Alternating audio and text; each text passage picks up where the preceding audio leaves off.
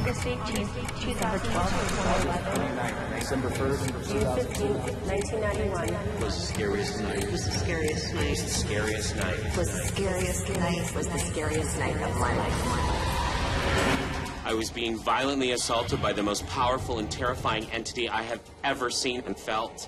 There was a presence in my house. I had never been so scared. This evil spirit wanted to do me serious harm. That shadow was like the devil himself. I was paralyzed. He wanted to possess me. I knew in that moment I have to get the out of this room.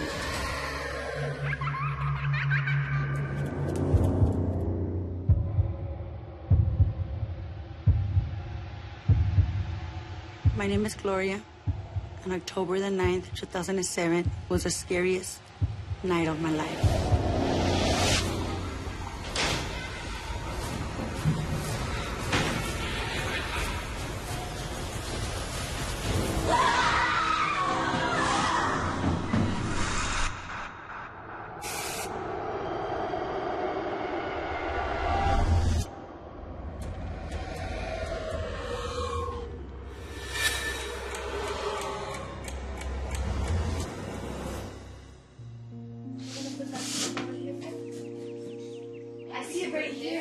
In 2007, we purchased a home. It was our first home. Everything was going great. We were all happy, me and my husband, Fernando, and my two kids, Bernie and Valentina. My husband had a good job, and then I started working, so we decided to buy a house. We moved from one-bedroom apartment to a three-bedroom house. It was big. My kids had their own rooms. So, what do you think? I love it. I'm so excited. So good, yeah? My daughter was so happy. My son was 4.5. He was very happy to have his little room. We put everything in the house, enjoying to be like us, you know, like a family that we are. Kids?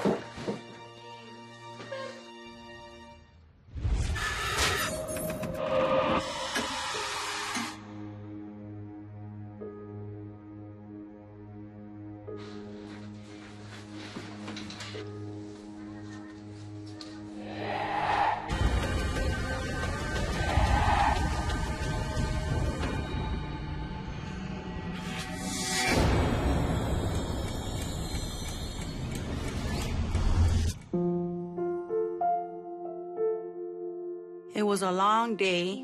This time, I take my daughter to her room, 30 minutes of furious effort. tuck her in. Okay, remember we read the same prayers? We pray. Amen. And kiss her goodnight. My little boy, he has autism, so he goes to bed with me.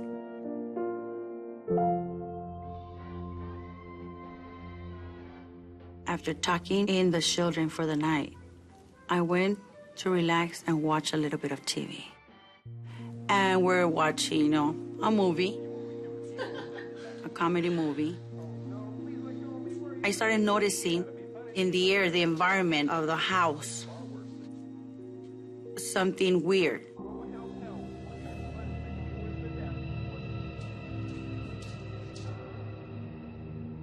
But I looked around and I didn't see anything out of place.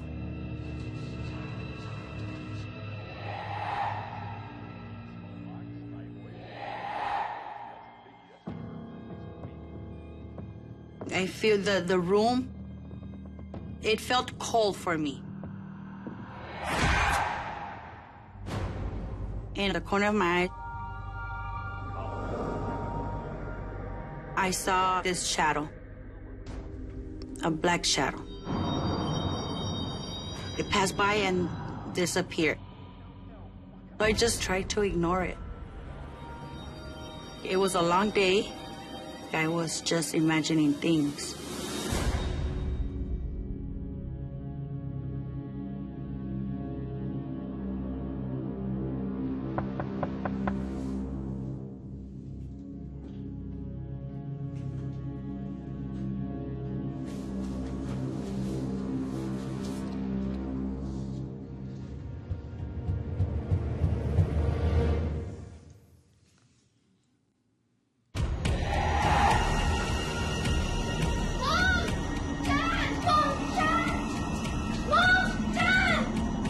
My daughter comes screaming out of her room, yelling. Something knocked on her window. No, I wasn't. I swear, I saw it.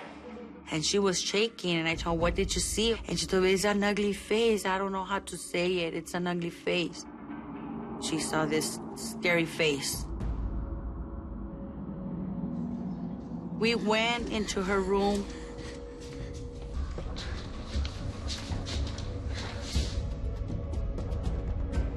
Fernando, ¿qué te pasa?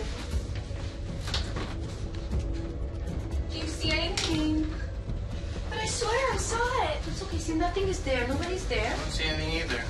There's nothing here. Okay, baby, I don't see anything. We checked outside the window. Nothing was there. I'll go check outside. My husband went around the house to see what was out there. Nothing was there.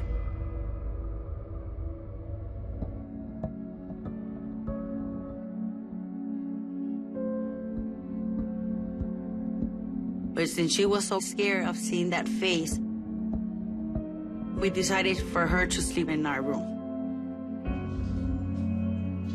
Thank you.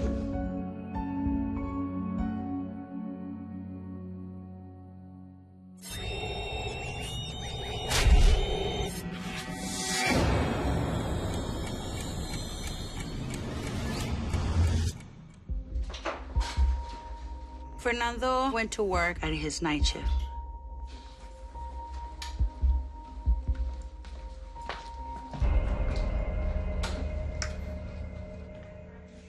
I'm married for 16 years and a half.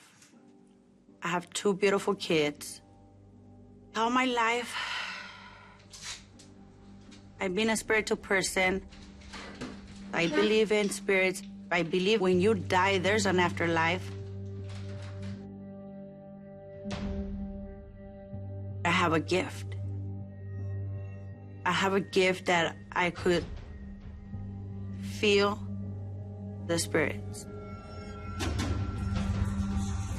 I got the spirit board. I took it out because I wanted to see what was really there, because I felt it. I felt that something was there.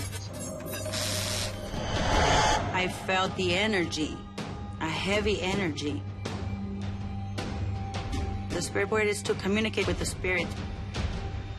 But if you open a door, something bad comes out. I felt that already that something was there with me. It was black. I couldn't see the face. He was trying to attack me.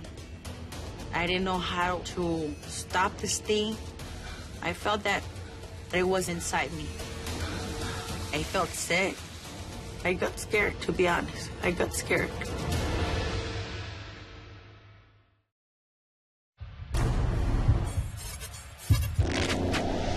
My name is Gloria. On October the 9th, 2007 was the scariest night of my life. I felt the presence of a spirit in my house.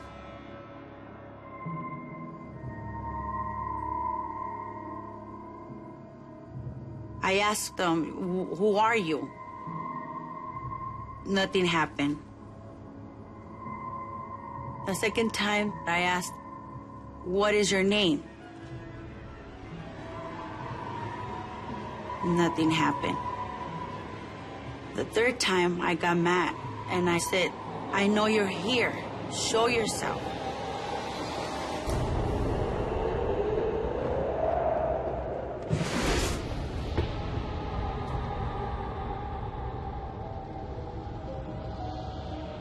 And the spirit board started moving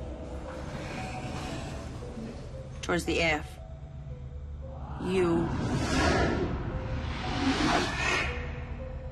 T. U. R. E. Future. And then the planchette started moving. It spelled out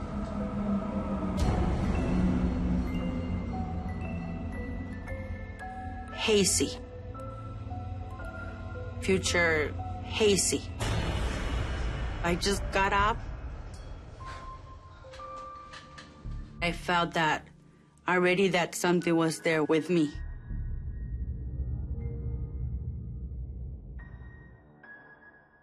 I put it away.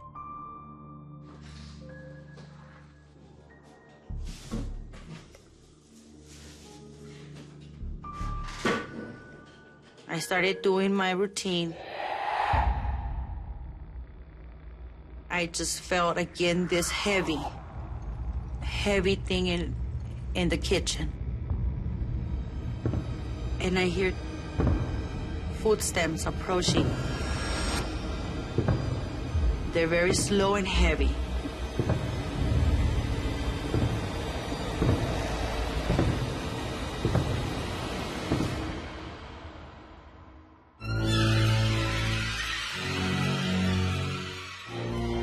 I see a shadow standing, but I cannot see the face. Me, in my head, saying I have my kids here, I have to protect them. I felt scared. I didn't know how to stop this thing. I yelled, I am not afraid of you. I'm not afraid of you. Show your face. Who are you?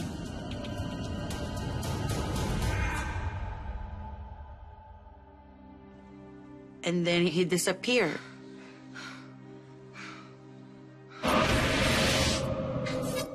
I thought he left me alone and left my family alone. But no, I was wrong. I went to the restroom to wash my face. I washed my face.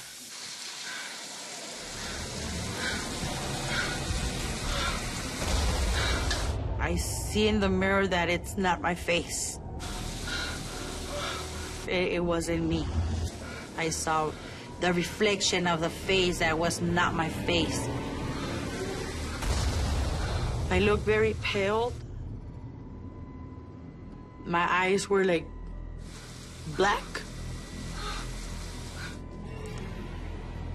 I got scared. To be honest. I got scared. I felt that it was inside me. I felt sick. I'm trying to fight back to get out that thing that it wasn't me.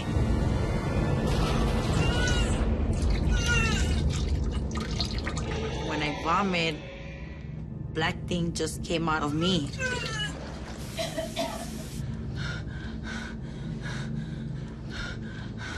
It smelled bad. It smelled like when something's dead, it smelled like that.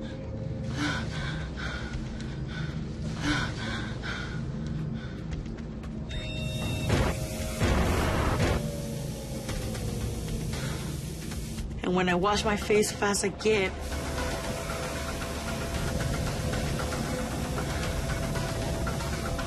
I saw my reflection again. Myself.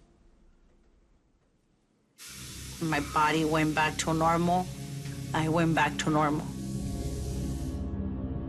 I felt that I had to fight this thing, to fight whatever was trying to attack me. I had to be brave and fight it back.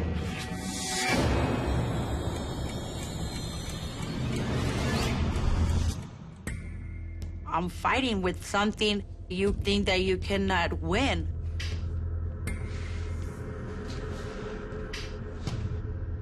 I turned on the lights, all of them. I was afraid of the darkness. I left everything, every light on.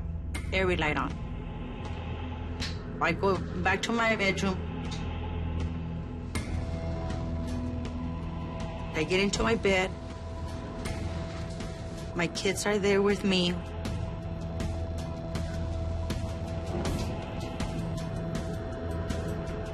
They didn't know nothing what was going on.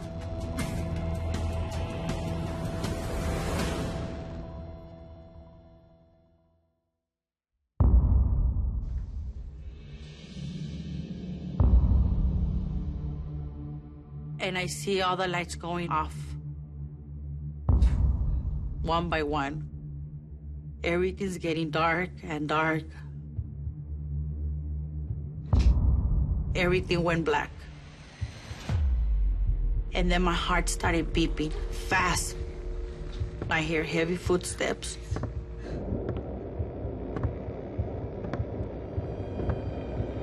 I felt that he was coming back, but more aggressive.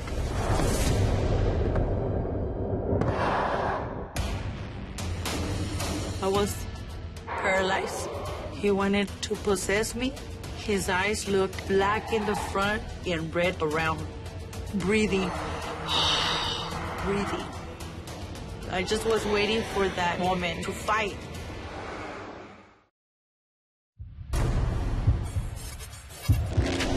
My name is Gloria, and October the 9th, 2007 was the scariest night of my life. There was a presence in my house, and it was focused on me. I had never been so scared. I opened my eyes.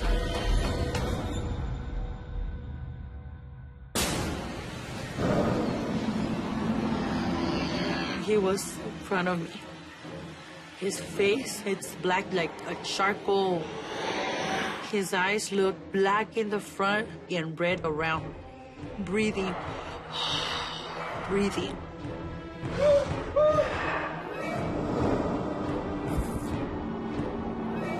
I was paralyzed. I couldn't move. He had my hands like that. I couldn't talk. I couldn't move. He was right in front of my face. I wanted to close my eyes, and I just felt tears coming on the side of my eyes, trying to look at my kids. And I couldn't move because that thing was on top of me. That shadow was like the devil himself.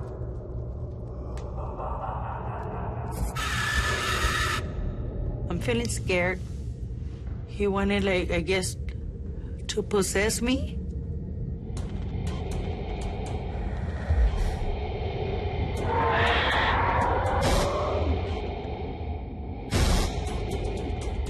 I was praying in my head, Padre nuestro que estás en el cielo, santificado sea tu nombre.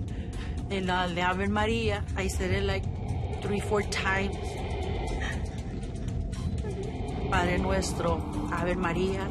I was saying amen, amen, amen, amen. And the 7th time, when I said amen,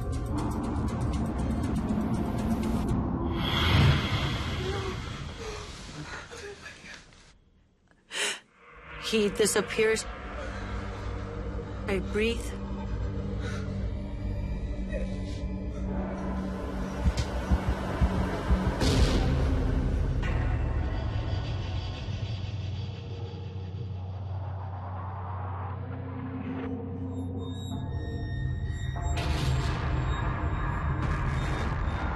And I see him standing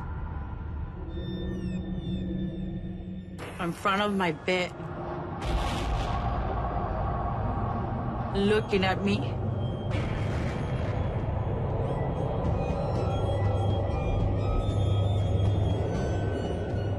I was still afraid. And when he turned around,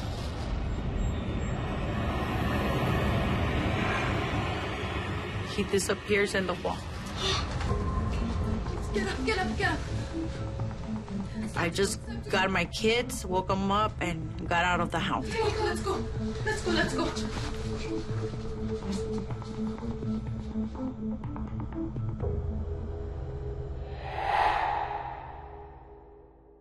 And that was the scariest night of my life. I think that the devil was around the house already, but I think by using the spirit board, it gave him more power. I went to this church, and I talked to the priests and told them that I needed help. And the priest himself just looked at me and told me to get out. I don't know what he saw in me. So after that, we sold the house with everything in there, with everything. Never went back. There's some people out there that they don't believe. For those people that they don't believe in spirits or ghosts or demons, they are spirits, there are ghosts, there are demons out there. Because I go back at that year and it was a bad experience for me. A very bad experience that but I saw this thing.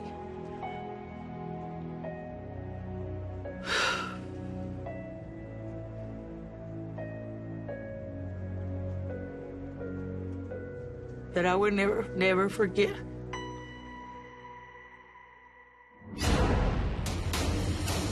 Each time that I speak about this, it's like the more I start to remember, I wasn't alone. I wasn't by myself. There was something else in the room.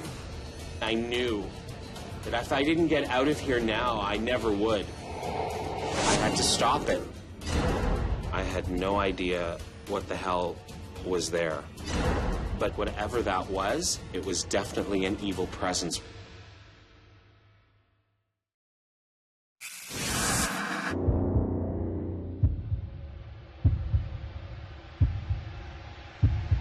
My name is JP, and June 19, 2010 was the scariest night of my life.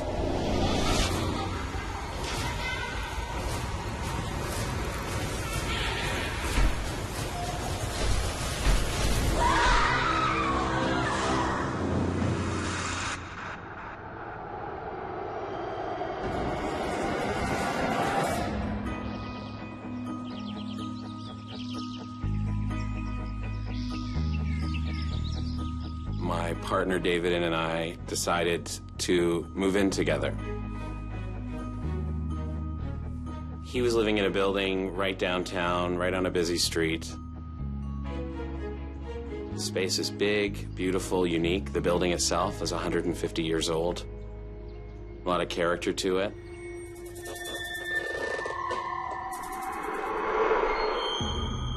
It's had many incarnations. It was initially used as a hotel. It's been used as a doctor's office, a tattoo parlor. At some point, it was used as a flop house. People were just sort of living there.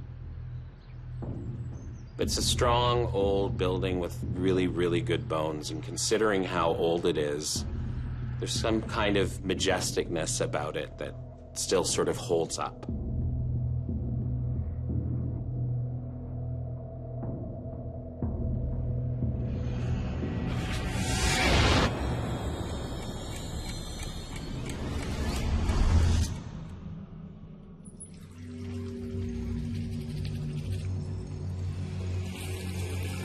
So it was time for me to go to bed. I'd had a long day, and it was probably around 9:45.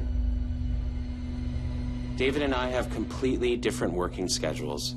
I'm a teacher, and David is a photographer, which often means when I'm heading to bed for the night, David is wide awake working in his studio.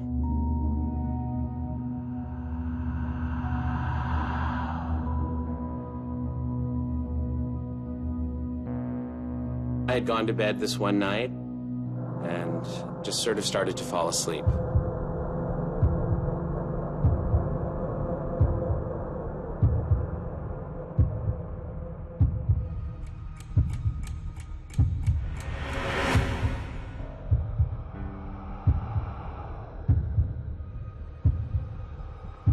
While I was in bed, all of a sudden I felt something. I woke up to this feeling of the weight of a person sitting on my feet. It was as though somebody just sort of flopped down onto my feet.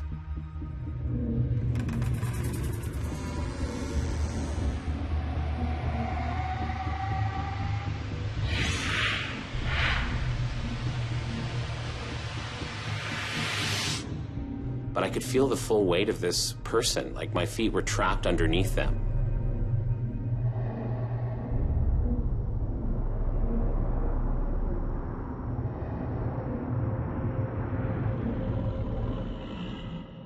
And when I opened my eyes to see what it was, there was sort of this moonlight figure in shadow.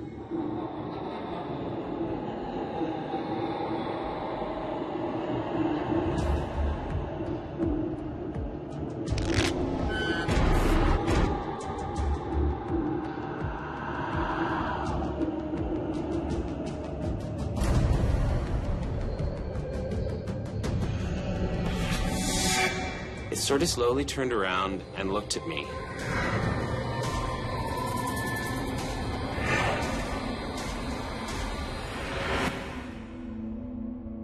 Pillbox hat on her head, horn-rimmed glasses on her face, fur collar.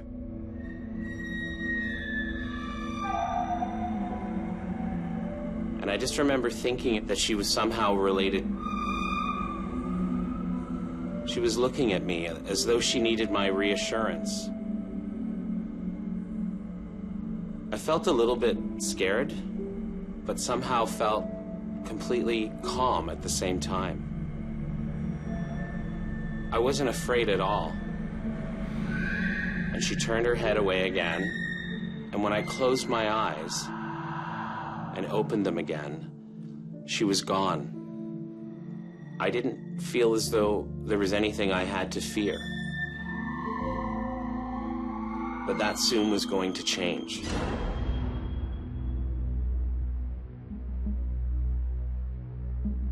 I fell back asleep.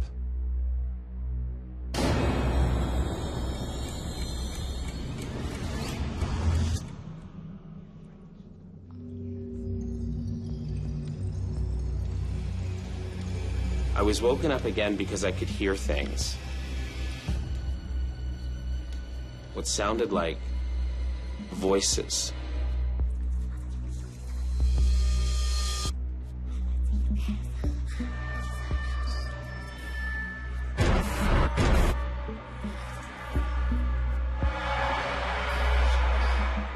And as I slowly started to open my eyes,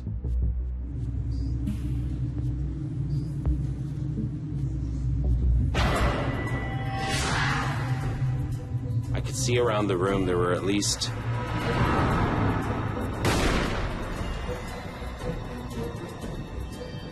10 people standing around the bedroom.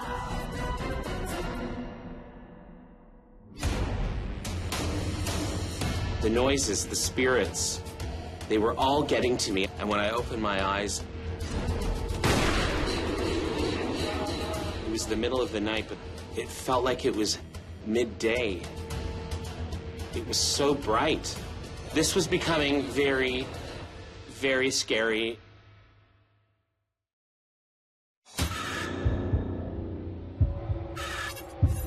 My name is JP, and June 19, 2010 was the scariest night of my life.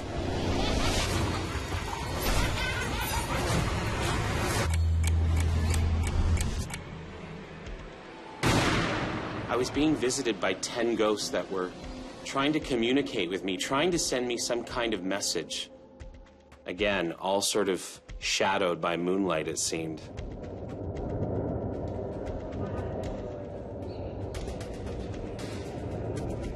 They were all sort of talking amongst themselves.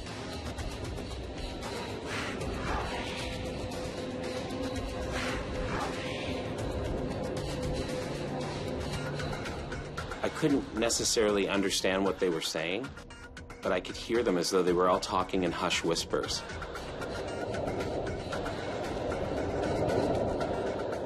But it seemed as though it was all meant for me to hear. There were men, there were women. Some of them young, some of them old. All of the people that were standing in the room were in various states of dress. Some of them were wearing coats. It certainly looked dated. It wasn't modern at all. It could have been from the 20s Some of it could have been from the 50s. It just seemed like a real mix of people from different generations that were all together somehow in this room.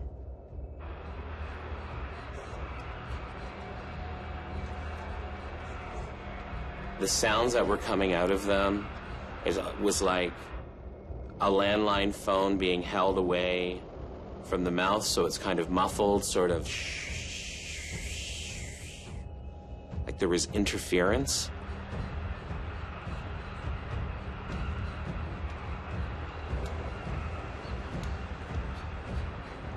I could hear I and the and we. There'd be small little bits of things that I could catch, but there was so much talking that was indiscernible. I had no idea what they were trying to say.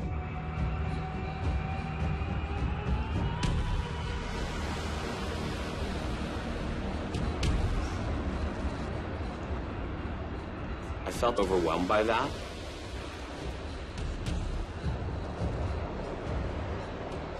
I rolled back over on my side and I closed my eyes. I just hoped that it would just go away. And I'm not 100% sure if I fell back into a sleep again, because the next thing I could hear those sounds, the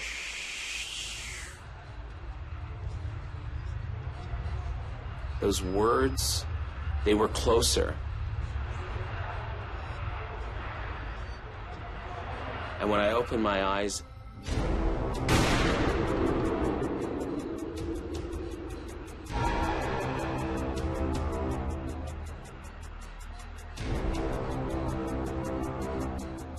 it felt like it was midday.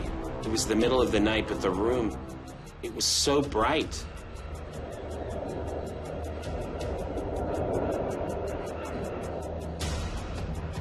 I was surrounded by them. They were as close as though somebody was right in front of me, right here. They were that close to me. I'd look to my right, I'd look to my left, and directly all in front of me, they were all there. There was at least 10.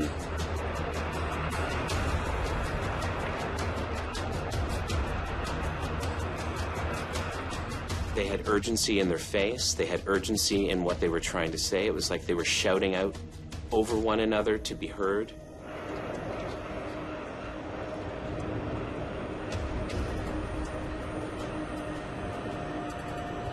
I felt like my heart was racing. It was too much for me. I couldn't handle it. What I was feeling was that they were desperate to somehow pass on information to me. They were so determined to want to, all of them, communicate with me in that same moment. The way that they were all speaking individually, it was like they were there by themselves and unaware of the fact that there were other spirits that were surrounding them. And it was so overwhelming. Some of them were expressing, I could see a lot of pain in their faces when they were trying to communicate to me. There was this level of desperation that they had. The entire time all of this activity is happening in the bedroom, David is editing the work that he's done that day for deadlines he has to meet the following day. He's got some music playing. He's very focused on what he's doing. It's almost like he tunes out everything else that's around him.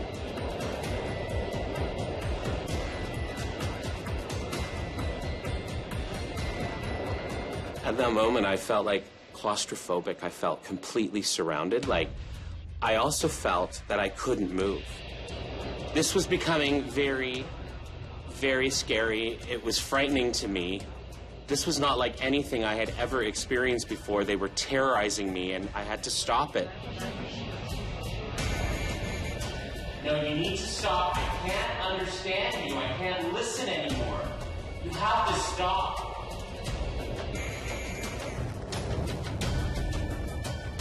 And I close my eyes. And I'm thinking to myself, you have to leave. You have to go. I can't listen to you. This is too much. I can't hear you. And when I opened my eyes again,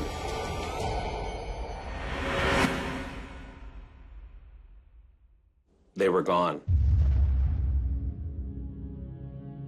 I felt completely exhausted, and I fell asleep. But those 10 spirits, they were nothing for what was about to happen.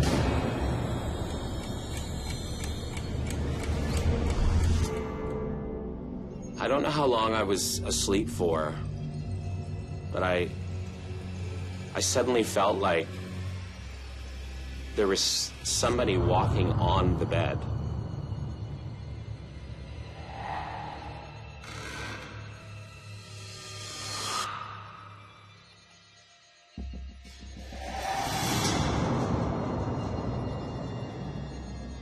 It almost felt like if you've ever had like a dog or a cat and they jump onto the bed and they're walking around you can feel the weight of their paws touching the bed. It initially felt like that, and that's what sort of had me wake up.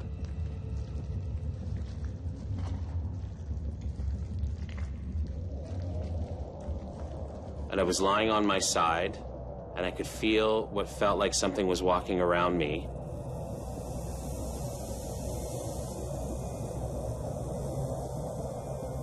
When I opened up my eyes, I could also feel this cool wetness, as though something had just walked through the lower part of my legs, between my knees and my ankles. It felt completely different than the weight that I felt from the first visitor that night. It also felt really, really angry and hostile. I couldn't breathe. It was so heavy and cold. It felt like a block of ice down my body. I was absolutely terrified.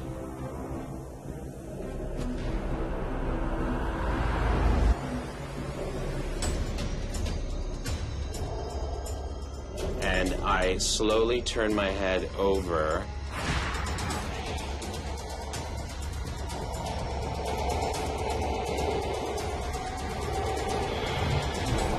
I was really confused. I had no idea what the hell was there.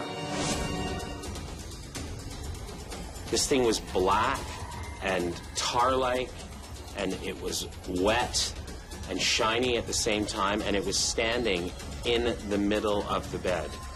It was like it was standing through the bed. I could see the silhouette of what looked like a person, but without any distinguishing features. I could not see eyes, I couldn't see a nose, there were no ears, there was nothing. And it has arms and hands, but I can't make out any facial features whatsoever. But the energy it was giving off was so, so, so dark and so horrible. All I could feel was this was going to be violent. And it suddenly reached and grabbed my arm.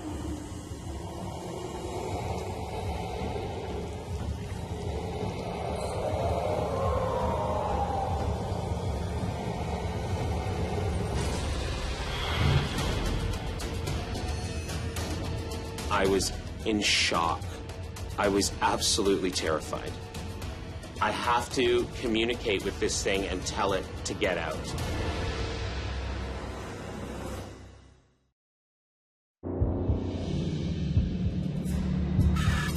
My name is JP, and June 19, 2010 was the scariest night of my life. I was being violently assaulted by the most powerful and terrifying entity I have ever seen. It felt like this evil spirit wanted to do me serious harm.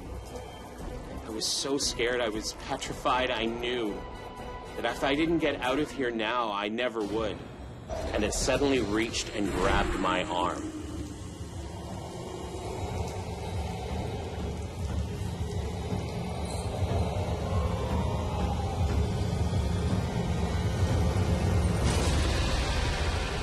And I was in shock. I was absolutely terrified.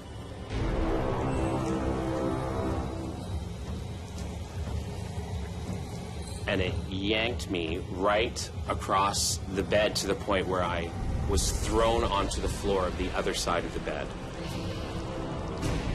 And I was terrified. It was violent, and I was afraid in that moment it was going to come back at me again.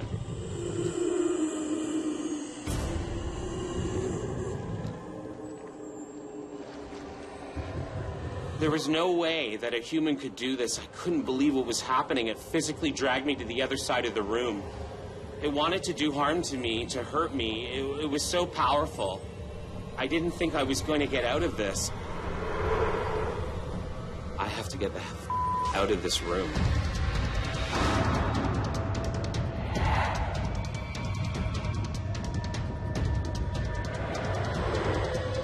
But I knew it was totally real. I felt it. I saw it. I felt how angry it was towards me. I felt how much it wanted me out of there. I felt how much it hated me.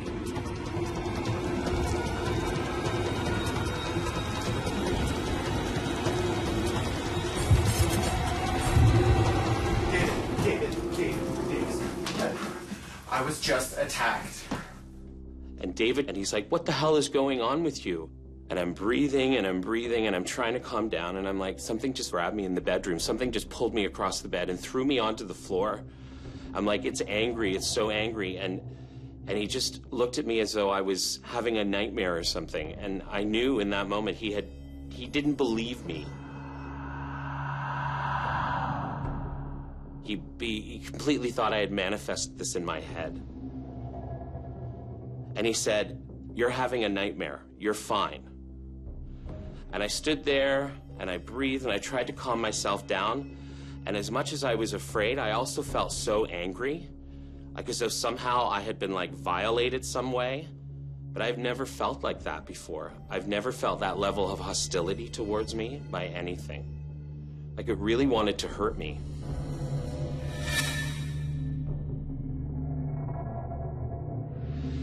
I was determined to let this thing know that it was not welcome here, that this was my place. I have to communicate with this thing and tell it to get out.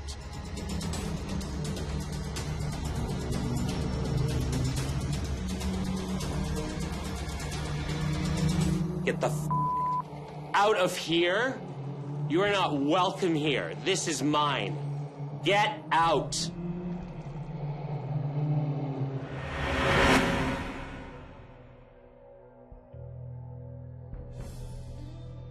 It felt better in that moment that somehow matching up with that aggression towards this thing was somehow going to make it go.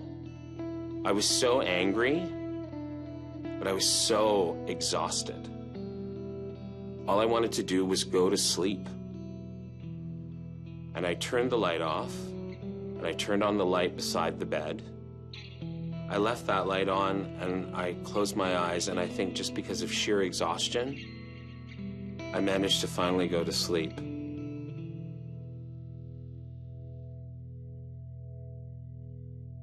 And that was the scariest night of my life.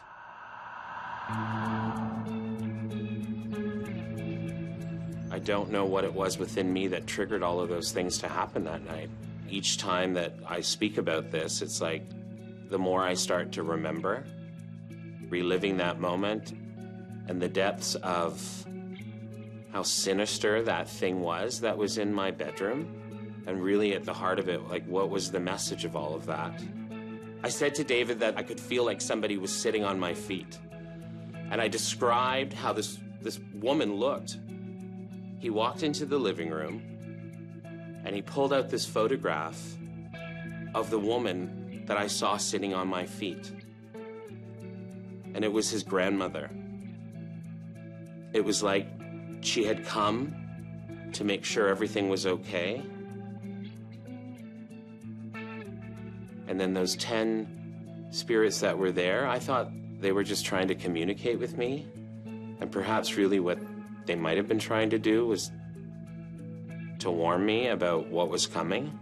And in that moment, I was thinking that they were just there because they wanted to tell me about themselves.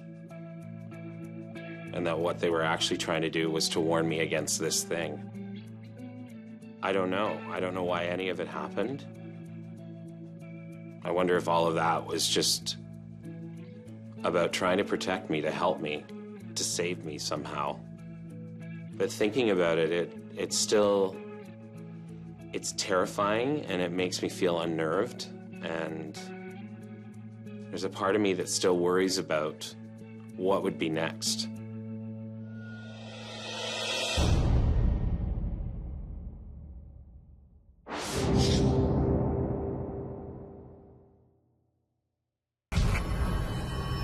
August 18th, 2012, 2011. December 1st, June 15th, 1991. Was the scariest night. Was the scariest night. The scariest night. Was the scariest night. Was the scariest night of my life. He had long hair. His eyes were just demonic and they glowed. It's like somebody crawling on the floor, except its joints are dislocated.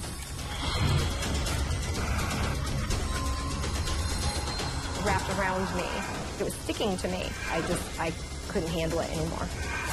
And as he touches me, I feel pain exploding all through my body. I'm gonna die here. This is the end of my story.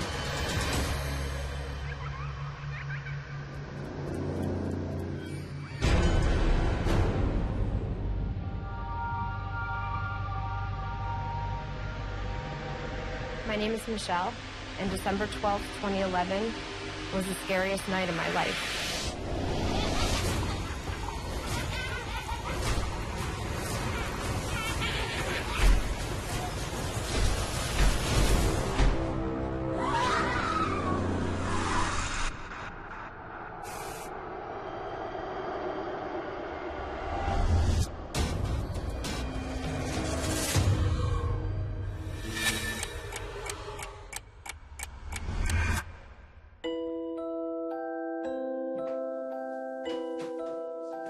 My oldest son and I had found an apartment. We were both really excited about moving into it.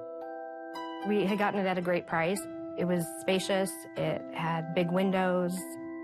We just absolutely loved it. It was just before Christmas. We had decorated, I had put up a Christmas tree. There was a beautiful fireplace in the apartment, which I absolutely loved, and I had put up some candles, and there was the manger scene. So there was kind of a religious theme there, I guess.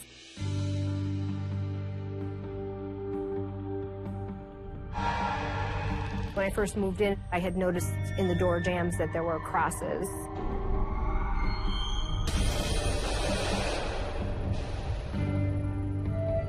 Somebody tried to paint over them with the white, but the red still came through, so I could still see that they were there. That was really weird and unsettling.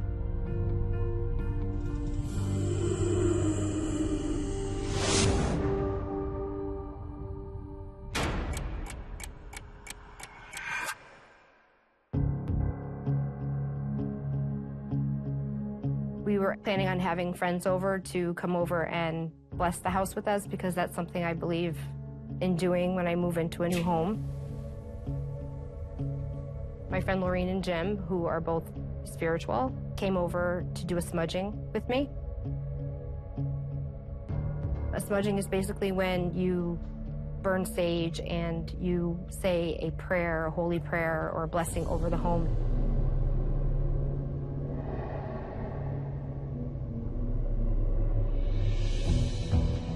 Sage is supposedly cleansing, and it helps to rid and purify the air.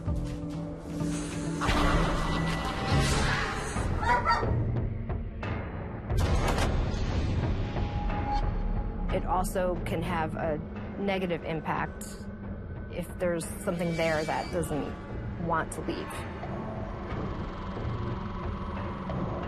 We started walking from room to room, making sure to get the corners of the room and the closet and any dark places or enclosed places.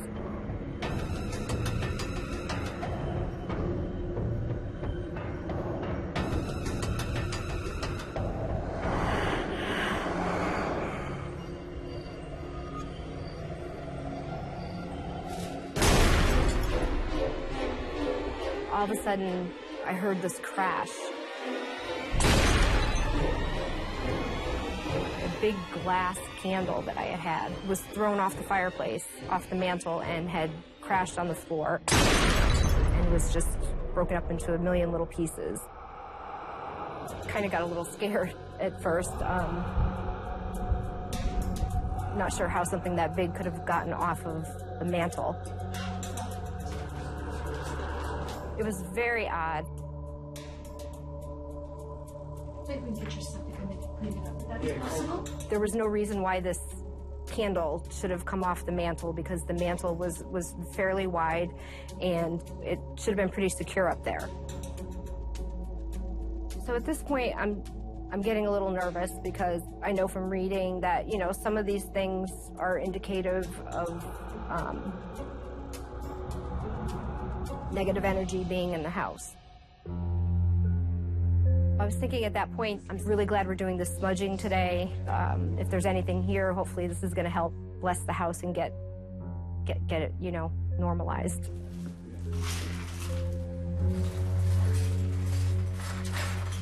So we cleaned up the glass, and we started smudging again. And we stand in unity with our friend to be cleansed. Jim and Laureen, we were wrapping things up. Laureen made sure I was okay before she left. I told her I thought I would be fine.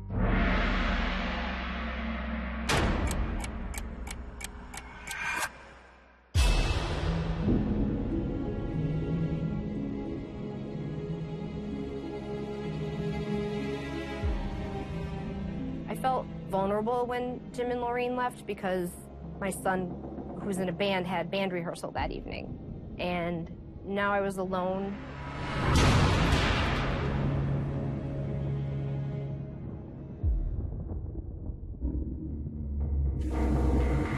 It was getting late and I decided it was time to get ready to go to bed, and I was gonna go take a shower.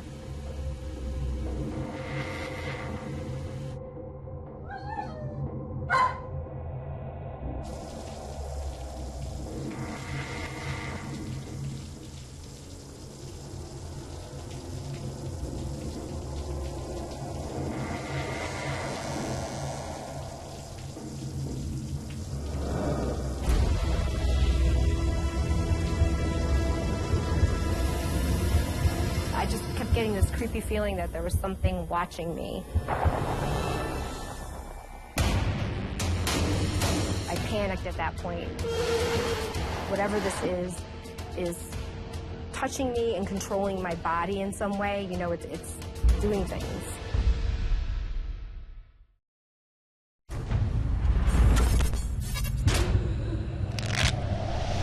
My name is Michelle, and December 12th, 2011, was the scariest night of my life. There were crosses. That was really weird and unsettling. All of a sudden, I heard this crash. I was feeling pretty vulnerable. I just felt in my gut that things were kind of getting stirred up in there.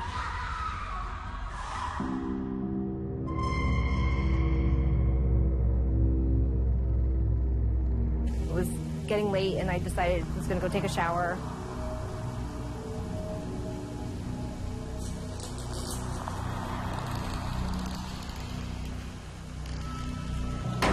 I felt something brush up against me. And it was the shower curtain. I just kind of brushed it off, though I didn't really pay too much attention to it because I know sometimes when you're taking a shower, you know, there's a breeze or the door opens or something and the shower curtain moves. It started feeling like it was getting closer.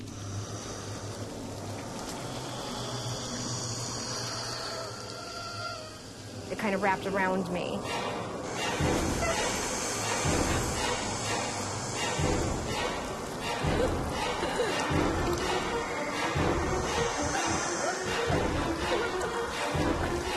It was sticking to me.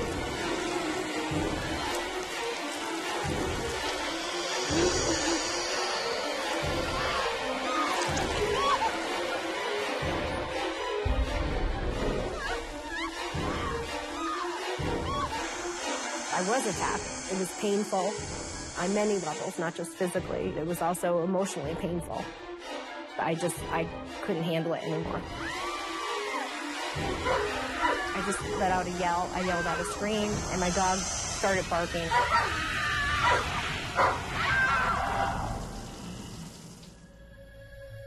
The shower curtain just released itself and let itself go.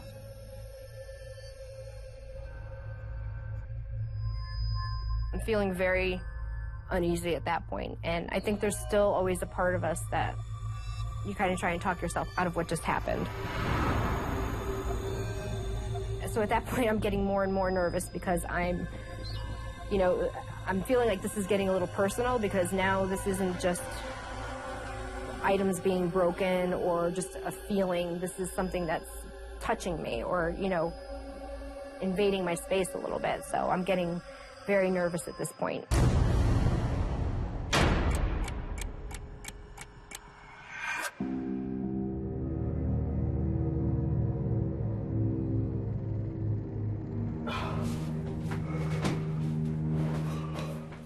After all of this, I'm tired, I'm exhausted, I just want the day to be over. Come. Hello, baby. Good boy. Come down. So I take the dog and I decide we're gonna go to bed. And the dog always sleeps on the bed with me.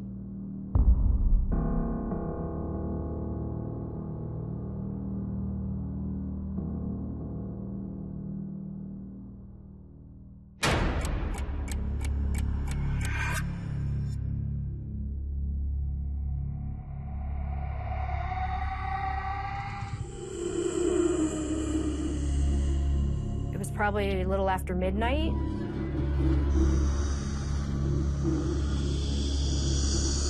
I was awoken because it felt like somebody was walking across my bed continuously.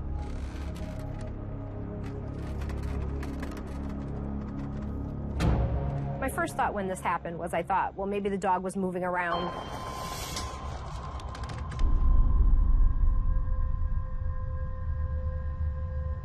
I didn't see anything. My dog was next to me. So at that point, I was just like, okay, we're gonna try and get through the night here. I fell back to sleep. And it happened again. It starts with the walking across my bed. But then something is banging into the bed over and over and over again.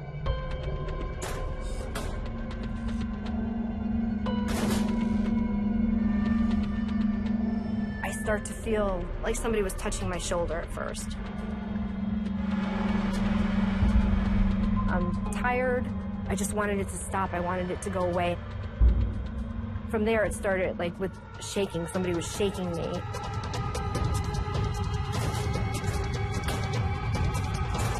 And then the shaking got violent and just kept going and going.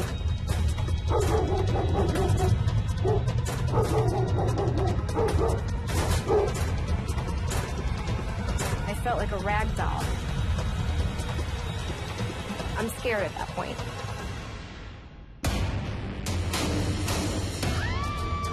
I could actually see its face. His mouth, although it looked human when he opened it, there were razor-sharp teeth. I felt threatened, and I just felt like it was there to hurt me.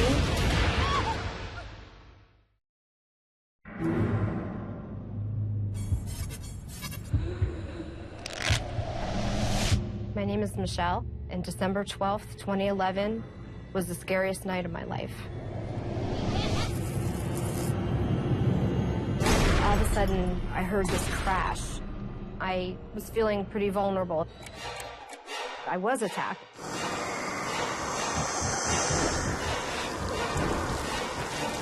It was painful.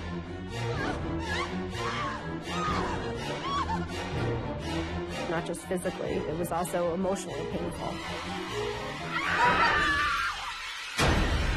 Somebody was shaking me, and I wanted it to stop. I'm scared at that point. The shaking got violent and just kept going and going. I panicked at that point.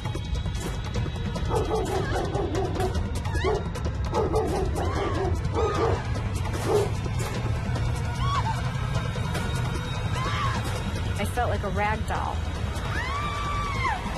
Then I felt the whole bed moving. At this point, I'm feeling very threatened. Whatever this is touching me and controlling my body in some way. You know, it's doing things. I don't know what's going on, and I'm kind of half awake, half asleep.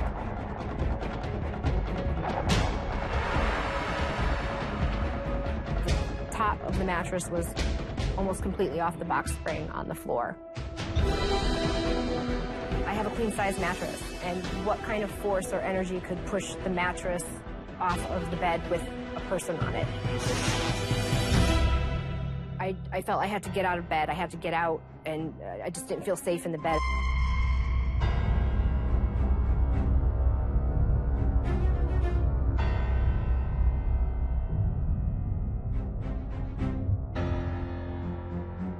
At that moment, I think I was, makes me want to cry right now. I was very scared. You're very vulnerable when you're sleeping because you're in a state where you're not really aware of what's happening around you. And here is this thing moving my bed.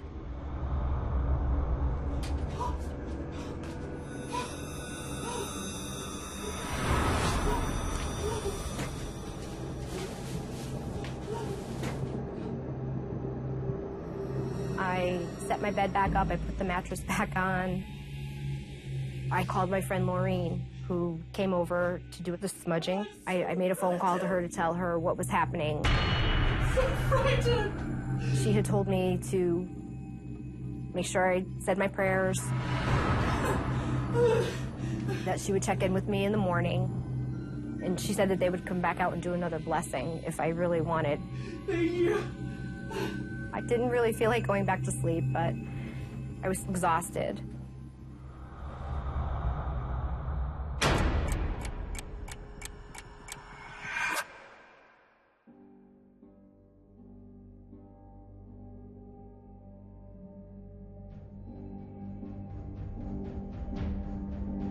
I was sleeping and I felt something brush up against my leg, but I was still sleeping. I didn't really pay too much attention to it because I thought, well, maybe the dog just moved. I wasn't sure what it was.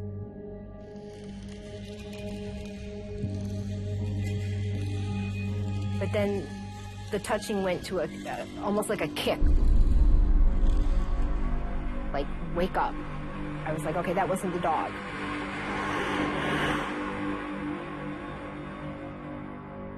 As an automatic reaction, I went and I kind of like felt the covers. There was nothing there, and I pulled back the cover.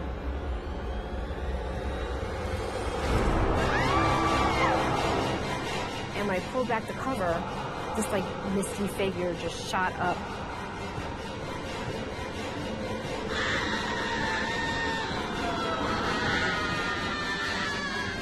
I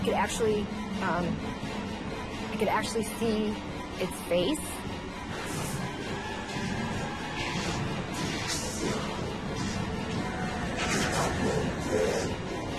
And it's this scary-looking, demonic person looking down at me.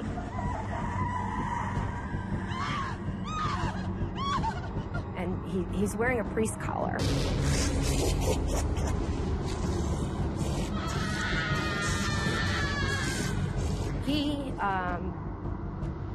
He had long hair.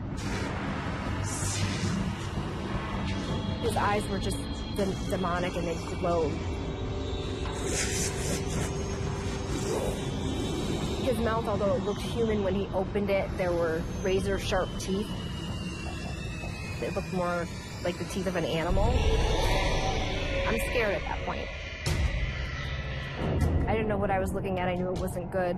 I knew it was something otherworldly. I was kind of paralyzed. I was afraid to move.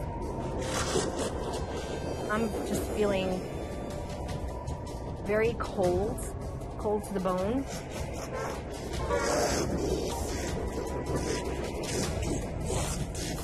I remember Laureen telling me that one of the most powerful prayers you can say is the Our Father. My voice was just shaking, and I'm just saying, like, Our Father who art in heaven, hallowed be thy name, thy kingdom come, thy will be done. And I would get that far, and he would just be laughing. I would just keep trying to get the words out, and I'd start all over again. I just wanted to finish the prayer. I felt like if I could finish the prayer, he would go away. Our Father who art in heaven, hallowed be thy name. I couldn't get the words right. I couldn't, I'm starting to feel the anxiety. Because I was so anxious, I just couldn't get the words to come out of my mouth or to say them. And he just was laughing. He was mocking me, saying the wrong words. Our Father who art in heaven, hallowed be thy name, thy kingdom come, thy will be done. It was like laughing at me, like, go ahead, say all the prayers you want, I'm not going anywhere. I just kept praying and praying for this thing to go away. I was exasperated. I just felt I couldn't do any more. I had to run. I had to get out of there. I just screamed, and I went into the living room, and I was just calling for my son. And I ran out of the room. The entity did not follow me out of the room. And as I'm standing there, all of a sudden, I become aware of just this strange burning feeling. I never felt anything like this before, which made it really scary. It felt like burning. And I looked down, and I could see 4 scratch marks starting to develop across my chest. They became very bright red, very painful. That's when I felt very violated, and I just felt that I couldn't control this thing. I didn't know how to make it stop. And that was the scariest night of my life.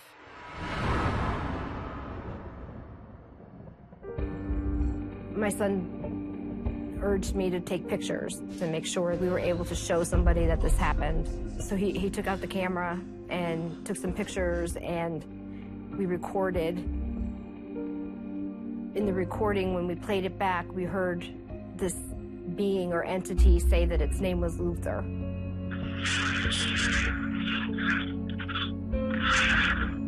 I did a little research after this. What I found out was the area the apartment was built on was owned by one family. There had been an epidemic at that time where half of the people that lived there had died. Everybody was named Luther. I ended up leaving the apartment within a month. The activity did continue. That was the night that made me decide to get out of there.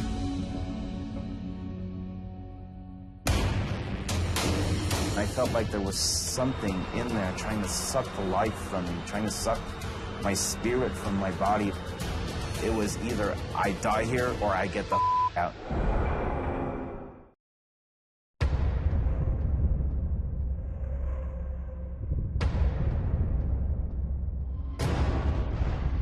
My name is Jason, and September 14th, 1998 was the scariest night of my life.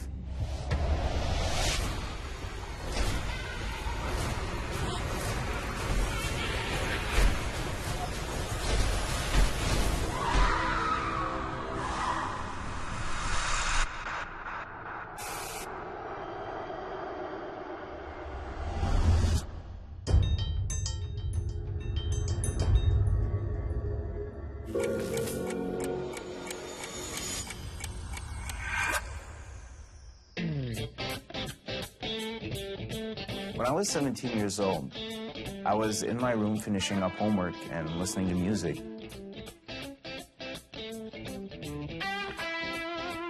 Jason?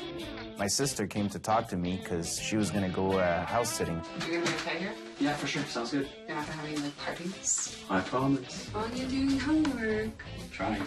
Old sessions. Cool. Yeah.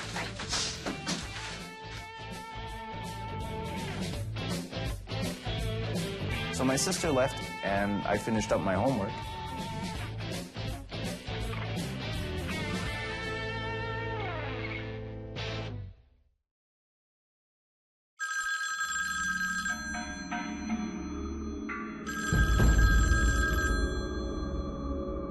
I couldn't have been lying in bed for more than an hour when the phone rang.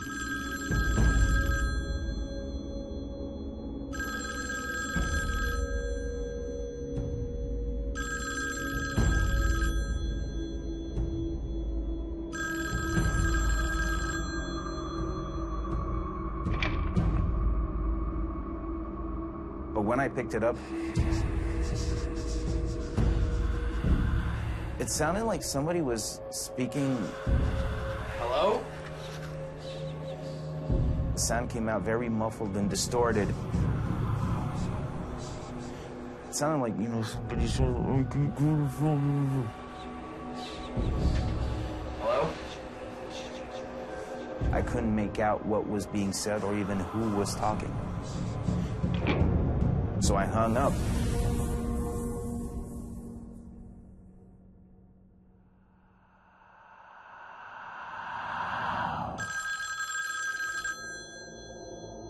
Ten minutes later, the phone rings again.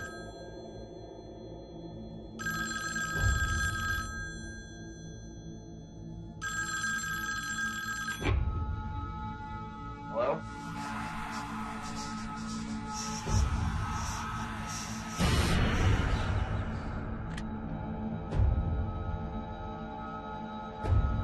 I figured it was a bad connection and just tried to call it back.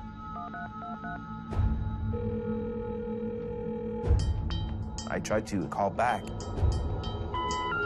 We're sorry. Your call cannot be completed as dialed. The line had been disconnected. Please check the number and dial again. Strange. Very strange. I got a little bit worried, like wondering what the heck is this? Who's calling me from a disconnected line? Even though I couldn't make out words, I knew somebody had been trying to pass a message through the line.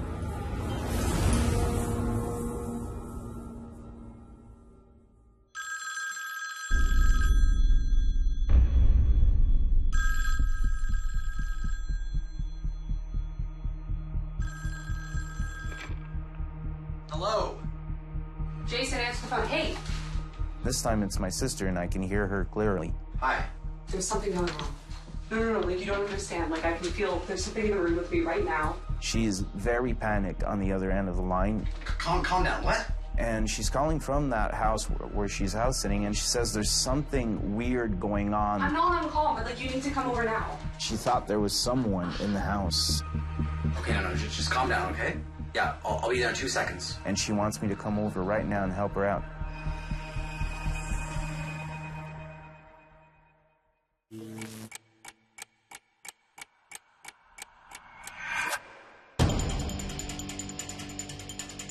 The house she was house sitting couldn't have been more than maybe a 5-minute walk.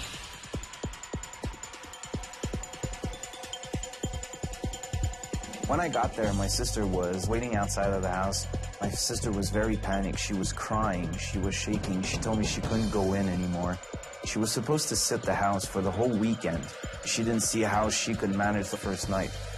She told me there was really something weird going on. I told her I'll go in. I'll see if there is anything in there.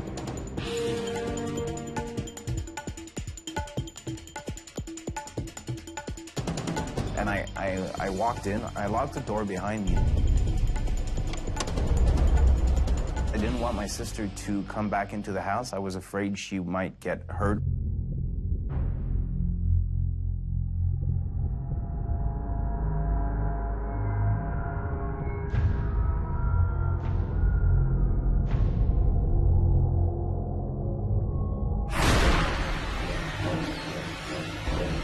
felt to me like being punched in the gut.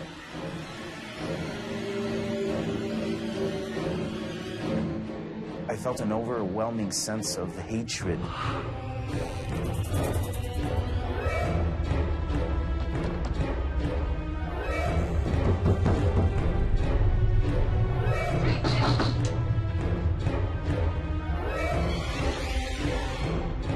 It was hard to breathe. Despite the lights being on, there was this sense of darkness all over the house.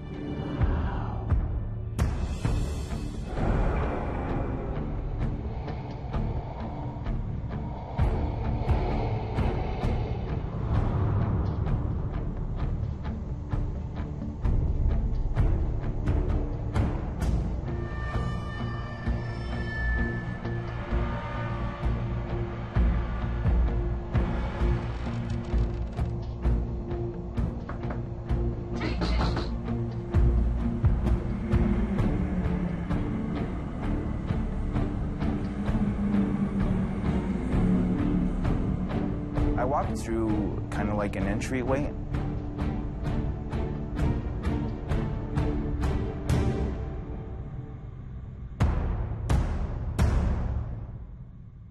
I couldn't help but notice a spirit board. Spirit boards can only cause trouble, and it's something that you should not mess with. I've always been more aware of spirits and ghosts around me than other people. I would pick up the emotions, and from there I could know where spirits were and how they felt.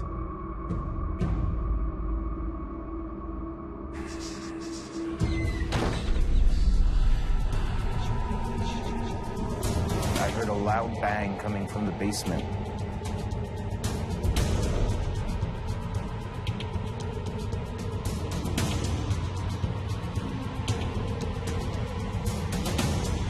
At this point, I knew there was something wrong with the house. With more bravery than I should have had,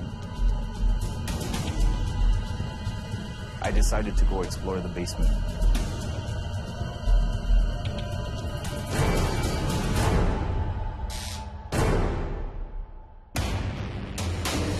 Something in there trying to suck the life from me, trying to suck my spirit from my body. I was insanely terrified.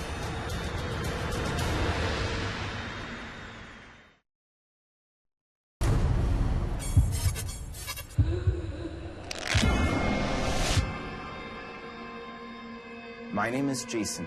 September 14th, 1998 was the scariest night of my life.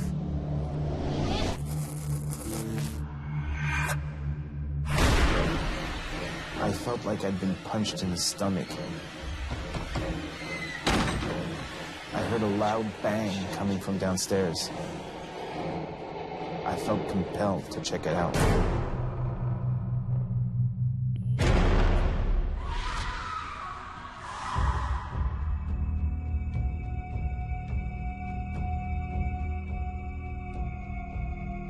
I was walking slowly downstairs because already panic was starting to grip me, and I was starting to be very afraid, but I decided to move forward.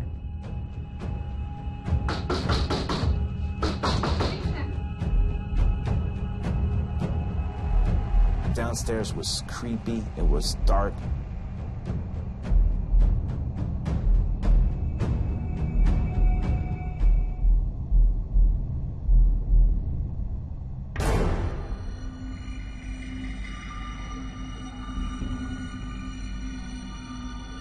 And it was basically just a bunch of rooms leading off the corridor.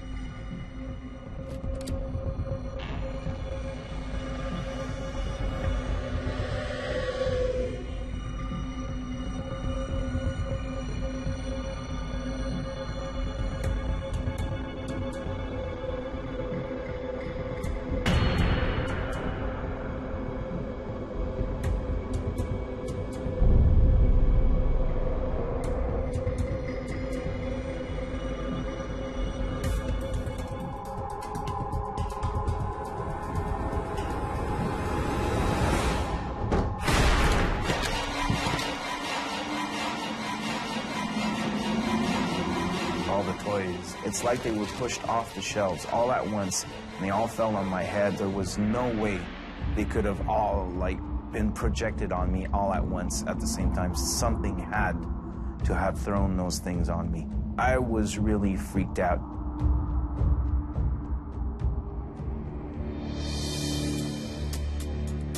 I noticed a light from behind the second door. A light that wasn't there before when I had first checked on it. And I knew I was alone in the house. At this point, I was really scared. I was thinking this was the biggest mistake I've made to walk into this house.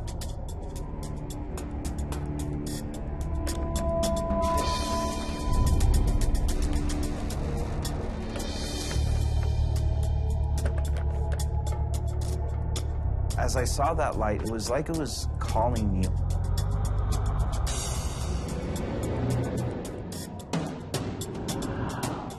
Like I could hear it whisper inside my head.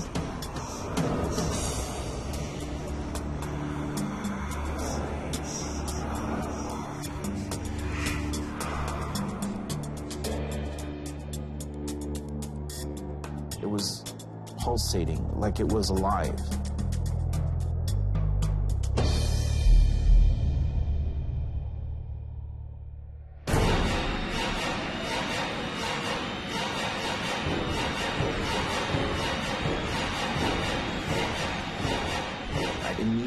Felt this overwhelming concussive force trying to pull me in.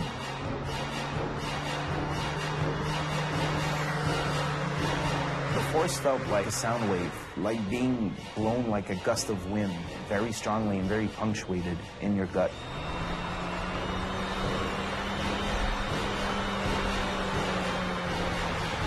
I felt like there was something in there trying to suck the life from me, trying to suck my spirit from my body. It was almost hypnotizing, but I managed to get my feet back under me, and somehow, I don't know how, but somehow, I managed to overcome it, and with all my might,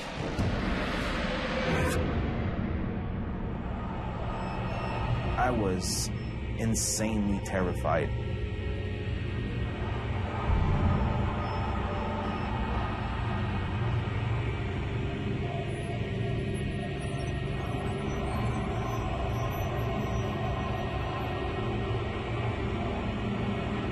I'm very dedicated to finish investigating the house, and that's the only thing that's keeping me going at this point.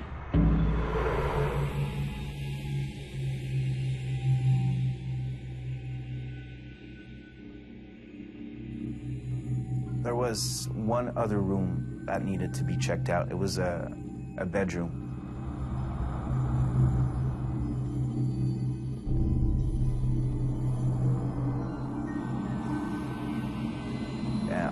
All the way down my spine, I have this tingling sensation.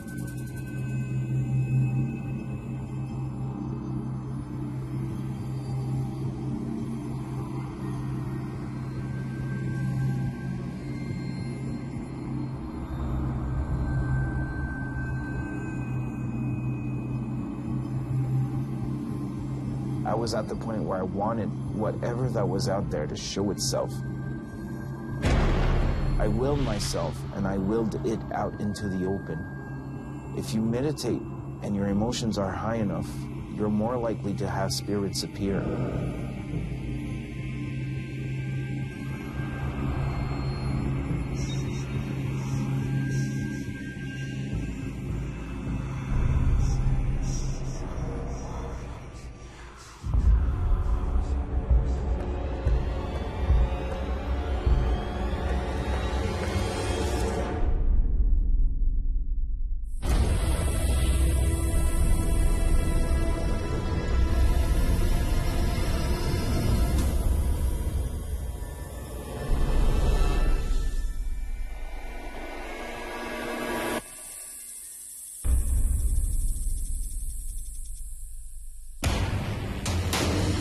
Like somebody crawling on the floor, except its torso is facing upwards.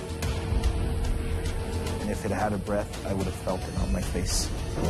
At that moment, I cannot choke down the panic anymore. I lost sense of everything. I'm gonna die here. This is the end of my story.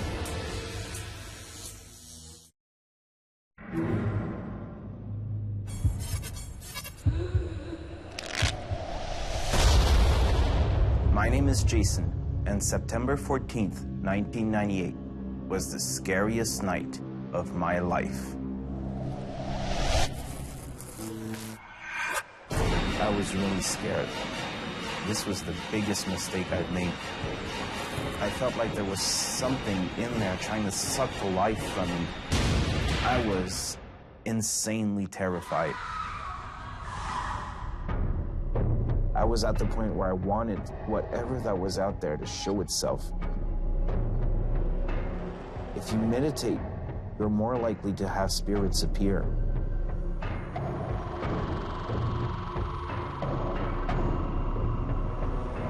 I must have been doing it for about 10 to 15 minutes.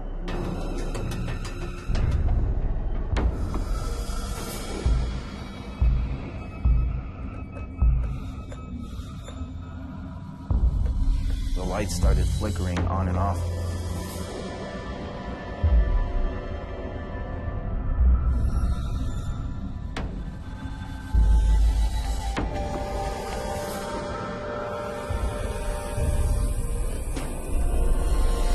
I see this shadow.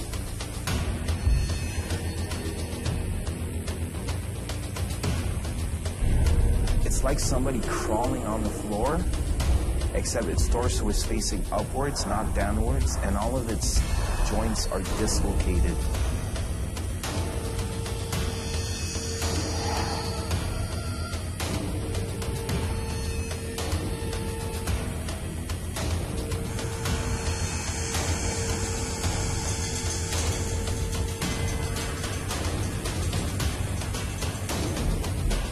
Terrifying feeling starts constricting my throat. I realize at that point that this is enough.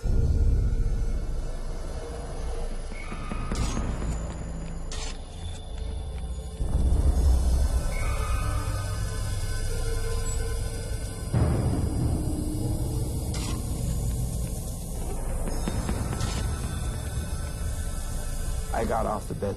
But as I want to leave, the lights went out. And when they came back on, I saw this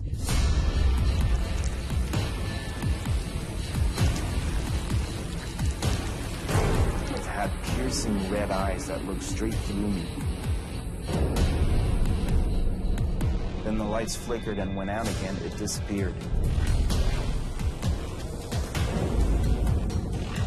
And as the lights came back on, it was a little closer, and then disappear with the lights flickering. And in a voice that was a lot more steady than I felt, I told him, "Reveal yourself. Show yourself to me."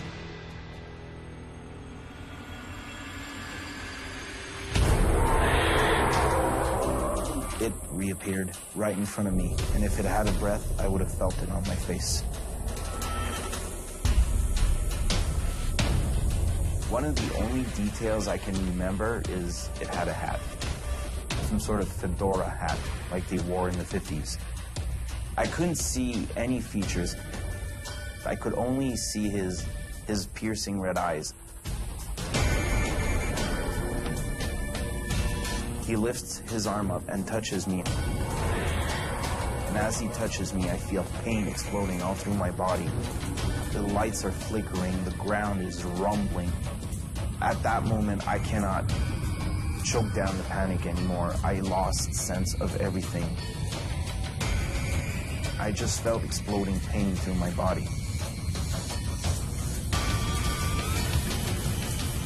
I thought that this is it. I am not walking out of this house ever again. I'm gonna die here. This is the end of my story.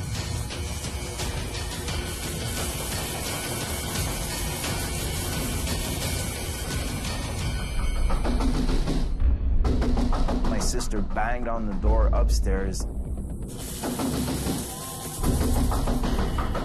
It seemed to break that demon's concentration. It turned its head back towards the stairs, and it was either I die here or I get the out.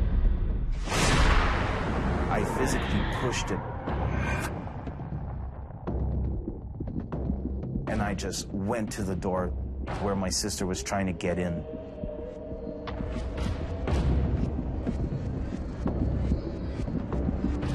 But when I got to my sister, I couldn't unlock the door. Then my sister was on the other side, panicked, trying to get through the door. Jason! Jason! I managed to unlock the door and open the door and got out of there. As soon as I walked out of there, the first thing I did was I threw up. I told you. I have to go. We have to go. We have to go. Okay. Are you okay? Are you okay? We decided we just needed to walk out of there. And that was the scariest night of my life.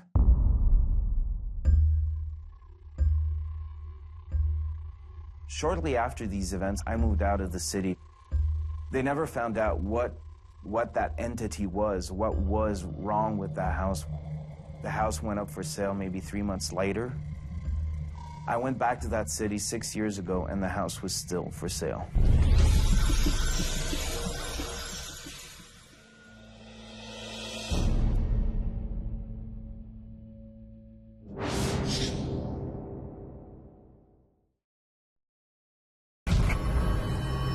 August 18th, 2012, December 1st, June 15th, 1991. was the scariest night. Was the scariest night. The scariest night. Was the scariest night. Was the scariest night of my life. There was something there hovering over me.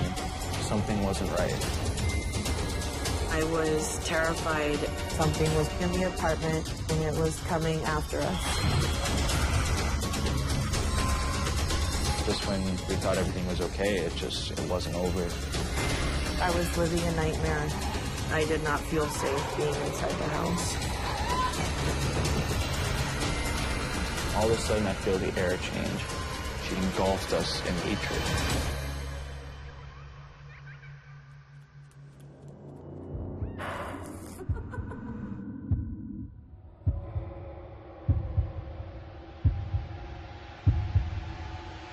My name is Russell, and December 10th, 2016 was the scariest night of my life.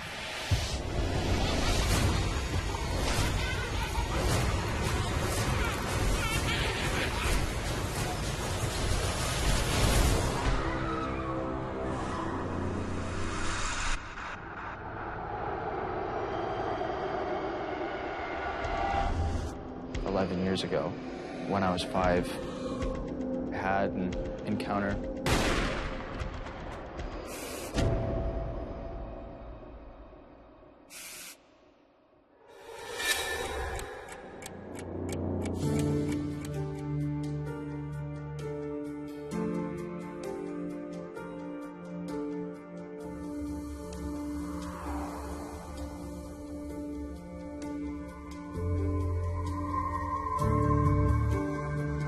One night I was sleeping and suddenly woke up.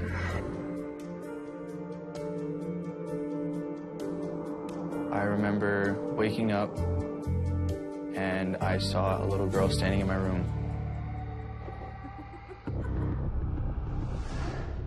She was standing near my bedroom door. She didn't seem to be a threat. I sat up and I rubbed my eyes in disbelief.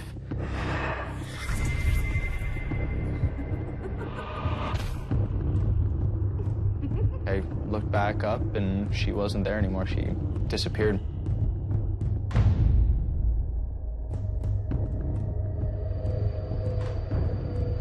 That was the last time that I saw her.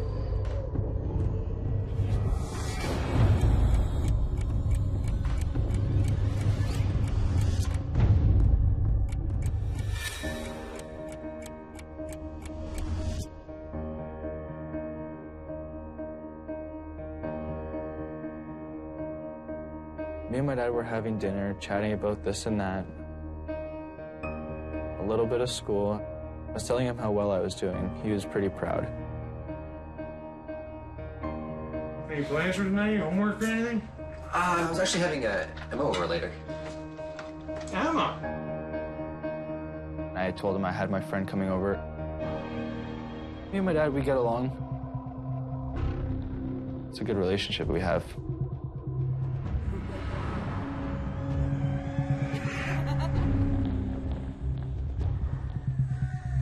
My dad, he was working for the night, and it was going to be a time for me and my friend to hang out, watch some TV, play some games, stuff like that. My dad worked the night shift, so right after dinner, he left for his shift.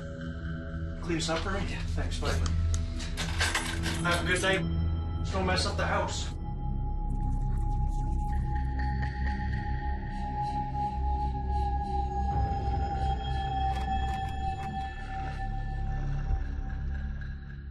I did get a feeling like there was someone in the kitchen. It felt like there was something there. But I didn't pay much attention to it. I was alone.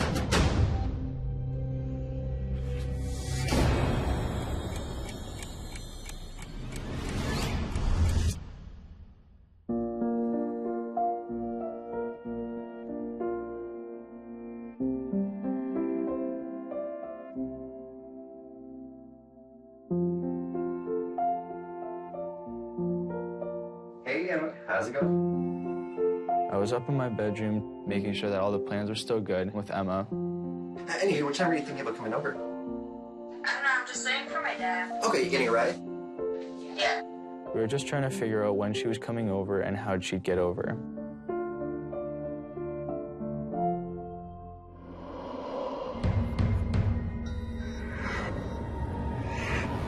I was grabbed on the back of my thigh.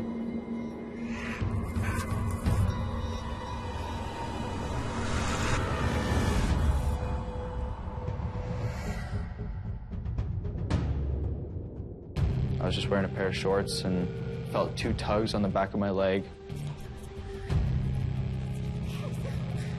I turned around and looked, and there was just nothing there. I didn't want to scare Emma, so I never really said anything.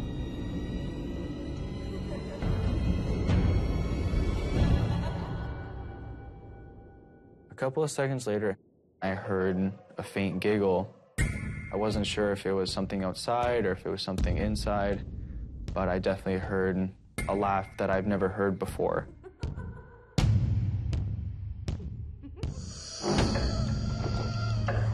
I did ask Emma if she had laughed, and she said, no, you didn't tell a joke.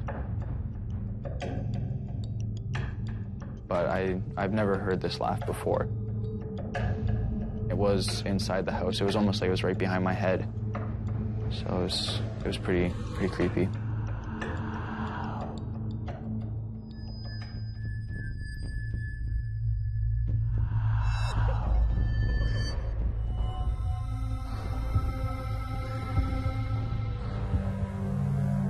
Before Emma showed up, I decided that I should go and check out the house.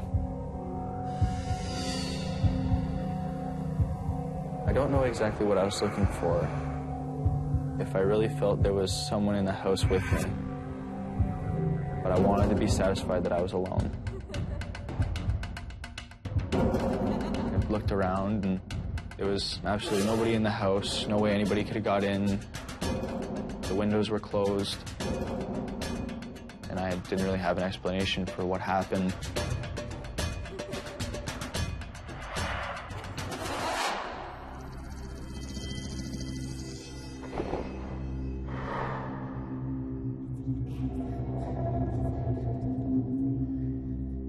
Before Emma showed up, I got changed, put a shirt on after I took a shower and, cleaned up a little bit.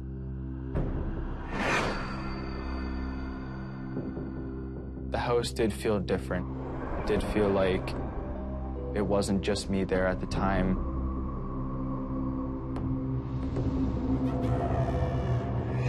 It felt more like there was something there that was kind of hovering over me that wasn't there before.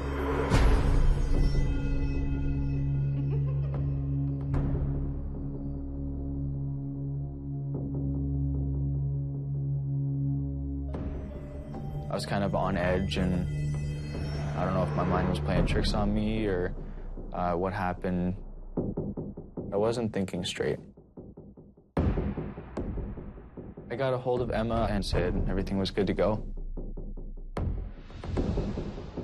She sent me a text saying that her dad was giving her a ride and would be picking her up when she's ready to go home.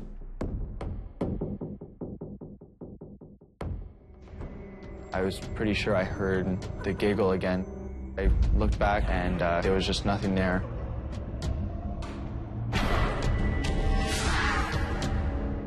I looked down the hallway and there was nobody there.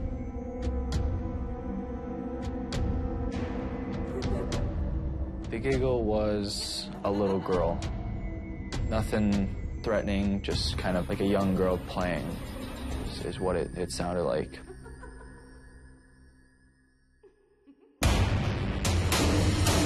My mind was playing tricks on me, but the house did feel different. Something wasn't right.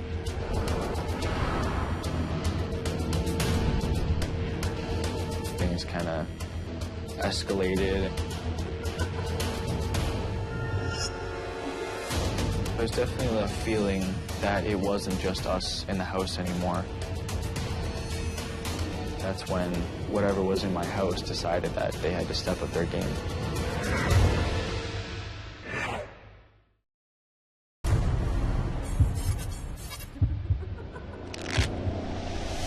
My name is Russell, and December 10th, 2016 was the scariest night of my life.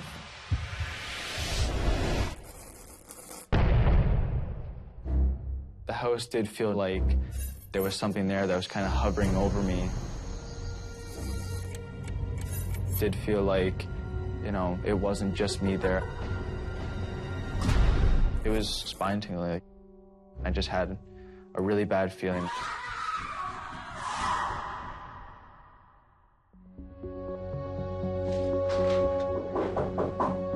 So Emma shows up maybe 15 minutes later.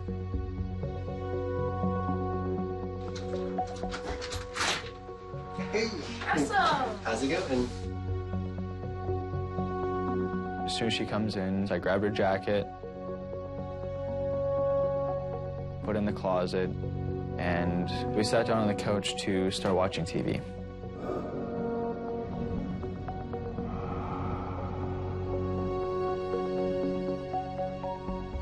It was a perfect evening. Emma was with me, just hanging out and chilling. Emma had no idea about what happened before she showed up. I just tried to seem as normal and as natural as possible. Great. She has no idea that I heard what I heard and that I got tugged.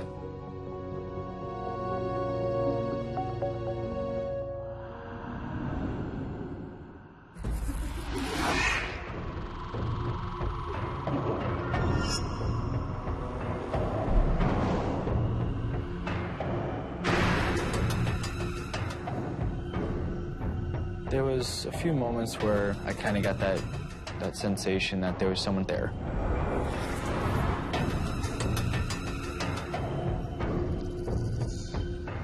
I kept turning around expecting to see somebody when it was just the two of us, and she was right beside me.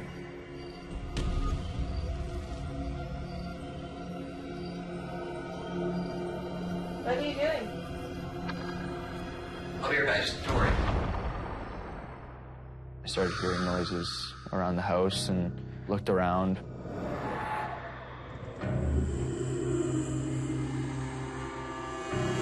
I looked upstairs.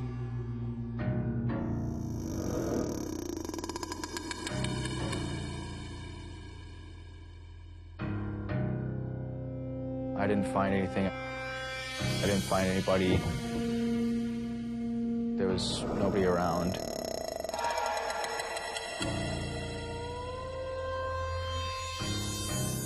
I kept telling Emma, you know, there's nothing to worry about, everything's fine. And I just sat back down and we continued to watch TV. Where are you hearing it? Oh, I just wanted to check something. It's fine. She asked me a couple times, you know, what I was looking for or what I was hearing, but I was just trying to tell her I just kind of have an off feeling.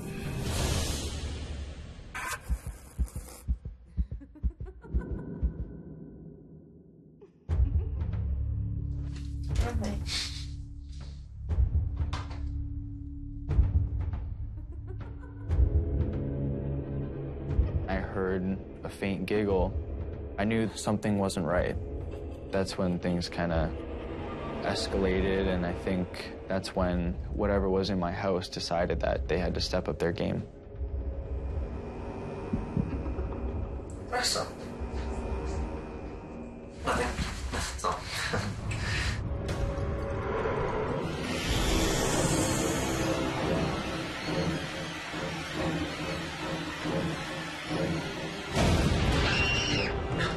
What happened? Emma screamed. Shoot, okay. Something scratched her leg.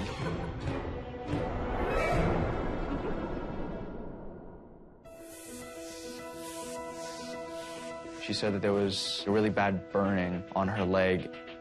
Seemed to be getting worse and worse as time went by. It's really bad.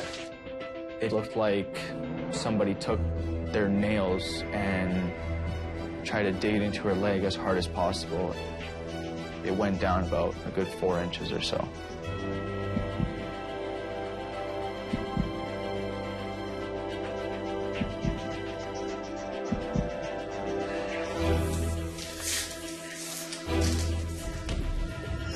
There we go.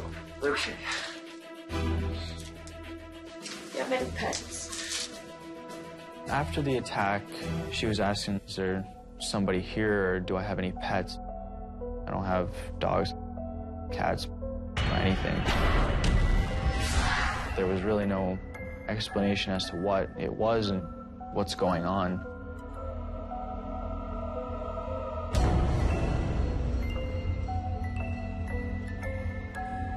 I finally got Emma to settle down.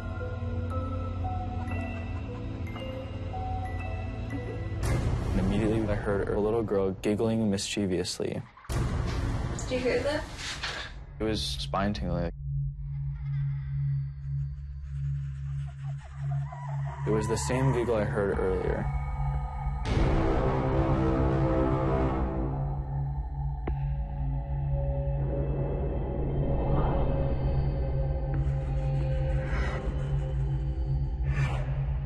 There was definitely like a feeling that it wasn't just us in the house anymore.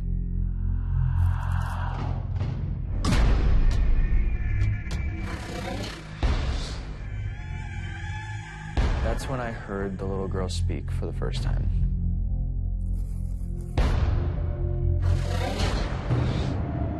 She was almost taunting in a way.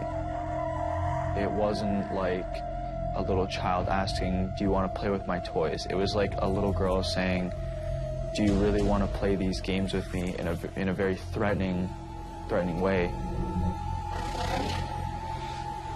You hear that?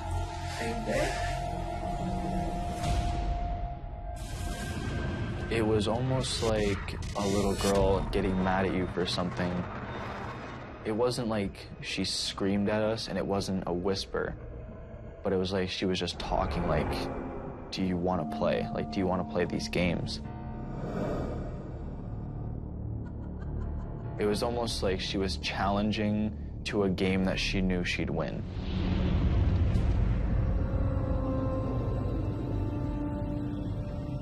I kept telling Emma, everything's okay, you're fine, everything's normal.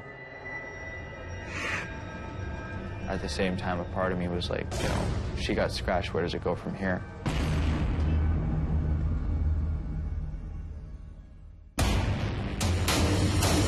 seemed perfectly normal. Suddenly, I started hearing noises around the house.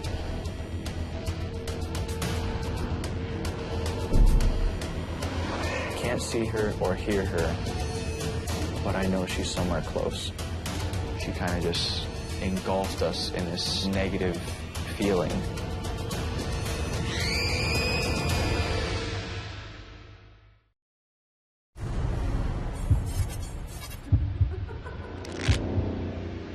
My name is Russell, and December 10th, 2016 was the scariest night of my life.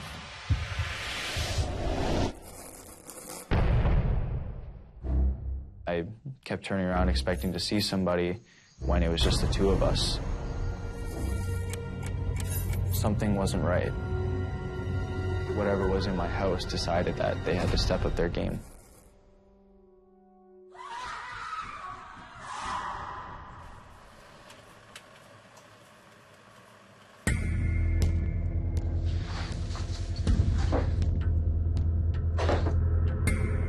How you feeling there? A bit more. We were in the kitchen, and I'm making hot chocolate for us. Everything seemed perfectly normal.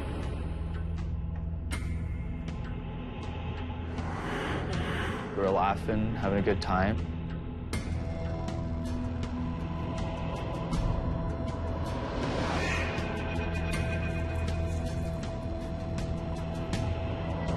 All of a sudden, I feel the air change.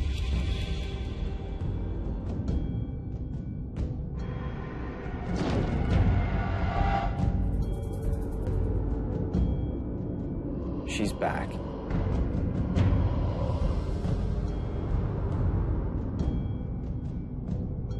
I can't see her or hear her, but I know she's somewhere close.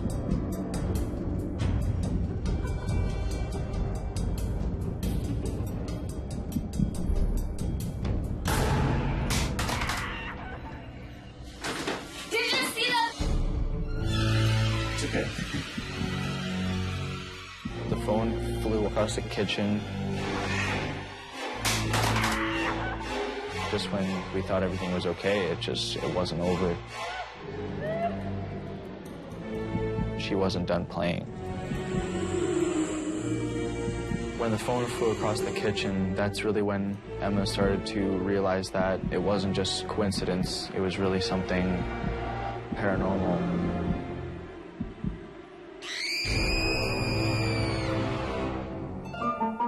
It clicked. It's the girl. The little girl that I saw when I was 11 years ago. She was back, and she wasn't done playing.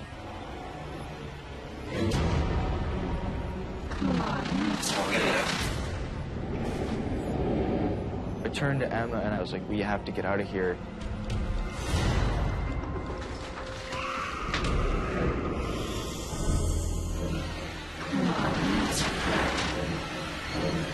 She was exactly as I remember.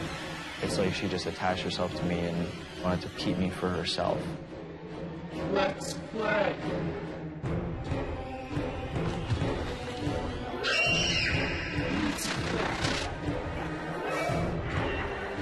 It was like we were being, pushed around by this girl.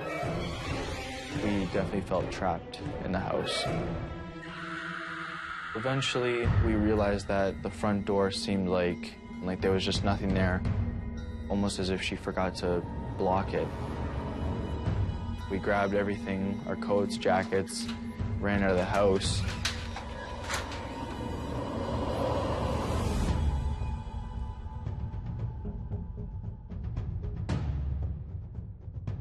That was the end of our night. And that was the scariest night of my life.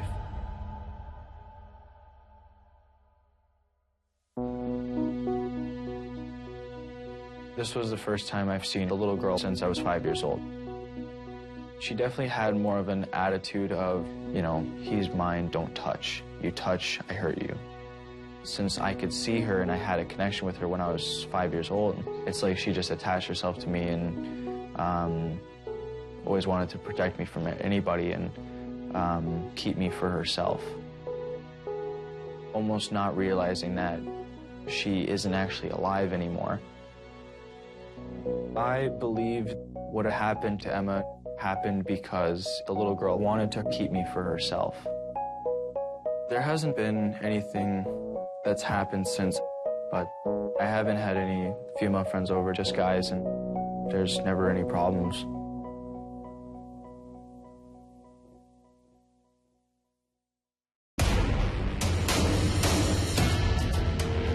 There was something in the apartment, and it felt like it was coming after us. I smelled a horrible smell, like something had died.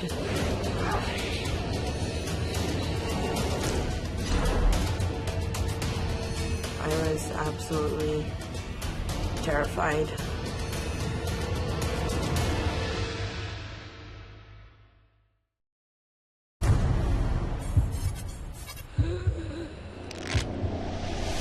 My name is Altia, and January 18th, 2014 was the scariest night of my life.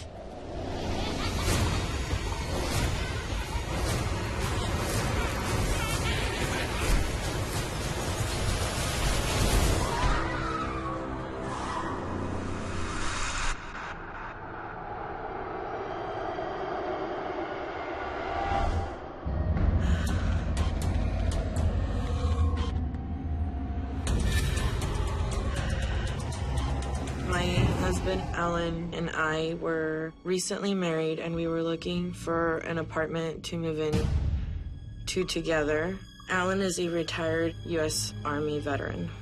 We looked for an apartment for 6 months, and finally we found what we thought was the perfect apartment. Right by the lake, it had a sandy shore.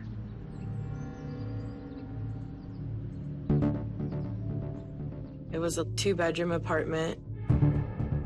It had great lighting inside, huge bedrooms, and a lot of space.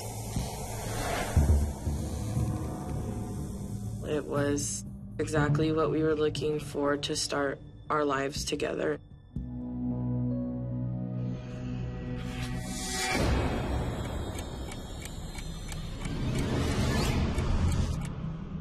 We spent a couple of hours organizing things, so things were pretty much where I wanted them to be.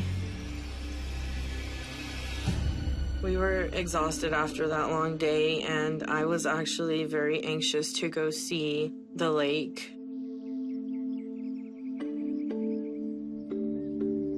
We sat on the grass and enjoyed the view. We were outside for maybe about 45 minutes.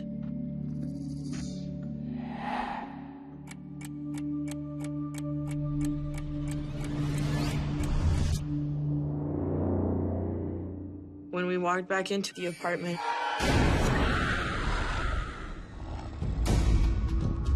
our furniture had been flipped upside down, and there were clothes everywhere.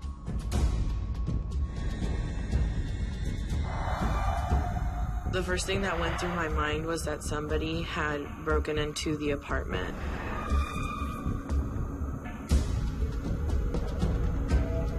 We were baffled. We locked the door when we left, didn't we? We locked it. I know we did. Alan looked through the entire apartment. Our patio door was closed. There was no force of entry in our front door, and everything was shut. We were living on the 3rd story, so it was pretty impossible for anybody to break in. We were only outside for 45 minutes, so it didn't make any sense how there could be this much damage done. I was extremely upset. I could not hold my emotions back. I felt like somebody had violated me.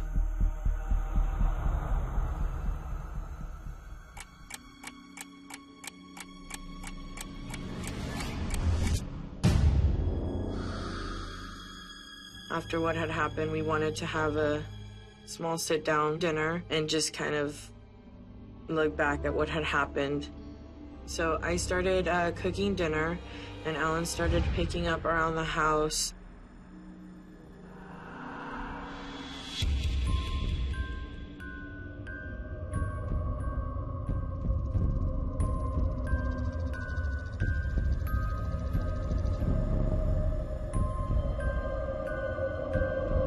All of a sudden, I start to hear the snow globe that I had bought.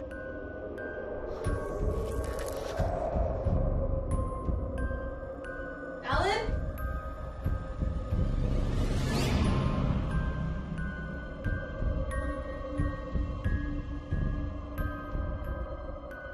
There's no explanation to why it's going off. I never had music before. To my knowledge, when I bought it, it was not working.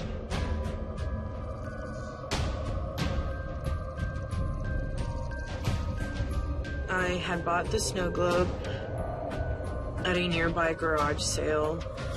I had asked my husband if he had fixed it, and he said that he would never touch the snow globe because he didn't like it. When I went to go turn it off, before I touched it, it shut off. The globe shut off by itself. I was very confused. I couldn't find an explanation as to why it was playing.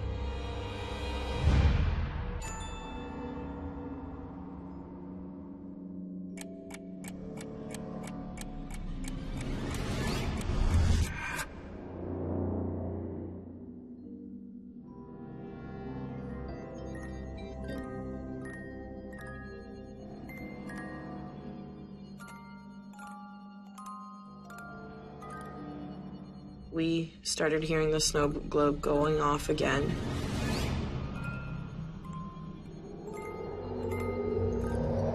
At this point, I start getting very, very uneasy.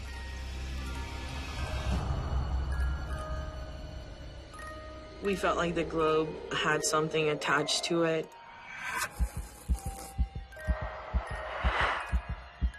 We didn't know anything about the person that we had bought it from, so it could possibly have had something attached to it.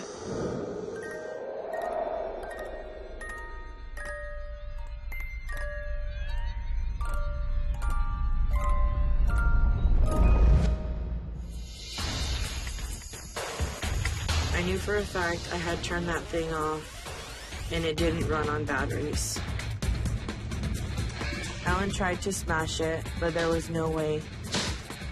That thing had a mind of its own. I started getting really mad, and I told him that something needed to be done. I asked Alan if he could take the snow globe to the church trash because I couldn't handle it anymore. Alan took it outside, and he got in our car and went to throw it away. We thought that maybe by leaving it at the church, that maybe whatever it was that was around it would just go away.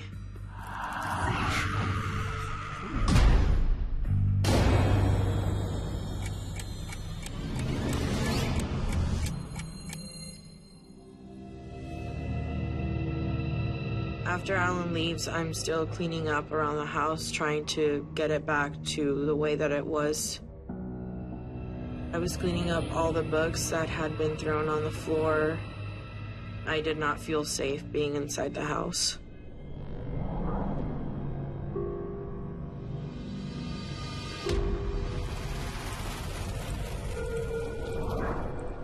By the time that Alan came home, I was outside of the apartment waiting for him to get home. After Alan gets home, we go back inside and he assures me that everything is going to be okay. I started getting ready for bed, trying to unwind, and when I walked into my bathroom, I smelled a horrible smell, like something had died.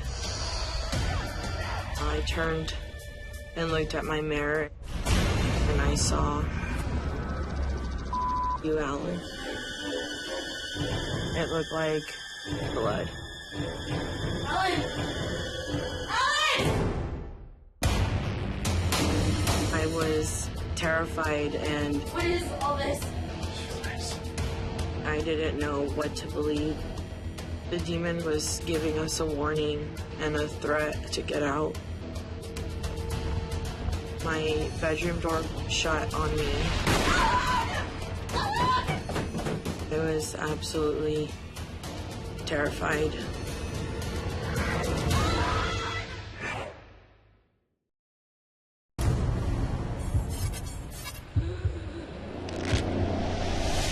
My name is Altia, and January 18th, 2014 was the scariest night of my life.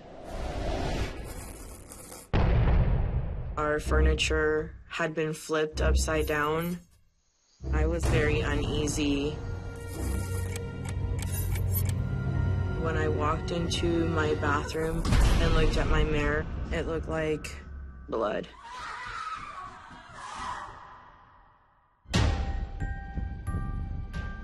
Alan! Alan! I screamed, and Alan ran into the room.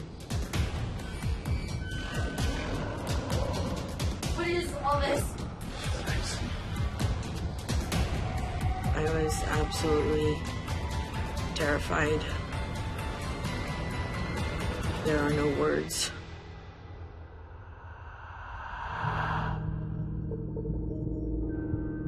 At this point, I didn't know what to believe. What I had found on the mirror was, it was like a threat to me, especially since it was written in blood. I didn't believe that anybody that was human would do something like this.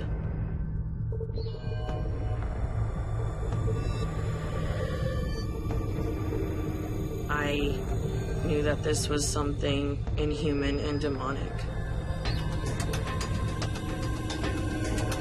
We were churchgoers. We went every Sunday, and we were really involved in our church, so we couldn't understand why a demon would come to us. The demon was giving us a warning and a threat to get out. Having a demon coming into your life and scaring you and your family this way, you know, you can never imagine what the feeling is like.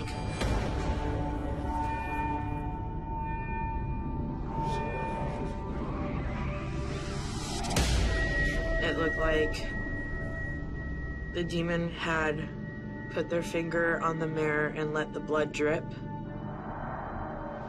It was not a bright red color like paint would be. It was dark, and it smelled.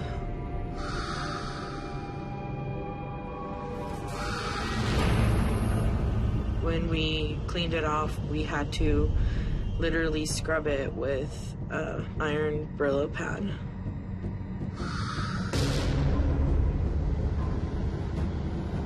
It took us about 2 hours to scrub that blood off.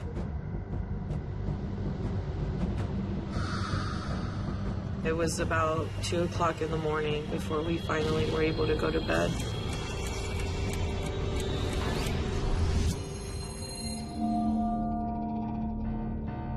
We were completely exhausted. It was just time to let this rest.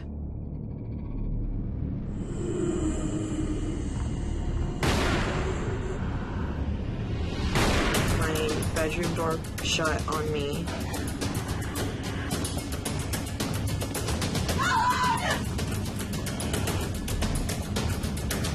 And it's not opening.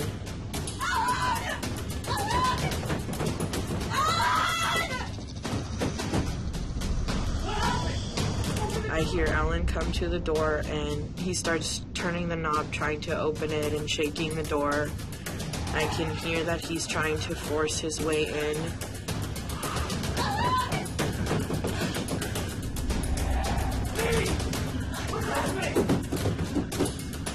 I'm coming through this! You're gonna be okay! I screamed.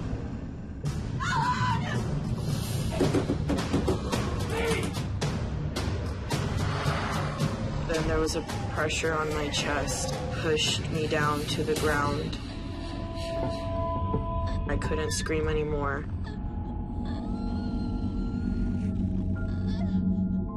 I was laying flat on my back. I thought that I was gonna die.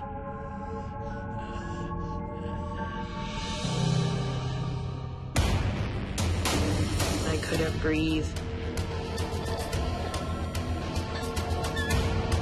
Alan kept telling me that he's coming. I'm coming through this! You're gonna be okay! I couldn't scream. I thought that I was gonna die. And I didn't know what to do. I was paralyzed.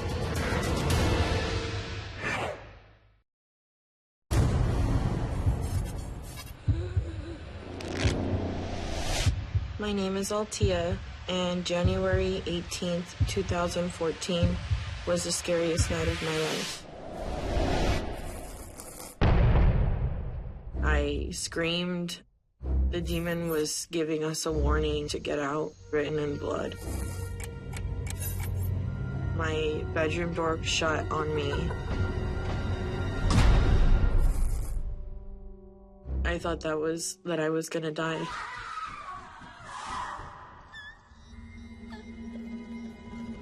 I was being pinned down and could barely breathe.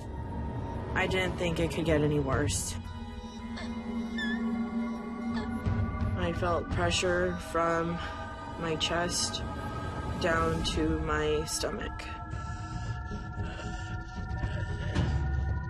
I thought that I was gonna die.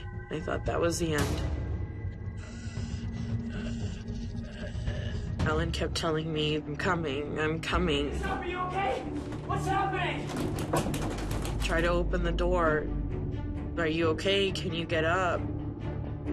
I wasn't responding. I tried and I couldn't respond. I couldn't scream. The sound of Alan pushing on the door was getting faint, and I didn't know what to do. I was paralyzed. My arms nor my feet could move. I think that the demon was trying to possess me and have a body to be in. And it's wanting to hurt me. At this time I had prayer in my mind. Our Father, who art in heaven, hallowed be thy name. Our Father, who art in heaven, hallowed be thy name. Our Father, who art in heaven, hallowed be thy name.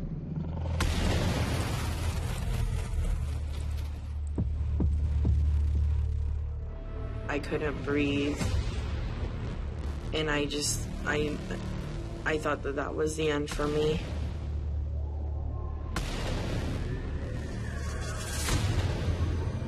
I couldn't hear Alan anymore. He tried everything to open the door. The demon was pushing against the door and wasn't allowing him to go in. I was able to hear Alan kick.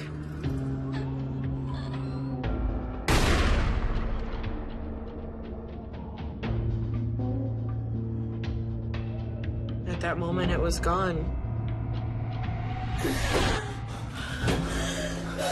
You okay? What happened? I couldn't breathe. What happened? Are you okay?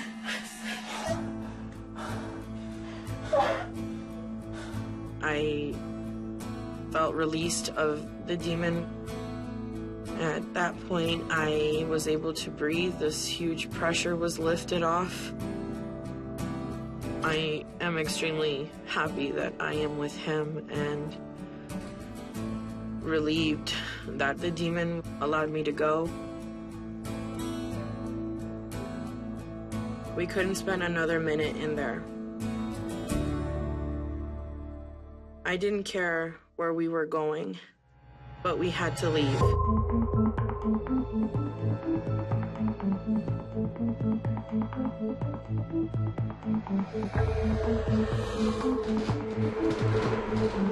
And as we headed out, although my head was spinning and my ears were ringing, I heard the faint music from the snow globe.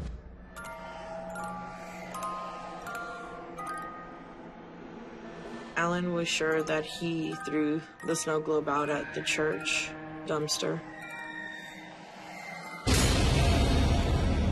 We didn't know what to think. We had really no explanation as to why it would be back whatsoever. It was impossible. I was scared out of my mind.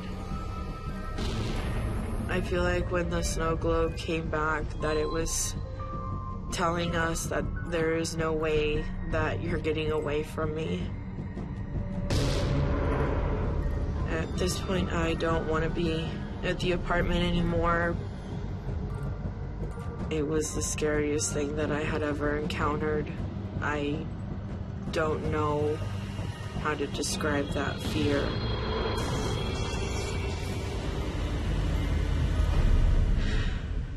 And that was the scariest night of my life.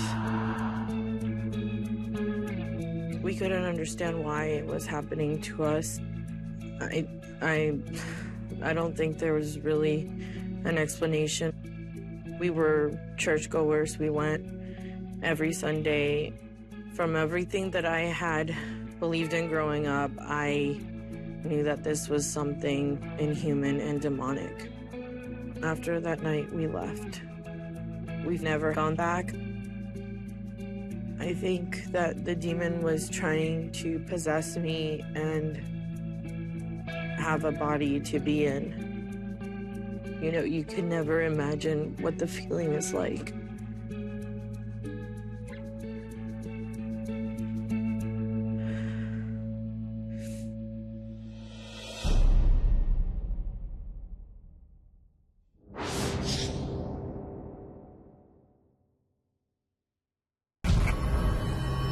August 18th, 2012 to 2011.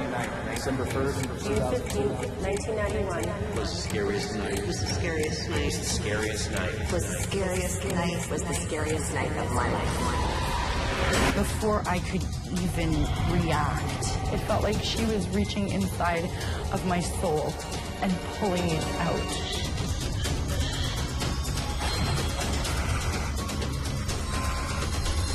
What was more terrifying wasn't the boy, it was the look in his eyes. He wasn't alive, he was dead. Almost like a train going by, but there was no train. I'm done. I'm never going to see my family again.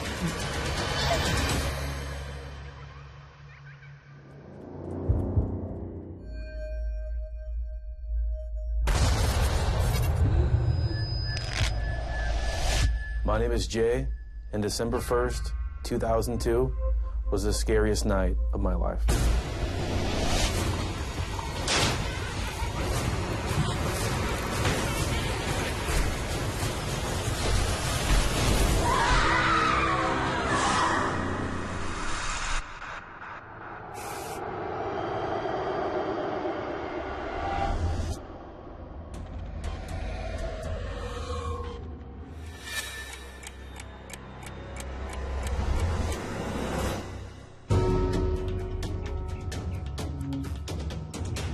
My fiancée, Marie, was heading out of town with her sons. I had expected her to be gone for about a week. They were heading to Memphis, Tennessee. Are you guys going ready for a trip, huh? Yeah. Oh, double high five. My plans were, when they were gone, I was going to be staying back, doing some repairs around the house that needed to be done. Both Stephen and Brandon were Marie's children from a previous marriage. I went to check and see what Stephen was doing. Yeah, I'm going on a trip today. I never anticipated on being a father of a pre-made family, but everything just worked. It was a great time, and we were just excited for the future and excited to be a part of each other's lives. Yeah, I think you've done a lot of time haven't you? Yeah, it's my turn. I had heard my son Stephen talking in the bathroom. Hilarious. I wish I had known that joke before you told me. How was your day? Similar to mine. Yeah, Snake, I'll be back soon. I realized he was having a conversation with somebody. I'm gonna leave you for a bit. And it literally sounded like he was having a conversation with a person, except I didn't hear any feedback. But it was almost as if he did. Yes, that's a good deal.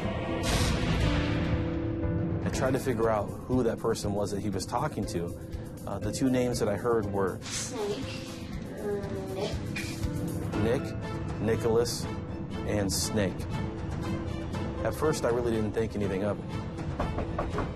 So I knocked at the door to alert Stephen that he needed to get out and get ready, as his mother was leaving shortly. I wish I'd known that one. Okay, well, here's one. But he didn't come to the door. He continued talking. It's gonna be crazy, maybe as crazy as from the long haul. We're gonna be late. Keep it on your mom waiting. So, what do you want to do? I had to knock multiple times. Similar to mine. So, I wonder what I could do once we get back.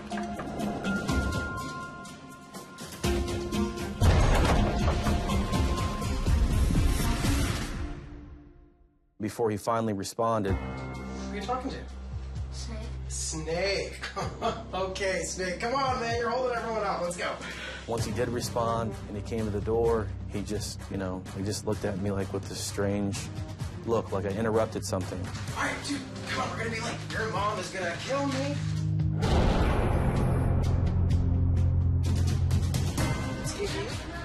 Come on, bud. Hurry up here. I'll race you. If I get there first, I'm gonna go. Thank you. All right, guys. So after my fiance and the children had left, I got right to work. I had plenty of time to work throughout the night with no distractions, and I was just kind of excited to get some things done, have a couple moments to myself.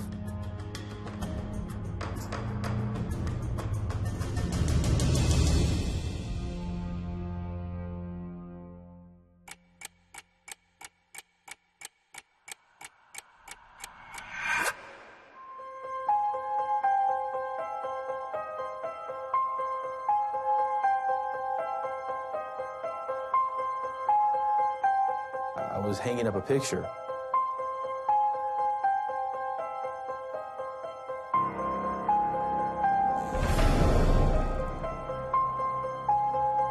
And I thought that I had seen a large shadow in the hallway.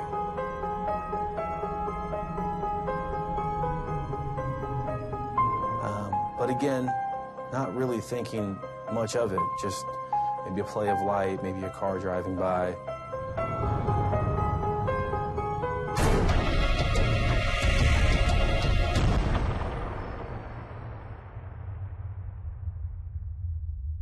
But for some reason, I really couldn't shake the feeling of that shadow that I had seen earlier.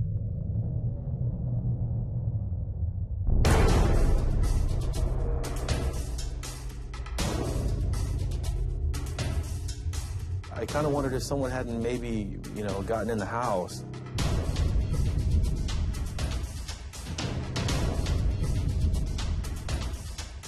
I kind of, checked the front door.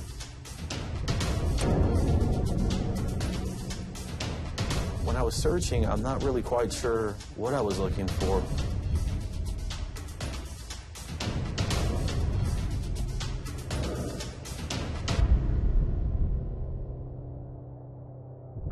Looked in all the closets, looked in the bathrooms. I was searching for someone that might have possibly broken in the house.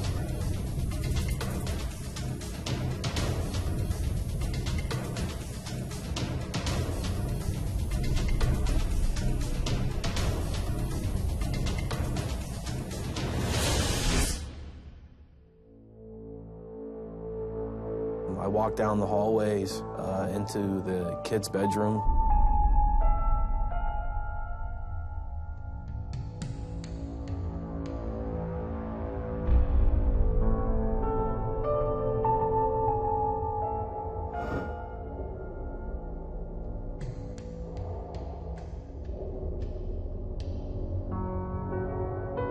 So I even looked under the beds. I knew I had seen something, so I wanted to see what it was, and make sure I wasn't losing my mind.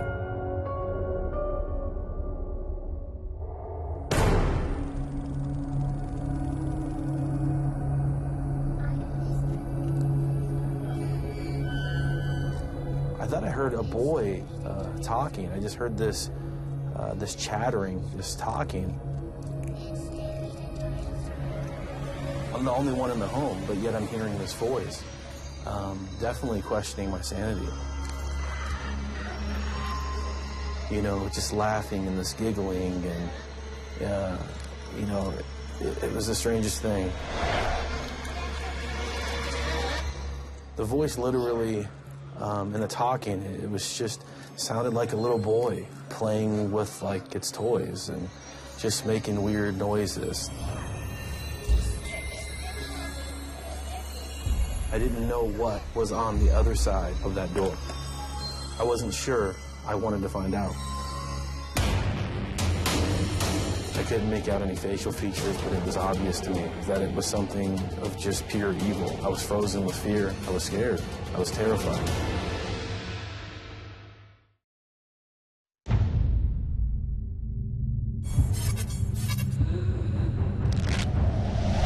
My name is Jay, and December 1st, 2002 was the scariest night of my life.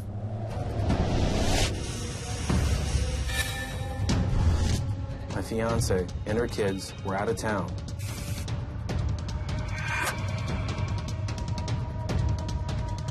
I was alone, but it didn't feel like it.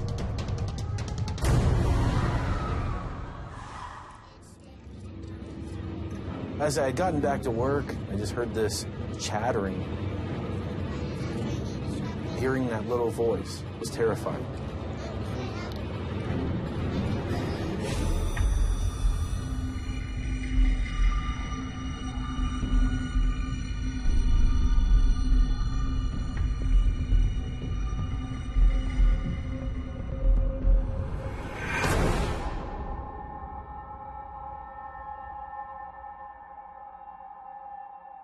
Maybe I'm just tired, and you know, I didn't want to stop working because, you know, it's not every day you have the house available without kids running around. It's very difficult to get anything done with little ones. Still pushing forward because, you know, I'm wanting to get this housework done.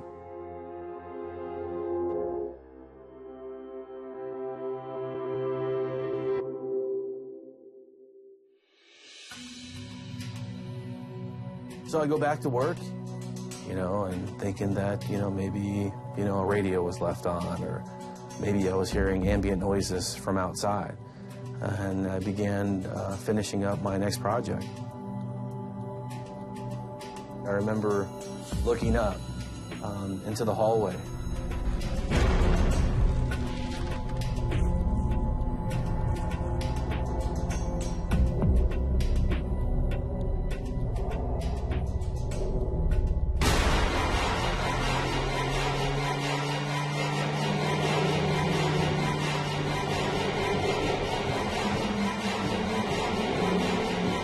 Ceilings are about 9 foot high. This thing was close to them. Shoulders looked like a male. It looked like this large, shadowy figure. There was no doubt at all.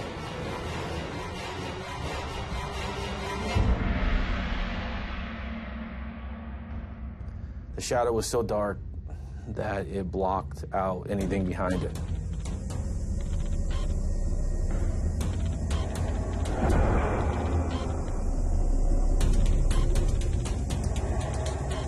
I couldn't make out any facial features, but it was obvious to me that it was something of just pure evil,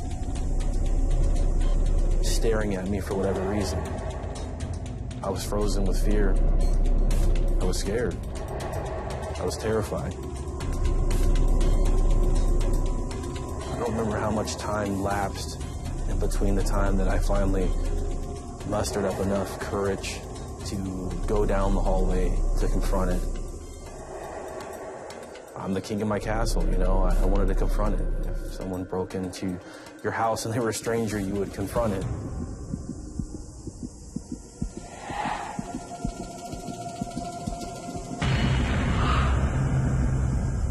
I literally closed my eyes as I was walking forward.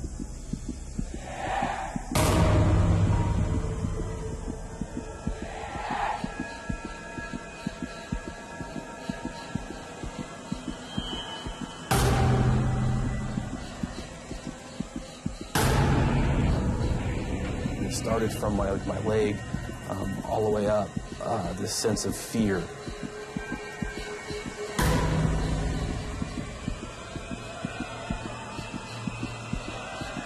Almost like paralyzation, to where I couldn't move.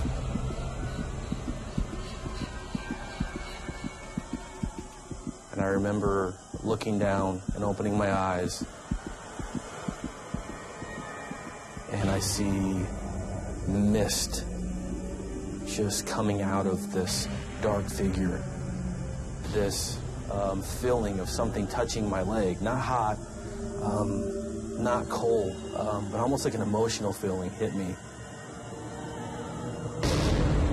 The moment of it touching me, I was filled with this emotion, just this complete depression, sadness.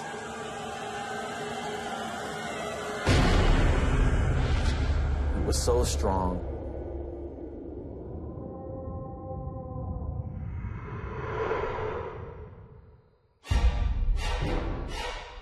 I went to exit the house, to get in my car, just to get away.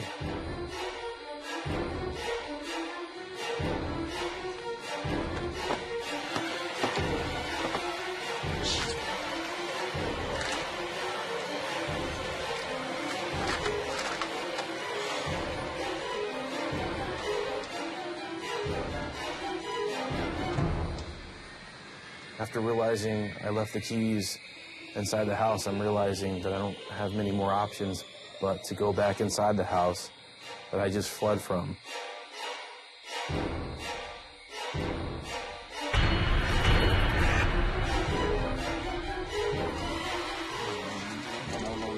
No, there have to be something.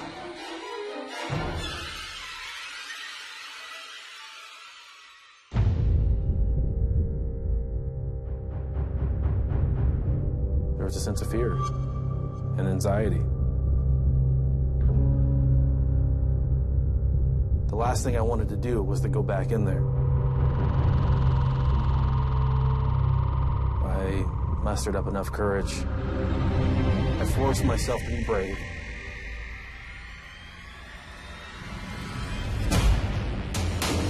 What was more terrifying wasn't the boy, it was the look in his eyes of just like he wanted help. Almost like a train going by. There was no train.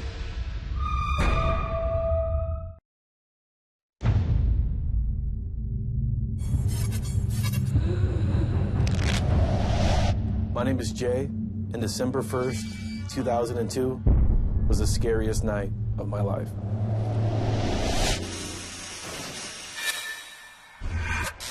There was something in the apartment that was sending me a message that it didn't want me there. I was going to have to re-enter the apartment and face this thing all over again.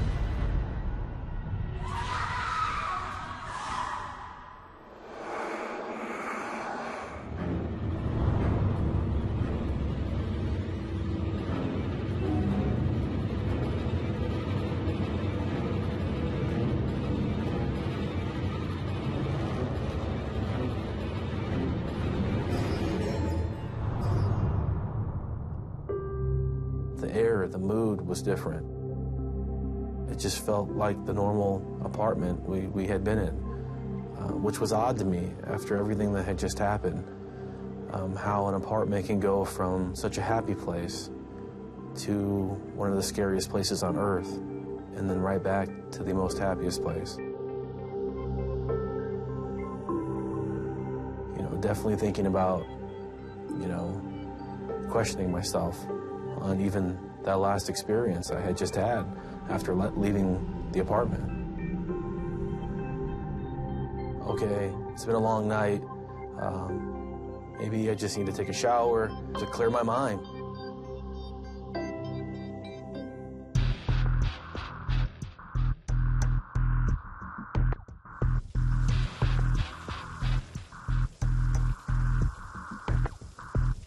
Just kind of refocus and to relax and to hopefully go to sleep. But that's not what happened.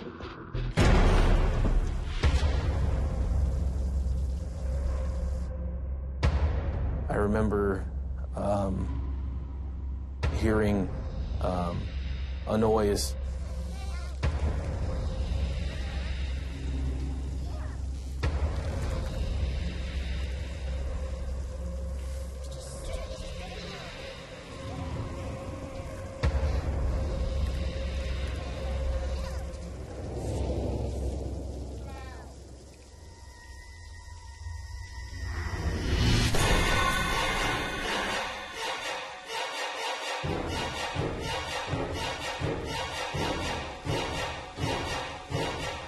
There's a boy, and he's standing there staring at me.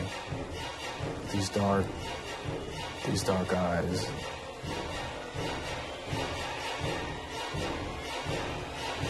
I don't have words to explain.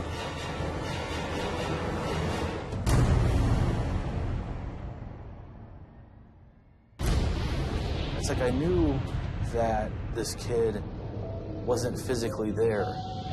But there was like this green contrast that kind of illuminated through this kid. He was a young boy. He was around the same age as my son, Stephen. He was wearing a checkered button-up shirt, pair of jeans, and tennis shoes. Just a little boy, just like my son, Stephen.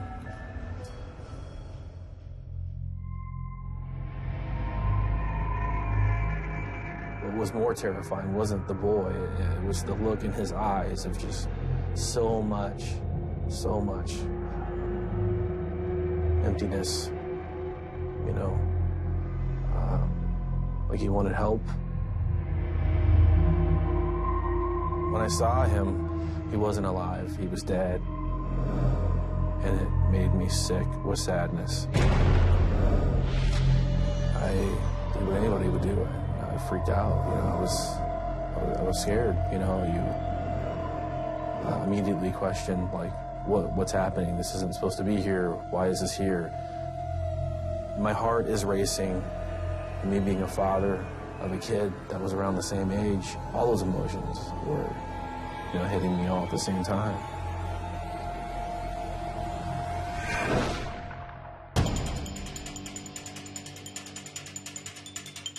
I ran into the living room.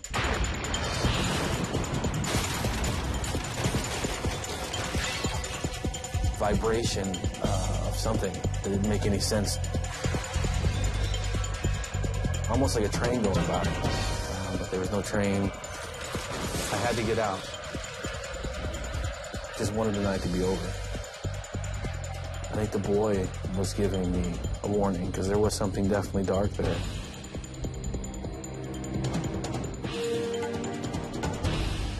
And that was the scariest night of my life. I started replaying a lot of things that had happened. My son Stephen talking to someone in the bathroom. The same bathroom that I saw the kid in.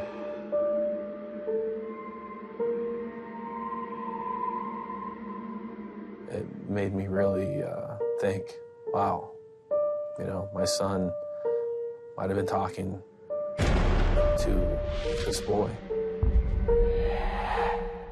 We learned afterwards by speaking to residents that had been there much longer than us that there indeed was a man there that committed a murder-suicide with his son. I know that all these occurrences in that evening were all related. They were telling me a story and possibly giving me a warning, because there was something definitely dark there.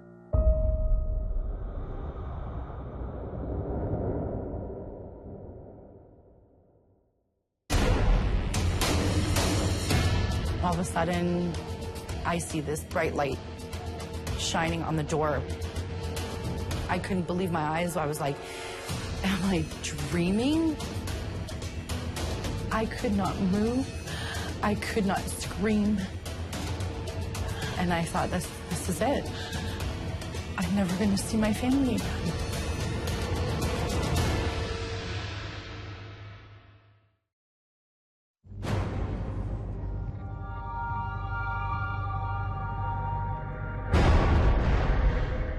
My name is Jessica, and July 7th, 2015 was the scariest night of my life.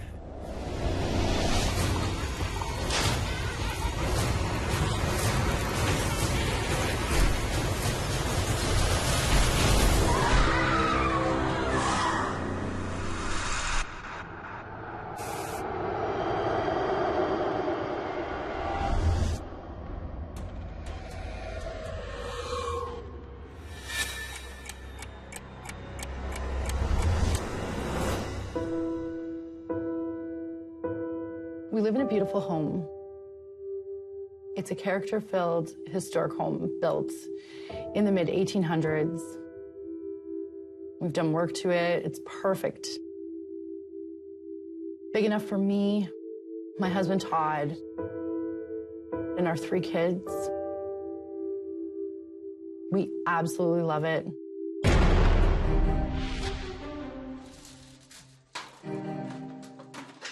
My husband, Todd, and I, we were cleaning up the playroom. You know, it was after dinner, you know, just doing our evening routine. And it's about 11 o'clock.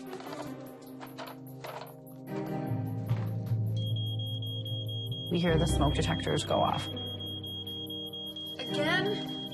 3 nights in a row, the smoke detectors went off at 11 o'clock. Sick and tired of this. That was extremely odd. We just changed it. Probably the battery. No, I don't think it's that. We had the fire department come first night and change the batteries, but they didn't find anything wrong or any leaks. And now we are on a 3rd night. What the heck is wrong with it? I don't know. But this is the new one. We just put this in. I'm not calling the fire department again. We couldn't call the fire department again. It was just too embarrassing. There's nothing wrong with the battery either. I checked it. I don't know what the heck the deal is.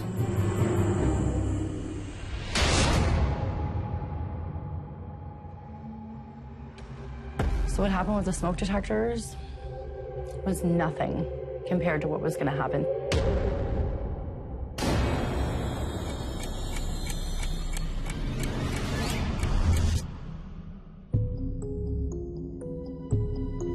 So it was a typical night. We had just had dinner. My son Jacob's playing in the playroom. I'm washing the dishes. My husband's helping me. We're together. You know, everything's great.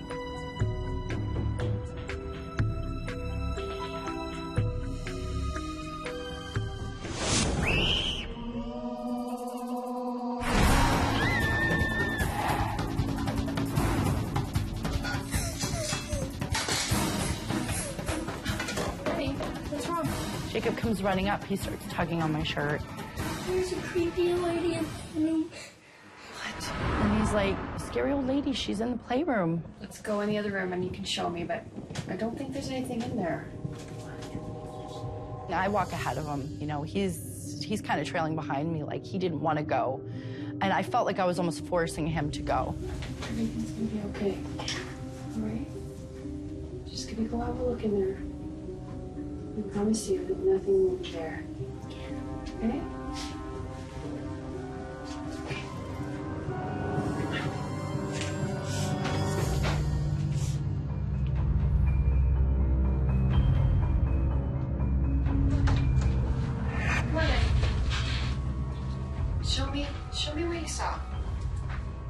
We got into the playroom. There's nobody in here.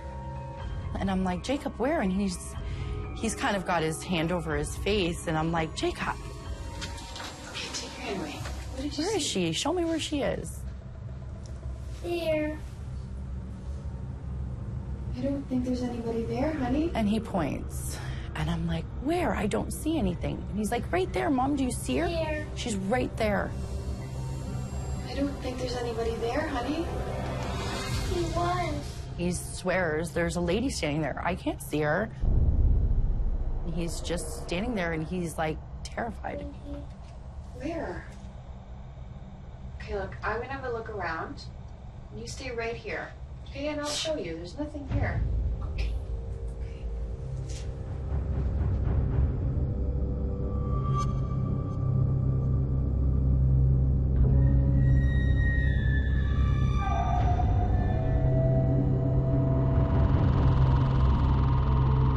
I actually looked out the side windows.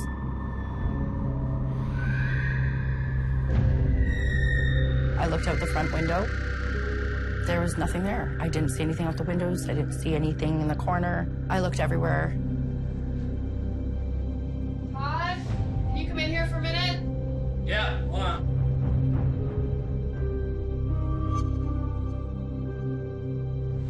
He says he saw an old lady, right, Jacob? Come here. Jake, what did you see?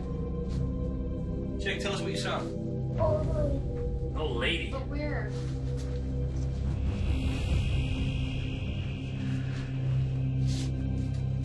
He had a look and didn't see anything, and so we're both kind of standing there like, what on earth is going on? Do you feel better if we put some cartoons on for you? Yeah? Jacob's never said anything like this before. We've never talked about anything scary in front of him. We're very careful, but I've never heard anything like this come out of him. I just didn't know what to make of it. You like the show? Daddy and I are gonna do the dishes. I'll come in and check on you a little bit, okay? Here's no stuff here. Okay?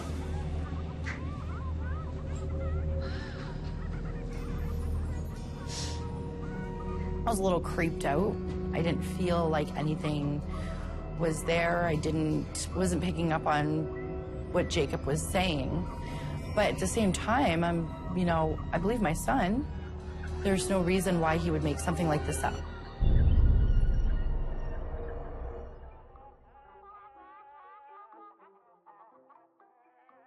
He was happy. Everything was good.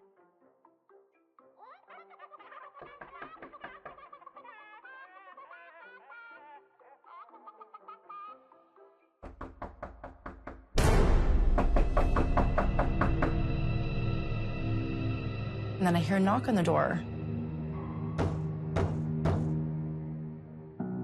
It was like, who the heck is at our door at this time of night?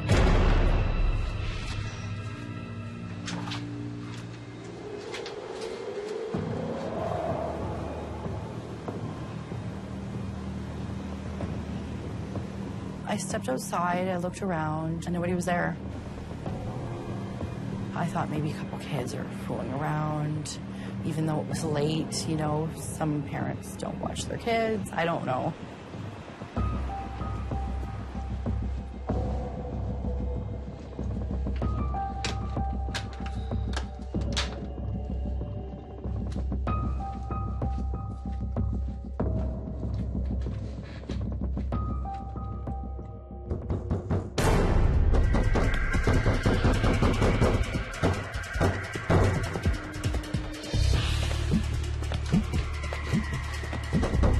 A knock on the door again.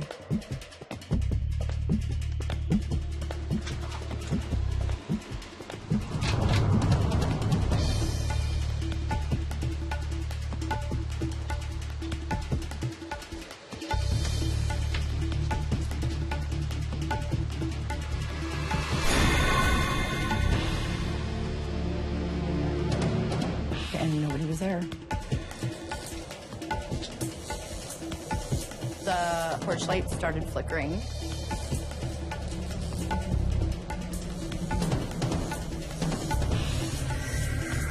I just had this feeling like somebody's watching me.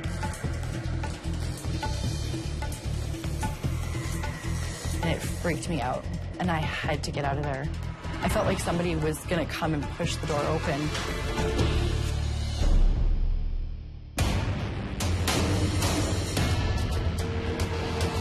All of a sudden, I see this bright light. I couldn't believe my eyes. I was like, am I dreaming? Like, it was its own entity. It was there.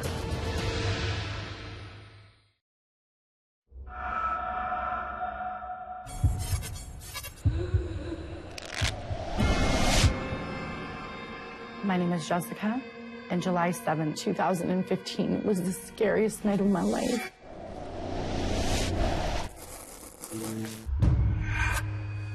My son Jacob was seeing scary ladies in our playroom.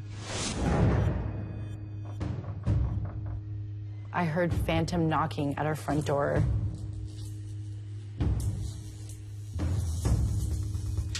I felt like somebody was gonna come and push the door open. I'm getting exhausted. I've got all my cleaning done. Jacob's in bed. I'm like, you know what? I'm gonna go to the bathroom, brush my teeth, you know, get ready for bed.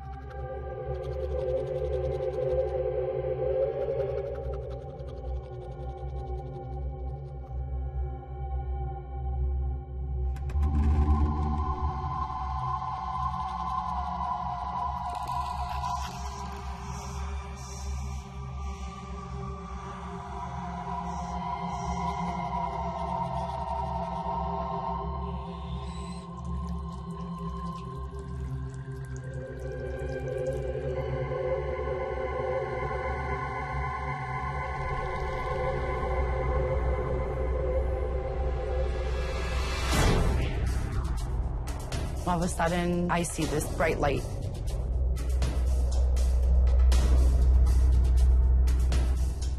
I couldn't believe my eyes. I was like, am I dreaming? It was a light of its own. It was its own entity. Like, that's what it seemed like to me. Like, it was something there. I'm a logical thinker. I'm trying to debunk it. I was in the bathroom with the bathroom door closed. There was nothing else in there, nobody else in there.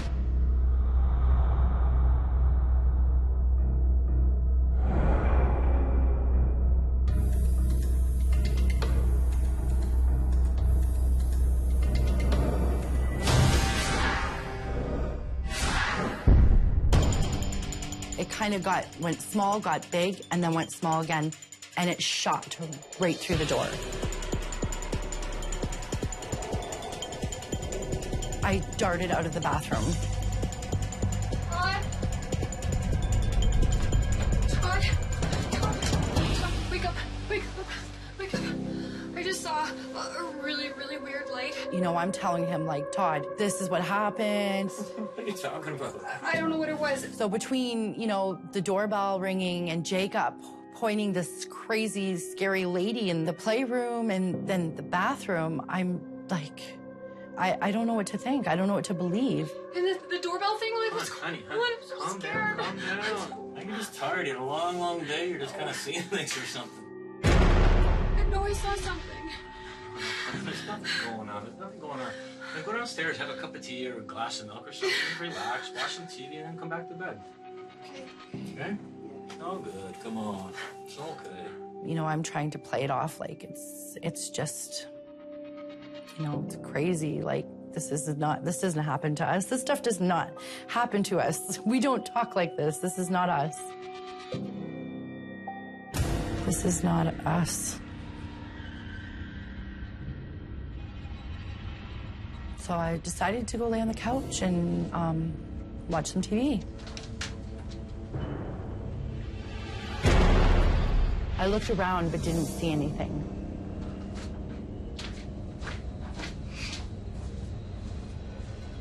There was no way I could sleep. I kept replaying in my mind what I saw. I needed a distraction.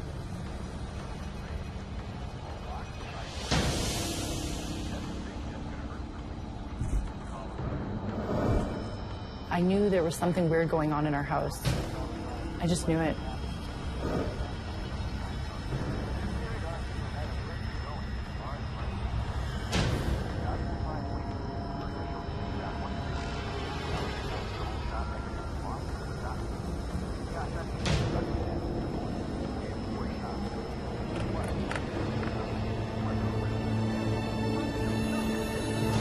I did feel like something was there still.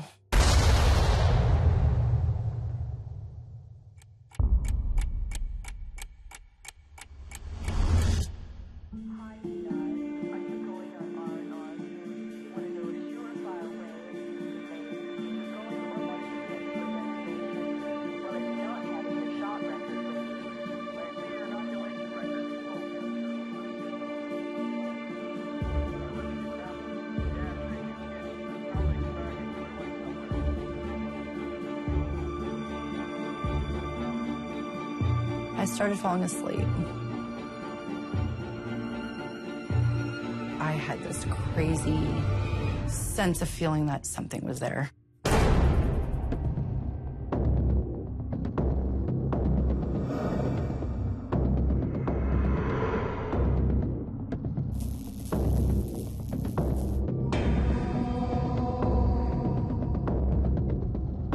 I opened my eyes.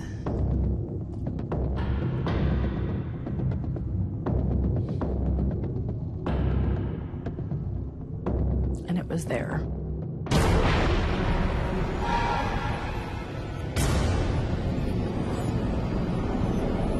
I don't know what it was. She was there.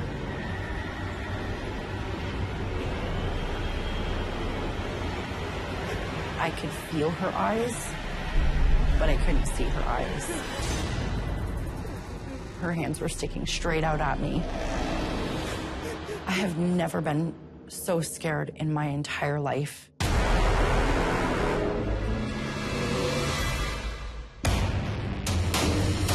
Before I could even react, it felt like she was reaching inside of my soul and pulling it out. I could not move. I could not scream. And I thought, this is it. I'm never going to see my family.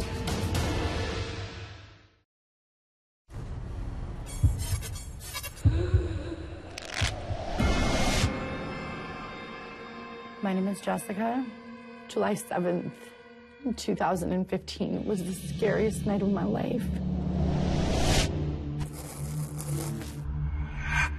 My son Jacob tells me there's a scary old lady in the playroom.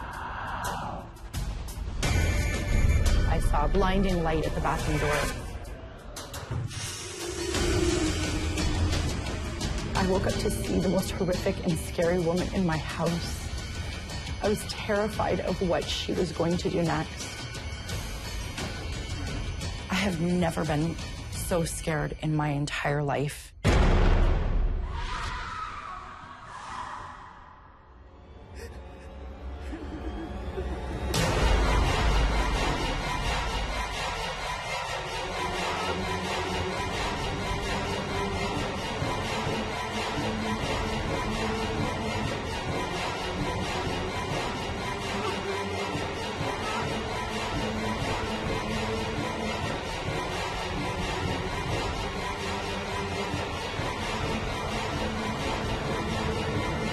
And before I could even react, she was on me. And she went right on my chest. And she pinned me down. She was reaching inside of me and taking my life.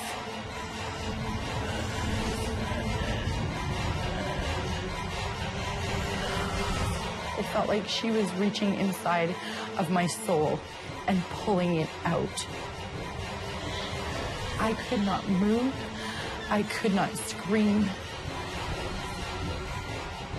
I cannot control her. I cannot move her off of me. I cannot move myself. I am stuck.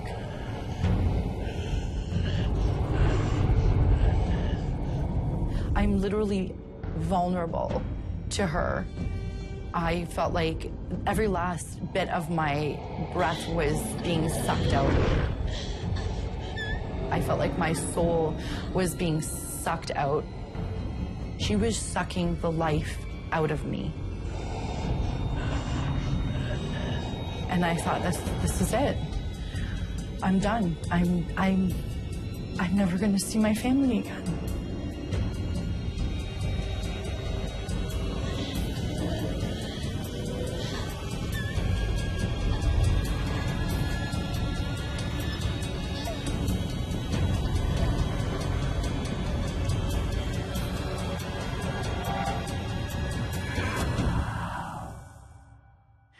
And then she was gone.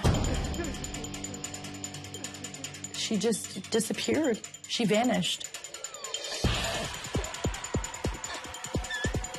I felt like, you know, my soul had gone, and then I started wondering if I was dead. Like, I felt like I maybe have died for a bit.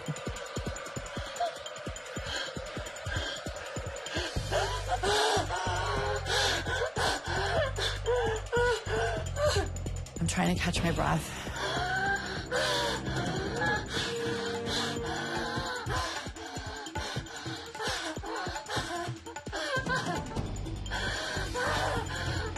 I look at the clock. It's 11 o'clock.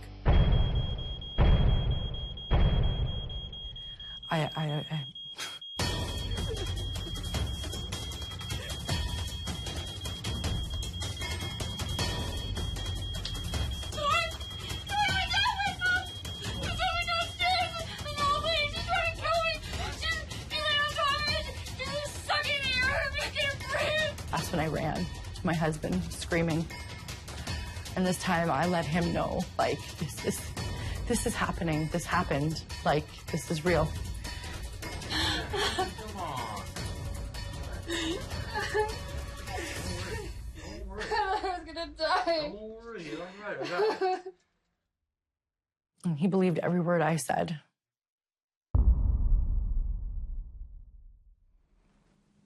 And that was the scariest night of my life. I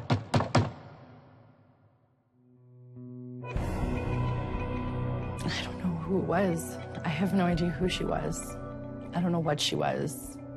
My son was so right. And I feel horrible that I doubted him. Whatever he was telling me is right in front of my face. I saw this bright light, and it caught my eye right away. I felt very positive about it. I didn't feel negative about it. I felt like it was there to protect me. I didn't get any malicious feeling from it at all. And maybe it was my guardian angel.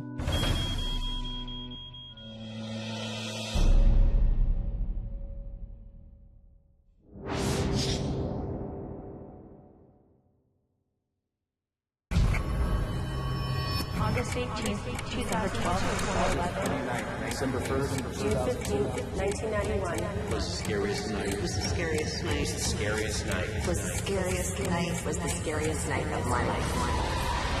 I felt absolutely terrified. Like something else was there. We weren't alone. I felt that I opened the door to something that I couldn't close. I kept getting this nauseous feeling like I need to get out. I don't think I was supposed to go up in that attic. I think it was supposed to be left hidden. I wanted to get up out of my own skin and just run out of that building as fast as I could.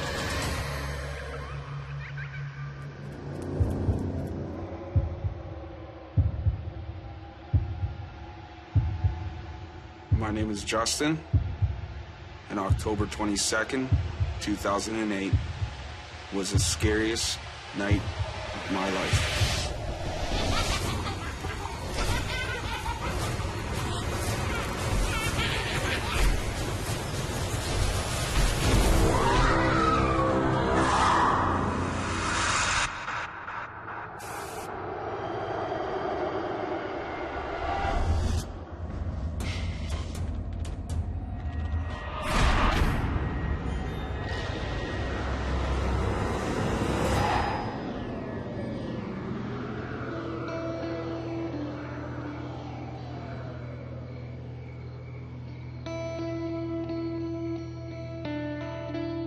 When I was 18, Me and my buddies were just sitting in a parking lot, didn't know what to do. We were bored. I heard about this kid walking not far from here. And I mentioned to them, I'm like, hey guys, you know, like there's this, you know, old psychiatric hospital. It's abandoned. You know, do you guys want to go check it out? That's what it say. They're like, yeah, sure, let's go, you know.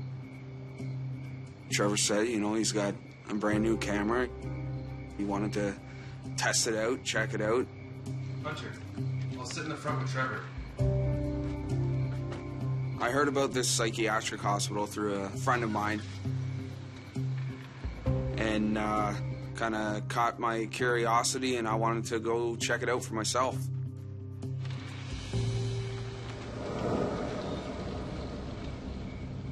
Ready to go, buddy? I guess so. What do you think we're gonna see here? I don't know.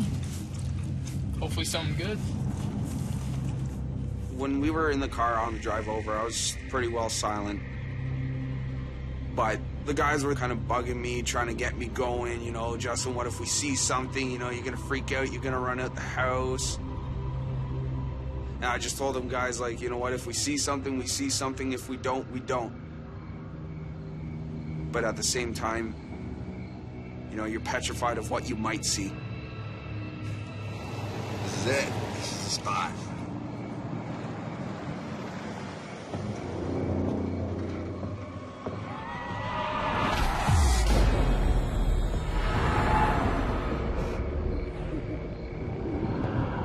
We took a back road through to the building, so that way we didn't get caught.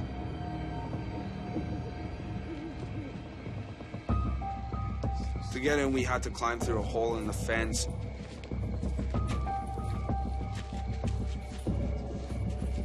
It was maybe a 30-foot walk from the fence to the front of the building.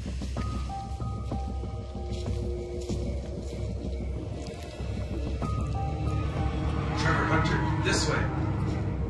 As soon as I looked over to it, you know, getting this eerie feeling, it was all boarded up, kind of falling apart.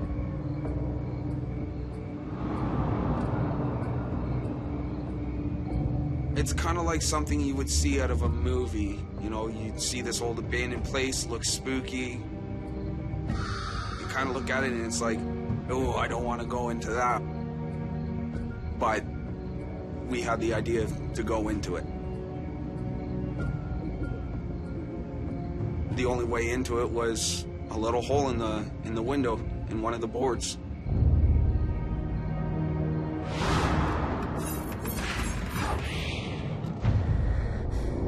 I instantly got this feeling in my stomach. I felt absolutely terrified. But I went in, they followed, and then the adventure started.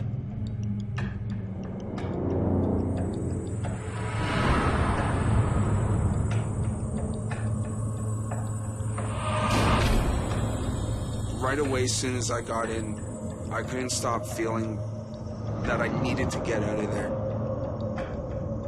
Something was telling me that I needed to leave. But I'm the one who came up with this bright idea, so I might as well stay. I'm completely having mixed feelings right now.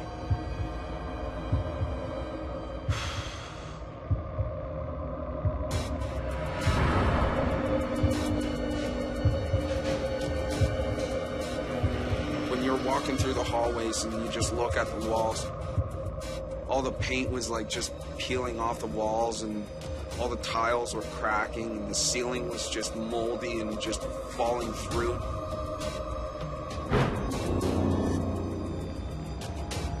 And as we're looking around the building, I just start feeling overcome by a presence. Like something else was there. We weren't alone.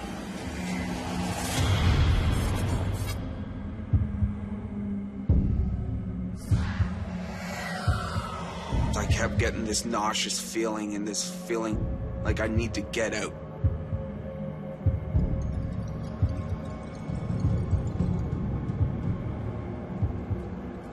I asked them, I'm like, do you guys feel anything? Like, do you guys feel off? Like, do you feel right? And both of them kind of looked at me and they were like, yeah, we feel perfectly fine. It was more so like it was telling me to get out and I shouldn't be there.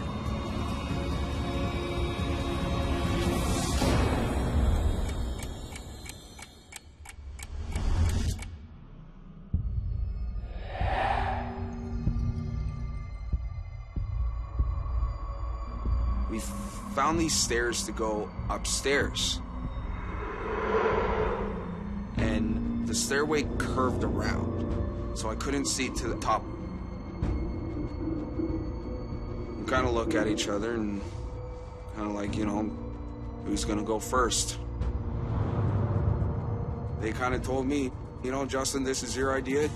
You go first.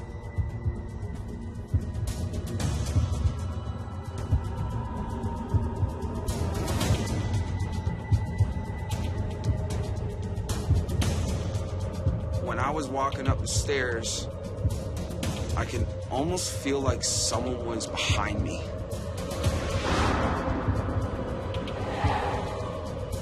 It was like this cold, static and energy. It almost felt like it was breathing down my neck. Like someone was right there.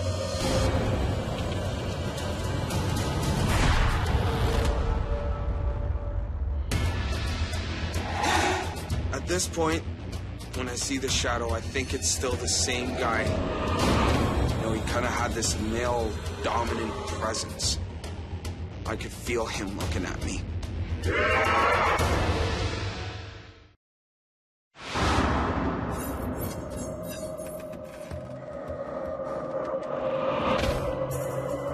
My name is Justin, and October 22nd, 2008 was the scariest night of my life. When I'm walking through the old abandoned psychiatric hospital, I couldn't stop feeling overcome by a presence, like something else was there. Get up there. You come up here.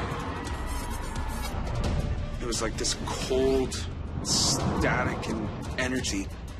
It almost felt like it was breathing down my neck.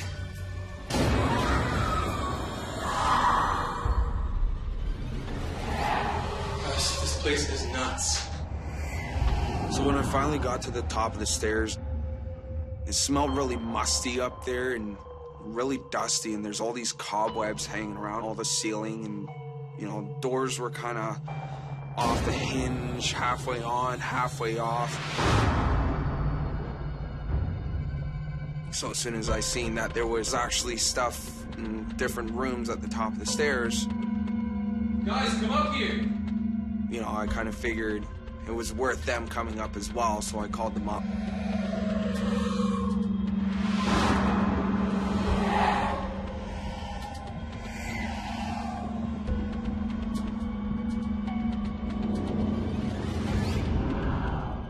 So I'm making my way slowly down the hall, and my buddies hadn't made it up the stairs yet.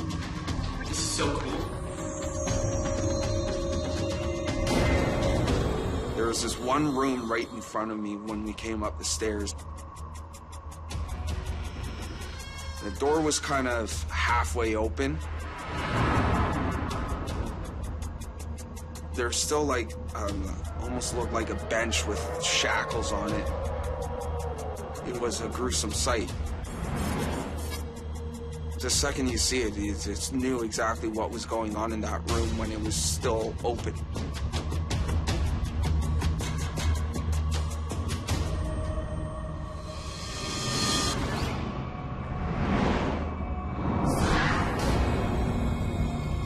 At this point, Trevor was taking pictures of kind of like what the walls looked like and what the inside of this building looked like. And as I'm looking around, I see like a shadow zip by.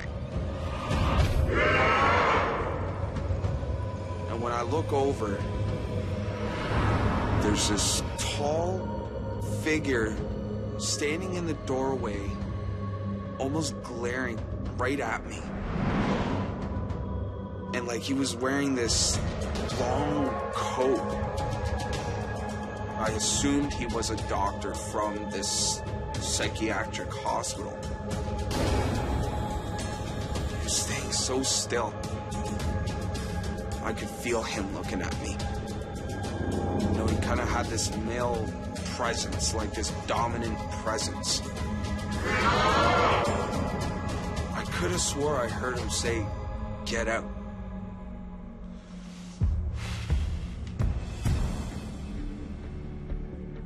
You guys didn't hear that?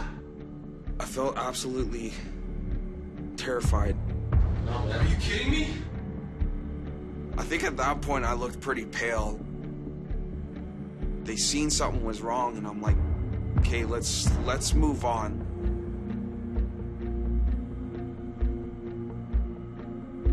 I seen this other room. It kind of reminded me of like a patient's lounge. I seen all these broken chairs, and books were torn apart, and desks were all destroyed, and there was paint peeling off. But I kind of found a spot for myself to sit down and just kind of compose myself. Because at that point, I have all this adrenaline, all this fear just running through my body. I just want to run, but I know that I can't run. I just have to sit down and relax and get myself back together. It's kind of like the adrenaline that I'm feeling right now telling the story. All of a sudden, the door that was partially open starts closing again. And it keeps closing and closing and closing. I see this shadow again. I think it's still the same guy, as if he's really trying to get me out of this building. And I felt that entity just surrounding itself around me. I feel like there's 1,000 pounds on my shoulder. I can't breathe. And as much as I'm trying to scream, I can't scream. Just like now, I'm trying to say something and I can't, because it's like, it's happening right in front of me. All that's coming out is just, and nothing's coming out. All of a sudden, it was gone. At this point, my mind's telling me, Justin, that's it. Who cares what these guys think? You need to get out of this building. You need to go. Guys!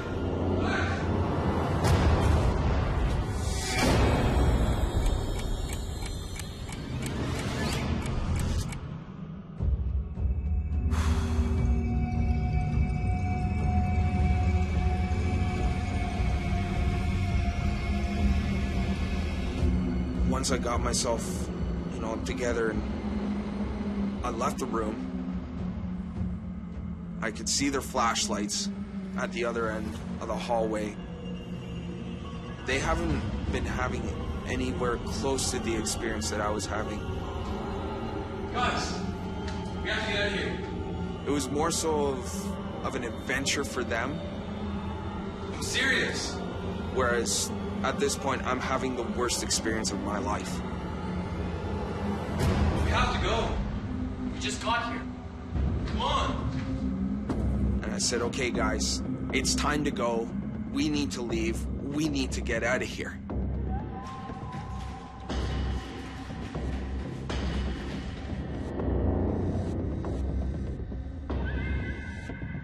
So we went back down the stairs and we see this other room.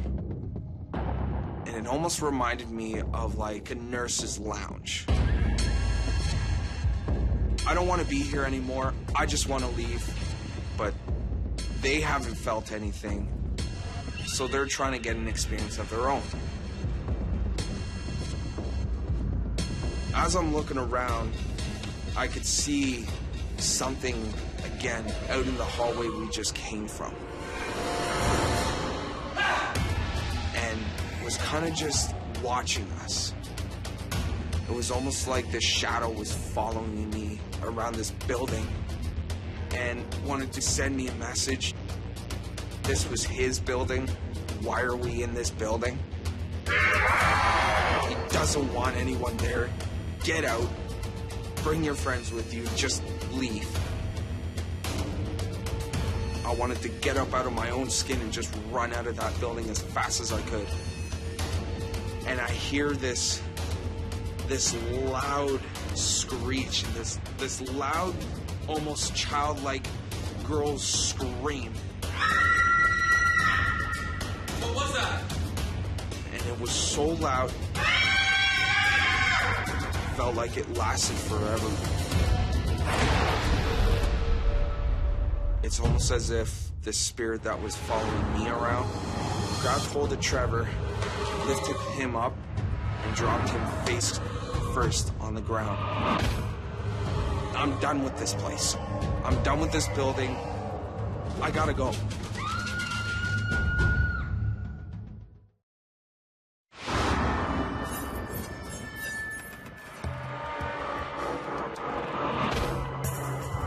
My name is Justin, and October 22nd, 2008 was the scariest night of my life.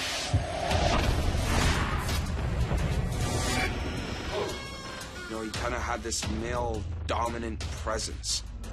I felt absolutely terrified. It was almost like the shadow was following me around this building. I wanted to get up out of my own skin and just run out of that building as fast as I could.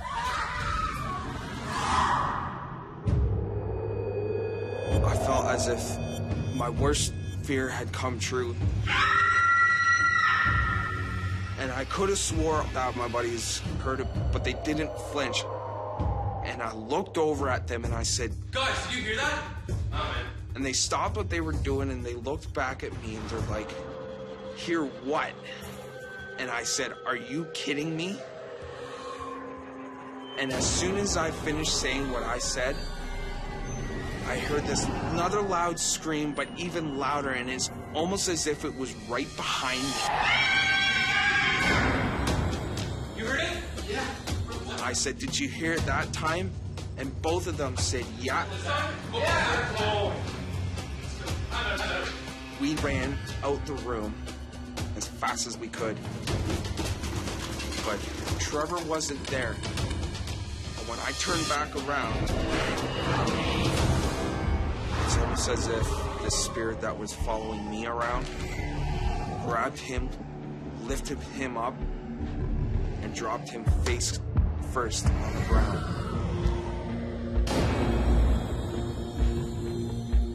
You okay? You okay? Let's go. As scared as I was at that point, and as bad as I wanted to leave, I wanted to stay and help, but I couldn't. I had to leave. And we went back to the car. Whatever that little person was afraid of, I felt like it was following us. I still felt like something was telling me, "Get out, get out, get out." We started to run for our lives. I'm done with this place. I'm done with this building. I gotta go.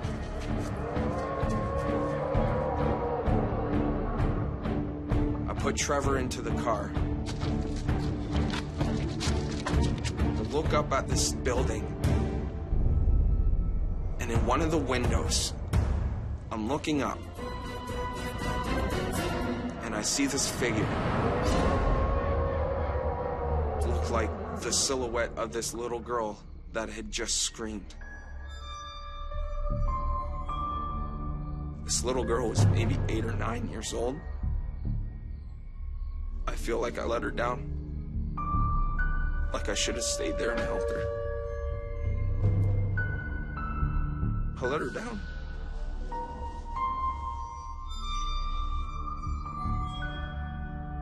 Can we move on from that, please?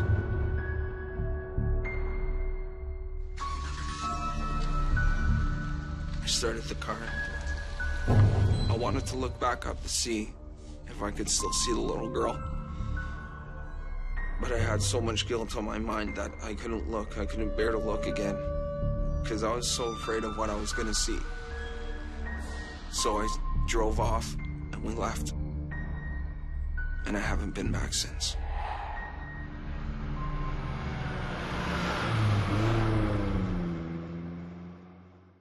And that was the scariest night of my life.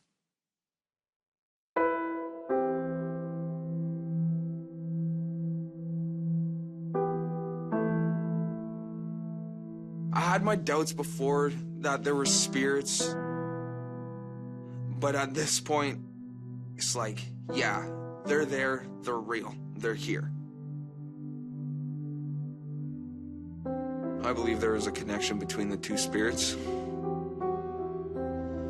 I think this scream was a little girl, I believe, who was being tortured by this guy that was still in there and following me around. I believe that he was keeping her there against her will, not letting her cross over. And this man was keeping her there, not letting her go where she wanted to go. I believe she screamed because she wanted help.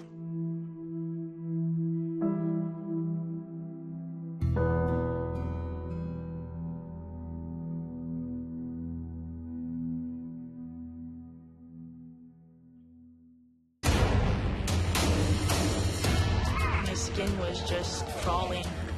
I thought that my room was haunted, that my house was haunted.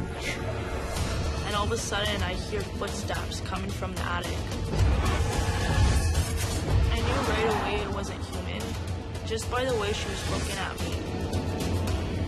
I felt that I opened the door to something that I couldn't close.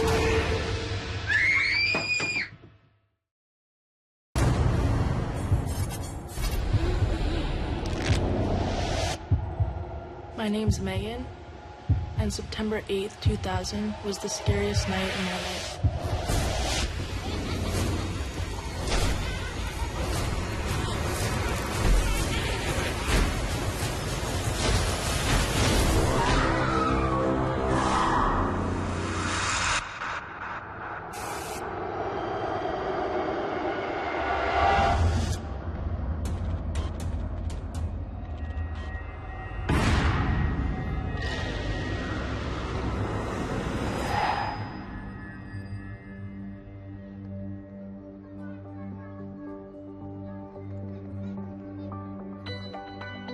When I was 8 years old, my family bought a house for us to move into.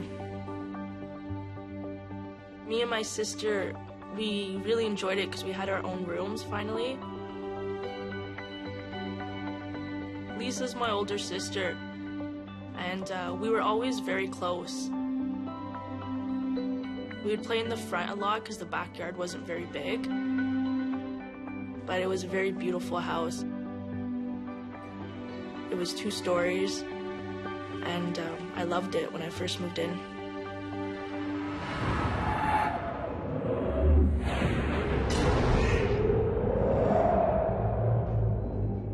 That day, me and my sister Lisa were playing outside when I noticed a window on the side of the house I had never seen before. It was a second-level window that seemed that it should have been in my room. There was also another window that was an attic window.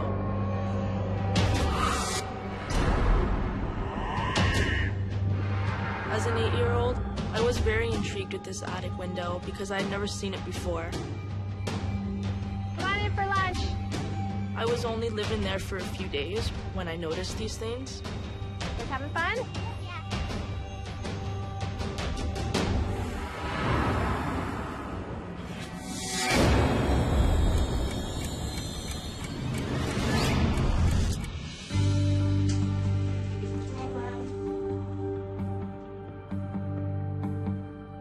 That night I was getting ready for bed, and I had a teddy bear I always slept with. But because we had just moved in, it was in my closet. And that's when I noticed the outline of what seemed like stairs.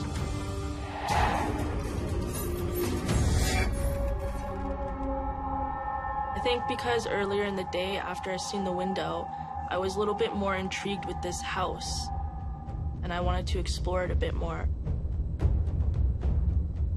So seeing the stairs made me think that maybe there was more to the house than what I knew.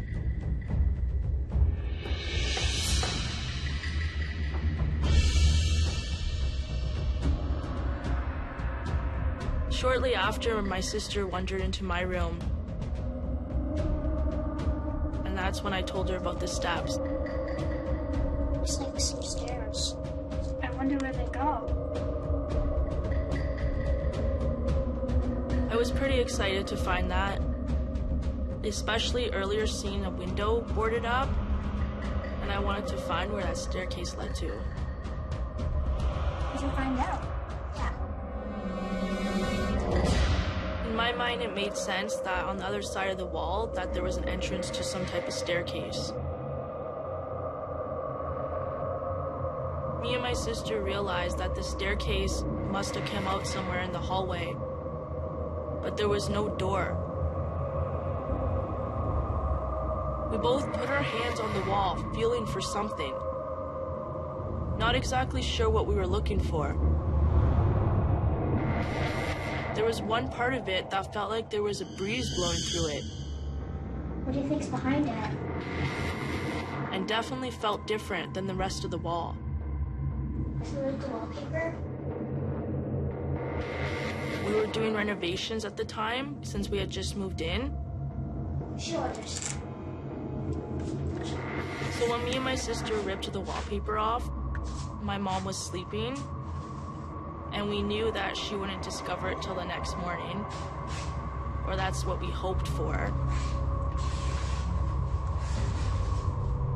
Under it. When we tore off the wallpaper, we've discovered a door. It looks like a door. It was almost like it was just a part of the wall that opened. I think it was really weird that the door was wallpapered over. I later found out why. They clearly didn't want anyone to find that entrance. But we opened the door,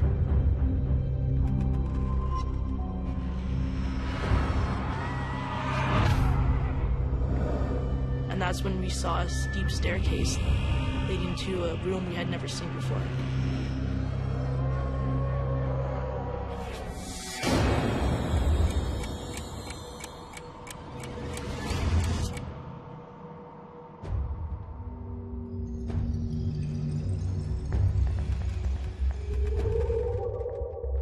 Me and my sister were right. We found the secret staircase.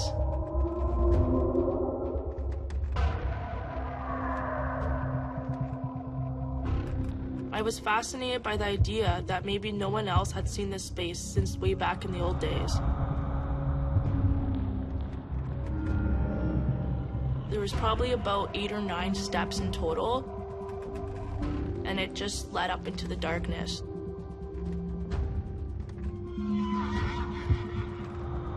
Me and my sister were both excited, but at the same time scared.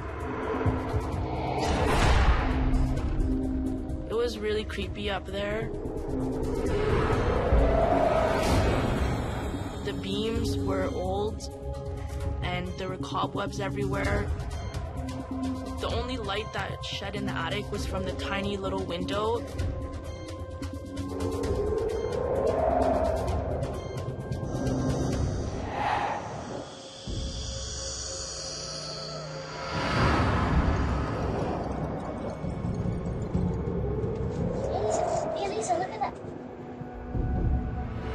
Lisa? Lisa?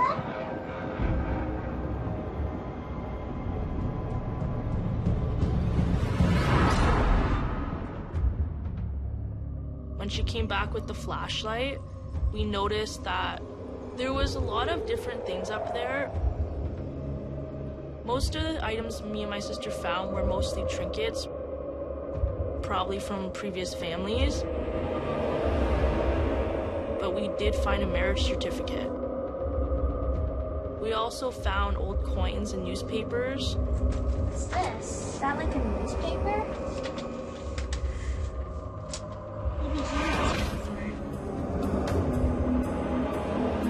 Me and my sister noticed that there was a whole section of the attic that was just boarded up. It right away didn't feel right to me. I felt like there was something that was trying to be hidden. It looks like a door. Yeah, but there's a big hole in it. As soon as I seen the hole, I was creeped right out. I knew right away that something was off. I was scared. I realized one of my clowns was playing music. I thought that my room was haunted, that my house was haunted. I felt that I opened the door to something that I couldn't close.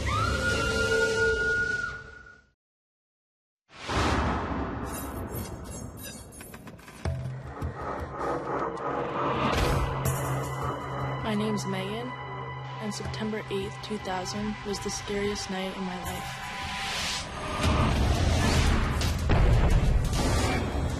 Me and my sister realized that the staircase must have come out somewhere in the hallway. But we opened the door.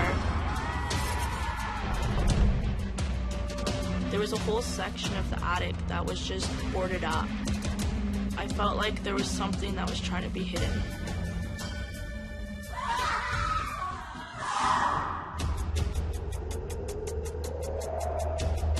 As soon as I went up in the attic, I knew it was a mistake. It gave me the creeps, it gave me the chills. It made me really uncomfortable. It looked as if someone tore through the boarded up wood, struggling to get out.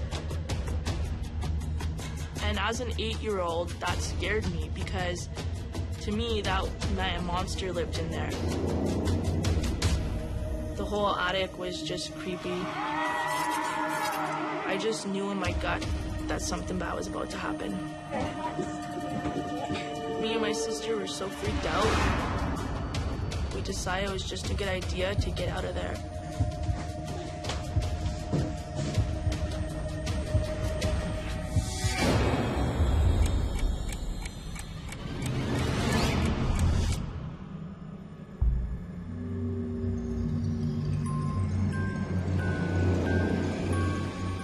I was already really scared from what just happened. So when I went back into my room, my skin was just crawling. I realized one of my clowns was playing music. And what really freaked me out is that you had to crank this clown for it to play music. But nobody was in my room to crank it. I looked at it, trying to figure it out. Couldn't understand it. I was scared. I thought that my room was haunted, that my house was haunted. I felt that I opened the door to something that I couldn't close.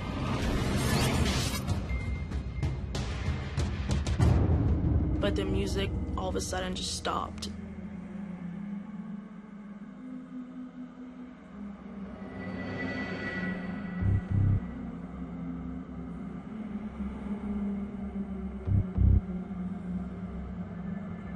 I couldn't sleep right away after because I was too scared.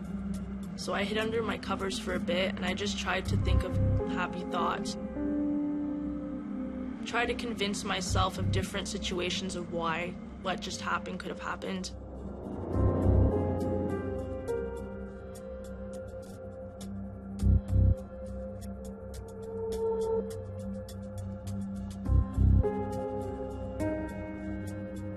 after I fell asleep, I woke up because I heard something talking.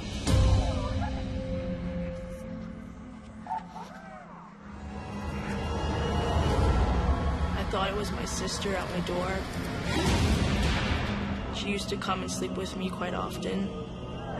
I realized it was my dolls that were on my dresser. They were all going off at once, talking, making different noises.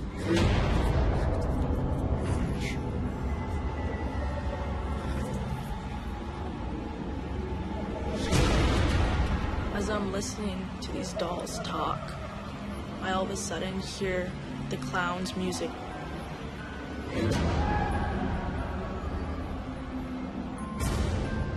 I was so scared, and I ran right to my mom's room.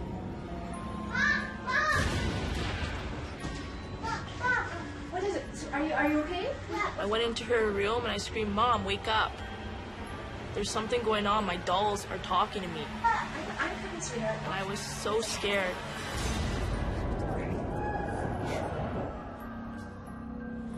Mom, the dolls are talking. The dolls are talking. Oh, sweetie. No, baby. Sometimes what happens is the batteries, when they get old, they just run down and they sound like they're talking, but they're really not. At that point, of course, the dolls weren't talking no more. No, nobody's in there. She made sure nothing was there, that there was no boogeyman in the closet. Nothing. Okay, can we go back to bed? Good day. My mom calmed me down enough to get me back in my bed, but that wasn't enough for me. I knew that something was going on.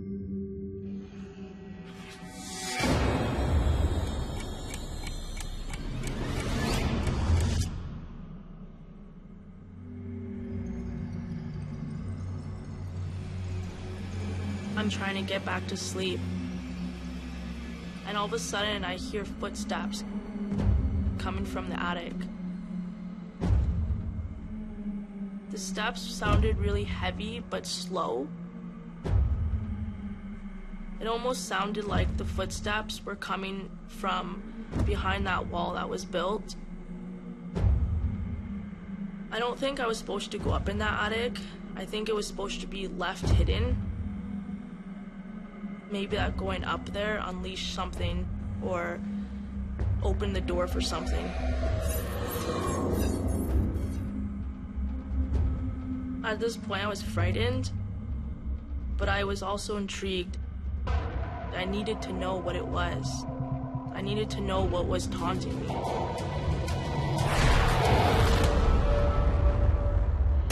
I knew right away it wasn't human, just by the way she was looking at me. There was no life in her eyes. And as we're staring at this spirit, she slowly comes towards us, getting closer and closer.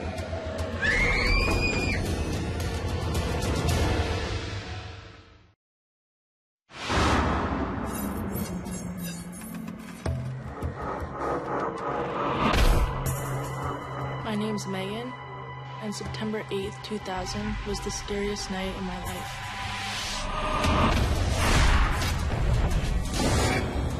Me and my sister were so freaked out, we decided it was just a good idea to get out of there.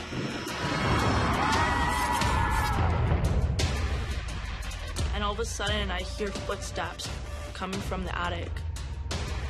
I don't think I was supposed to go up in that attic. I think it was supposed to be left hidden.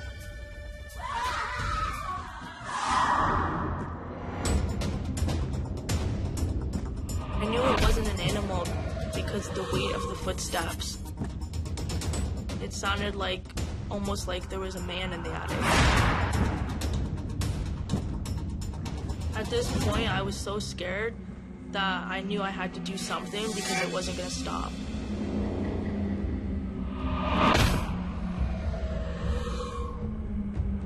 As I got out of my bed, I walked to my door very slowly, and I opened it. And my sister was standing there. When I asked her what she was doing at my door, she said that she heard something calling her. or someone whispering her name. I've been hearing voices all night. Even though we were afraid, we needed to know what was up there. We grabbed a flashlight and we held hands as we walked down the hallway.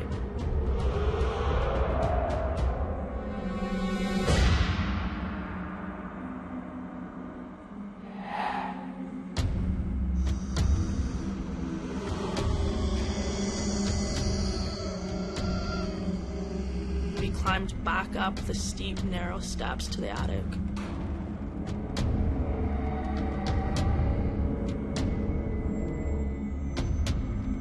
And when I got to the top of the stairs, I was frightened. I was so scared.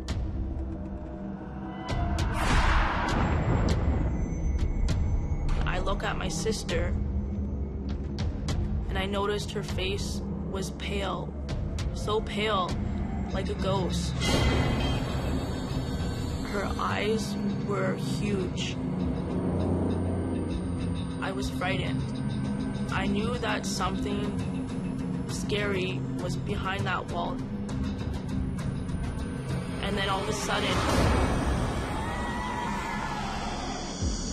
I've never been as scared as I was when I saw that girl.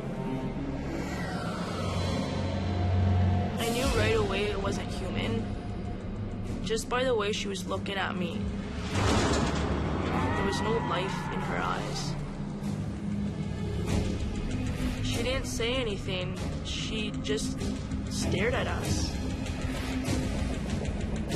And as we're staring at this spirit, she slowly comes towards us, getting closer and closer. My sister screamed. I screamed too, and booked it for the stairs. It's monster! We were both in shock, in fear and panic.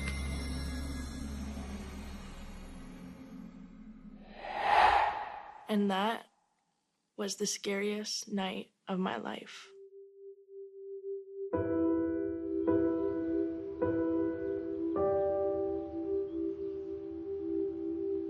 We weren't the only ones who had this type of experience within that house. When I look back at it now, I realize I should have never found the attic. Somebody went to great measures to hide it.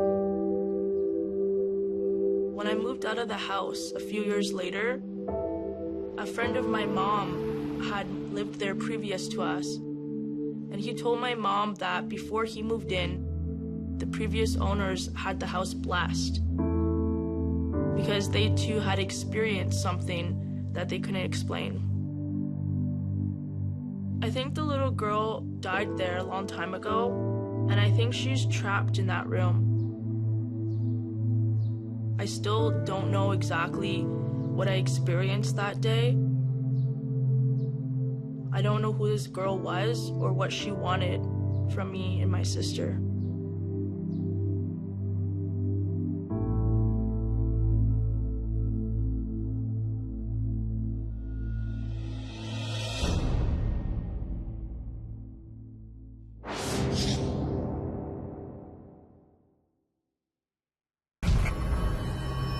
August 18th, December 12th, 2011. December 1st, June 15th, 1991. was the scariest night. Was the scariest night. Was the scariest night. Was the scariest night. Was the scariest night of my life.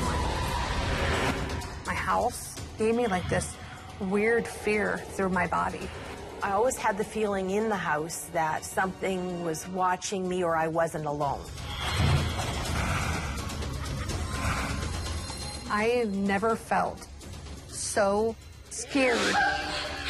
I knew it was deceiving me, and I knew it was evil. I was out of my mind with fear. She floated so close, I felt the evil coming off of her.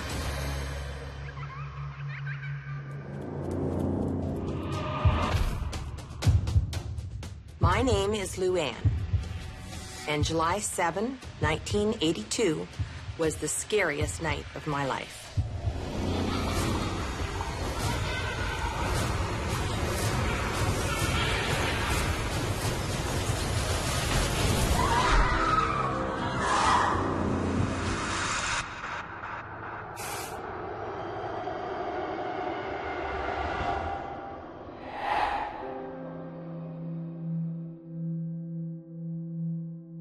love my house, but I've always felt there was something negative in it.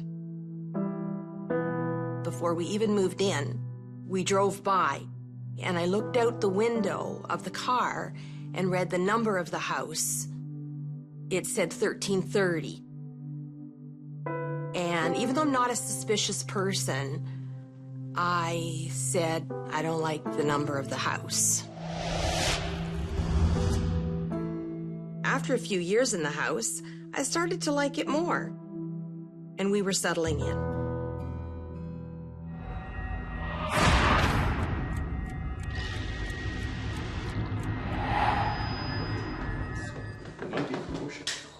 Great. I'm looking. Just cross your fingers. Yeah. It's a good possibility. So I'm sure you can. I should know tomorrow. Wonderful. Yeah. Our family was around the supper table in the kitchen. Sounds good. Hey, There was myself, do you guys want my to go husband outside? Grant, Do you want to go play with your dad? and our two children. Park tomorrow. Yeah. Yeah. Sound good? Yeah.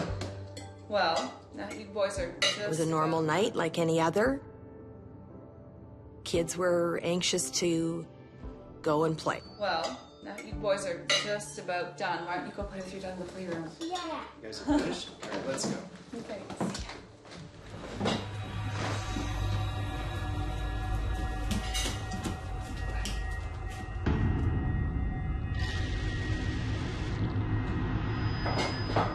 They had a whole playroom full of activities, everything you can imagine. So they loved being in there. Where? You need to toilet. You need to toilet. Supper was finished. The kids are off to the playroom. Grant has gone with them.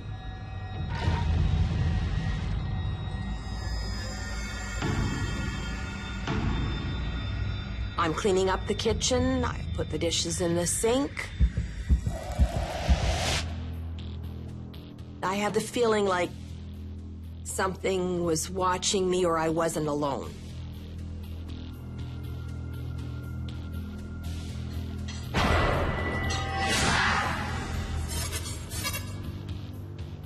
It was an uncomfortable feeling, and being a non-believer of any kind of paranormal, I thought it was just me having a bad day.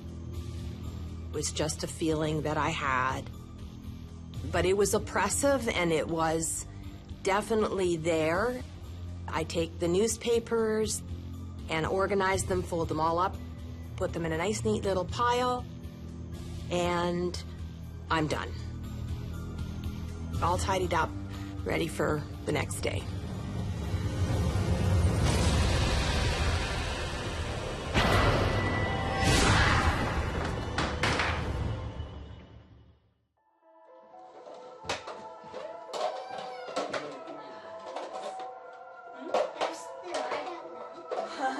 We're in the playroom, and it's early evening. Kids are having a great time. Like, not this part, but this part. And I noticed out of the corner of my eye, the lights were on in the kitchen. I was sure I turned them off. I actually turned to Grant and said, "Did you turn the kitchen light on?" Lights on in the kitchen? No. What?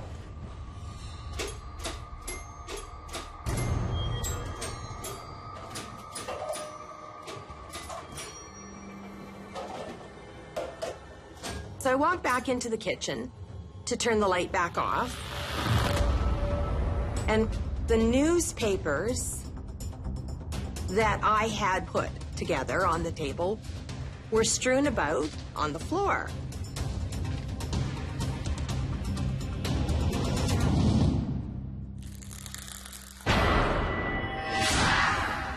Grant! Grant! Yeah. Grant! Yeah. I said, "Grant, did you come out here and mess up the newspapers?" I just tidied this up. What's going on here? And he came out, no, I didn't. I said, "Well, I folded them." I don't really know what's happening. I don't believe in anything paranormal, so it has to be something else.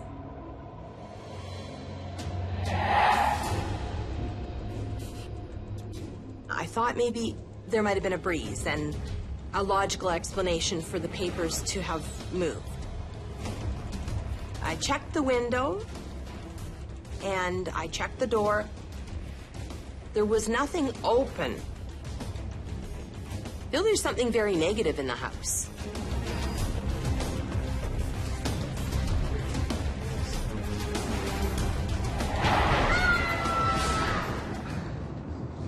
While I'm in the kitchen with Grant, we hear a little bit of crying coming from the playroom, and it's clearly Michael.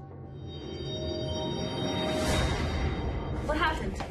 You okay? Something pushed me. What? What? And he's saying that somebody pushed him. I said, well, who pushed you? Well, I don't know who pushed me, but somebody pushed me.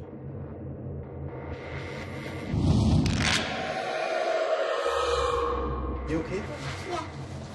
Are you hurt? He's just shaken up. He was just running around, and it was like he hit an imaginary wall that wasn't there. And it made him fall over. But clearly something was happening.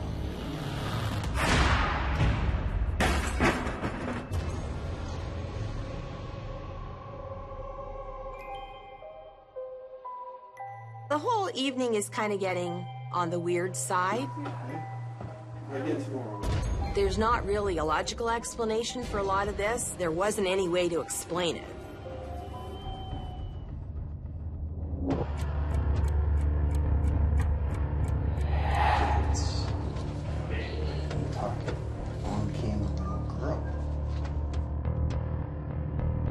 After the kids were in bed, I decided I would tidy up a little bit because it's always a disaster area.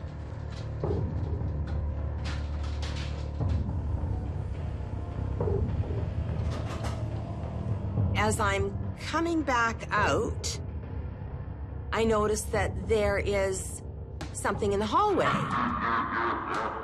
And it's a little red and white rubber ball.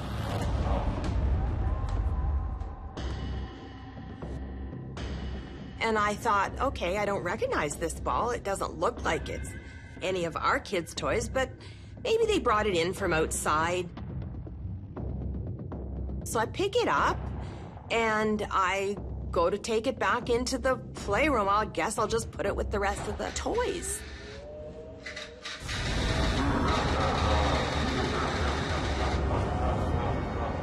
And it's a mess.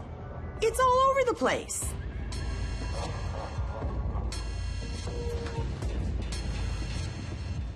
Now I'm starting to get afraid.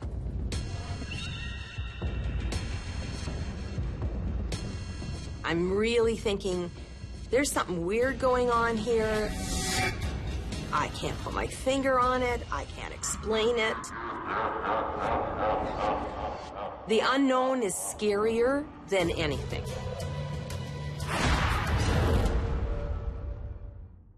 I'm not sure why I woke up, but something woke me up. And I think I see something, and it's floating above me. Just floating.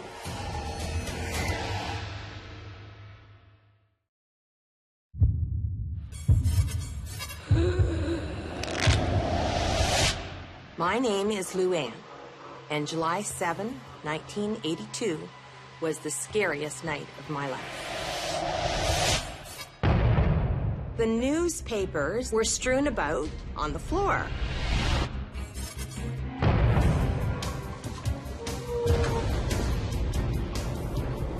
Now I'm starting to get afraid.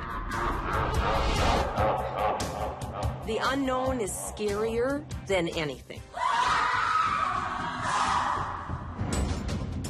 I wanted to go get Grant right away, but I didn't dare call out or yell or scream or be scared because he was with Michael.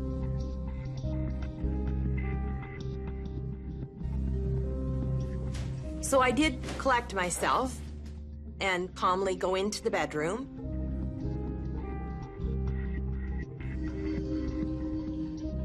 Grant? Yeah. I need to have a word with you. Okay, sure. Okay?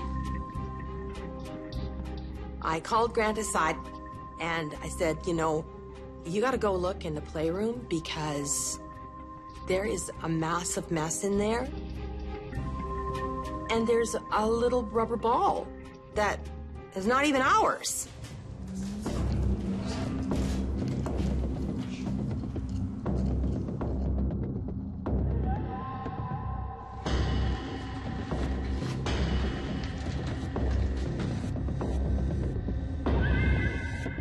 Clearly, we're both shocked. Shocked and scared. I'm just thinking something's wrong, and I said to Grant, I want to call the police. We should have somebody come and investigate. This is absolutely crazy, isn't it? We're both pretty freaked out.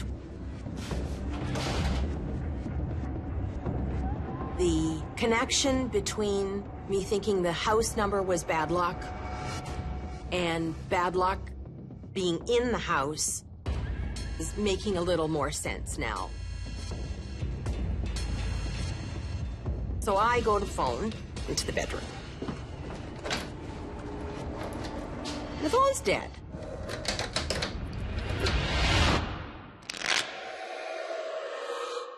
So I go to the living room, pick up that phone. It's dead too. It was really unnerving.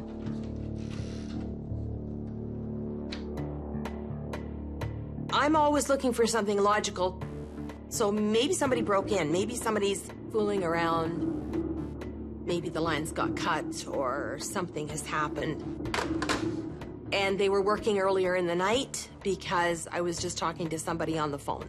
So even though I don't know what I'm looking for, I know something is not right. I didn't want Grant to go for help because then I'm at home alone. All the phones are dead. What? All of them. I'm unhinged at this point. I'm thinking that clearly something's not right. I don't know what to do anymore. But we decided we'll stay together in the house. Hopefully this is it, and there'll be a good reason for it all in the morning.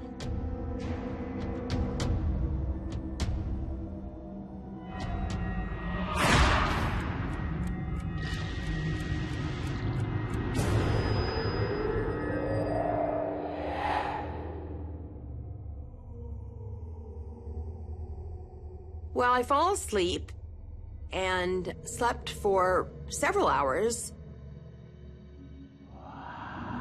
I woke up.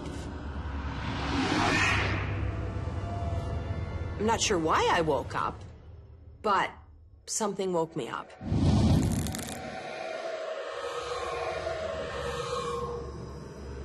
And I think I see something floating above the bed. I thought maybe, well, I'm seeing things. My eyes are bleary from sleep. And I blink and I'm trying to focus on it, and it's a book. And it's floating above me. Just floating. And I follow it with my eyes. I still can't believe it. Then all of a sudden it's gone.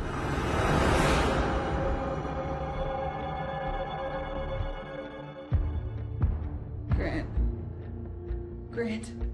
It's almost like you're pinching yourself to wake up, to figure out, okay, that's not real. I think I'm dreaming. Objects just don't move by themselves. So I kind of gather myself and I think, okay, I gotta go back to sleep.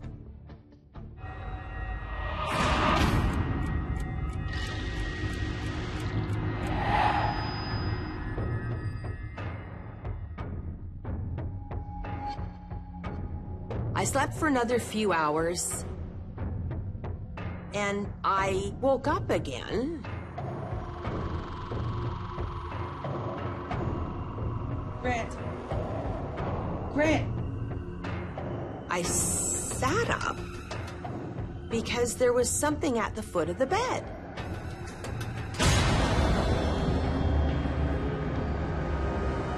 I'm paralyzed with fear. It's right directly at the foot of my side of the bed. So clearly it's come to me.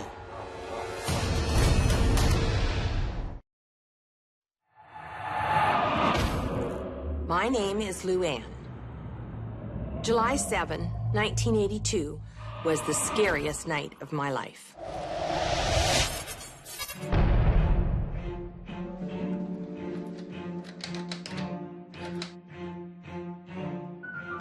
I go to the living room, pick up that phone, it's dead too. I don't want to move. I'm not sure what this is. I was out of my mind with fear.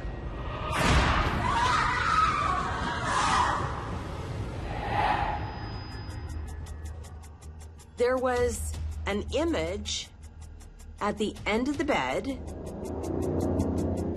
and it was tall as a man, 6 feet tall, in a white gown, kind of like a monk would wear, with a white hood and long white sleeves.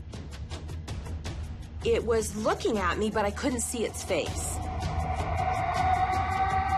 The room is filled with the mist and ice cold.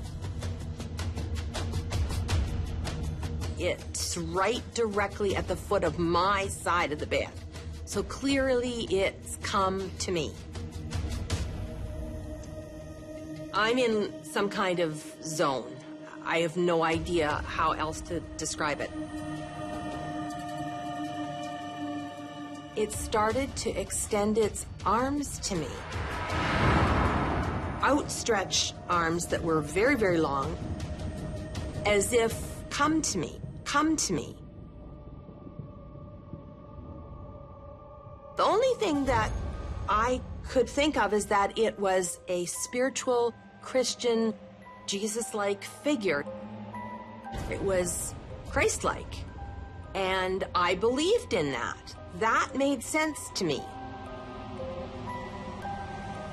As it reached closer to me, it touched me on the left side. As it touched me, it was ice cold, frigid cold.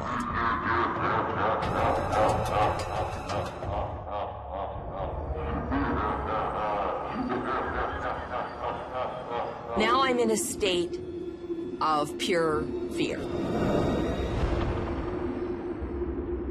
Because I knew it was evil. I knew it was deceiving me. At that instant, I looked in its face.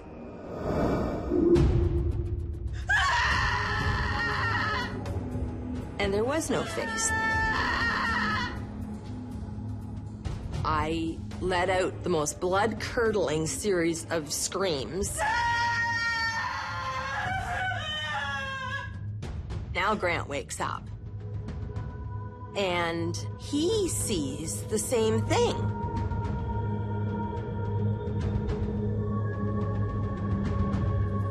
But it is now just sort of gliding out the room. We both watched it just dissipate as it went out the room and down the hall. I was paralyzed with fear. I would not move. And I am besides myself in panic stage.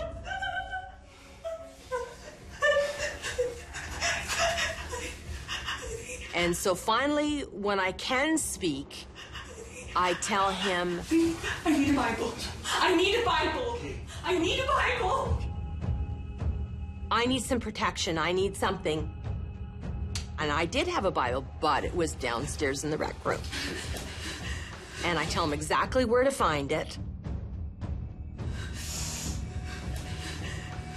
There was no way I'm putting my feet on the floor. There was no way I'm even going out of the room.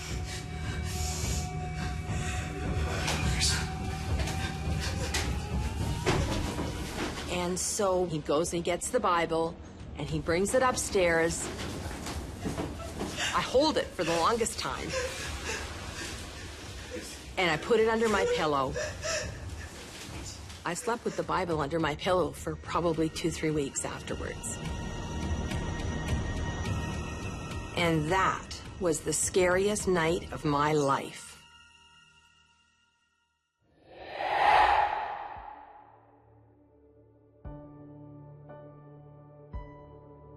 I think that I was picked. I think that I was chosen to tell a story, to tell his story. I believe the spirit that came to me took on a form I would believe, but I believe that it was somebody that lived on the property before, that had been cheated out of things and had died very young. It came to me because it had to convince me.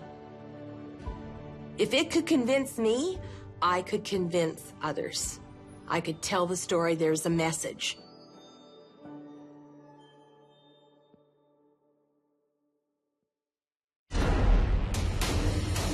I have never felt so scared. I started feeling like something was on me. I couldn't move. I couldn't scream. The feeling that went through my body was just terror. The closer she kept getting to me, I feared like this was the end.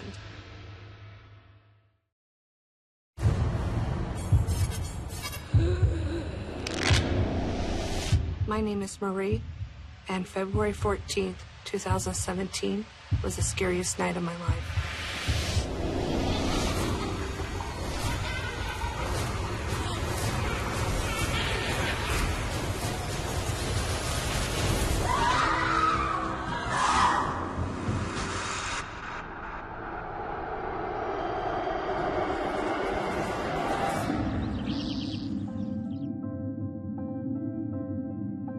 2 years ago, we actually purchased a dream home of ours for Jay, myself, and Brandon.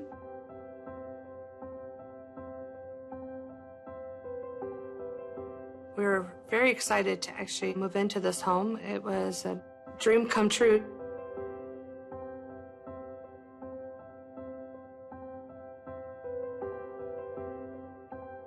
This was a happy time of my life. We actually had everything going for us. We just bought a new home. It was a wonderful life.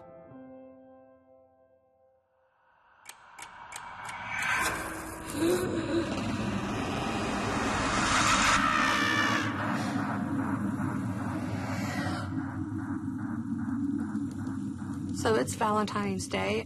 I was actually in the kitchen. My husband and my son were upstairs.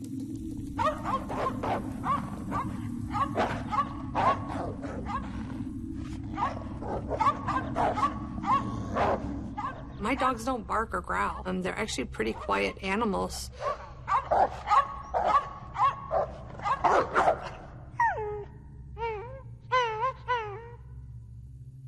And then the barking stopped. So I started tidying up the kitchen.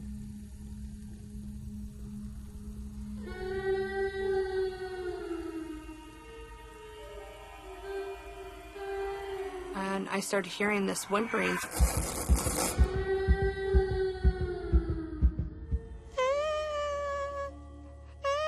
It was almost like a child was scared or something. I knew it wasn't Brandon or Jay. As a mother, I mean, when you hear a child whimpering, I mean, you're concerned. I was. I mean, I felt the stress of the whimpering.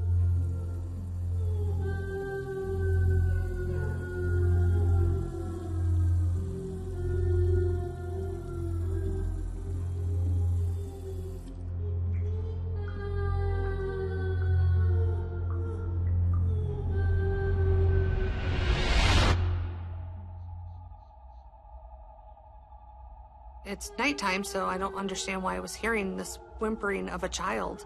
So it sort of made me like nervous. I started believing like, okay, what is this? I mean, is it outside? Is there somebody out by the door? So I started walking to the front door to see what was going on. And my dog started growling again.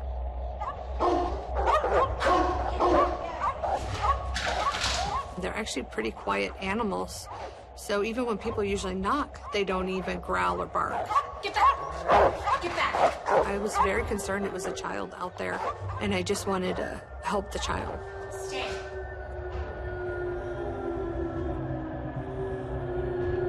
So I opened the door, and the crying stopped. I looked around, and there was nobody there.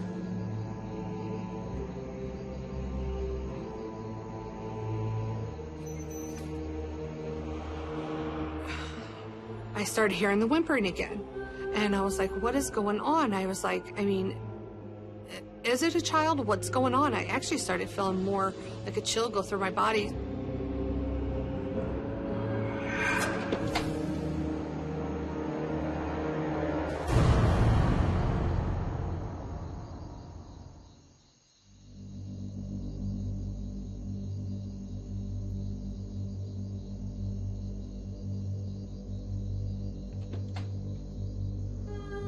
Every time I shut the door, the whimpering started. As soon as I went out there, it seemed like the whimpering actually just stopped right there.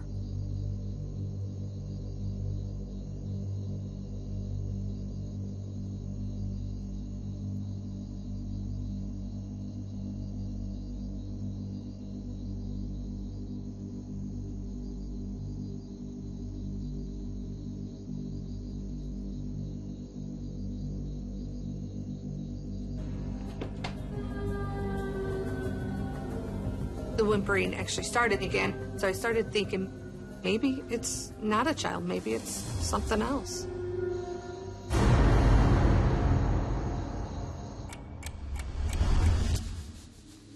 So I was in the kitchen, and Jay and Brandon came downstairs to go out, and I asked them. You didn't make the sounds of the child crying? What? What are you talking about? They looked at me and said, no, we weren't doing anything. We've been upstairs the whole entire time. After Jay told me that they weren't messing with me, Jay and Brandon left.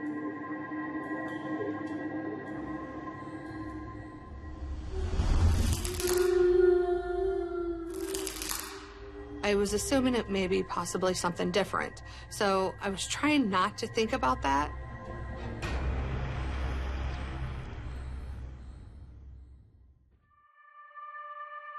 I was getting myself a little bit scared, so I actually was trying to think of something else and turned on some romantic TV shows and started watching TV.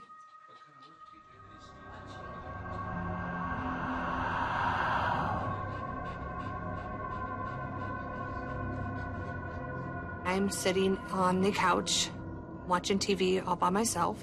My animals were there sitting right next to me. And it was nice and quiet and very peaceful.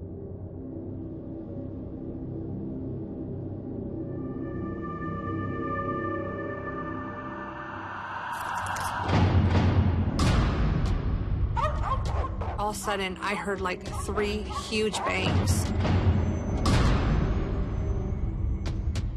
It was a terrifying bang, something unnormal, almost like somebody was hitting a wall. It was just really loud, and they happened very quickly. The loud 3 bangs, bang, bang, bang, was right after each other.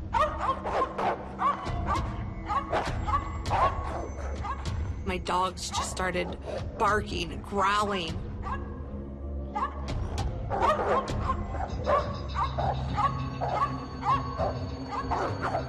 So I started having this like fear, like where is this banging coming from? The way it echoed, I thought the sound was coming from the garage. Despite the little voice in my head, I was going to check. As I was approaching the garage door, I started feeling very fearful. So I started, grabbed the doorknob, very slowly opened the doorknob because I was actually pretty scared to actually open the door. I didn't know what was going to be on the other side.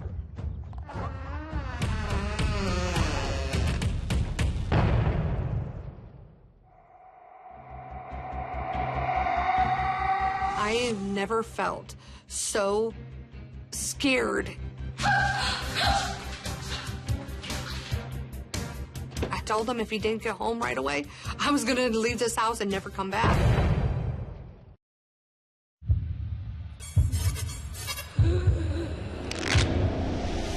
My name is Marie, and February 14th, 2017 was the scariest night of my life.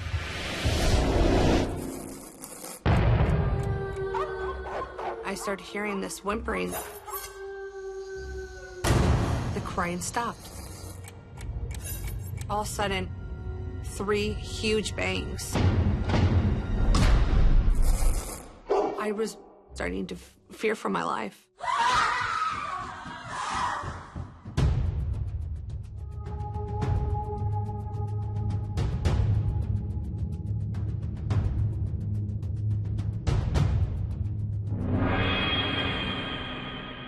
There was nothing in there.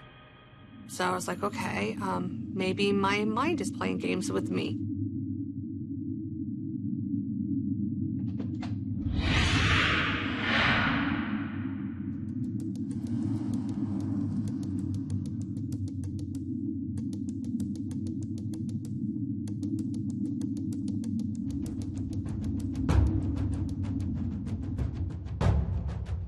I looked across the room.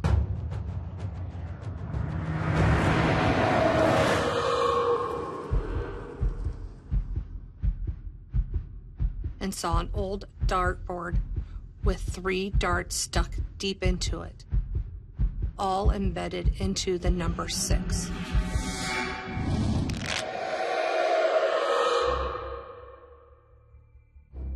"666 means the devil. I was 100% sure that those darts were not there before. It scared the living crap out of me. I was really starting to fear for my life. Almost felt like something wanted me to go in there. And then I started feeling like somebody was in the garage with me. I started feeling this heaviness. It was just almost like somebody was almost on my back, but I didn't see anything. I felt like somebody was getting on my back.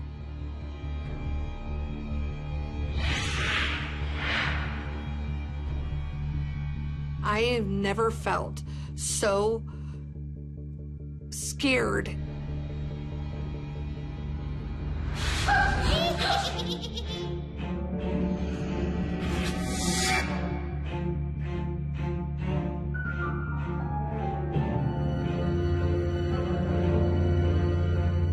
It was a very horrible feeling. I mean, I was very terrified. And I ran into the kitchen, and I am calling Jay. I'm like, you get home now. I honestly told him if he didn't get home right away, I was gonna leave this house and never come back. Where are you? You have to come home. I was so terrified. I was screaming at him to actually get back at this house. I never really scream at him like that, and I'm like screaming, get back here now. I think there's somebody in the house.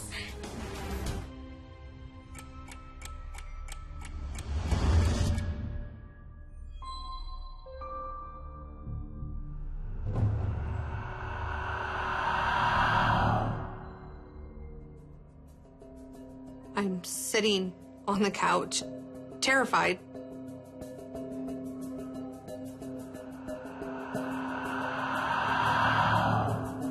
My animals wouldn't even leave my sight.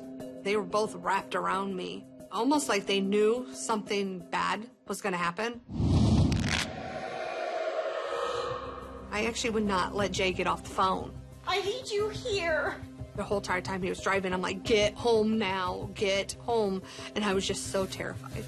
I was like, are you 5 minutes away, 4 minutes away? I mean, get home. I was making him count like how many minutes away he was from the home because I was so terrified. Are you here? He's here. Oh, thanks. I'm like, just hold me, hold me. Okay, calm down. Calm down. It's okay, it's okay. Okay? It's all right. Take deep breaths, deep breaths.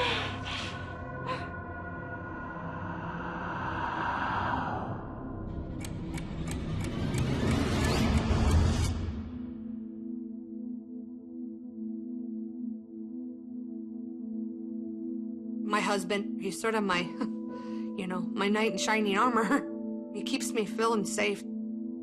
I started feeling like everything was okay. It made me feel a lot better.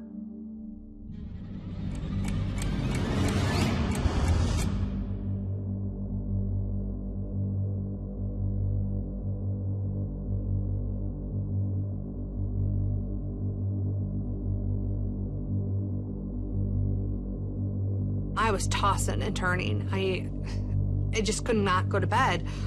Jay was sound asleep.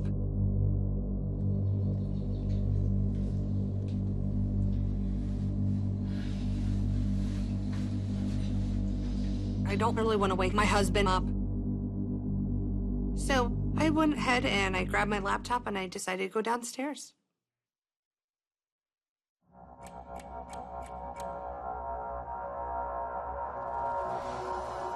I was sitting on the couch, going through my laptop, going through things, and I was like, okay, I'm gonna shut off the light, try to go to sleep.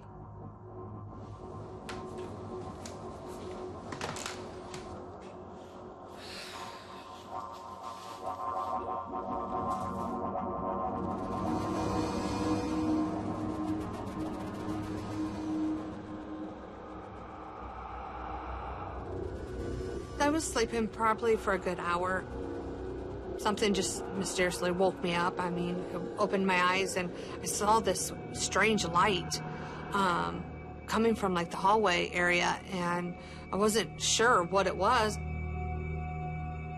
But the light started getting, even closer. Every time it kept getting closer to me, it kept getting even like bigger. The light would just like almost like it was covering almost my whole living room. At that time, I'm like, okay, what is going on? The closer it got, I started feeling like something was like on me.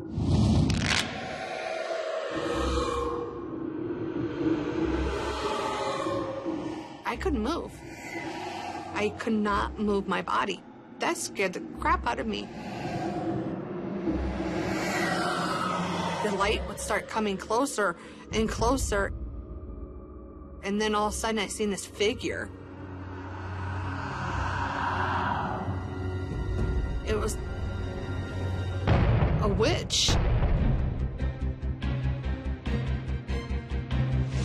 I couldn't move. I couldn't scream. The feeling that went through my body was just terror. The closer she kept getting to me, I feared like this was the end.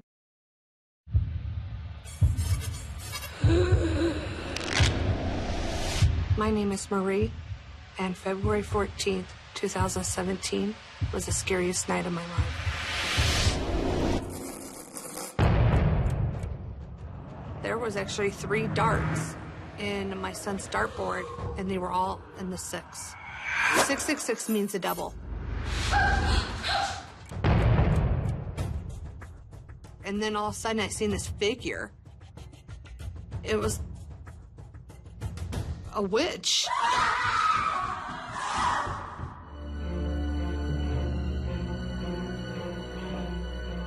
She had the most horrible face with like scars and like ash. and it was all wrinkly with warts. The most horriblest thing I've ever seen.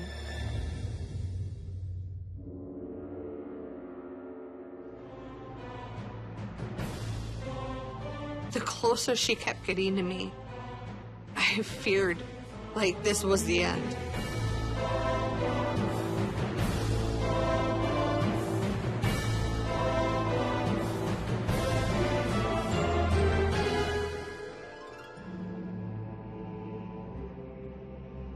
I mean, I didn't know what she was gonna do. It just like the fear that came through you, it's just like, almost like she was ripping every emotion out of me.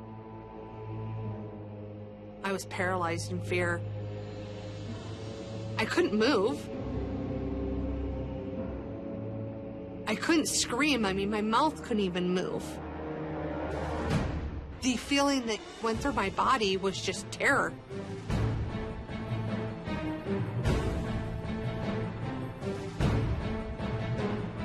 It was just the horriblest feeling when you even try to look into her eyes. I wanted to keep looking away.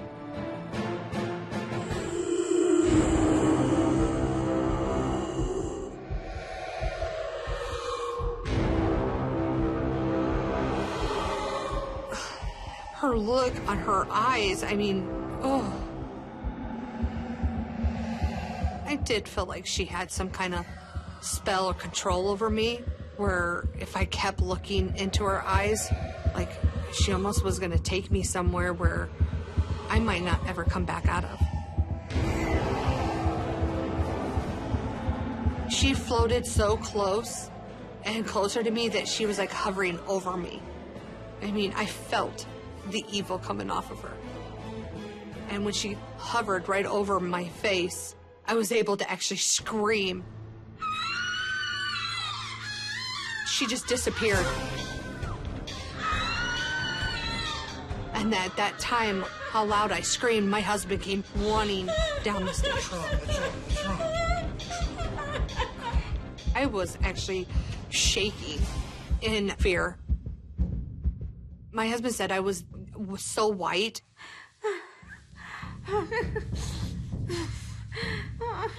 He was so worried about me emotionally and physically. My husband was just sitting on the couch, and I was in a fetal position, and he was just holding me. What I saw was a witch, something demonic. The night ended with Jay holding me. I couldn't actually go to sleep.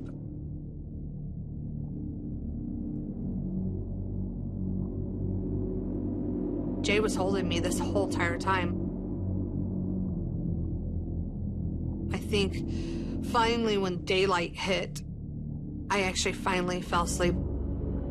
It scared the living crap out of me. I wanted just to get out.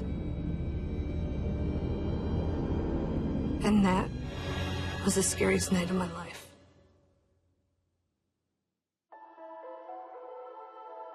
I don't try to think about her, just even trying to picture this woman. I mean, just scares me so bad. The only thing we can actually think of is I collect antiques. I might have grabbed something or purchased something that maybe belonged to something that was attached to it. I didn't think it was human. I thought it was just probably a spirit or something demonic. Maybe because it didn't get a hold of me. It left.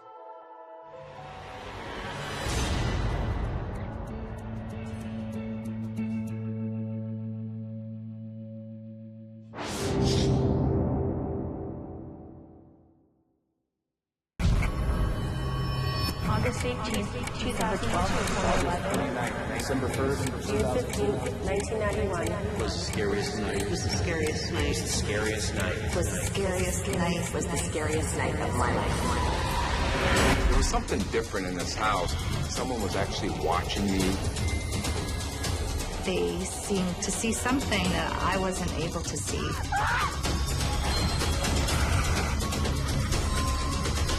A human-like shadow walking through our kitchen. I'm really scared. It was very scary. I had no idea who these people were. I knew they didn't belong.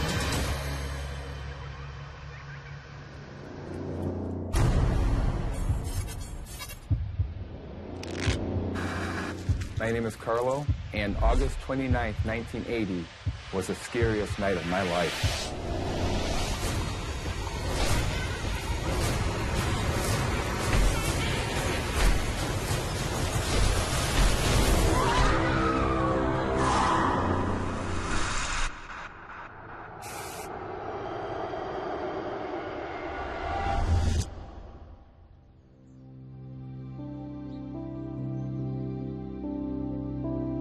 When I was 10 years old, my family purchased a home. It was a big house in Cleveland, Ohio. Everything was really big in this house, and we were all excited about having that. The kitchen was big, the living room was big. The big bedroom, which I was going to have. Before, I was living in an apartment, and I was just excited to have a place where I could call home. I remember running around and enjoying myself, kind of just exploring everything. As a kid, I was a spunky little guy that wanted to have fun. You know, I was just excited to have a place I could call home. What you think, huh? We were all excited about it. We were just a normal family. Buying this home, it was the American dream that we were all living for. Last one there. You're gonna love it. There was something different in this house.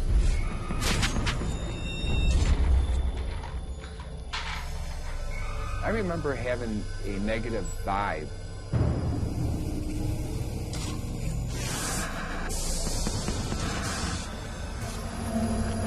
I felt very, very uncomfortable.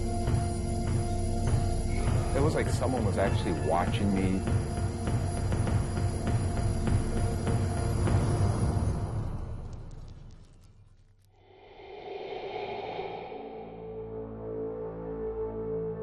I brought it up to my parents. Carlos? What do you think, huh? It's kind of creepy. What? Creepy? For the most part, they would always listen to me, but at this point, they really didn't want to hear that. I just kind of went on with my day and was just thinking that something's wrong. I knew what I was feeling inside. There was something different.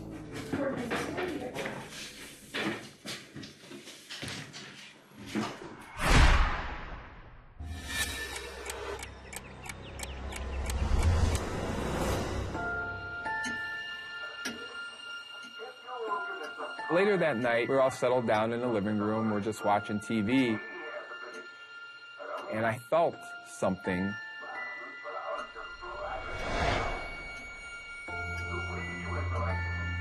And I see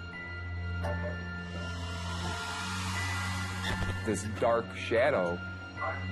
I got out of my chair and I walked towards the kitchen door. I was trying to be cautious about it because I wasn't sure if there was a person walking through our house or what. My mom asked me, "What are you looking at?" And that's when I turned around. I told him I seen somebody walking through the kitchen. There's someone in the kitchen. She looked.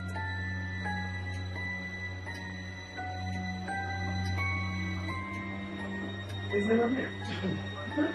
And she said there was nobody in the kitchen. What's the shot?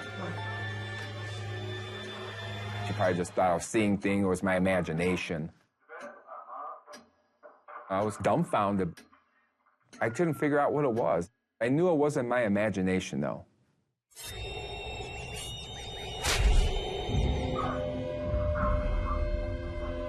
I started feeling another negative vibe. You know that feeling when the hair on your neck stands up?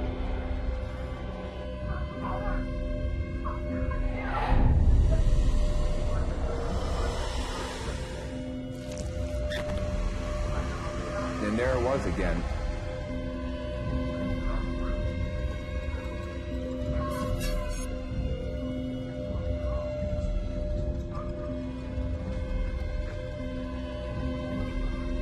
That's when fear started building up inside me. I know I seen a human-like shadow walking through our kitchen. There's someone in the kitchen. There's someone in the kitchen. It was blacker than black. You couldn't tell any facial features. It was just black. My mom got up. She walked over to the kitchen.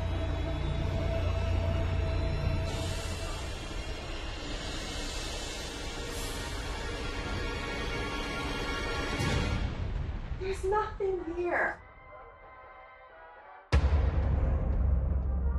She just told me there's nobody there, you know, just relax. There's nobody in this house except for us three. I was scared. I'm seeing something that nobody else is seeing walking around our house. They probably just thought I was having fear of being in a new home. But I knew that was real. That's when I went to bed. I was a little shook up because of what I seen.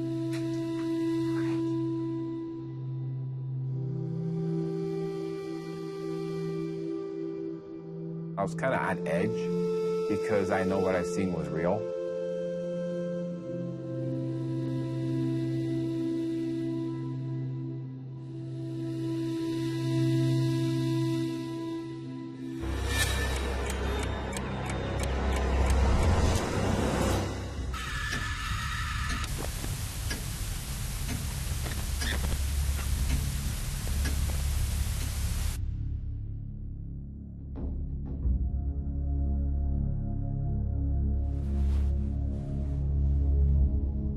It was around midnight.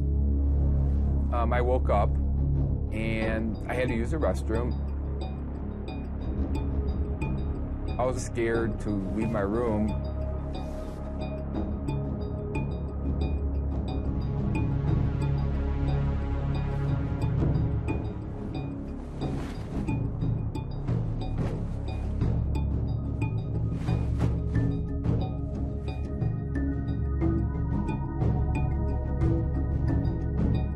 When I got up, I was looking around to make sure the coast was clear.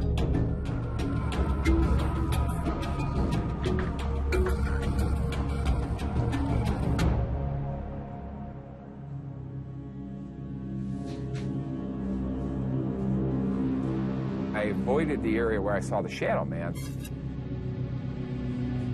So I walked around the kitchen and went to the restroom.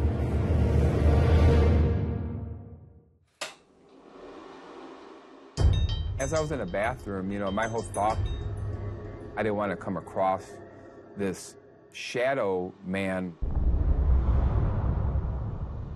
And the whole time I was thinking, I got to make it back to my room.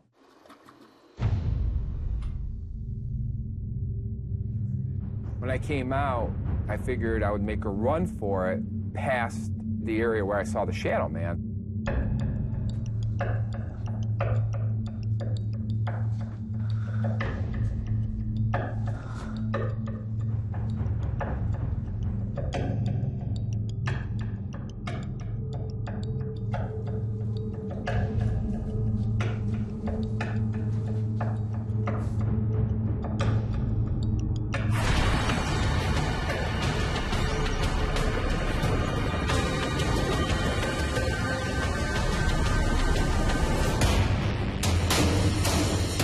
That there's something in this house. I felt this force.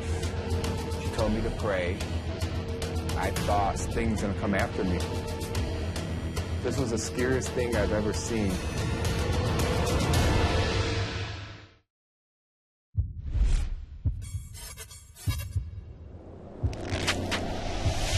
My name is Carlo, and August 29th, 1980 was the scariest night of my life. And I see this dark shadow walking through our kitchen. That's when fear started building up inside me. I woke up and I went to the restroom. I didn't want to come across this shadow man. I figured I would make a run for it past the kitchen.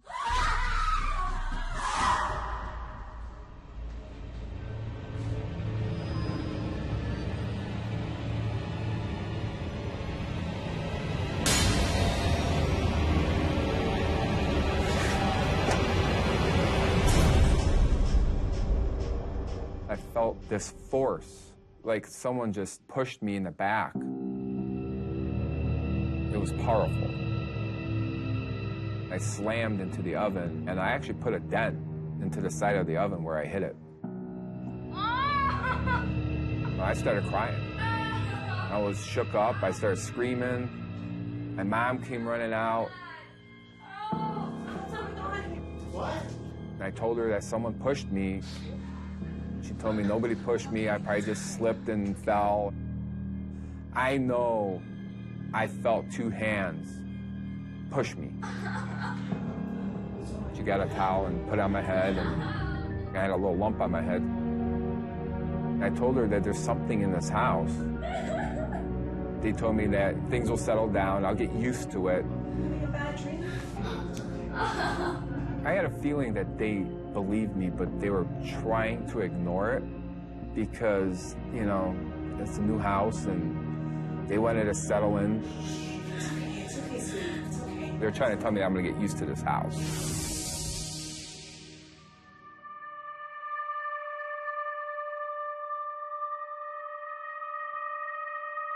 My mom takes me back to the bedroom. She told me to pray, and we pray. Thy kingdom come. Thy will be As I was praying, I felt a little more comfortable because she was with me saying the prayer and believing that someone's gonna watch over me. Great. She all tucked in again. She lays me down and tucks me in, and she told me good night and gave me a kiss and left the room. Good night, sweetie.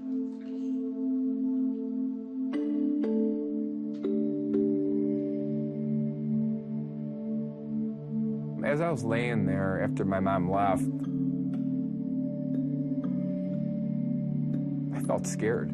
I thought for sure that this thing's gonna come after me again. You know, I wasn't sure when or how, but I had this weird feeling that something may happen again.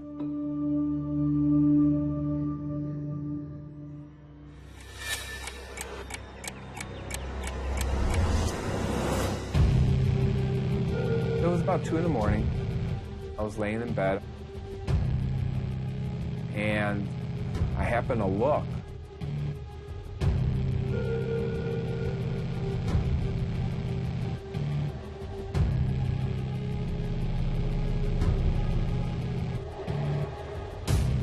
And in the doorway, there's a silhouette of a man standing there. It was darker than dark, no facial features, almost like he had a top hat on, just standing there swaying back and forth.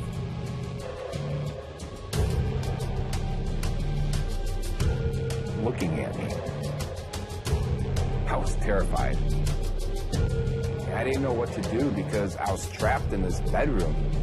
If I screamed, would it make it mad? I didn't know. I did not want to look at it. So I pulled the sheets up by my eyes. I was just hoping to God that this thing would just disappear. As I pulled the sheet down,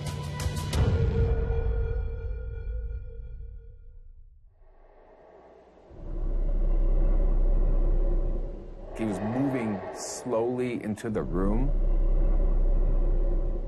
I was petrified.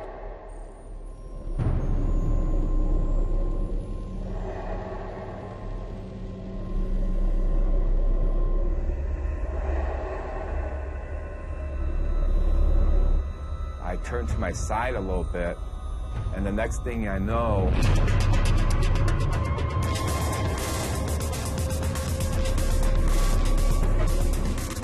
there's this full force of pressure that jumps on my back and it grabs me by my neck and like shoves my face into the pillow. As it was holding me down, I had a hard time breathing. I thought I was gonna suffocate. And it's holding me down. I couldn't even move. It's almost like I was paralyzed for a second. That's how strong this thing was holding me down. It felt like someone just threw a car on top of me. You could feel the breath just hitting your face. And it started speaking in this language I didn't understand. The sound was like a demonic voice of pure evil. The only thing I could think of doing was to pray. Our Father, who art in heaven, hallowed be thy name. I was hoping that God would save me from this thing. But I didn't think it was gonna let go. Every time I think of what it said, every hair on my body stands up. I felt like I was gonna die that night.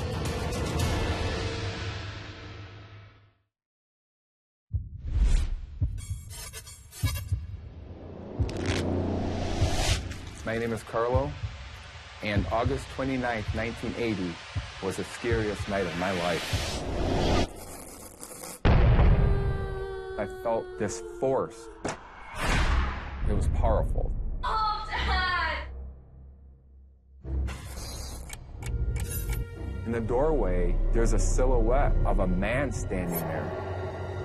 I was just hoping to God that this thing would just disappear. It started speaking in this language I didn't understand.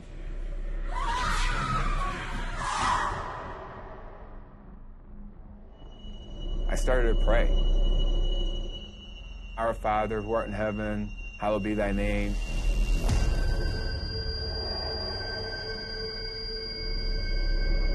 I was hoping that God would save me from this thing because I felt like I was gonna die that night. I thought that was it. I started to cry. I wanted to yell, but I couldn't. And it's still breathing real heavy. It was like hot breath in my ear. Every time I think of what it said, you know, every hair on my body stands up.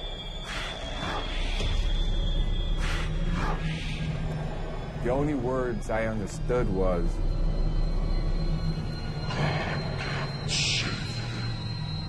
God won't save you.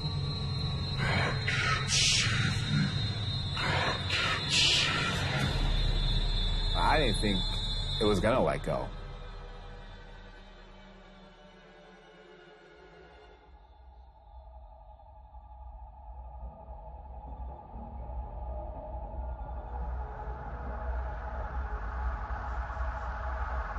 He released me. I think my faith was a little stronger than what it was.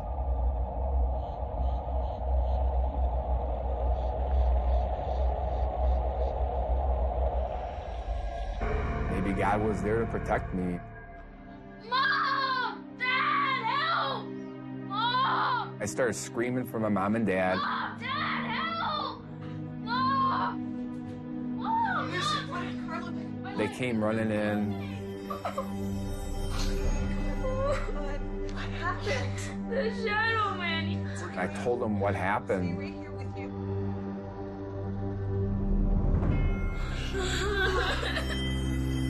I had a few red marks around my neck. You could see a handprint. It's okay, sweetheart. Your neck. What happened? My legs are burning! I felt this burning sensation on my leg. And they pulled the blanket off me. Oh my God. It's okay. Sweetie, it's okay. You could see scratch marks going down the side of my legs, which many believe is the sign of the devil. We're here now. When my mom seen the marks, I think she knew at that moment that I wasn't making this up. Something was happening in this home. It's okay.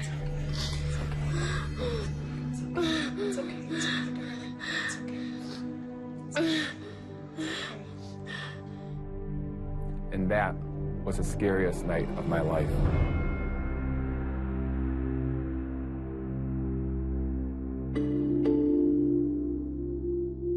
My parents were good friends with the priest from the school that I was going to, and they did have the house blessed. Things did start to settle down, but in my mind, it didn't matter what they did. I was still petrified to be in that house. I've never felt comfortable being in that house. I always thought, anytime that I'd be there, that this thing would target me again. It didn't matter what age I was just terrified being there. Later in years, I was talking to a friend of mine, out of nowhere. He goes, "Do you know a man hung himself in your basement?" And I was like, "No, I didn't know nothing about that." And he goes, "Yeah, my dad knew him. I guess he had some issues and he hung himself down from that beam in the basement." And I did a little research. I found out a man did really hang himself in the basement of that house. And I believe it's his negative presence that was there.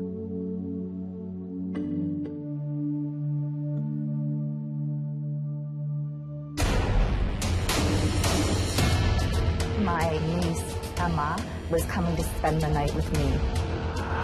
She became a little bit agitated. Everything was just too strange. I had no idea what was going on. I didn't know what to think. Who was that little girl?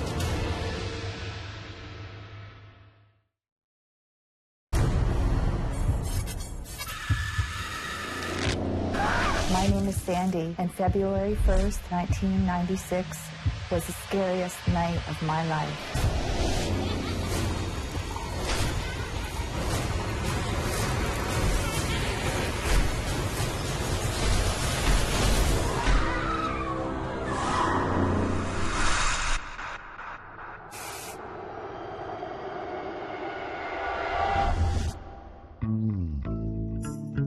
My niece, Emma, was coming to spend the night with me. I was pretty excited about Emma coming over because she'd never been to this house. Bye, Mom. I thought this whole house would be so much fun for her.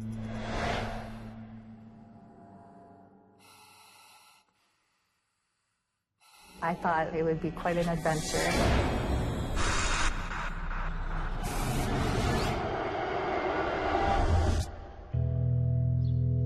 In 1996, I moved into my house.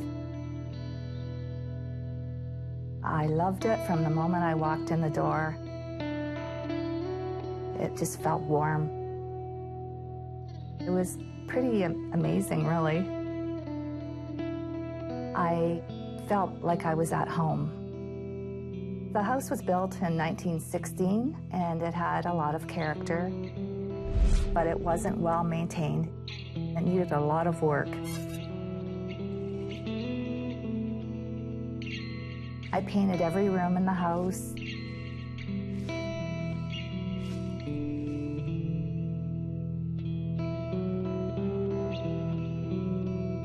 I chose all of the colors. Got it all just ready for me, how I would like it. I was feeling very good in this house. My little nest.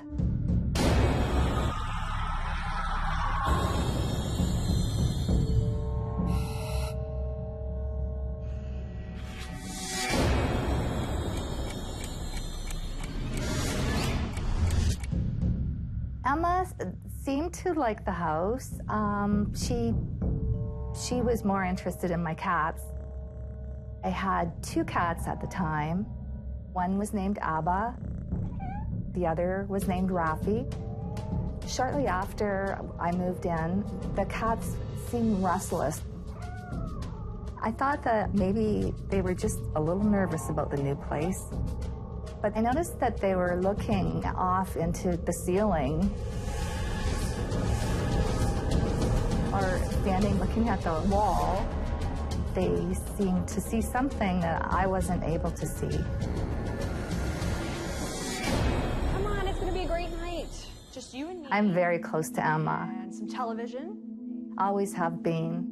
She's my little sweetheart. We went to watch TV. As time went by, she became a little bit agitated.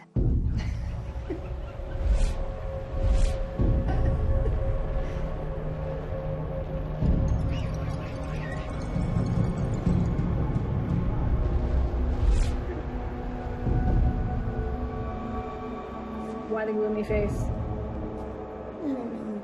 I just don't feel right. I know what we need. Popcorn.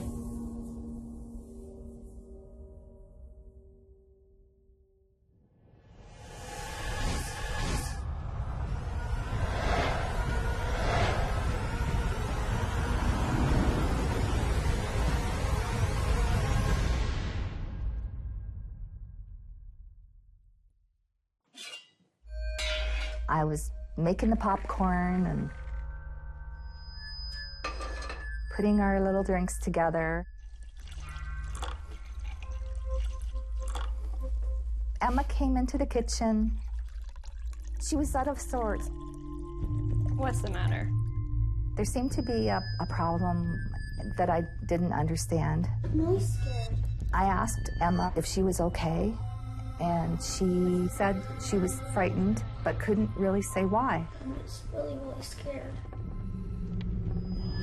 Something doesn't feel right. Emma told me that she didn't like the house.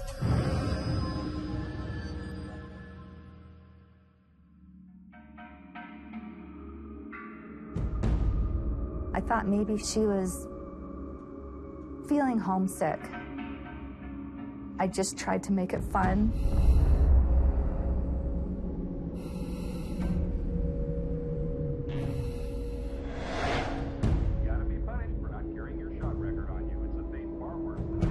We went back to watch TV.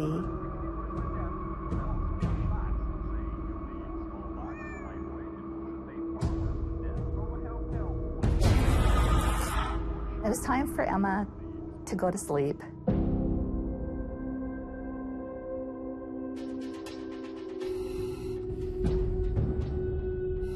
This way.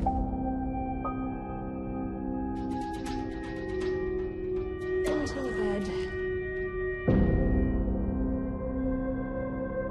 I tried to get Emma to sleep.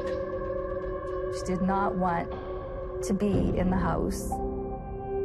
I tried to make her feel that she had nothing to worry about.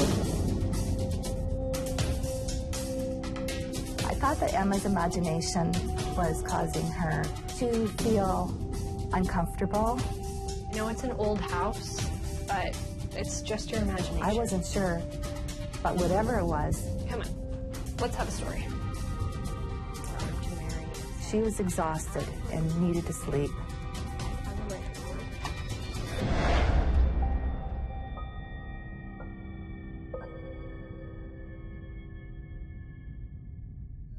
After I read Emma a book, probably halfway through, she fell asleep. I stayed in her room with her for quite a while.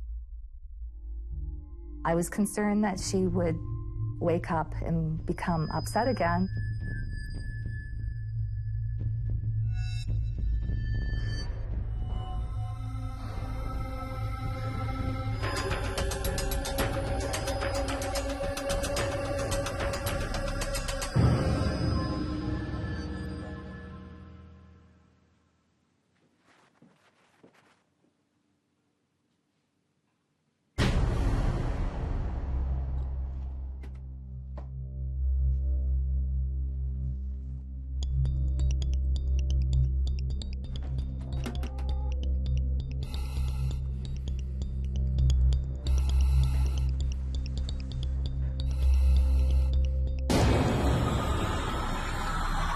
I found that I was looking around concerned, that she had good reason to be upset. I couldn't explain it. I couldn't see anything. But I did feel that something was watching me.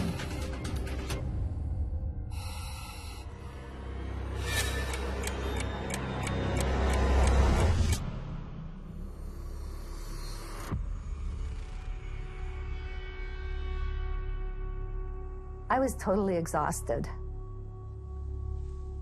I went to bed too.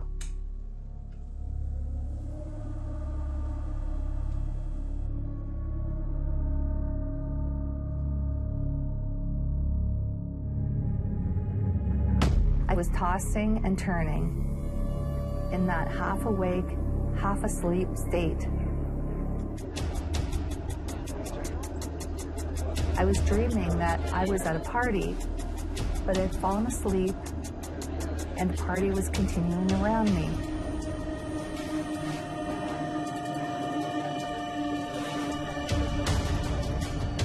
But then slowly I realized that it was actually coming from my house.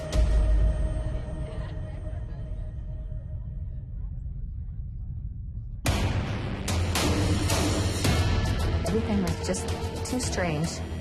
I had no idea what was going on.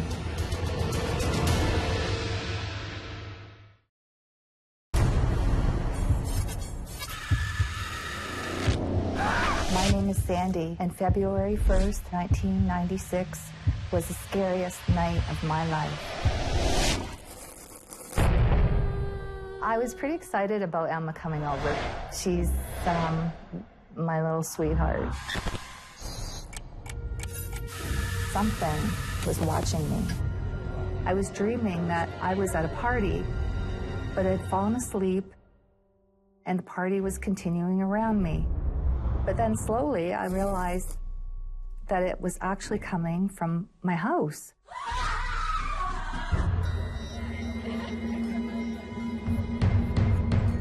It sounded like there was a party going on in the kitchen. There were glasses clinking. There were people laughing. I heard a man's voice say, "She really likes it here." And they all started laughing again. They were referring to me, like I was part of their lives. It was very scary.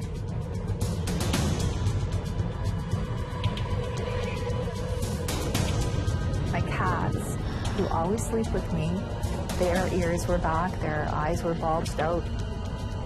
They were very scared. Emma was afraid of something, and my cats were afraid of something. There was something in the house. The first thing on my mind was Emma.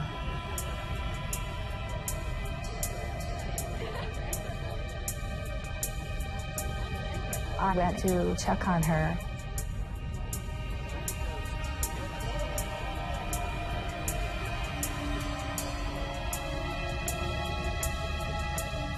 She seemed to be asleep.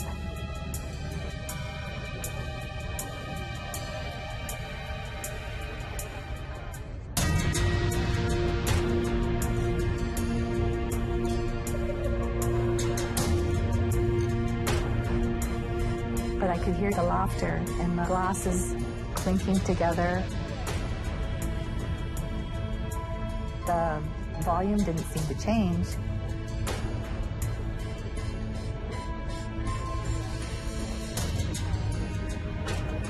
I needed to go downstairs to the kitchen to see what was going on. I had no idea who these people were. All I knew was I knew they didn't belong.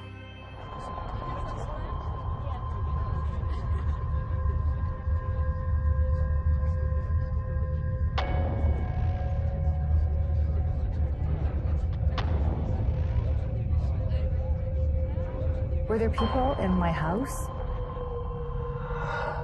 Had they broken in?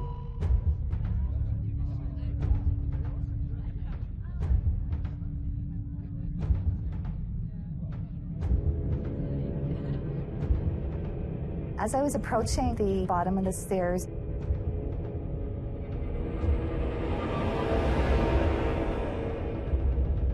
I realized I wasn't hearing any sound from the kitchen any longer.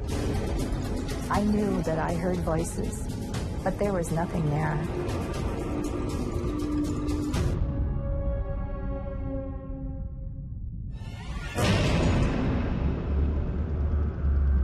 The cat toys were all arranged in a circle, in a perfect circle. I know that Emma didn't do it because I was with her the entire time. The cats were on the bed with me the whole time, and they couldn't possibly have made a circle that perfectly. I was finding that everything was just too strange. I had no idea what was going on.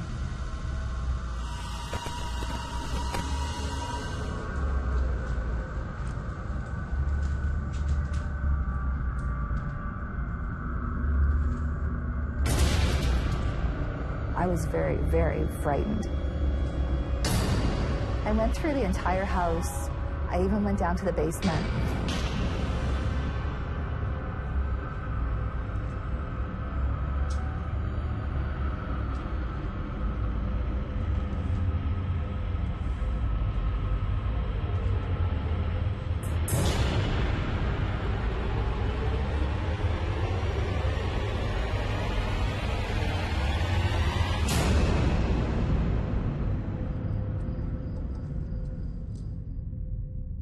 Checked the windows.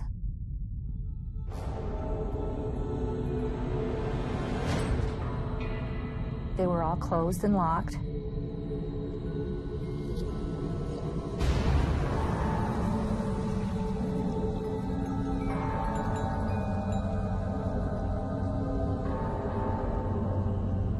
There was no sign of a break-in. Nothing was making sense.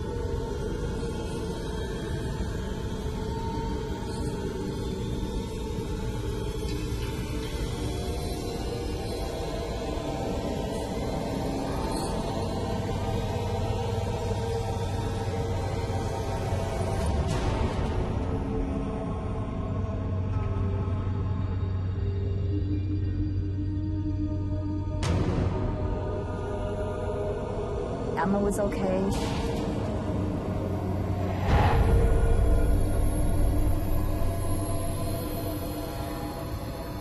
The doors and windows were locked.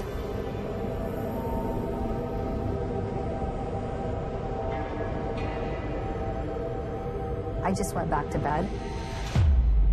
I started to think that maybe I was imagining it.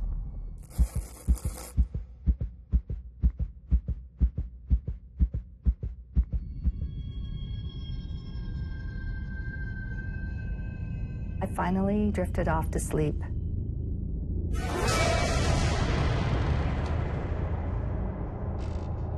I heard noises. I was awake in a flash.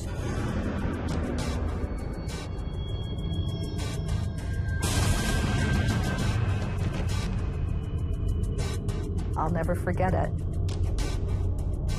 It was 5:36. I could hear some creaking at the top of the stairs. There was something walking outside my door of my bedroom.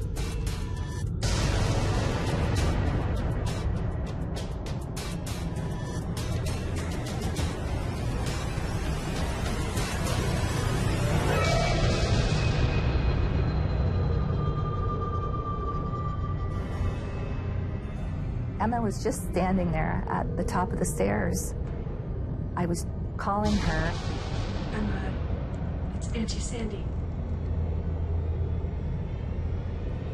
Emma. She didn't acknowledge me at all. Something was telling me that it wasn't Emma.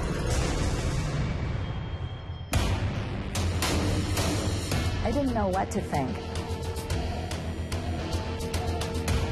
Who was that little girl?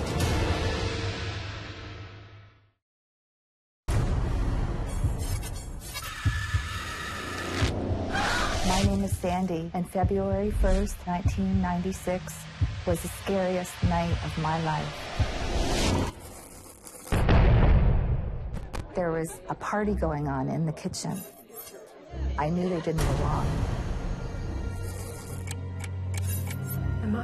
Emma was just standing there. Something was telling me that it wasn't Emma.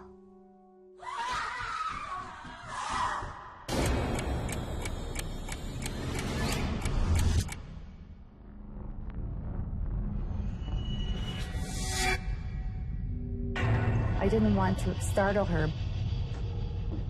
Emma. It was very odd that she was just standing there. She looked like Emma. Same blonde, curly hair and blue nightgown. But I couldn't see her face. I was softly calling her, Auntie Sandy is right here, Emma. Emma, I'm right behind you. Auntie Sandy is right here, Emma. I'm right here behind you. But she didn't respond. Emma, it's Auntie Sandy. And she took a step down the stairs. I was concerned that Emma was sleepwalking and she was gonna fall. I put my hands out to steady her.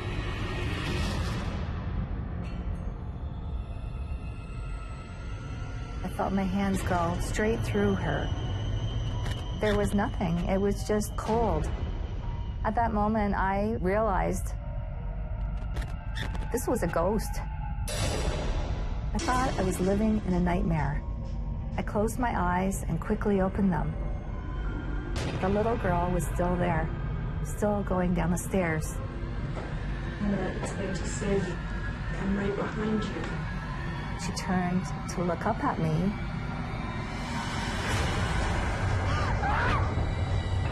There was no face.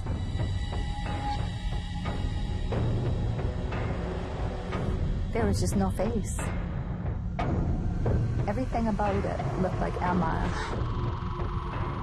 It was like it had stolen her identity. This was not a human being. The cats scurried down the stairs on either side of the ghost. They hissed at the ghost. Their ears were back, their eyes were bulged out. They were on a mission to get that thing out of their domain.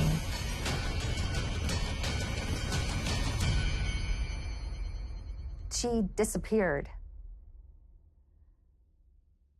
I didn't know what to think.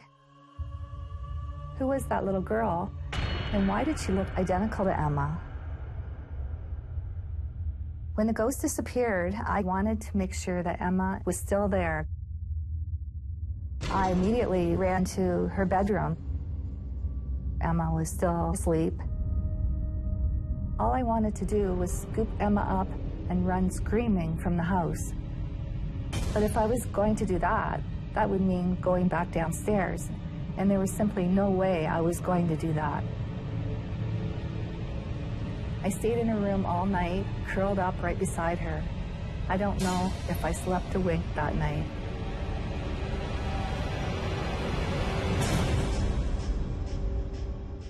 And that was the scariest night of my life. I had never believed in ghosts or spirits, the paranormal. I had never had any reason to, and I'd heard stories from other people, and I admit I probably rolled my eyes. I believe that Emma knew something was going on, something that I didn't see. A neighbor mentioned to me that when she was a child, her and her friends would walk across the street rather than walk in front of our house. They always felt that my house was haunted. I never found out who this ghost was. After that day, I never saw that girl ghost again. I heard squeaks on the stairs, but I never saw her again.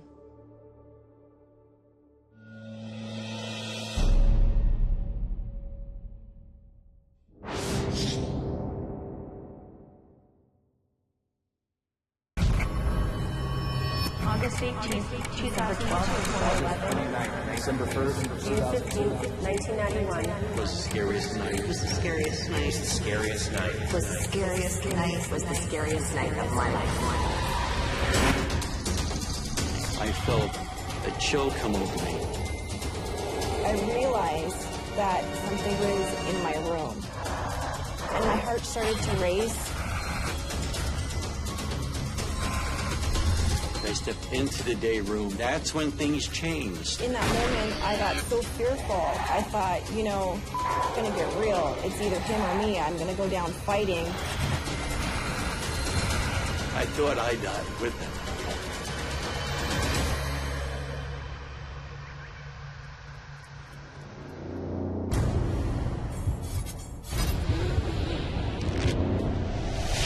My name is Ron, and December 21st, 1994 was the scariest night of my life.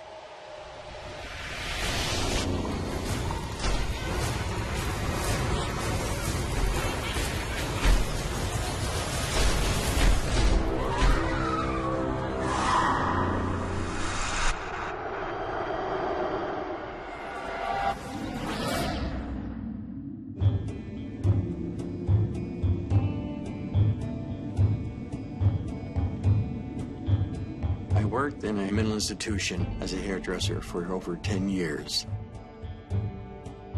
The original hospital had been built in the late 1880s.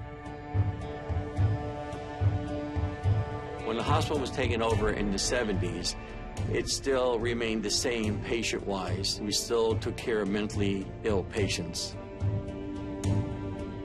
The patient population was close to about 500. They had a hair salon, and my job was taking care of all the male patients.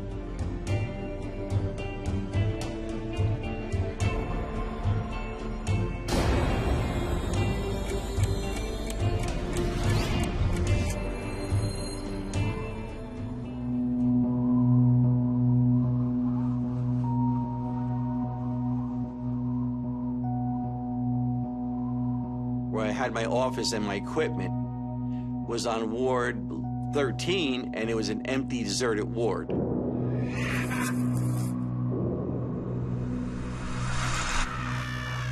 It was December 21st. I went to work that day, and their forecast was for snow.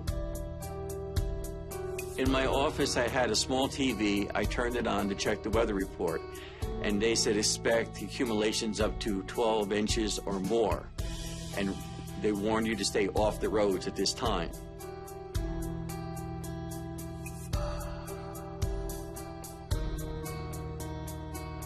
My wife called me, and where she was at, it was getting really bad. They weren't allowing anybody on the roads. They weren't going to plow till the following morning.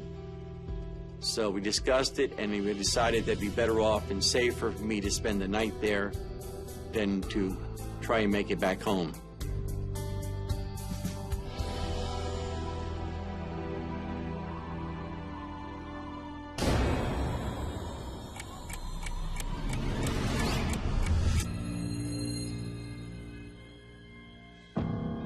I went to the storage area. I got out a rollaway bed, blankets, pillow, and everything I would need. Walked across the ward with it, got myself set up for the night and prepared to spend the night there. You could see the snow coming down through the street light. It was very peaceful. It had to be about 11:30. I was going to pack it in and go to sleep. The ward was extremely peaceful. There was not a sound. Not a sound at all.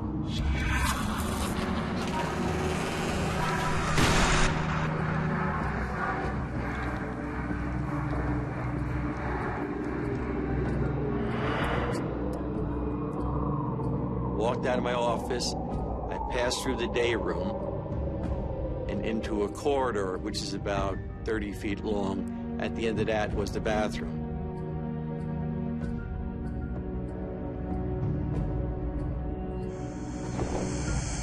Went inside, washed up, brushed my teeth and everything.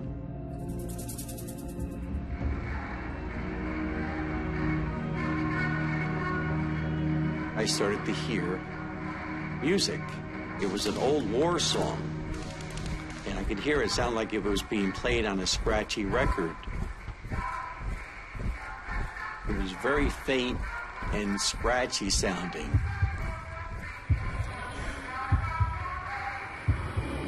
So at that time, I was just thinking where it was coming from.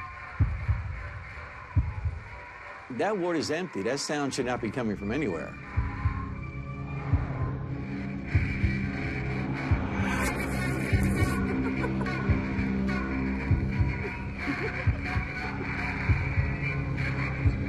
After I heard that, I started heading back to my office.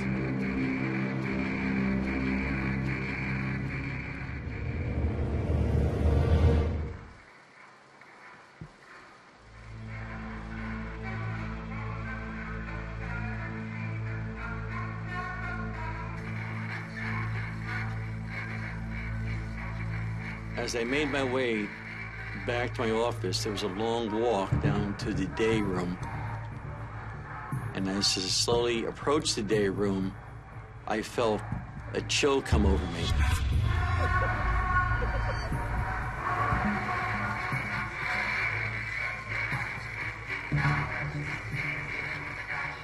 I felt my hands get cold. I could feel it on my face, but it was warm when I went through there just moments ago.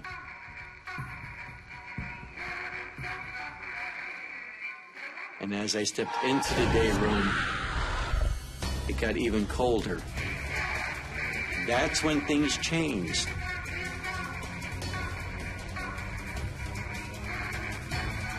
Then appeared these people out of nowhere. They were totally out of place.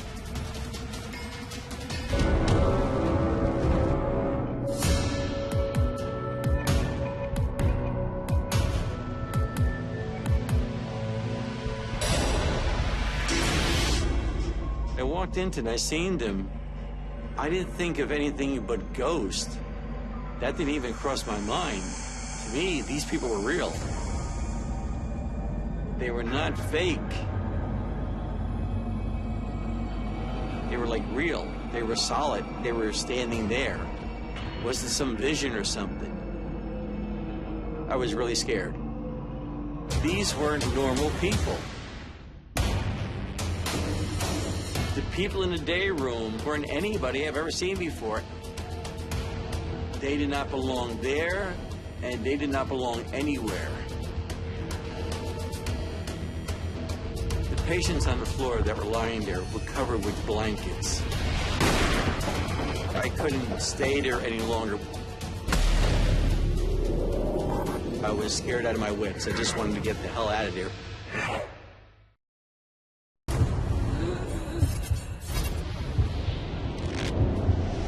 My name is Ron, and December 21st, 1994 was the scariest night of my life.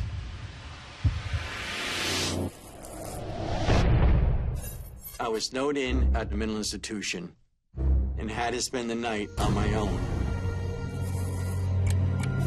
I started to hear music. I felt a chill come over me.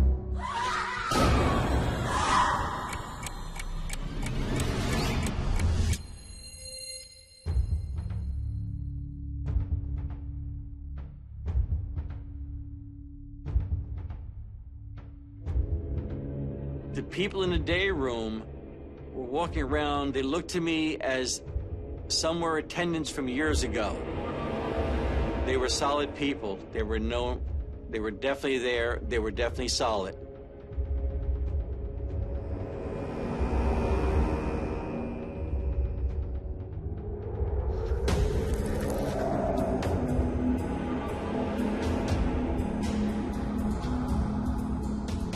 I noticed staff that worked there. I know who they are. And these weren't anybody I've ever seen before.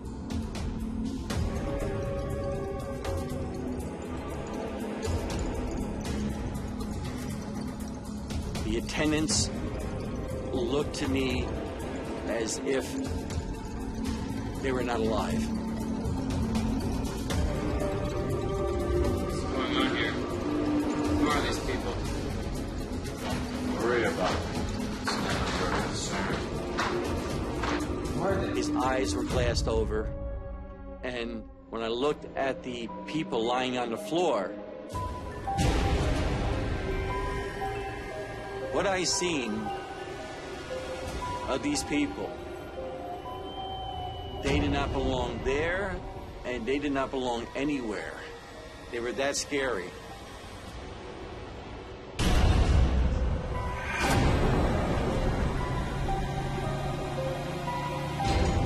The patients on the floor that were lying there were covered with gray blankets. Most of them had their feet exposed, either a hand or part of their face. And when I looked at them, they were dressed in clothing. They were not in pajamas. They were dressed in basic clothing that was donated to the hospital or whatever. I believe these are the same clothes that they died in. And due to the fact it was so cold, they probably kept these clothes on to try to keep them warm.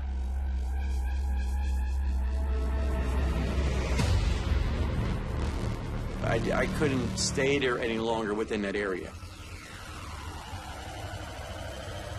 I made my way back to my office.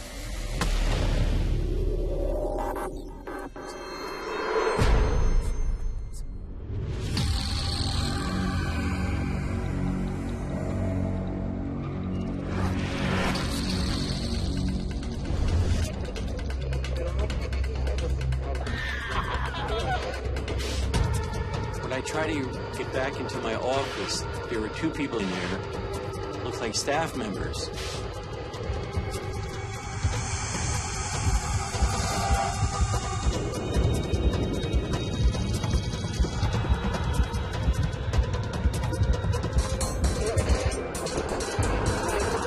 And as I stared in closer at them, they turned slowly towards me.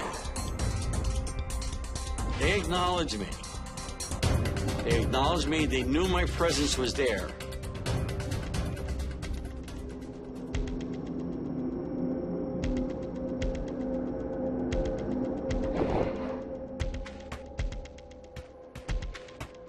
I could see a calendar up there. It said December 21st, 1917.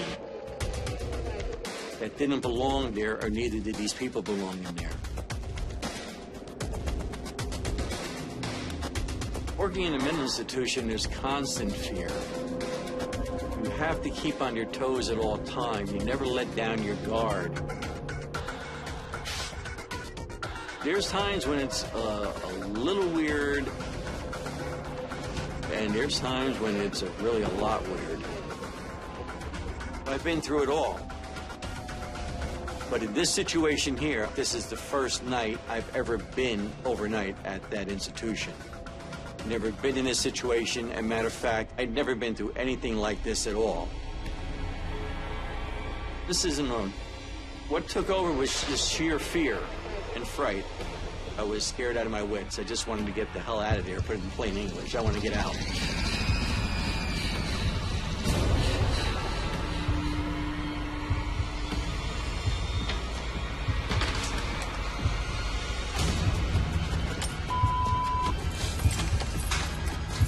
Out of sheer fright that I had, I went to get away.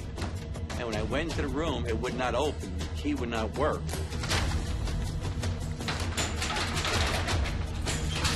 So I went to the next ward, which is right there. I tried my key to open that door. That wouldn't work.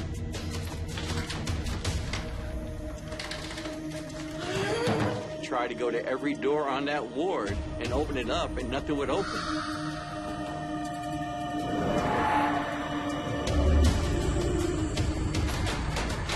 I ran from door to door, and the keys would not fit. When I banged on doors, nobody answered, nobody came.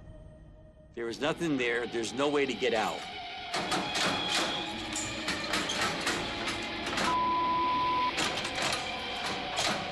so scared and frightened what was going on, I asked God to stay with me.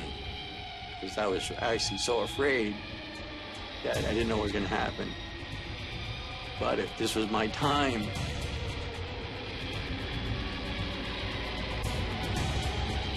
then I'd rather face it one-on-one.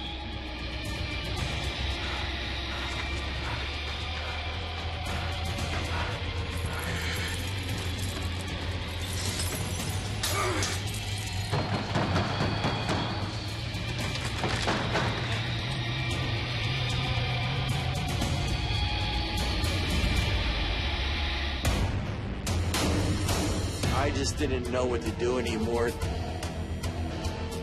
So I decided to face it. The fear taking its toll on me. They're dead. So are we. I thought I died with them. Maybe I was one of them already and didn't know it.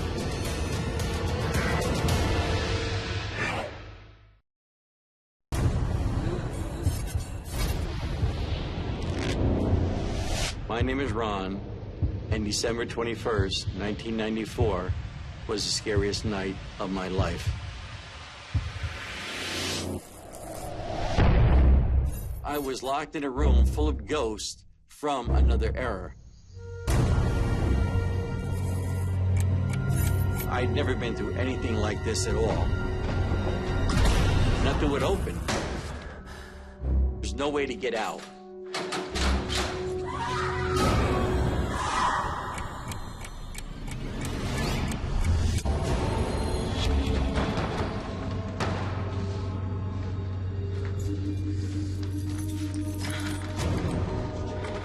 As I realized there's no way to get out of the ward and no way to leave, I just gave in to it.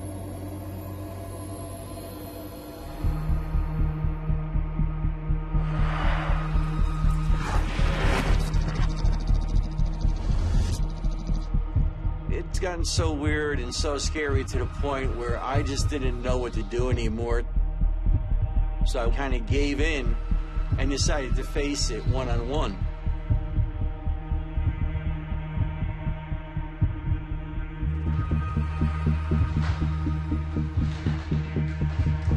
The fear taking its toll on me.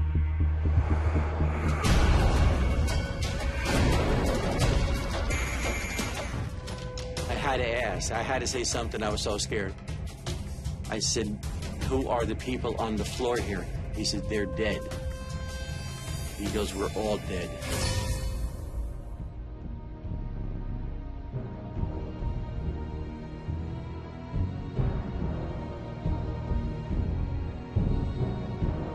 When those words came out, it scared me, because when he said, "So are we," I was concerned, well, am I included in this we?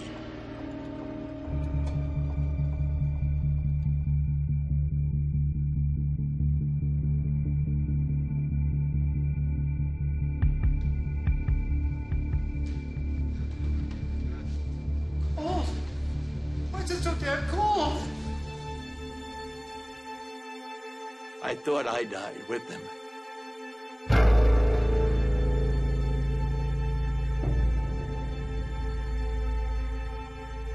Maybe I was one of them already and didn't know it.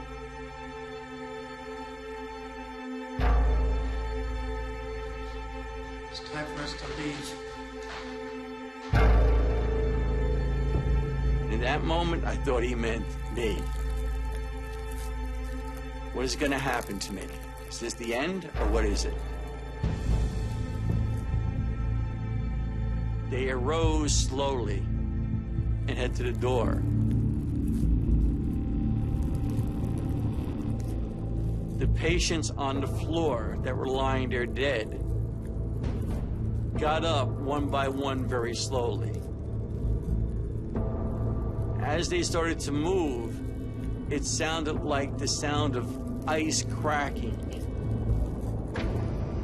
And I watched them as they started to go to the door.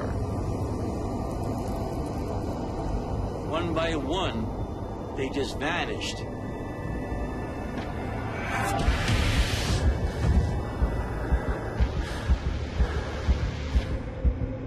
As I sat there in amazement, the last one left.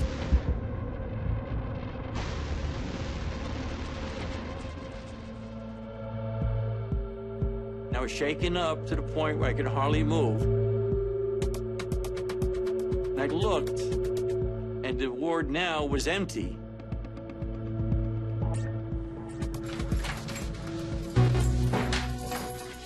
Got back to my office. Everything looked like it was back to normal again. Everything was back to the way it was. Everything was gone.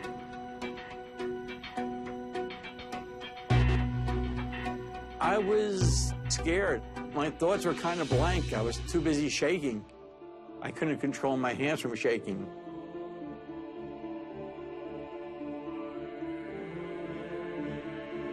I started crying and stuff and got all shook up.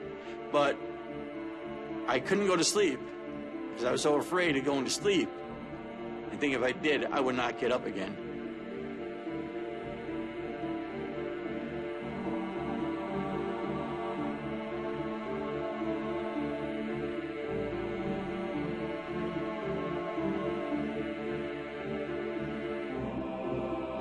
And that was the scariest night of my life.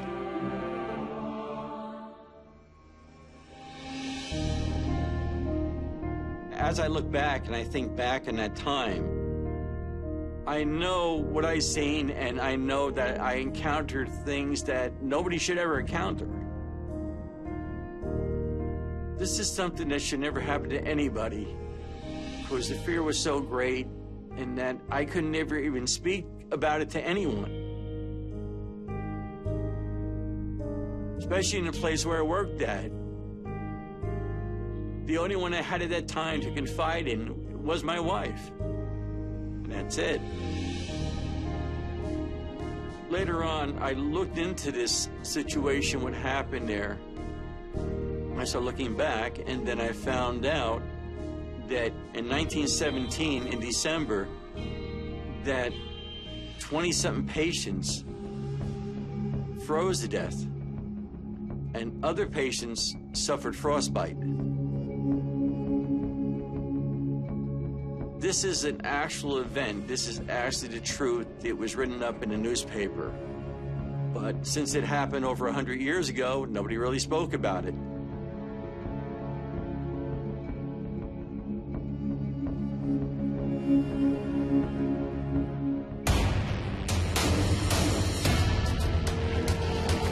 I've been looking around a long time for my dream house, and I found the perfect house for me.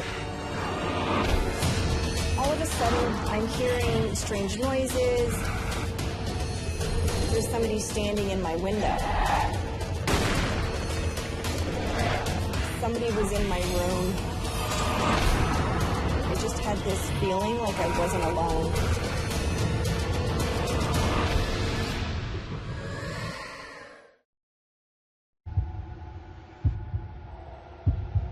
My name is Maureen, and May 21st, 2016 was the scariest night of my life.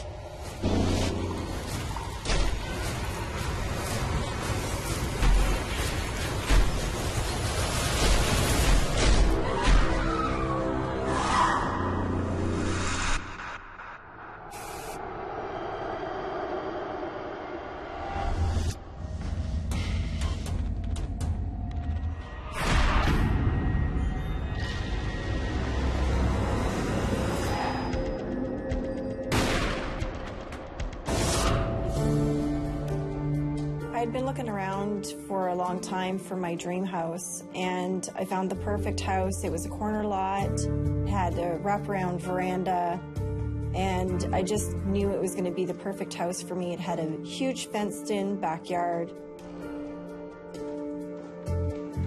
It was bright, airy, and comfortable.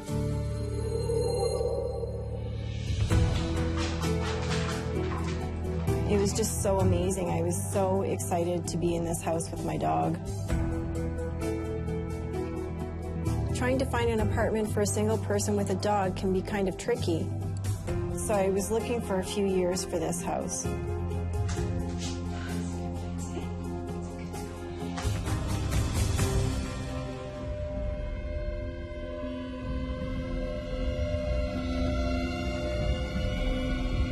The day I moved in, I had family help me move into the house, and they literally dropped everything in the living room. So I had to sort out my belongings.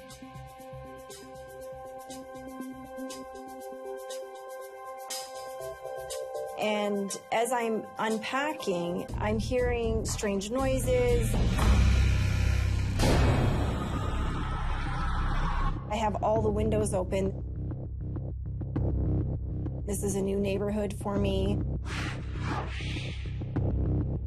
I don't really know the area very well. All of a sudden, I begin to smell smoke.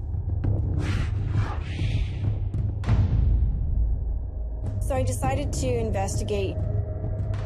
I went from room to room. I went in the kitchen.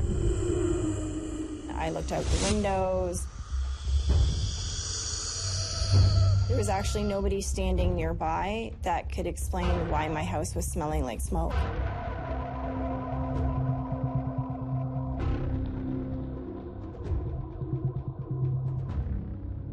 But as I walked to the living room, I realized that the smoke is getting stronger.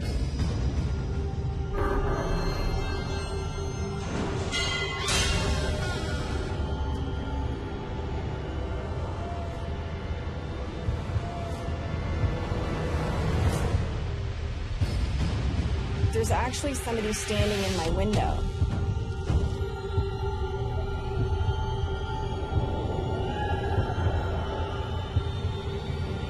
And he was talking to my dog.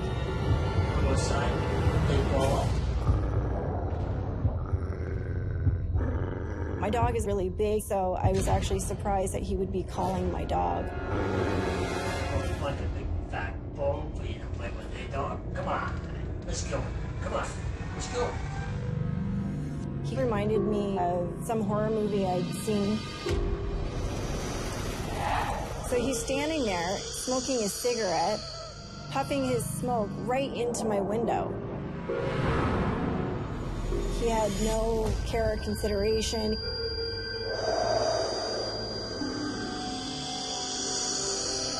I began to get really fearful.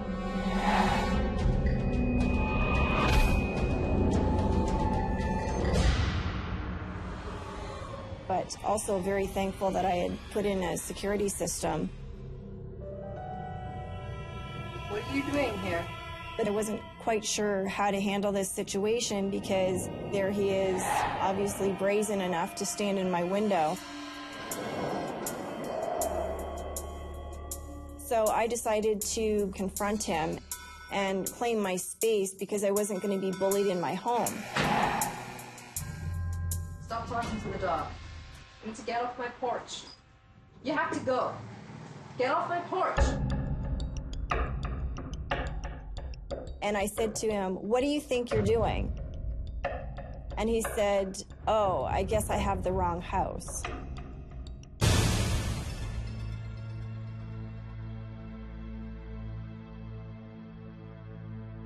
So I walked back inside and shut the windows, locked the doors, and set the alarm system.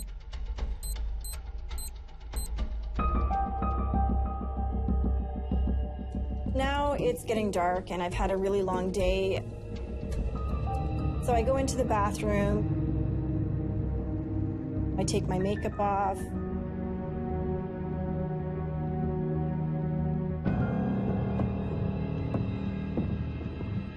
And when I walked into my room, I noticed that the window is open again. And I'd already gone previously to make sure that all the windows and doors were locked. So I was a little bit puzzled and concerned.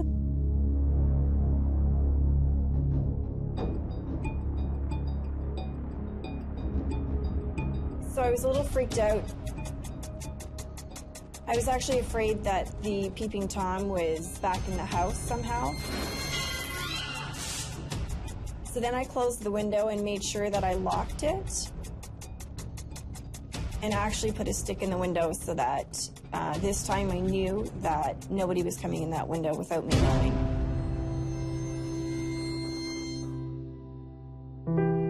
I was still feeling a little bit uneasy, but not as much as earlier. And I felt like I could actually go to sleep. I think exhaustion took over at that point, so it didn't take long for us to fall asleep.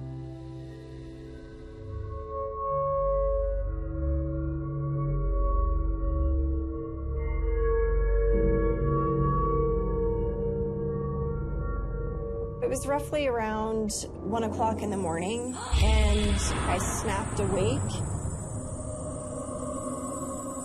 as though somebody was in my room watching me. Like I just had this fearful feeling like I wasn't alone.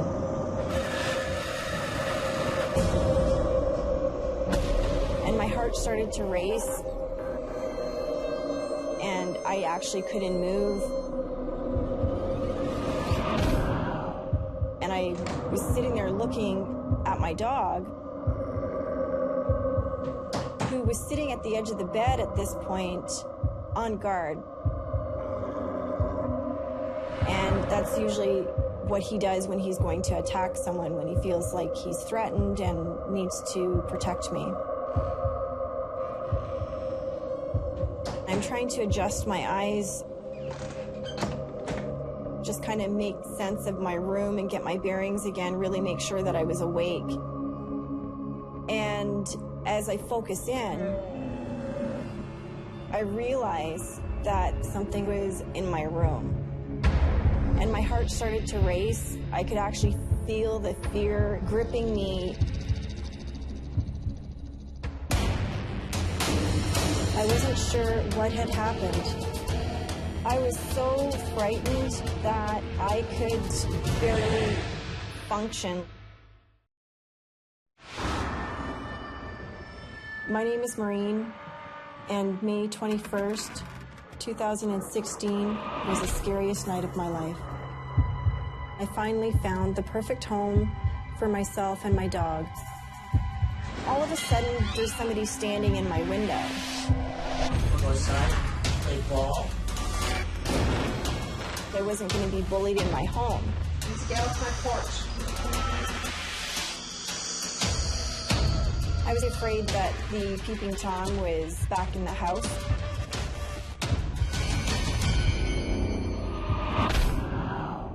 All of a sudden, I could see this dark figure in the corner of my room. He was about 5'2".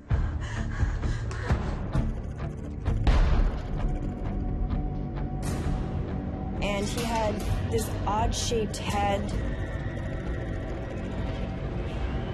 He had this weird, black, thick crust on him.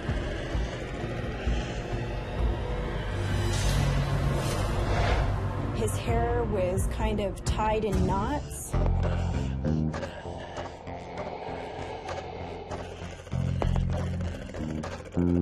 In that moment, I got so fearful. I thought, you know, it's gonna get real. It's either him or me. I'm gonna go down fighting.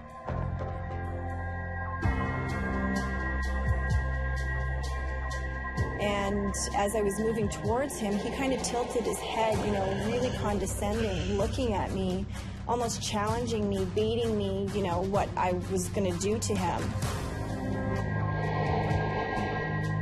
I was so frightened that I could barely function. I didn't know what to do. At this point, I'm feeling panicked, but there I am, left to my own devices.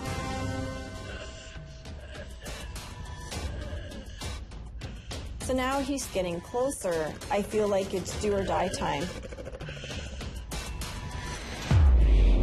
The only thing left was to physically fight for my life. And that's what I did. As I lunged at him, it went right through his body. There was like crackling, like electricity. It was just the oddest sound. It actually permeated me, like I could physically feel it going through my entire body. It was something that I'd never felt before. My fist cracked this charcoal layer that was on him, and all this weird blue, electric blue light started to shine out through him. And in that moment, it was super clear to me that this guy was not a living being.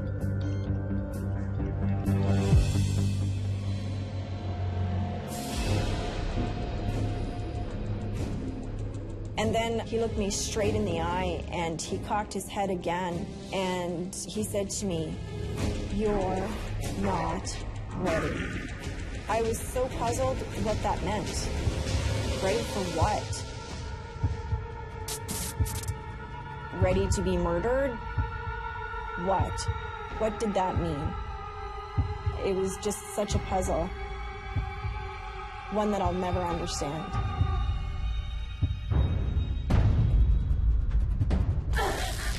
All of a sudden, he disappears.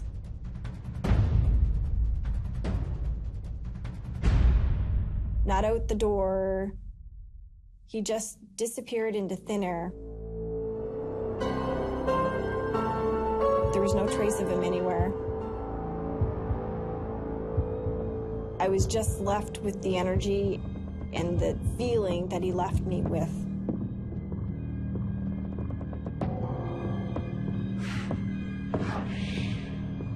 I went down the hall, into the bathroom, into the living room, checked the other bedrooms.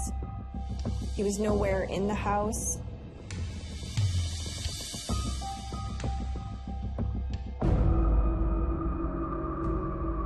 I wasn't sure what had happened.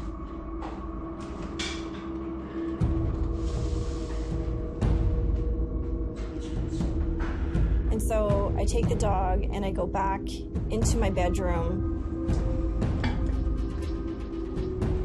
only to find that the window was open again.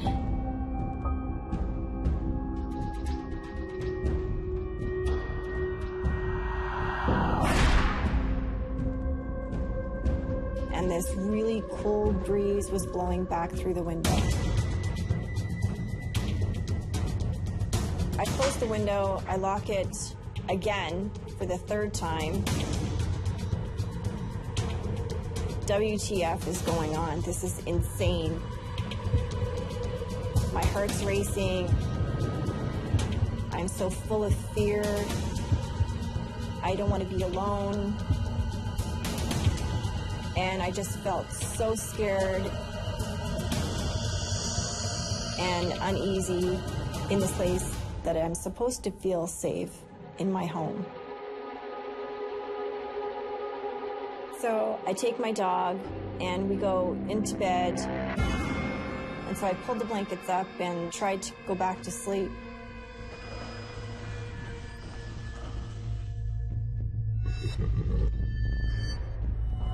I was so relieved in that moment to have a big dog. I know that he would definitely protect me, so he offered me a lot of comfort in that moment.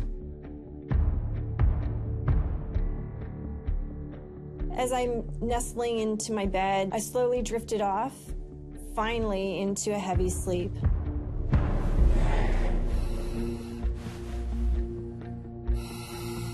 So once again, I'm woken up. And I could hear rustling and movement off in the darkness. And I'm like, you know, what the hell is going on?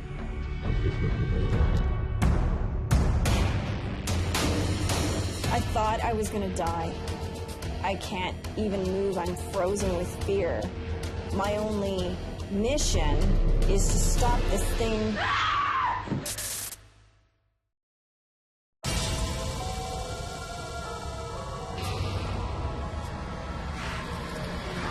My name is Maureen, and May 21st, 2016 was the scariest night of my life.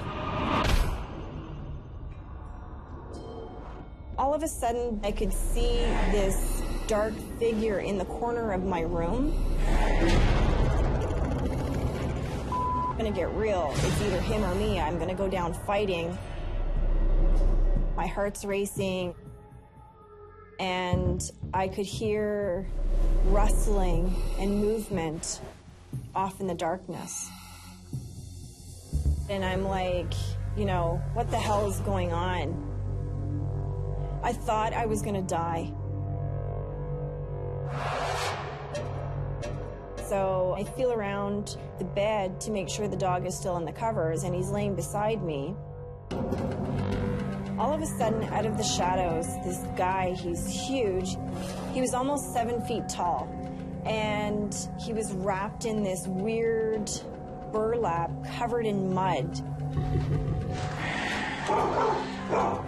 As I'm focusing in on him, he seemed to get really agitated and confrontational.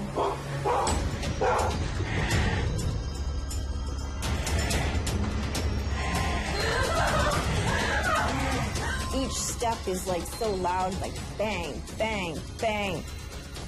I can feel my heart pounding with every footstep. In that moment, I'm like frozen with fear because there's no way that I can stop this guy. My only mission is to stop this thing, maybe distract him.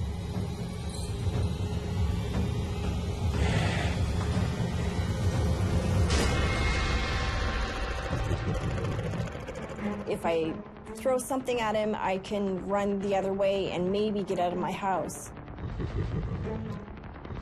So I grab my blanket, and as I heave it as hard as I can to stop him in his tracks, the thing disappears right before my eyes. And there on the floor is my blanket.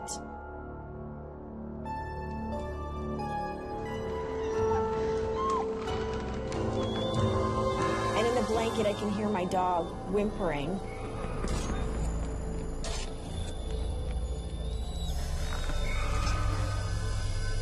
And it hit me what I'd done. My dog was in the bed. And I wrapped him up in the blanket, and I threw my dog and the blankets at this ghost that was coming towards me.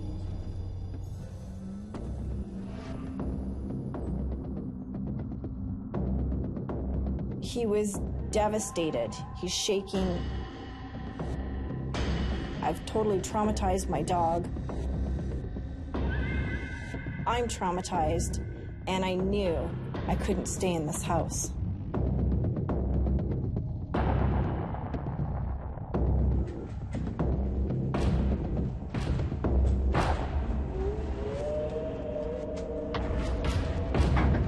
As I turn on the light, I notice the window is open again.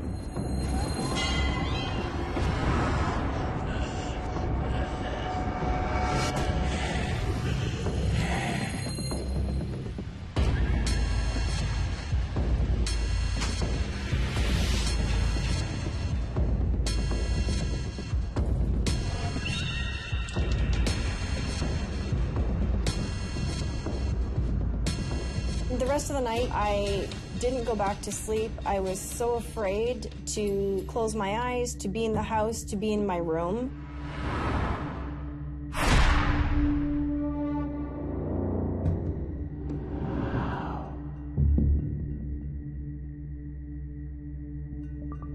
You know, this was supposed to be my dream house. I'm disappointed. I spent the rest of the night trying to talk myself back down until the sun came up.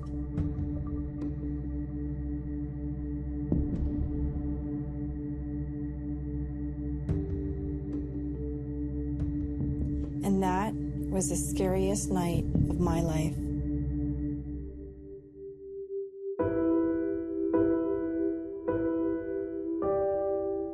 Later, I decided to investigate the property. see what happened there, what went on to cause such trauma to the house. Why did they live there? And I learned that there used to be a graveyard there, and they didn't move all the graves. So there was definitely angry spirits there.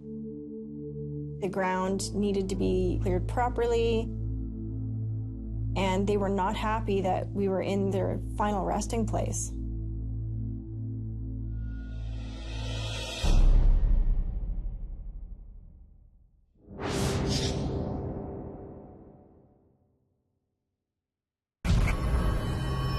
August 18th, 2012, December 1st, June 15th, 1991.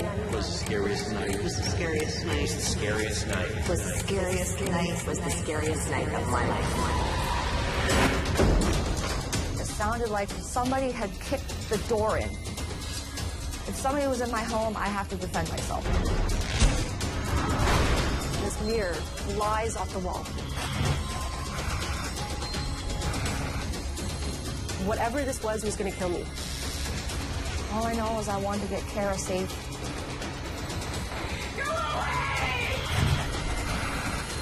I'm thinking, I'm not going to make it.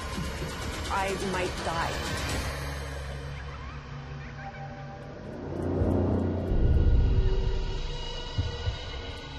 My name is Robin, and May 7th, 2011 was the scariest night of my life.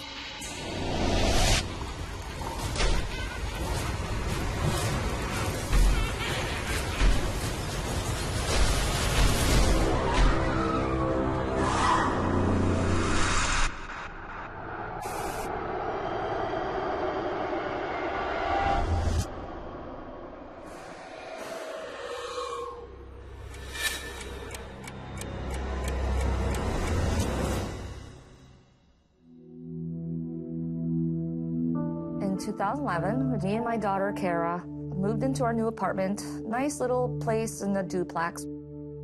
I'm a single mom, and it's just her and I. Kara's out for the night. She's out with her friends, and I'm upstairs, just doing my normal chores. I'm folding laundry. I'm very particular with that kind of thing, so I'm taking my time. I'm just enjoying myself.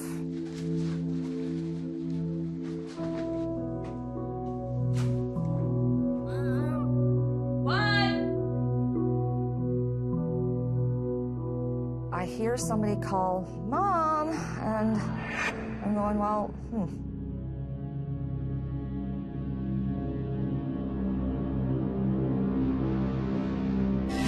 I actually went out of my bedroom.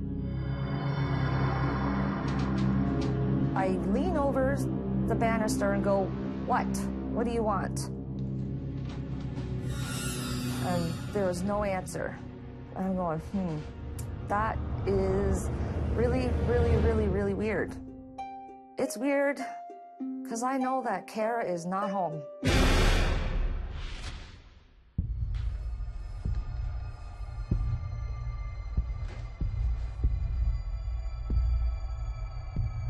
There was no one there. It was eerily silent, very strange.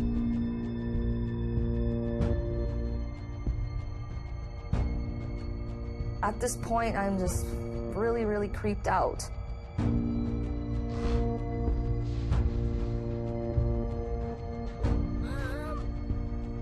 Kara?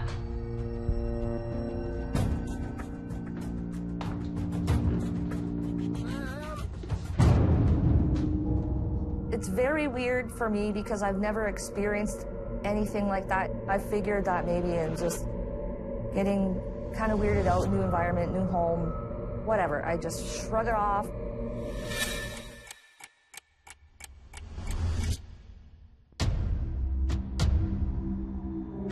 I was doing my normal nightly chores at home, trying to keep the house tidy.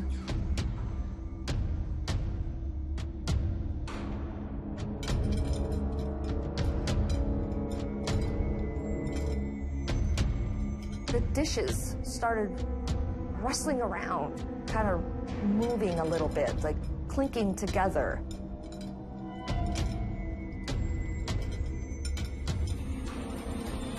I'm standing there in total awe of what I'm witnessing.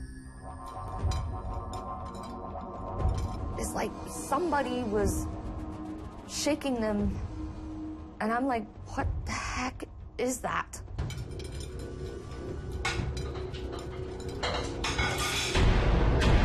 And I'm thinking maybe there's a little tremor in the ground, like a little earthquake.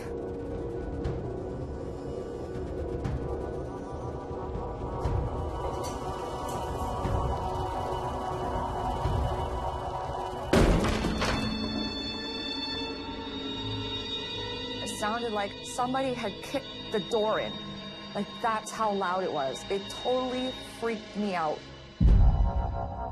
It was so loud, it actually shook the walls. It vibrated the walls. I just couldn't believe what I was hearing. I'm panicking. My heart's racing 100 miles an hour. Scared is not the word I would even choose to use at this point. I was... Scared is not the word to use. I figured if somebody was in my home, I have to defend myself because I'm by myself.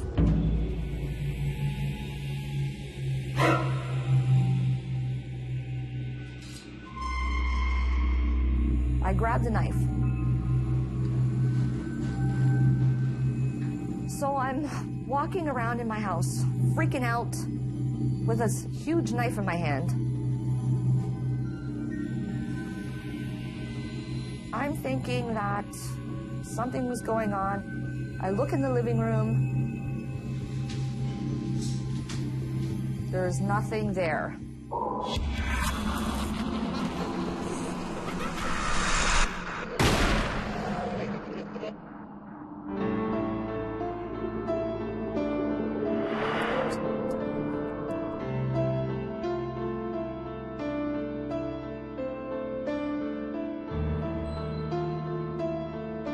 I slowly creep up the stairs.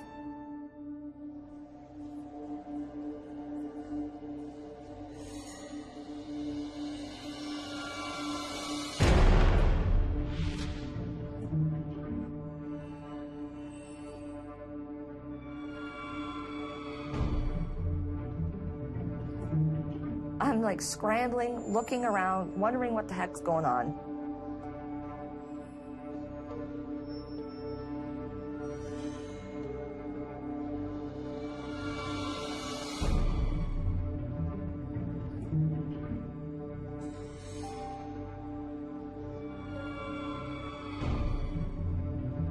I go to Kara's room and check it out.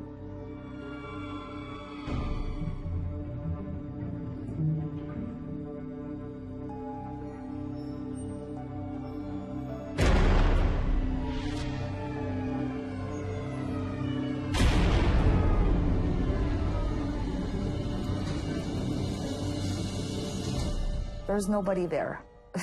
It's, whew.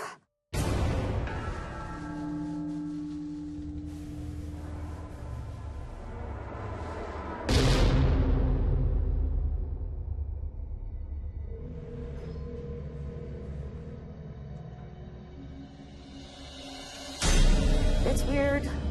Nobody is there. I don't know. Shaking my head, wondering what the heck's going on.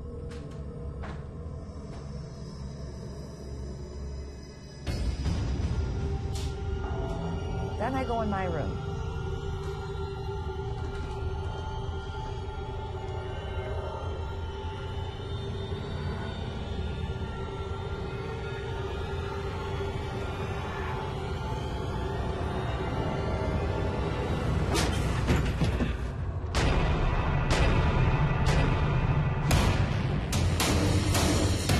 Sudden, I'm smelling rotting flesh. This shelf tips over. I thought I was seeing things.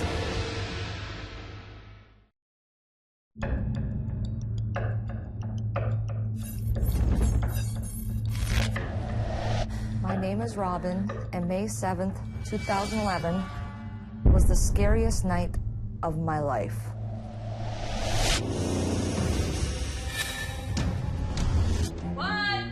hear somebody call, "Mom!"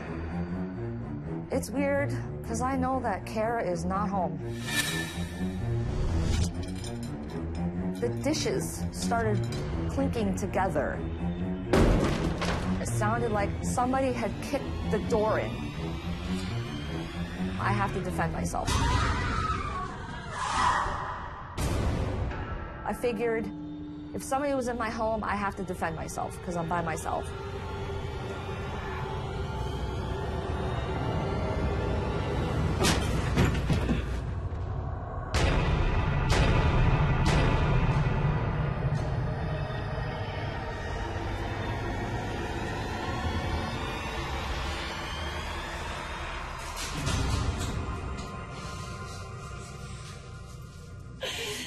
And it's thankfully just Kara coming home from her night out with her little friends. Friends? I was very relieved that it was just the front door banging and that there was no intruders of any kind in my house.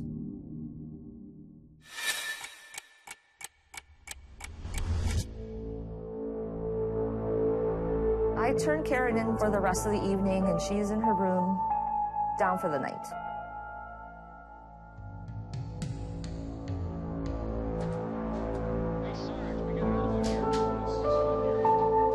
I grabbed my computer and decided to go hang out in the living room. Go on my computer, start researching this place. I want to know if there's anything weird has happened in this home, but at this point, I don't find anything. It's getting a little warm, and so I take my sweater off. And I realize there's bruises on my arm. I could not believe what I was seeing. It looked like fingerprints. They looked like somebody had grabbed me by my arm. I know nobody has touched me.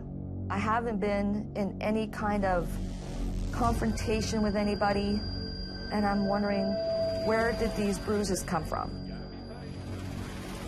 Something was going on. In the beginning, I thought I was losing my mind, but now there's markings on my body, trying to figure out what is going on in this home and to me. It seemed like this thing wanted my attention.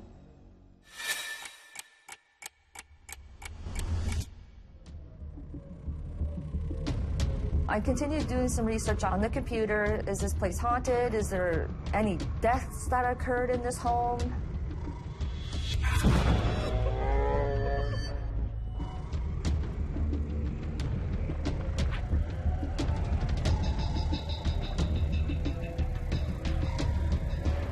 All of a sudden, I'm smelling putrid, sulfur-like smell, rotting flesh.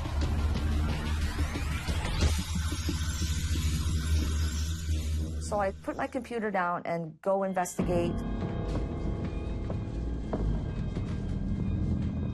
I go into the kitchen. There's no garbage being left out. Was there something in the fridge?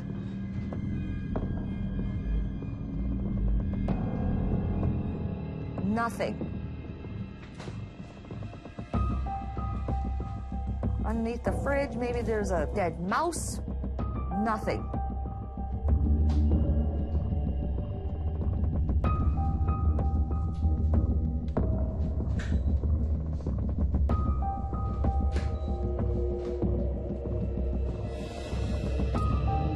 The kitchen is clean. There's nothing in the garbage at all.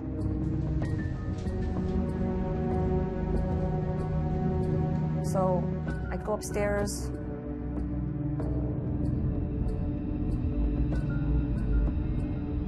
I go in the bathroom and check it out.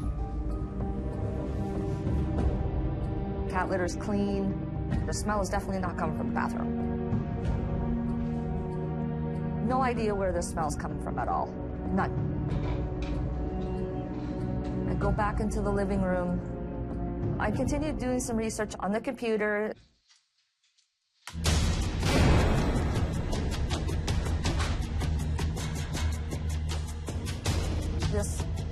shelf tips over. It tips over to the point where you would think that the pictures and the candles on the shelves would fall off. They don't. They don't fall off. Not one candle moved. Not one knick-knack moved. I could not believe what I was seeing. It's outrageous what I'm witnessing. What is going on? Like, seriously.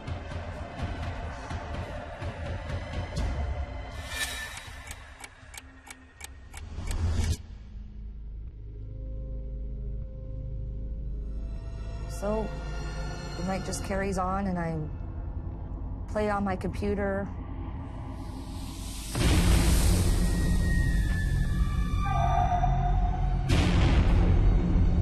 I see at the corner of my eye this dark, tall shadow.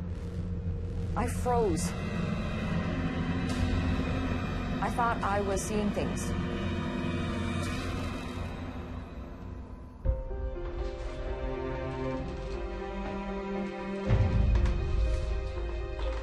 So I just try to grapple my mind around what is going on. Grab myself a drink from the kitchen, try to calm myself down. I'm thinking about Kara. Is she sleeping still?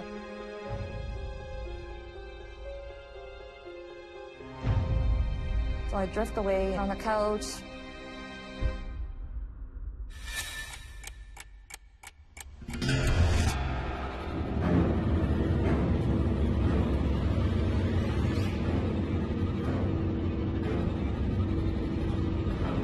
And then it came back.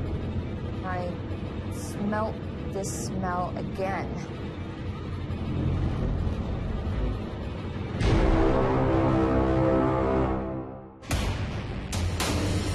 Get away from me! I'm thinking of Kara, and I need to get to her. And I'm using all my force to keep this door closed.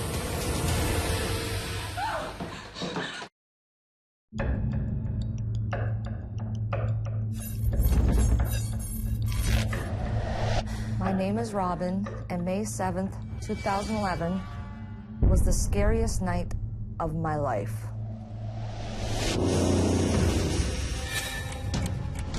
It's getting a little warm, and so I take my sweater off.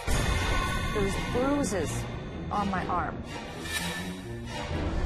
All of a sudden, I'm smelling rotting flesh. No idea where the smell's coming from at all.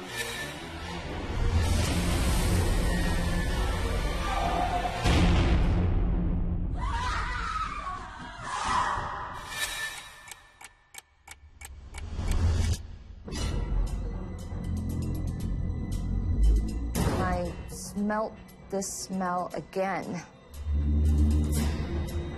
I already looked around, and I knew at this point that there was nothing for me to even look for.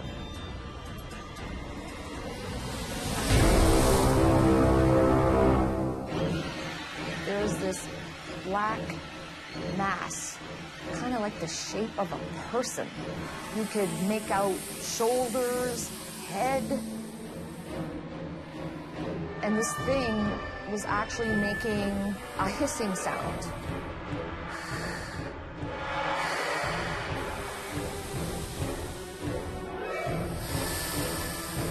I felt threatened. I'm thinking of Kara, and I need to get to her. Get away from me!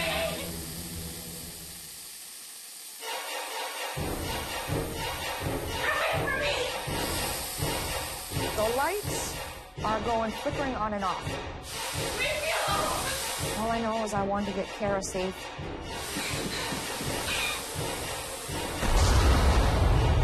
I trip on the stairs.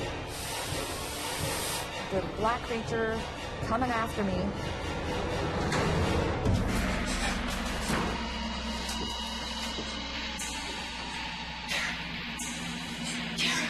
I go into Kara's room, and I'm trying not to be frantic. Wait, honey, wake up. I need you to get up. This kid would sleep like the dead. I need you to wake up. So I'm just shaking her, and I'm going, Kara, come on, get up, please, get up. She's wondering what's going on. I said, don't worry about it.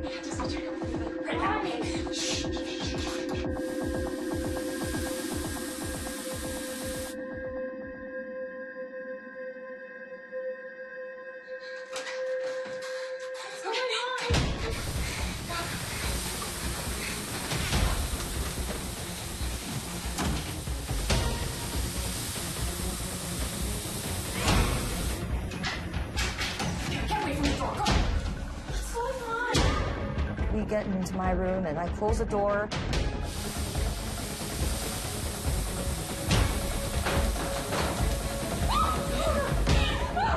And I can feel the pressure of this being, this thing, against the door. And I'm using all my force to keep this door closed.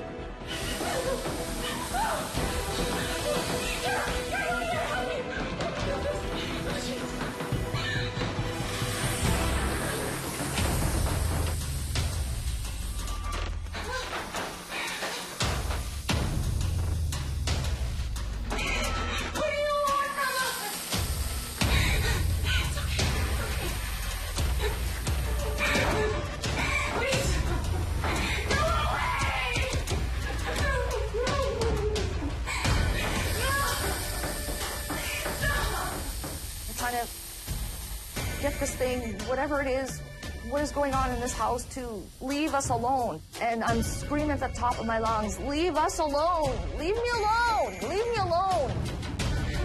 Get away from us!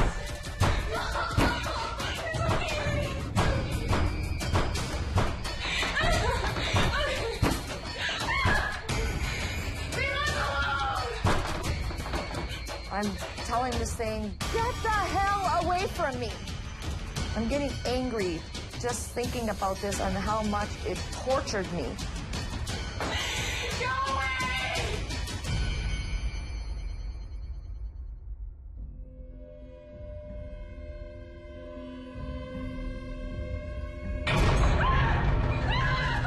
Go away! Go away!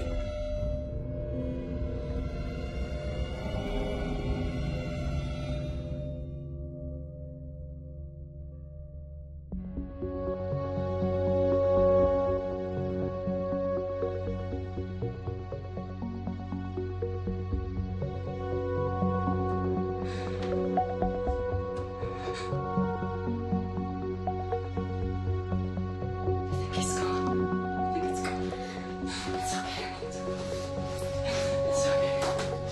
I gave her a big hug and I said, everything's gonna be okay, everything's gonna be okay, Kara. Her and I stayed in my bedroom for the rest of the night, and it was quiet for the remainder of that evening. Thank God.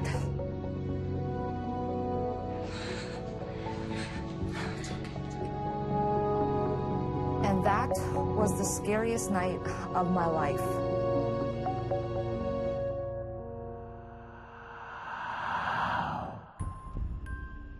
After all of this, I needed to get help.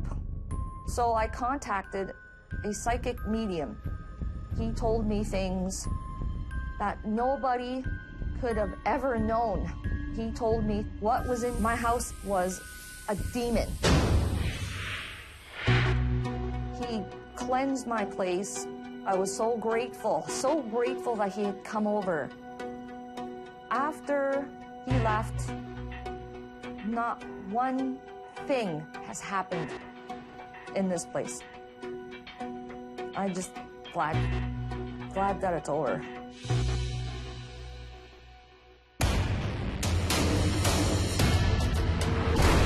This mirror flies off the wall. There was absolutely no logical explanation. And I noticed these footprints on the ceiling.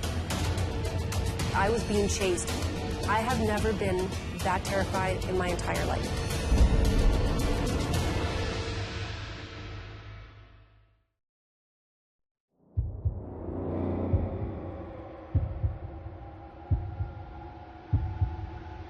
My name is Amy, and June 15th, 1991 was the scariest night of my life.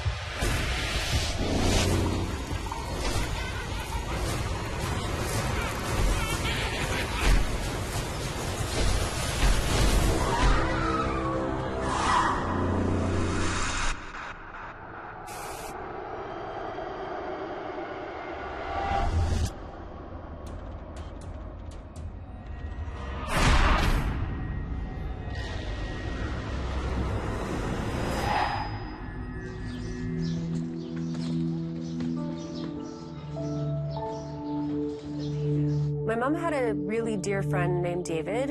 He lived in this fantastic house. 3-bedroom, lots of space, great backyard, great location, right by the subway, right by schools. I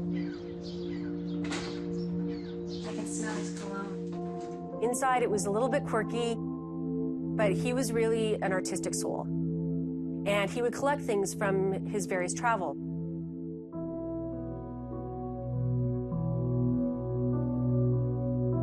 His personality filled the house, and it made it feel like a warm, safe environment. He was an important part of my life, and he was an important part of my mother's life. He loved mirrors, so there were tons of mirrors everywhere. The house had a really great feel to it. And he also would pick up little sort of spiritual items. Unfortunately, he took ill. Check this out, Mom. He said to my mother, I would love for you to take over the lease of this house because he knew how much we loved it. He died in the house, and shortly thereafter, we moved in. It felt right. It felt like home.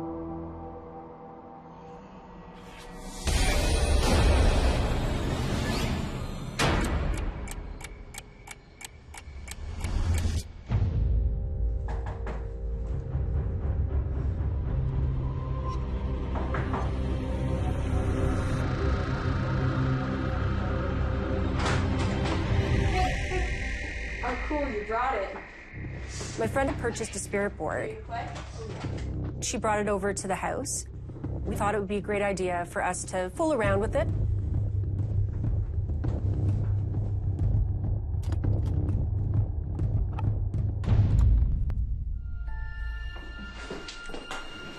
Okay. You ready? Yep. Okay. So, first question. We didn't know what we were doing. So we did all the cliche sort of things. Is there someone in the room with us? Or is there a presence here?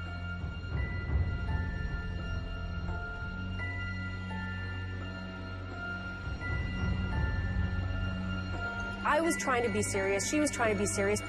But there's always a bit of joking around when it comes to things like that.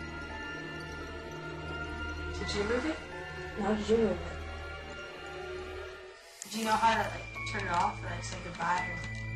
Bye. Bye. Okay. Eventually, we realized, well, nothing's happening here, so we put it away.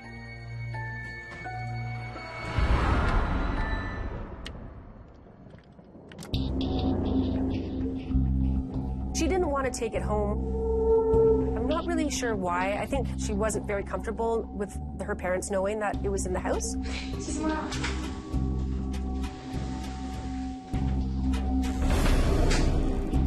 So my friend leaves, and I decide to go hang out with my mother while she's getting ready to go out.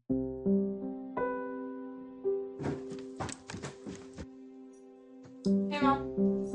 Hey, what's up? And it just so happened to be the anniversary of David's passing. And so we were looking through photo albums, talking about him, reminiscing about how wonderful he was. And then all of a sudden, this mirror flies off the wall. We looked at each other in shock.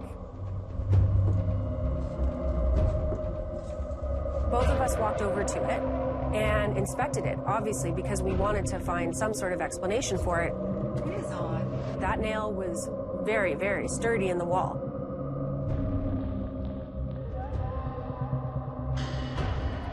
The wire at the back wasn't frayed. There was no damage to it whatsoever. It was as if someone had come along and pushed it up and it dropped on the floor.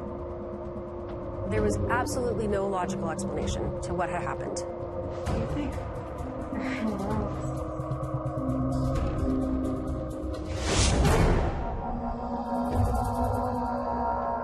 When my mother said, "I think that's David," it was quite earnest and almost hopeful.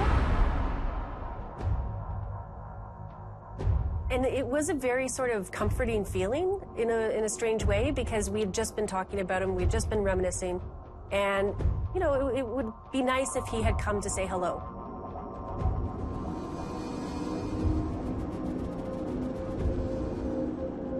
While we were inspecting, I glanced up, just out of curiosity, to see if there had been a draft or something like that.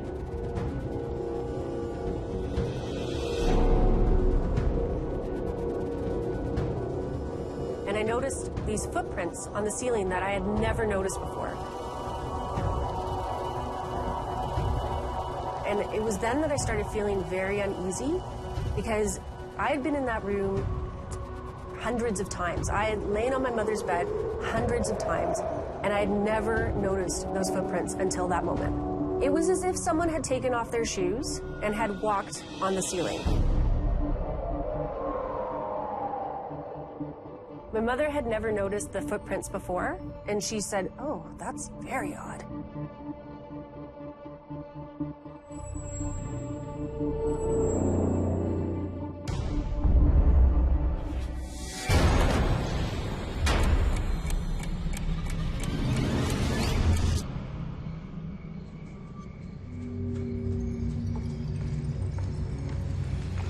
My mother leaves to go out for the evening, and I'm alone in the house.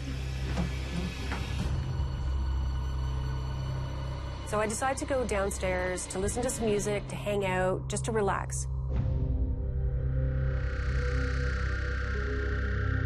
I had a little room in the basement that was all mine, and it had my stereo, TV, all that sort of thing.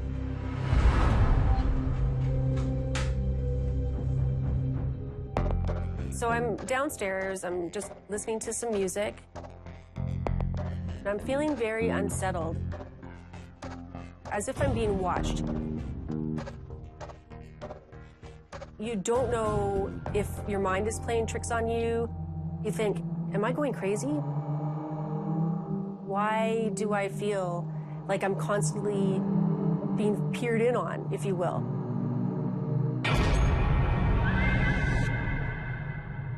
It felt very menacing.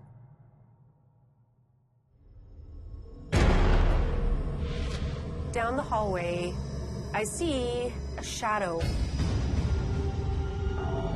And I decide, okay, I have to go and investigate this, because I'm supposed to be alone in this house. What is going on? So as I walk towards the area where the shadow is, it's growing colder in temperature.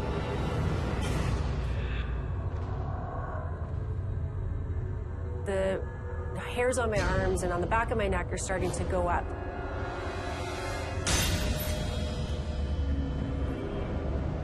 I'm feeling very, very uncomfortable. I want to flee from the house, but I have to figure out what's going on.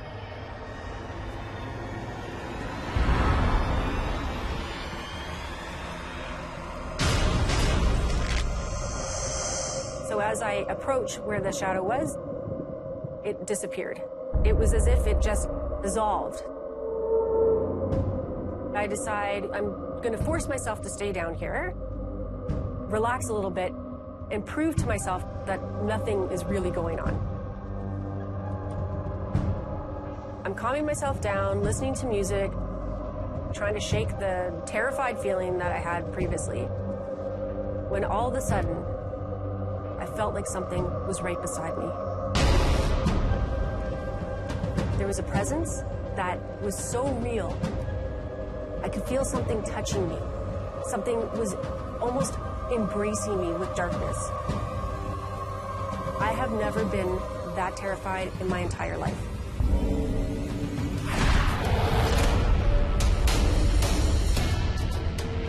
Something was gonna get me, but I was being chased. I had to get away from this, or I might die. I'm thinking, I'm not going to make it.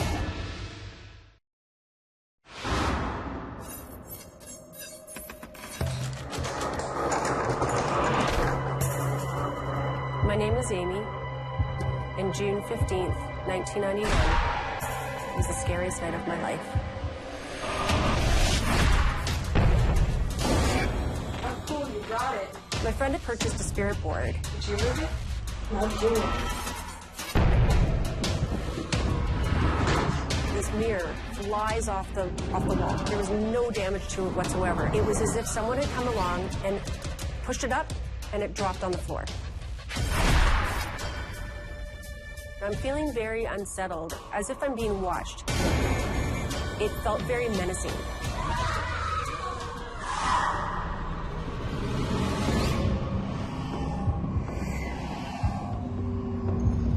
My entire personal space was invaded, and there was an electricity or some sort of presence, and not a positive one, a very negative presence that made me feel like something was gonna get me. I had to get away from this, or I might die. I couldn't see anything, I couldn't hear anything, but I knew something was there. Some sort of demonic or just a malevolent spirit. I immediately ran up those stairs faster than I've run anywhere. But it escalated, the feeling that I was being chased and that something was right on my heels coming after me. And it felt like it was gaining on me. So I had to run faster and harder to get away from it. And I can see my bedroom door, and it's getting closer, and this thing is closer behind my back. And I'm thinking, I'm not gonna make it.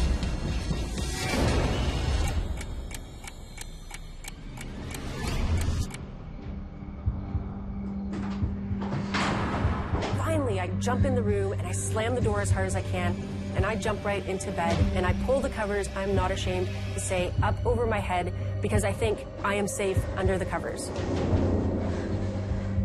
I realize that I am completely alone in this.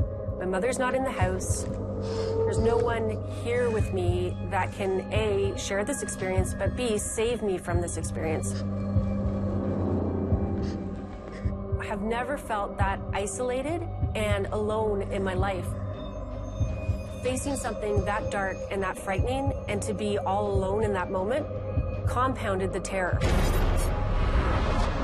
I'm not a very religious person, but I was praying to anybody who would listen to me to save me from this moment. And I'm trembling, I feel sick to my stomach with fear. It was just an all-encompassing feeling, and so I was trying to breathe very slowly to bring myself down from this terror, and it's starting to happen. I'm starting to feel as though the spirit, or whatever it was, has maybe left. Maybe I was correct in coming to my bedroom, that it is my safe place. Then all of a sudden, I hear these faint scratches that start to come very, very softly, and I'm thinking, what is this? We've never had rodents. My beloved cat had passed away. I don't own a pet. It's supposed to just be me in the room. I was wrong. This isn't over. And the noise is getting louder and closer. And I'm thinking, where am I gonna go now? I'm trapped in this bed. And what's outside my door? I'm paralyzed now with complete and utter terror. Whatever these things were trying to scratch through the floor. And all I can think is that maybe it's not of this world because of what is going on.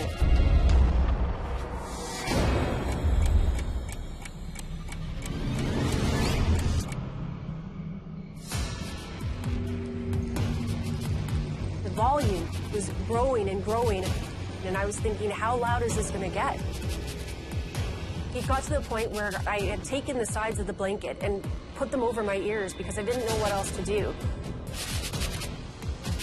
I was so alone at that moment, and I'm just praying to whoever, whatever out there will help me. the thought of whatever could make a noise like that touching my body, I would be destroyed. Whatever this was going to kill me. I just kept saying, please, please don't come on the bed. Just go away. Why isn't this stopping? And why is this happening? Because if it gets on the bed, whatever this is, I'm a goner for sure. The energy in the room was so dark and all-encompassing. I honestly thought that I was going to have a heart attack. I could feel a presence. I don't want to be in this house anymore.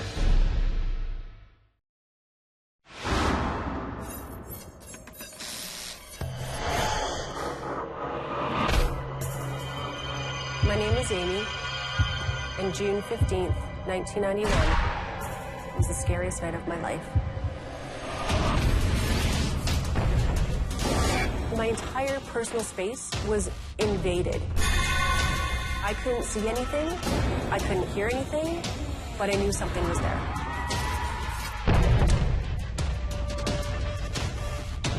I immediately ran up the stairs, and it felt like it was gaining on me.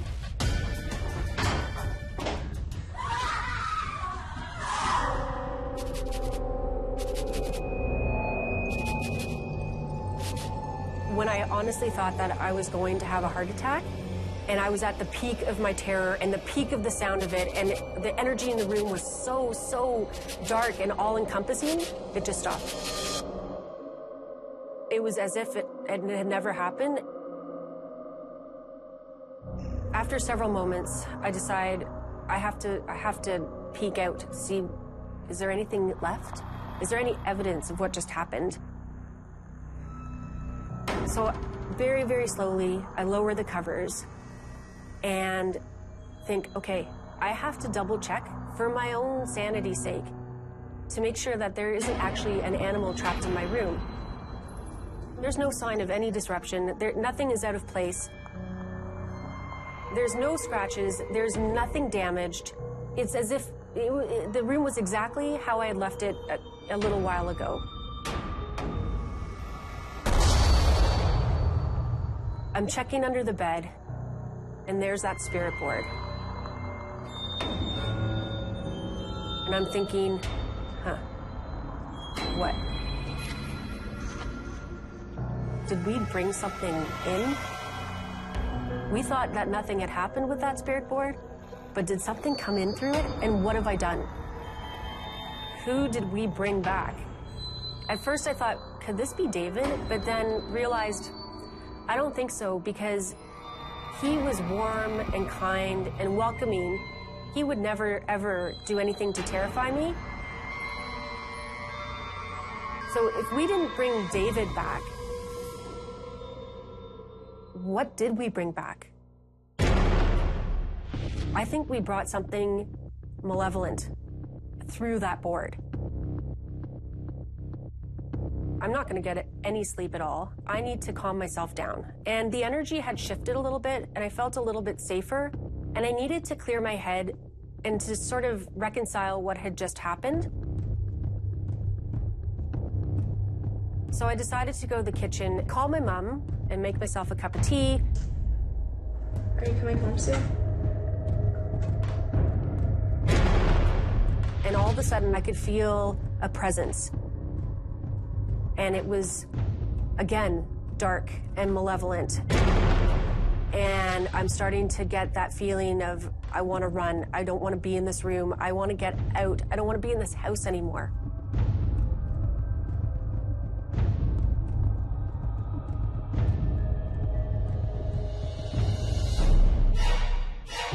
And then out of the corner of my eye, I see the cupboard door open. I'm leaving the kitchen, and next comes tumbling out one after another of dishes, plates. Plates that my mother had securely stacked. She is fastidious in her housekeeping. Plate after plate comes flying out, one after the other, not as if the shelf gave away and they're tumbling down together. No, it was one after the other after the other.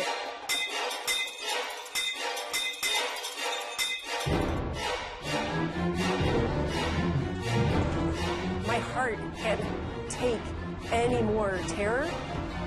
And I decided I'm leaving this house and I'm going to wait for my mom outside.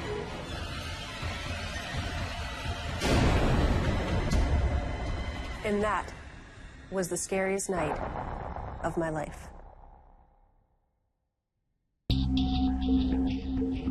So in hindsight, I think if we had never done anything with that spirit board, this probably wouldn't have happened. We definitely invited something in that night.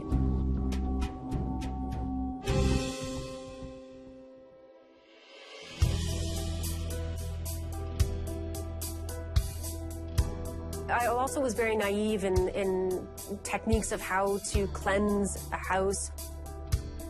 We never had any sort of definitive house cleansing or any ritual or anything to shut that thing out. There had been strange happenings after that. I continued to live in that house for another 11 years.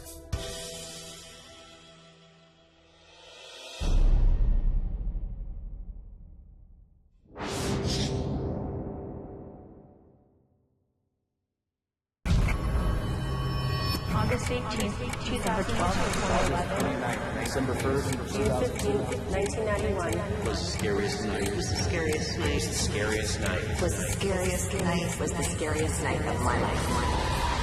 I was awoken to the sound of growling. It was heading straight for my bedroom. I felt that there was a threatening presence. I kept hearing this breathing.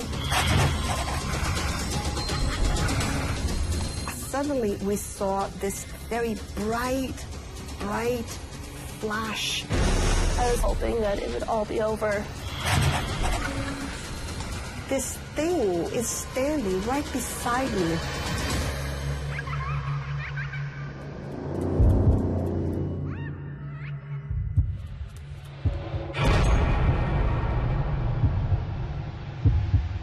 My name is Pauline, and November 7th, 2014 was the scariest night of my life.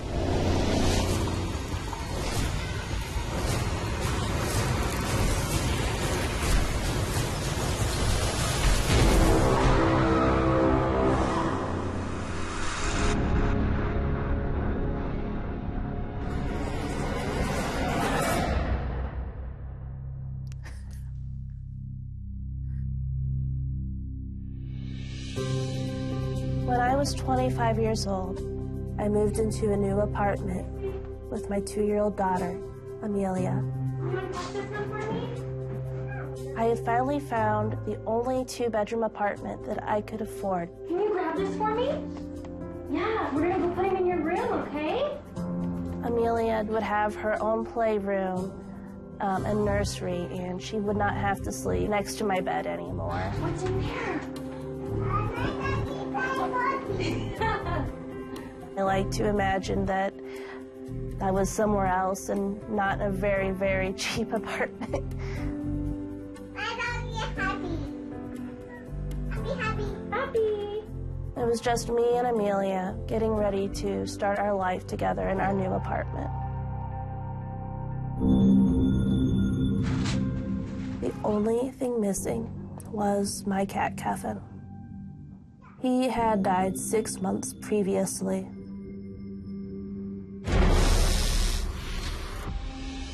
Kevin was a wonderful cat. He came to me at a point in my life where I was going through tremendous loss. Sweetie, can you come here? I loved him so much. He was so totally affectionate and adored Amelia too. She spent the first year of her life playing with him. Amelia loved that cat. Kevin was 4 years old when he passed away, and when I went to say goodbye to him at the veterinarian's, I held him, and I asked for him to wait for me.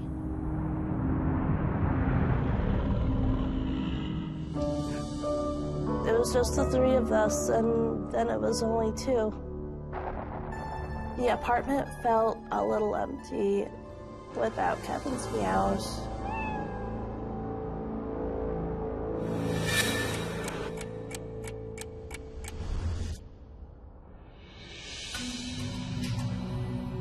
I had spent the entire day organizing my apartment. I had finally finished unpacking, and I joined Amelia in the living room. Okay, let's take a seat. Want some of that? Okay. Yum. Amelia and I were watching TV when I had the sensation of being watched.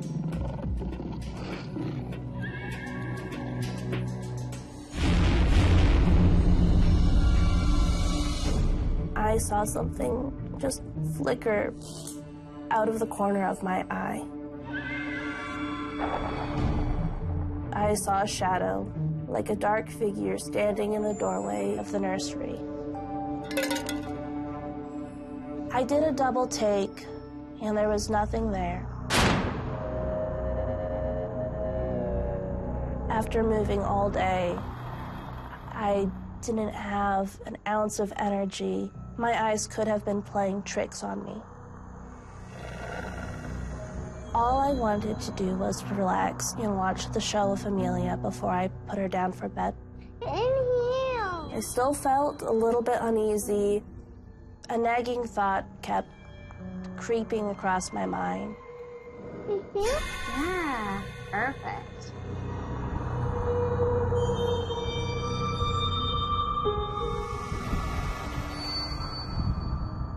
What if it was something? I couldn't shake the sneaking suspicion that we weren't alone in our house. I'm just gonna be right back, okay?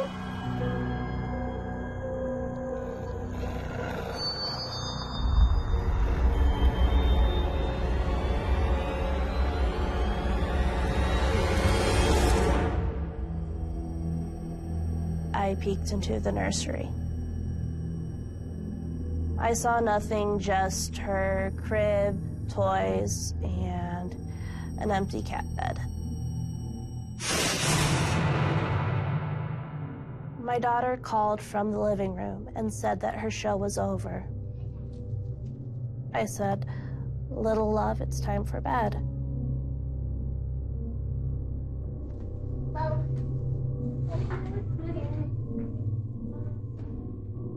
I took her to the nursery door.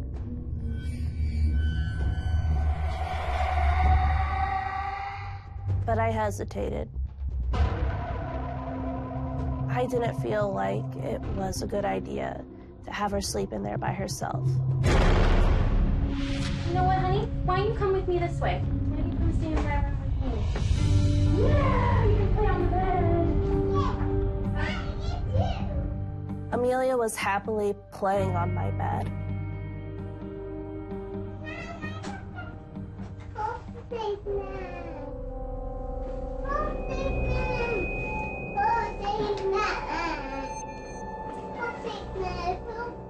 She said, "Purple-faced man, purple-faced man, purple-faced man."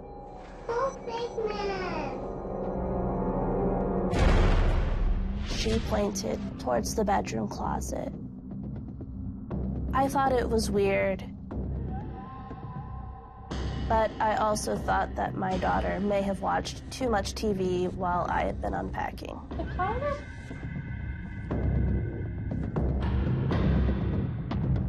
The door was open, but nothing was there. Honey, there's nothing here. No.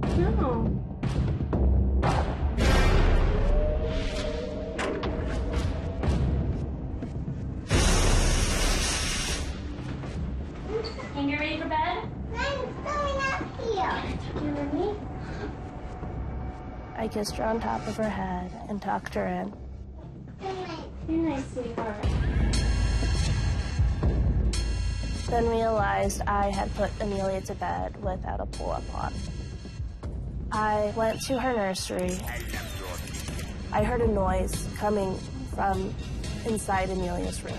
It sounded like something inside was moving or talking.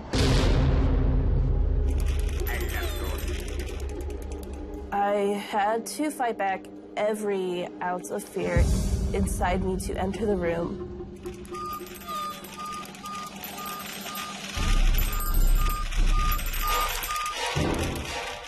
My daughter's bedroom, it was a mess.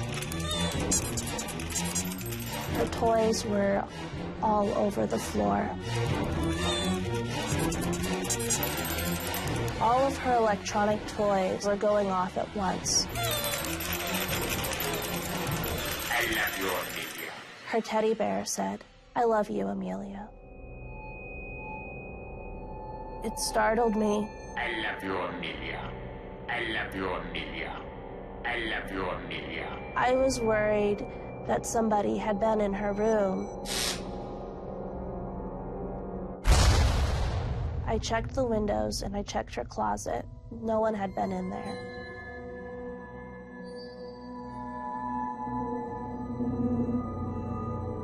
Even though the room was empty, I had a feeling like there was something in the house with us. I saw the enormous shadow of a dog. It looked scary. It was heading straight for my bedroom.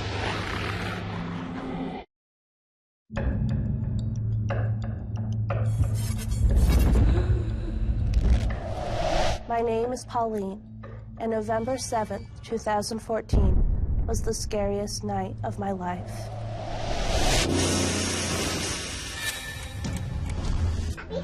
Happy. It was just me and Amelia in our new apartment that felt a little empty without Kevin's meows. I had the sensation of being watched.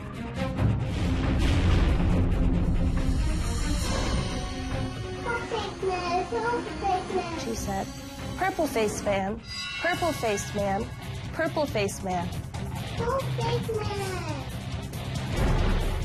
The door was open, but nothing was there.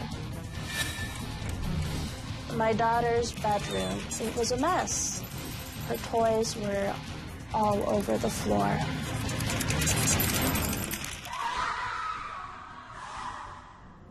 Even though the room was empty, I had a feeling like there was something in the house with us.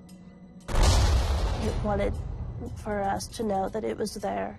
I was worried that my daughter was in danger. I quickly left the room and I closed the door behind me, and I went back to my bedroom. I checked on Amelia and she was fine.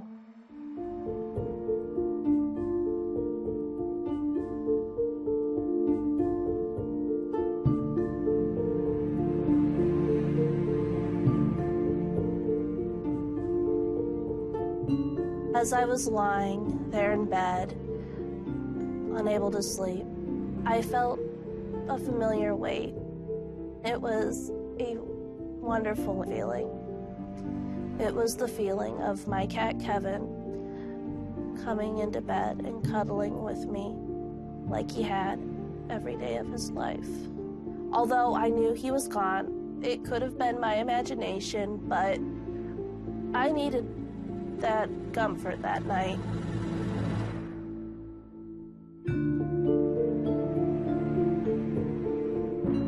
I began to doze off.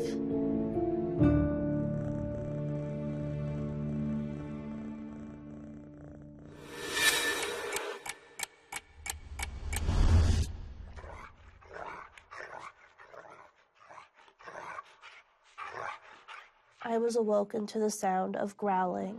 I heard it coming from my closet, where my daughter had pointed earlier. I felt a sense of dread overtake me. I checked on Amelia, and she was fine.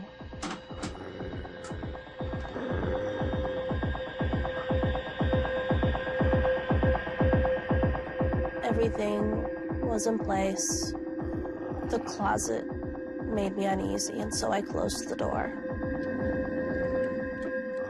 I felt a sense of dread. It was too much. I left the room.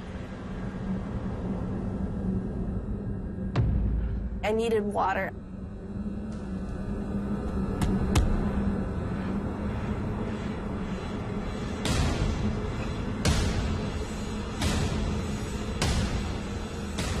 splashed my face with cold water.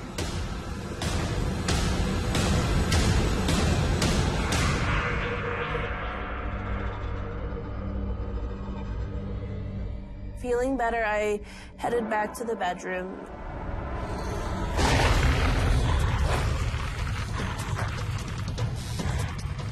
I saw the enormous shadow of a dog.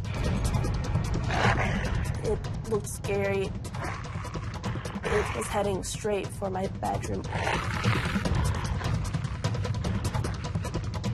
I was worried that my daughter was in danger.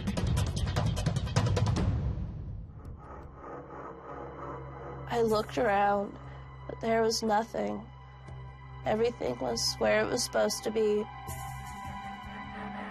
But the closet door was open again. I just pushed it shut.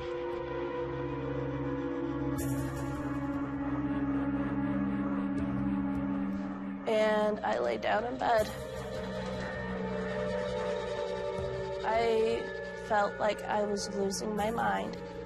I was a grown woman, finally living in my own place.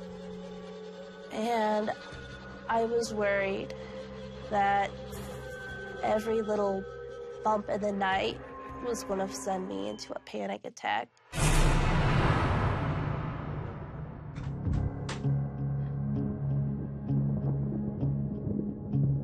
I was tired. I had spent all day moving and unpacking. I lay down one more time for a final attempt at sleeping that night. And there was the weight again on my legs. I felt like my cat Kevin was once more there with me. Having Kevin there made me feel safe enough to finally go back to sleep.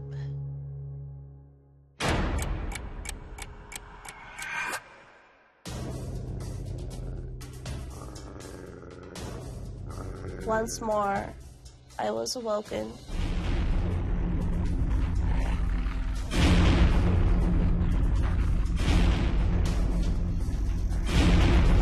The growling was back. This time it was getting louder and more threatening and terrifying.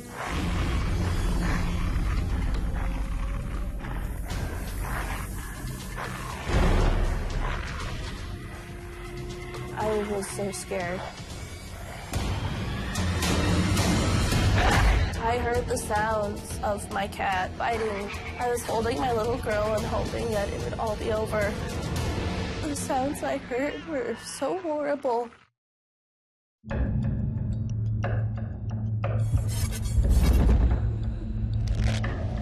My name is Pauline, and November 7th, 2014 was the scariest night of my life.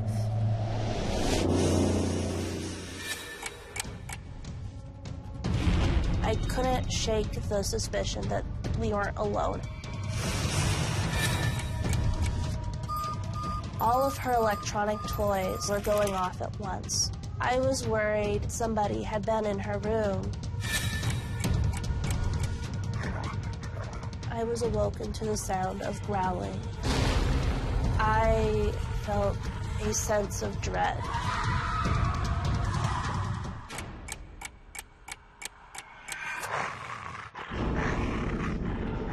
The growling was back. This time it was getting louder and more threatening and terrifying.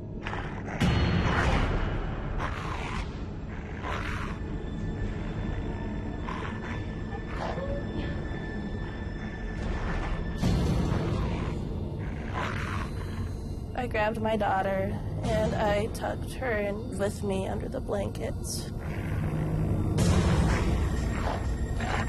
As it got louder and louder, I just pulled the covers over me and my daughter's heads, and I held her.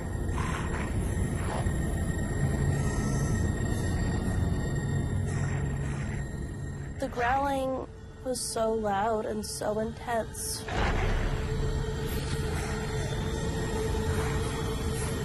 It felt like the dog was right there.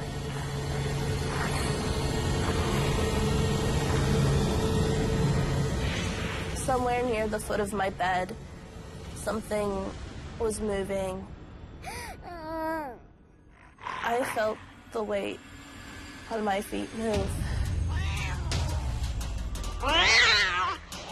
It wasn't just growling anymore. There was the sound of a cat hissing and yowling. It became louder and more intense, and the mattress was shaking.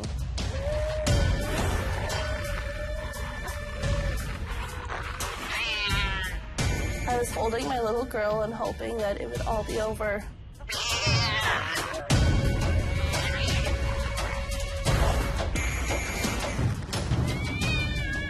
I heard the sounds of my cat fighting with whatever it was that had come out of my closet.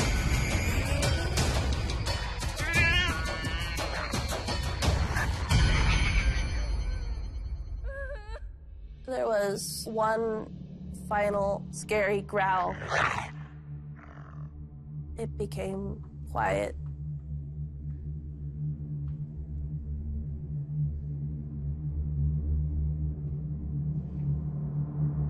It had been so loud, that silence actually felt like a punch.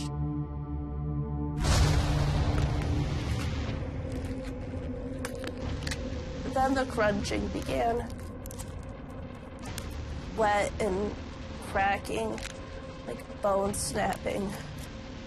I could hear the dog spirit eating Kevin. The sounds I heard were so horrible. I don't know if Kevin's spirit still exists. I stayed there under the covers the entire night. I kept just praying for daylight to come in through the window so that I can just pick up my kid and get out of that place.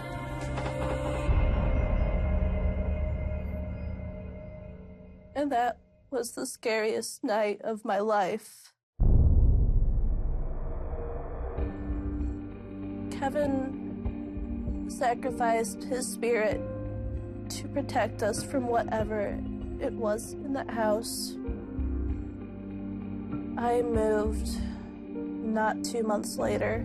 My neighbor told me that if any of the apartments would be haunted, though, it would probably be mine, because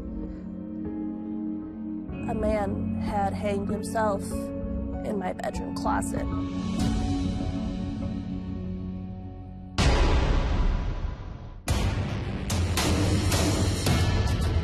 It was a human shape. I was scared. I knew that I couldn't leave my room.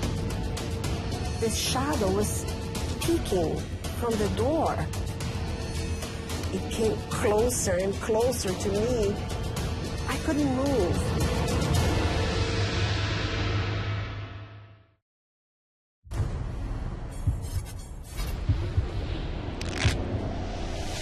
My name is Maria.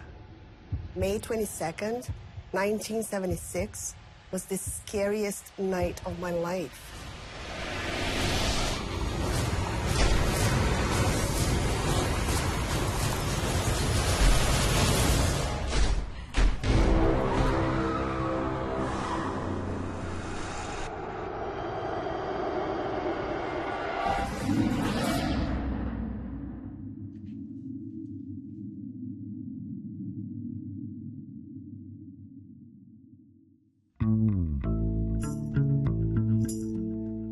This particular night, I was with my mom and my dad. My brother had gone out.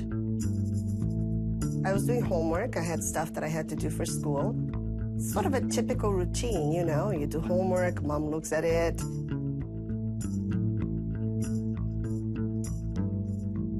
Normal activities.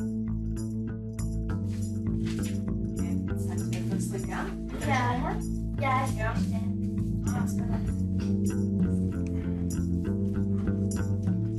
It was time to go to bed.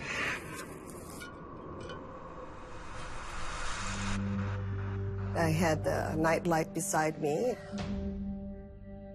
So I started reading the book. The house was quiet. And then I started to feel like I was falling asleep.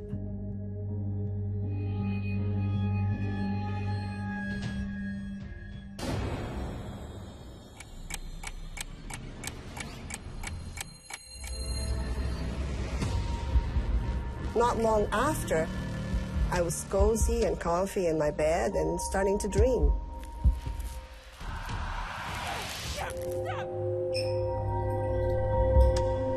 And then I heard a noise coming from the kitchen.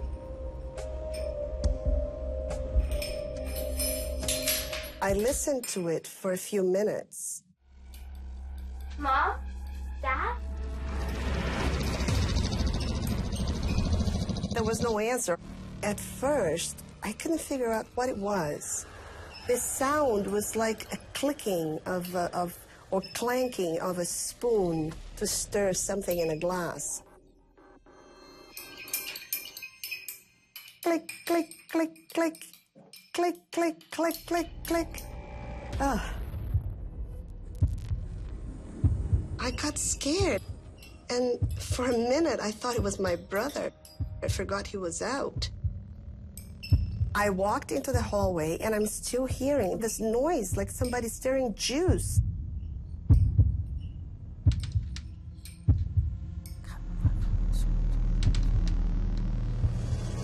And I start walking towards the kitchen. I could still hear the sound.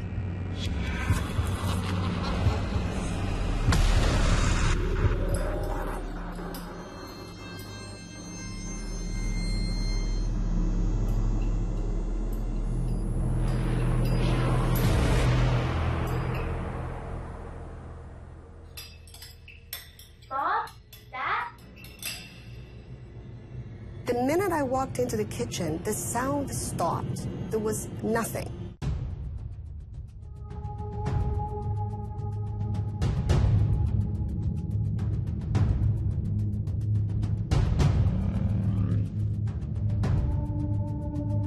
And there was no one there.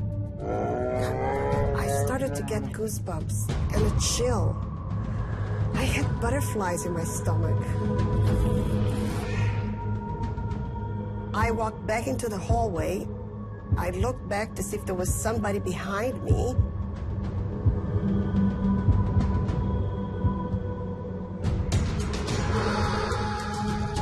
I decided to just go back into my bedroom and just cover myself up.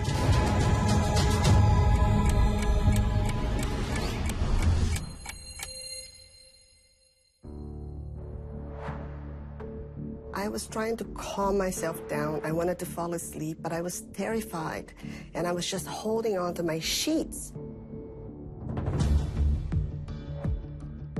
I was lying there trying to make sense of what I had just heard. I had almost convinced myself that I was hearing things.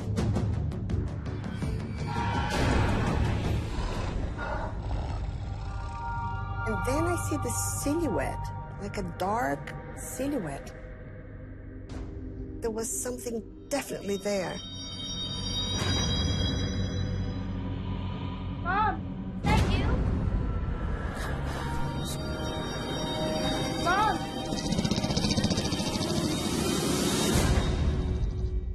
When I sat up and I looked, this shadow was peeking, like sideways from the door. It was just this creepy, dark silhouette standing there. I was terrified.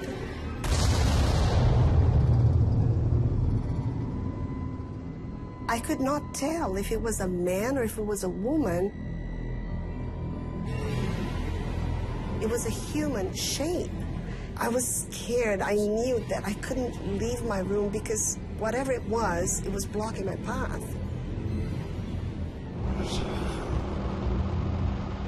just covered myself with the blankets. I just, like, you know, if by magic this thing was going to disappear.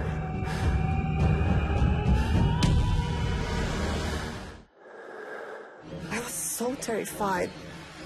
I could hear my own heart, like, pounding in my chest. I was 15 years old. I was just a girl. I had no idea what that was, and it was scary.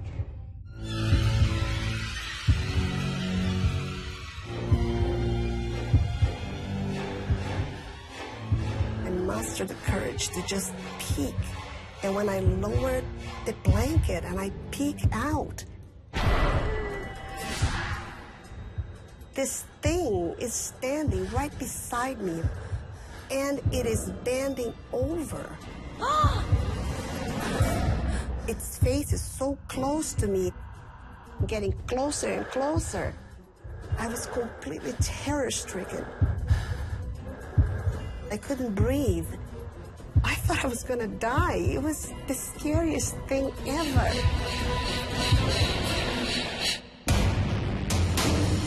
It came closer and closer to me. I couldn't move. It was like it had placed a spell on me. I was literally paralyzed. It vanished. I wasn't dreaming. My mom tried to calm it down. She didn't believe me. My heart was pounding. Something is there.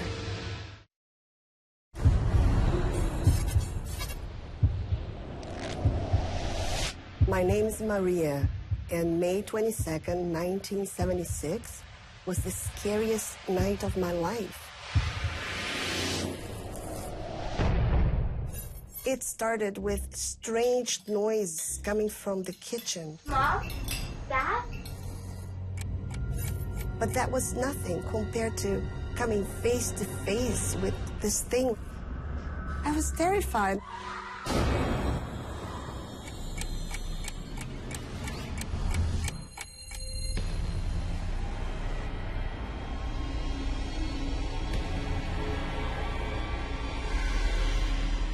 It came closer and closer to me, and while its face was practically pressing against mine, it did something worse, far worse than in my wildest nightmares. It felt like a hand was pressing on my chest, like there was something heavy on my chest, and I was trying to breathe and I couldn't.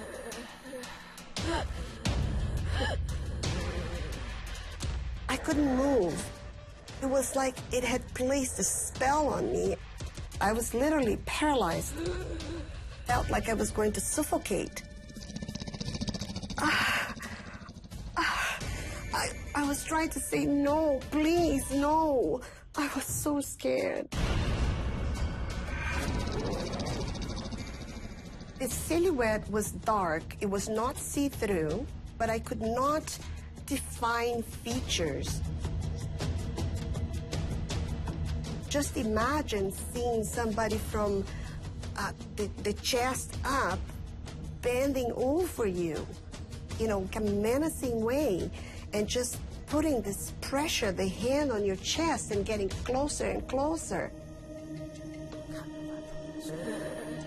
I screamed, no, no, no! No, no! I was on the verge of passing out.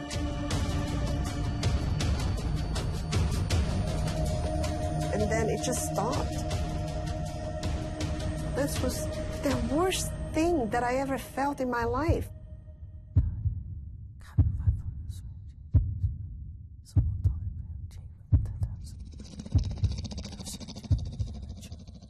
Mom, Dad!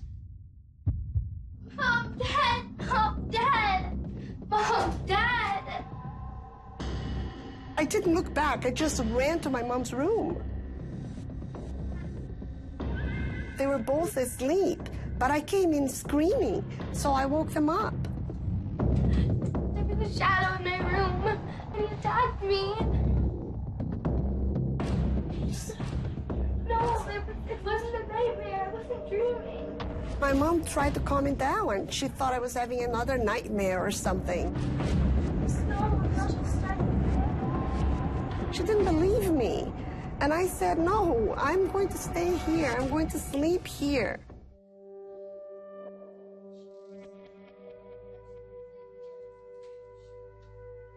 I got this big blanket and I folded it and I made a bed on the floor right beside where Dad was sleeping. And I lie down on the floor to sleep. And Dad reaches out and gives me his hand. So I hold on to his hand because I just felt more protected that way. I was completely and utterly petrified. My heart was pounding.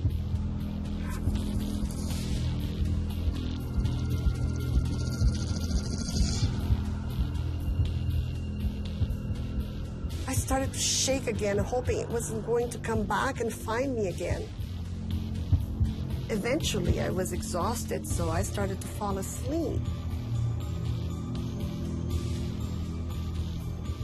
I must have been asleep for a few minutes. And all of a sudden, I woke up, and that feeling came back again. There's this cold in the room. Something is there. And I can feel it again, the same thing, the same sensation. And I looked at the door, and there it was. It's staring at me.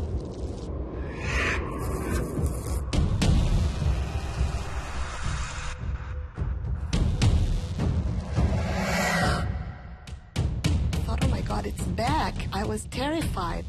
My parents were asleep, and I was trying to tell myself to calm down. I even thought, am I crazy? You start thinking that there's something wrong with you because nobody else had seen it. I was really, really scared. I just didn't want to believe that it was there.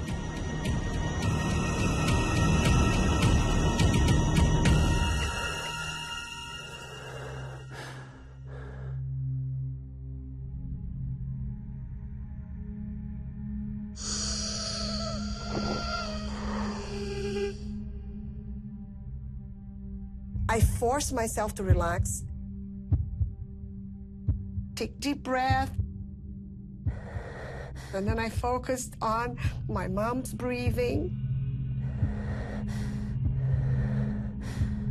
my dad's breathing, and then I could hear my own breathing, trying to really relax.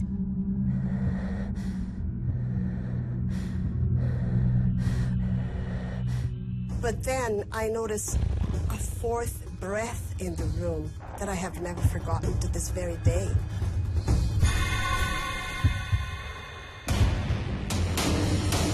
I felt that there was a threatening presence. I kept hearing this breathing. I just couldn't contain myself anymore. It was just too scary. Was standing right in the middle of the frame of the door.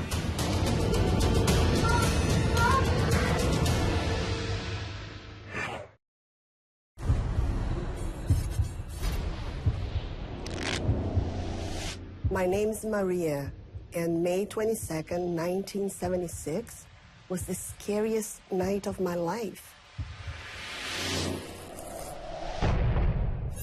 I had been attacked by an entity. I was terrified. Oh, Dad! Something is there. I just didn't feel safe. I thought I was going to die that night.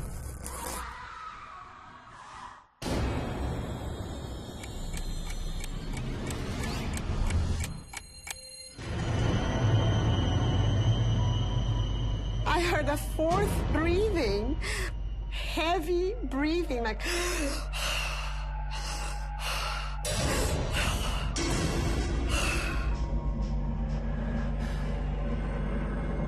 I felt that there was a threatening presence. I don't feel safe anymore, even though I was there, you know. I knew I was in my parents' room and supposed to be a safe place for me. I just didn't feel safe. I tried to keep my eyes closed, but I kept hearing this breathing. I thought it was an evil spirit. I really thought it was something really bad. It was just terrifying for me, and I kept praying, and I kept praying. God, please, you know, it's not here. Take this away, please, take this away. What have I done to deserve this? Please take it away. And it was still there.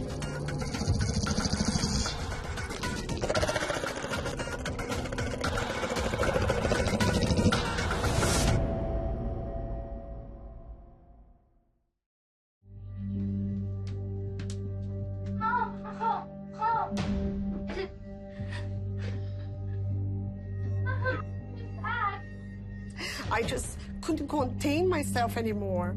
It was just too scary. So I woke Mom up, I woke my dad up. It was just too scary.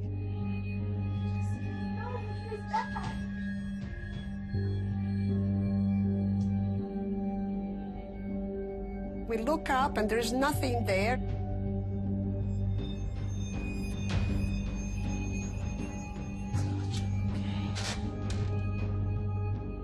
She goes into the hallway with me. There's nothing there. And she says, you're imagining, you're dreaming.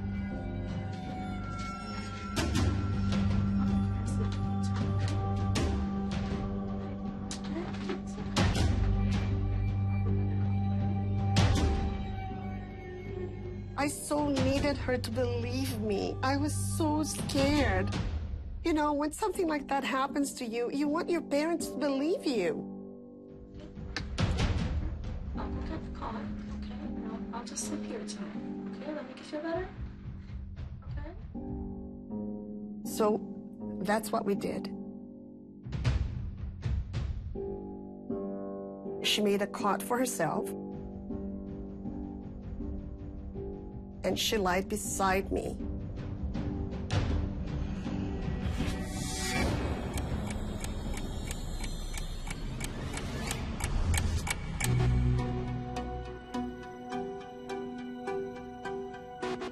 My mom fell asleep right away.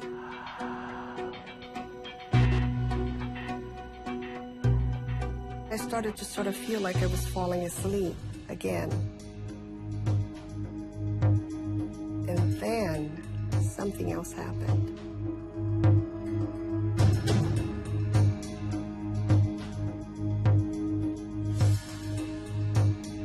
I felt a poke, like someone nudging you. Imagine you're lying down and somebody just pokes you, like to wake you up. So I woke up and I said, what? What is it, Mom? She's sound asleep. Oh my God. I think the blood just ran out of my body and I just went all over in goosebumps.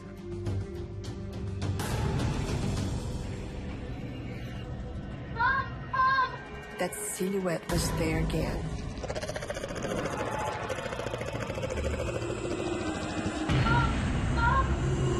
So I shook my mom up.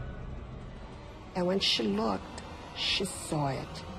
So this time, my mom saw it. Both of us.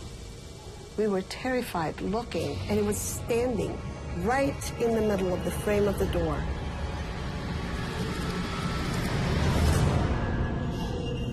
My mother was paralyzed. She was just looking. Her mouth was open. And I couldn't say a word. We were just looking. Suddenly, we saw this very bright flash. The whole hell broke loose. It was just the scariest thing. We get up and we get out of the bedroom and we just go toward the living room.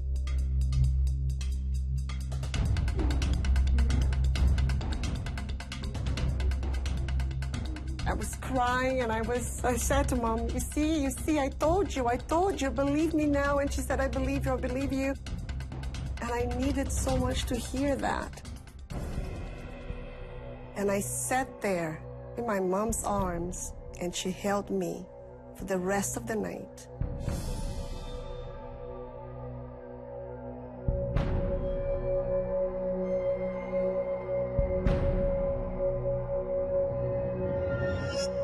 That was the scariest night of my life.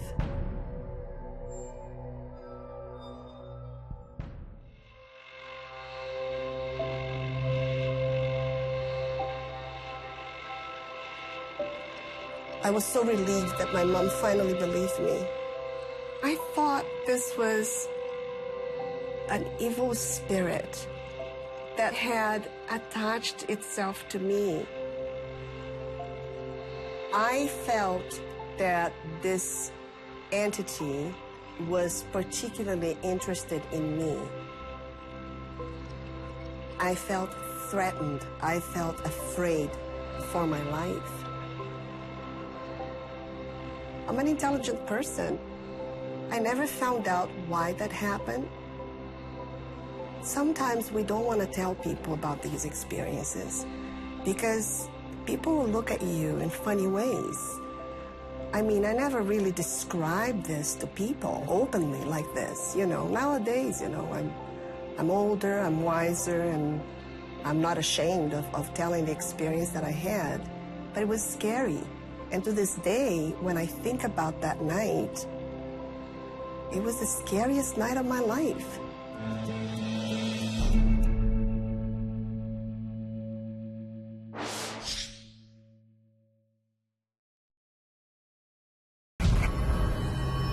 August 18th, 2012, December 1st, June 15th, 1991. Was the scariest night. Was the scariest night. The scariest night. Was the scariest night. Was the scariest night of my life. All of a sudden, there is a ghost. I was terrified. Did you see that? We're starting to see what look like the shadows of people. These materialized halfway through the bed. Instinctively, immediately, my defenses took over. She was looking at me, and she was screaming at me. Get out!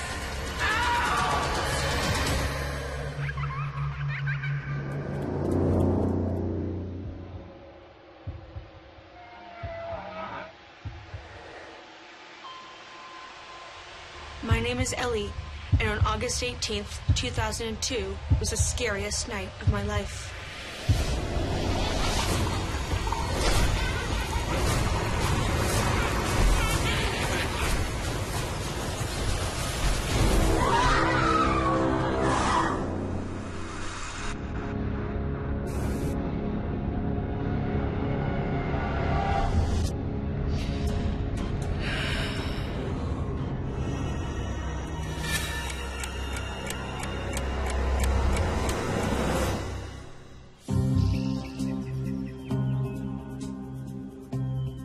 August 2002, my mother and I had flown to Scotland for 30 days to drive around the country as my graduation present to myself from high school. I had begged my mother to stay in a castle because it's Scotland and castles.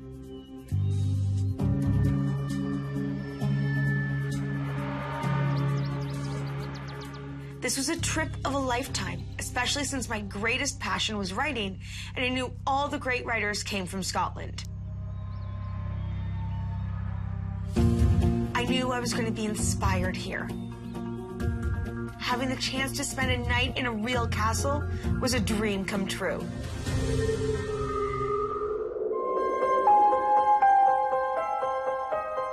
I was so excited to be in that castle, surrounded by history.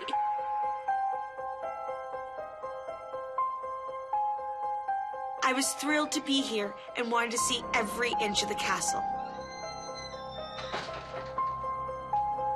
But when we entered into the castle, it already felt like there was somebody watching.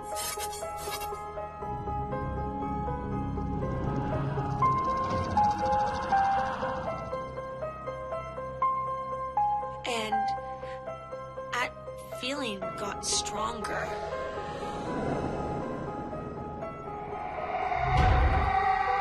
It was constantly feeling like there was someone behind me. And I would turn around at random points. And I'd be looking for whoever was watching. Even in the middle of conversation with my mom while looking at art or what have you. It was foreboding. I felt that there was somebody staring at me. And when I glanced, there wasn't anyone there.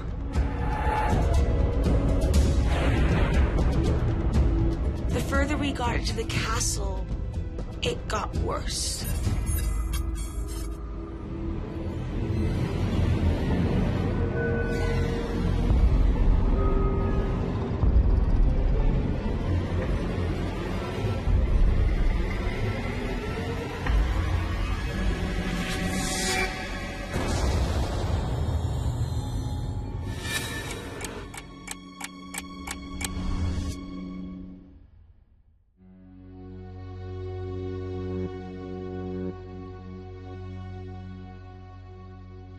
Mom was in bed by 9 o'clock that night.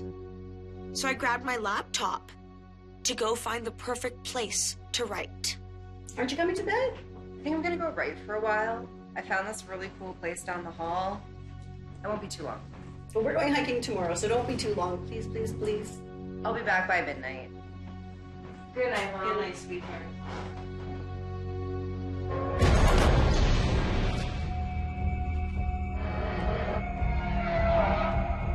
A castle is a perfect place to be inspired.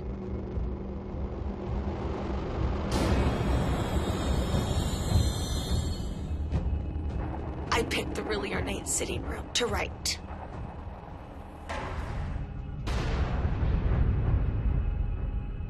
It was perfect. It was everything I needed to create. I started writing straight away. It was so quiet and peaceful.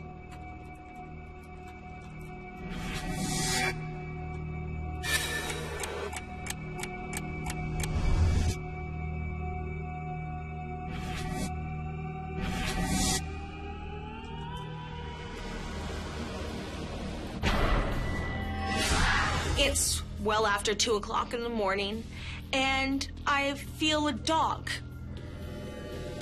It had rubbed up against me. I just reached down with one hand and pet the dog.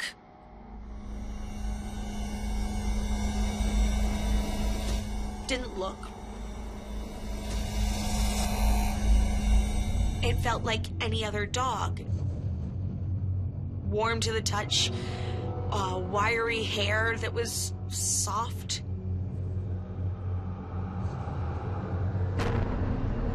Well, I went back to typing with both hands.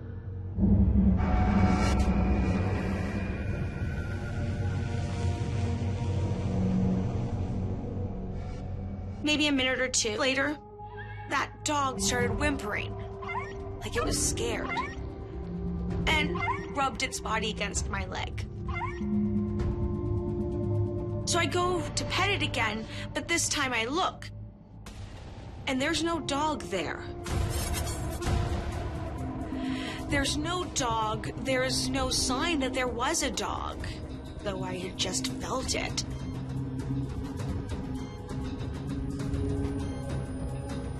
I got up, and I'm looking around the room, and I'm trying to see if the dog had scampered off to the other side of the room or jumped on a couch or something.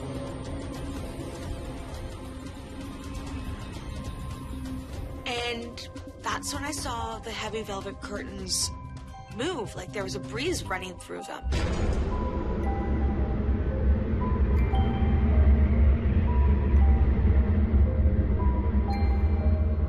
Velvet's really heavy.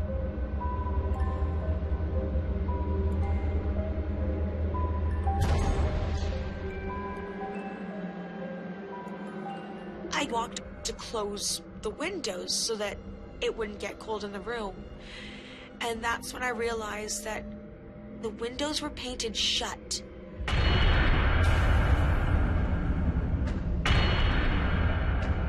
That wind wasn't coming in the windows.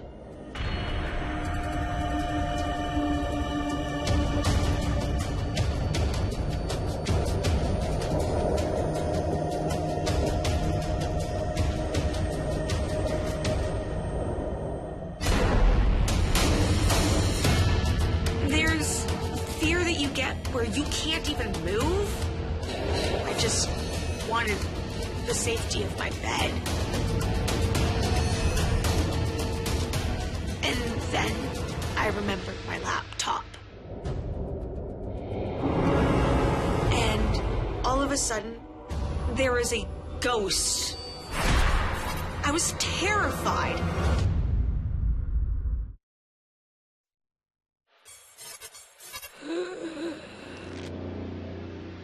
My name is Ellie, and on August 18th, 2002 was the scariest night of my life.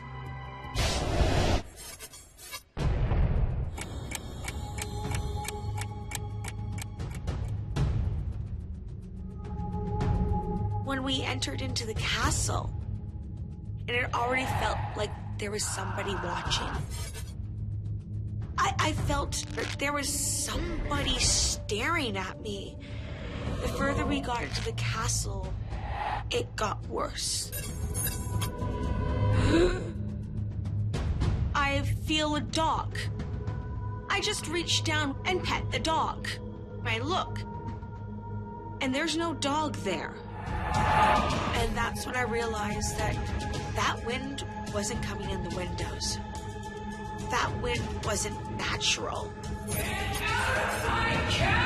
I didn't want to be there anymore.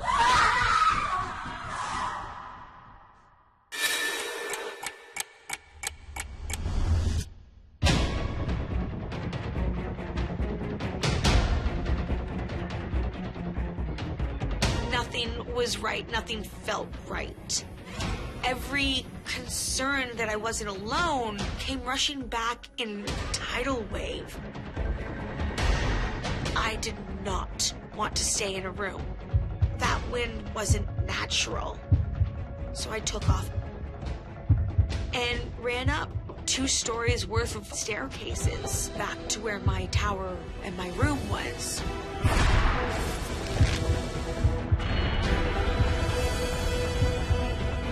Besides being terrified, I felt like the ghostly wind blowing the curtain chased after me.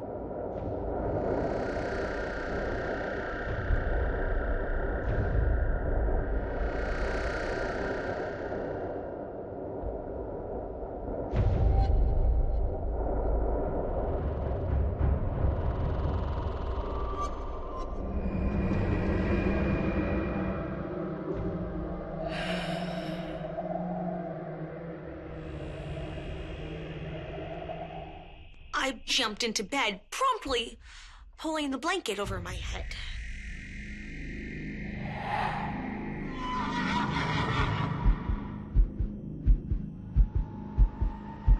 I'm panting for breath because I just ran really far, really fast. And never thought to wake up my mom. I just wanted the safety of my bed.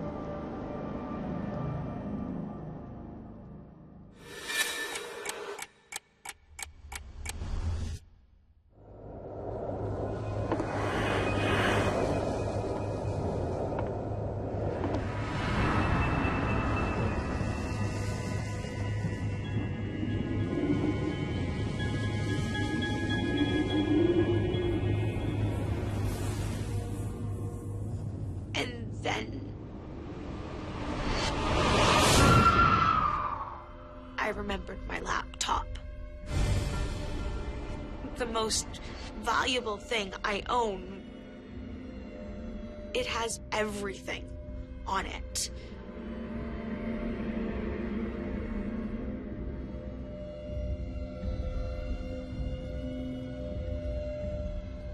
I knew that I had to go back to that room to retrieve my laptop.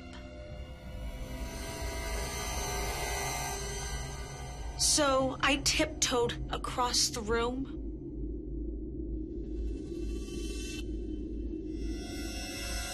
The hall was empty, the tower was empty. So I slowly snuck down the stairs.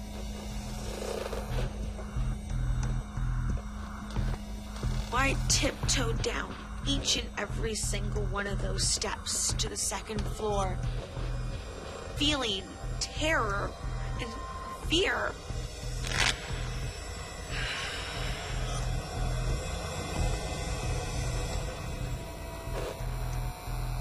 That walk was the longest walk of my life.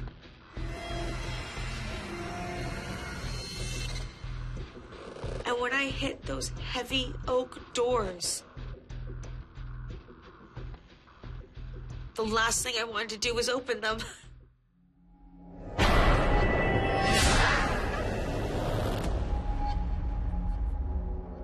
But I did.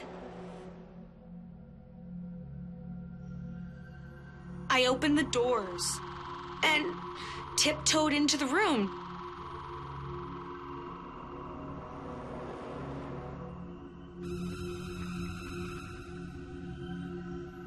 I just didn't want to be there.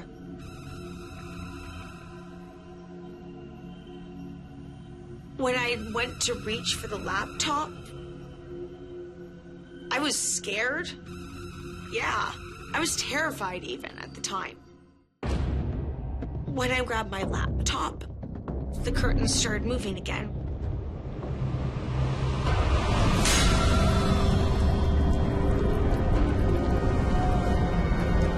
And the fireplace burst into flames.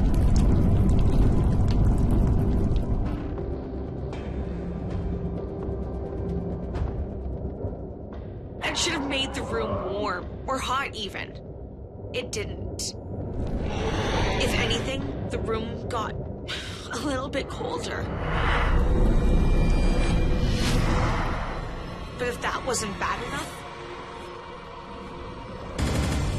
there is a ghost. A terrifying ghost in front of the fireplace.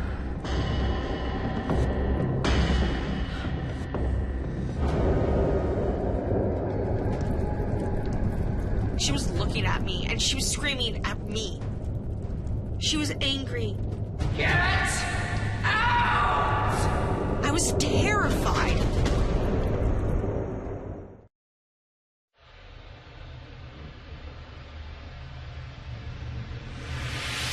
My name is Ellie, and August 18th, 2002 was the scariest night of my life.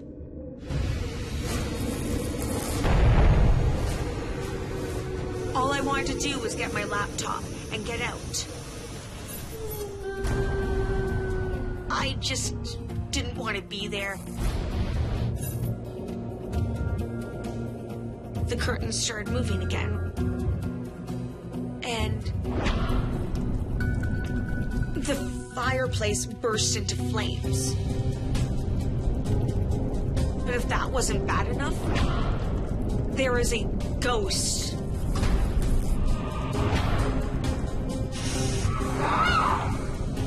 I was feeling terror and fear.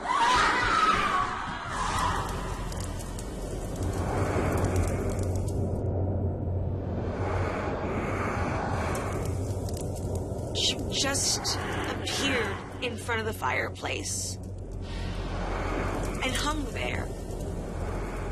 She had raven black hair streaming behind her. She was wearing a long green dress that was elegant and looked like it was from the early 1900s. She was angry. Get out! She screamed at me to get out of her castle. I can still hear that voice. Get out of my castle!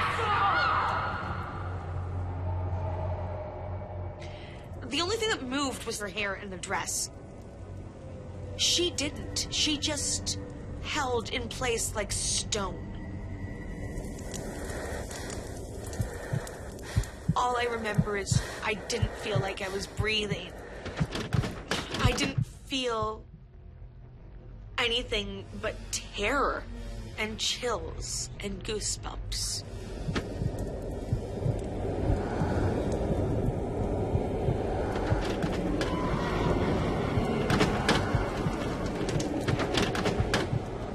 I don't know if she intended harm to me or not, but I wasn't going to stick around.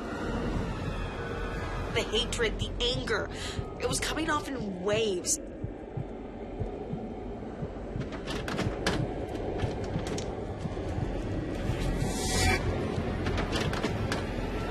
The negative emotions just rippled off of her. Get out of my castle! And I didn't want to see what would happen if I stay in that room. I had to throw my entire weight to swing one door open.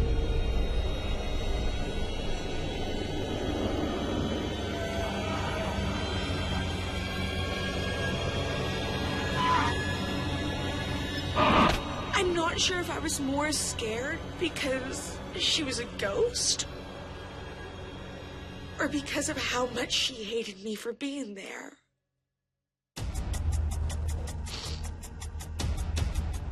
I'm sorry.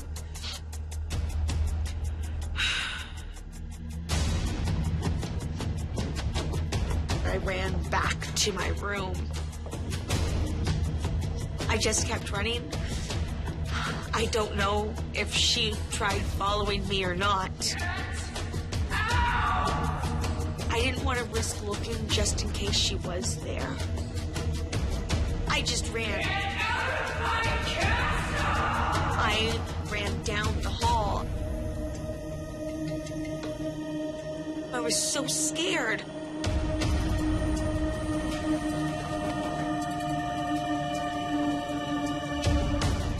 I didn't wake up my mother because we were 3 hours away from the nearest city. And then I just pulled the blankets and the sheets over my head while I huddled there in a ball, curled around my laptop. Get out of my castle! I didn't sleep a wink. I just wanted the night to be over.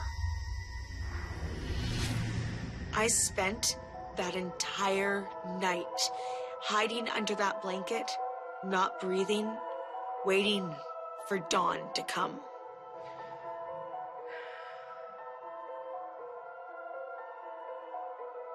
And that was the scariest night of my life.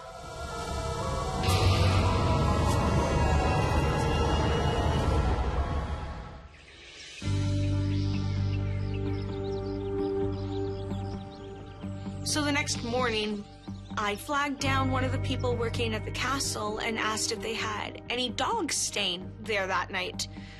And they said no, and turned to walk away and paused and turned back and said, "What kind of dog?" And I described a small little black-haired Yorkie.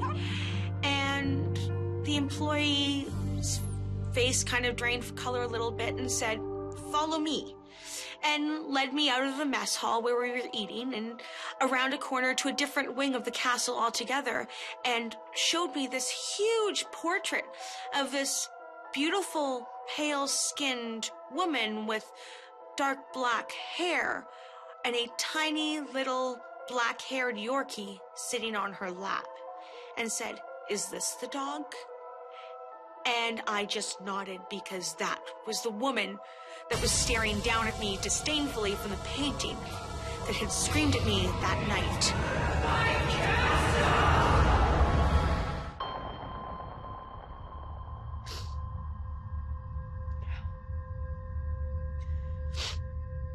It's been 15 years, and this is what this story does to me. This experience.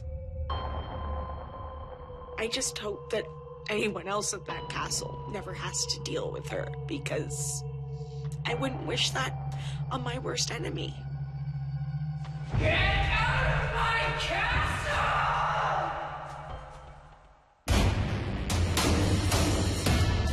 Seemed like something was trying to get our attention. And then as soon as we back away, we turn to look, it's gone. We're still a little unsettled.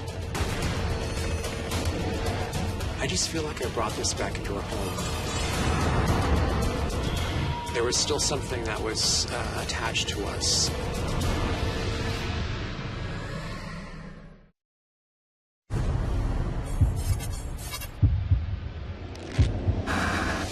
My name is Christopher, and October 31st, 2006 was the scariest night of my life.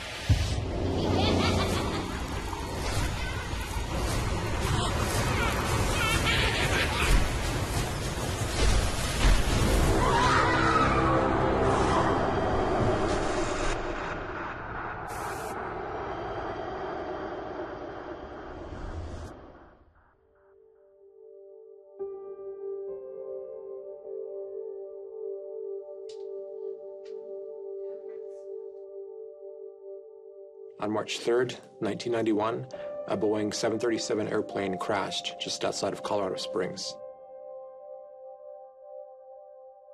Everyone on board was killed. 20 passengers, including 5 crew. Initially, they thought a severe wind shear was responsible for the crash, but later they found out it was due to a faulty rudder. It crashed in a park and narrowly missed an apartment complex by 100 feet. The crash shattered neighborhood windows, scattered debris all over the park. My husband, James, was home when it happened, and the impact was so great, he thought there was an earthquake happening.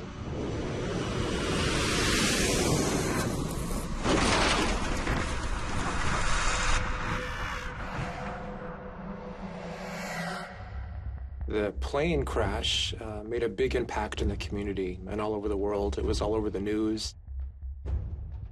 It was all our neighbors could talk about, for months, for years. Did you say we go and check it out? You and I, let's go. I'm not really interested in it, to be honest. Seriously, I think it'd be so much fun. Come on. It's Halloween 2006.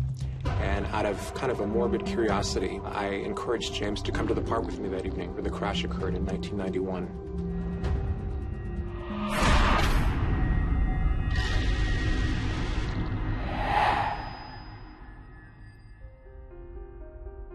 I'm a Oglala Sioux, so as a Native American, I was exposed to the concept of the spirit world from a very early age. James is really skeptical, and I think he just kind of went along as maybe kind of a joke. It was a little cold that evening, so we wore jackets. We brought flashlights, a couple of digital cameras.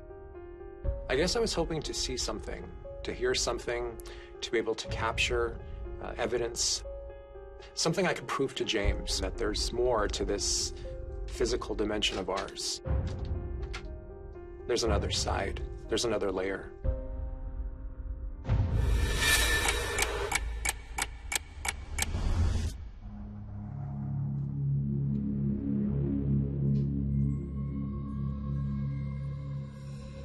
James and I left the house. The park was maybe 3 blocks away from where we lived. There was no moon.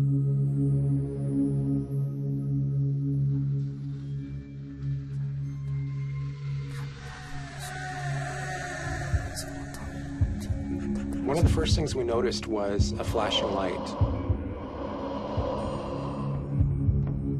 It was one of the park lights.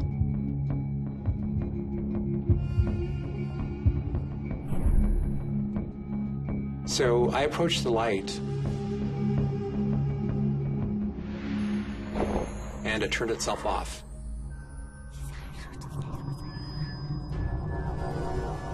And when I backed away, it would come back on again. James was trying to rationalize it as some sort of short in the wiring, but because of the pattern, it just seemed like something was trying to get our attention.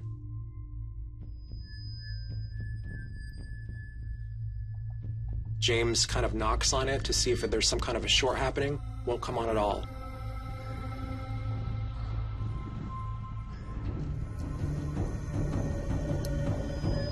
And then as soon as we back away, it starts flickering again.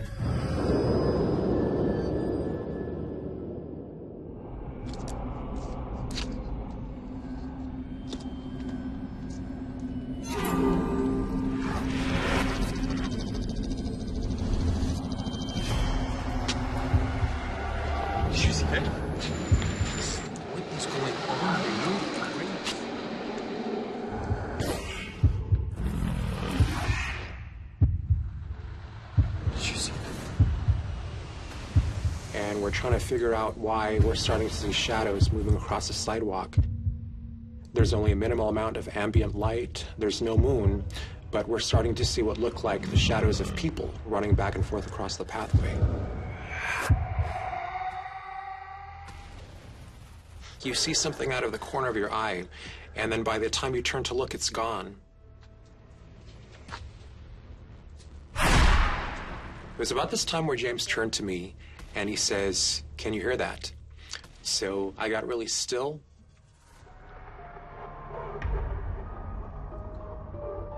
And I remember just this kind of numbness taking over my body.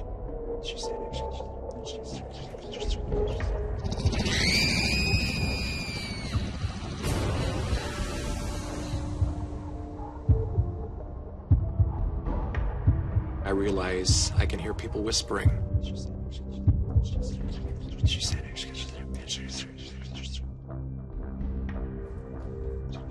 You couldn't quite make out what they were saying.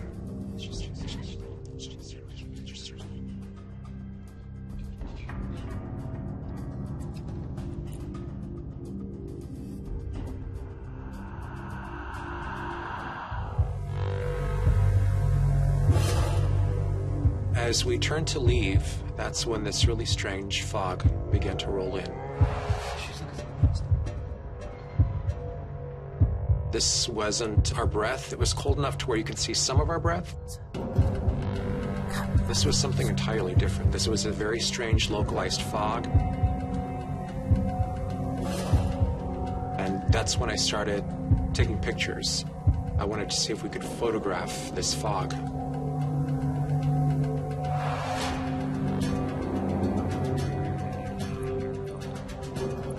We're taking pictures, and we're starting to notice that different odd images are appearing in this fog. We'd never seen anything like this. They look like they're made out of light or gauze or sheets. I enlarged the photo on our viewfinder, and James just had no words. It's like all the life was just completely sucked out of him. He had never seen anything like this. I'm getting very excited about what we're seeing, but James continues to feel more and more perplexed. He's starting to become paranoid. You know, we're wondering if there's people watching us. So we start to move our way out of the park.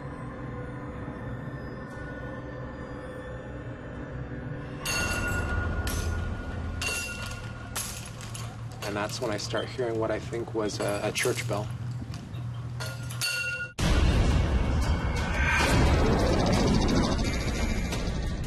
We track the sound to its source.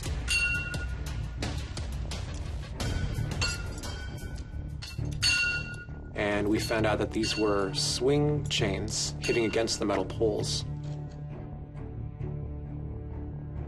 In the same way we saw the light flashing earlier, we thought that maybe this was something that was trying to get our attention.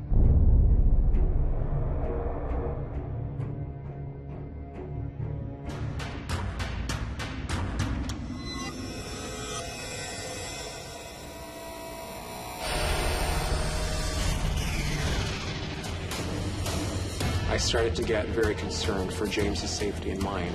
I started to get very concerned that something might follow us home. I finally fell asleep. I just remember someone blowing in my face, and that's when I see a body.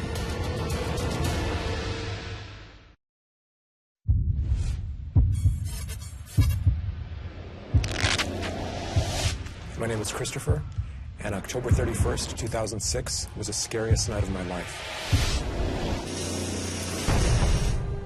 So as we turned to leave, that's when this really strange fog began to roll in. We're taking pictures, and we're starting to notice different odd images are appearing in this fog.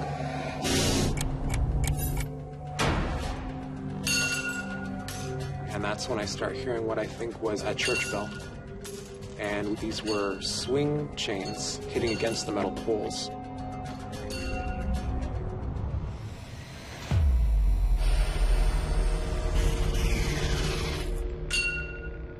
The chains from the swing were banging up against the poles.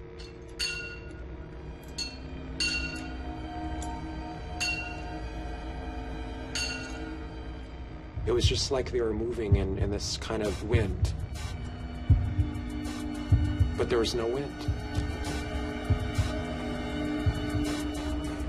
So I felt like something was trying to get our attention.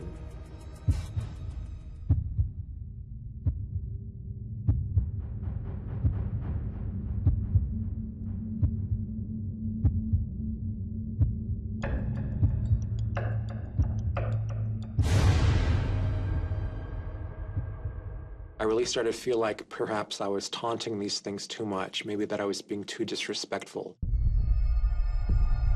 I started to get very concerned for James's safety and mine. I started to get very concerned that something might follow us home. So we decided to leave.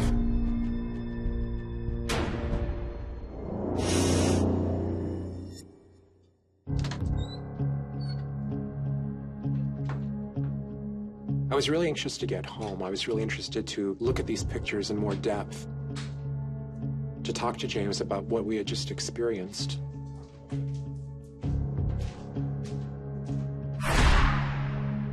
When we got back, James made hot cocoa because we were cold, and I proceeded to hook the camera up to the television so I could see these pictures in greater detail.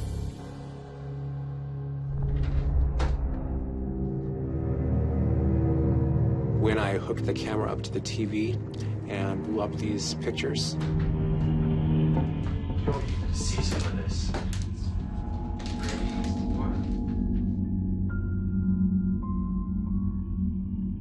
What is this? Like ghost pictures. We were just shocked at the detail of some of these images.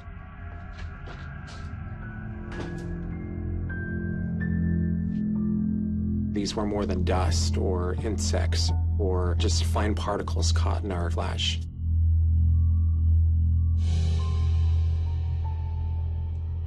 These were spirits. Is that? Yeah. This was the first time I ever had any kind of spiritual manifestation on camera. This is pretty exciting. Like, I know it's a little... I'm feeling elated.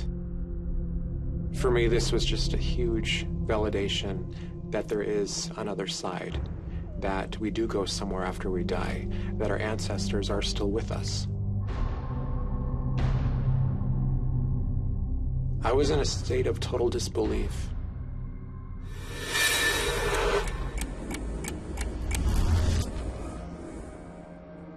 We're still a little unsettled. There still is a level of paranoia that something still might happen to us.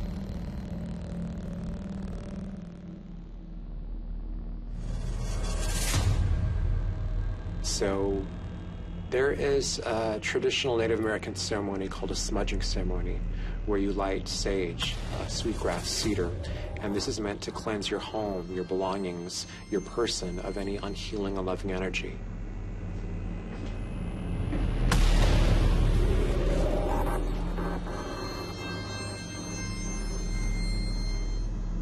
After the ceremony, the energy really settled down, but there was still something that was attached to us. A mild anxiety, a worry like something bad was going to happen.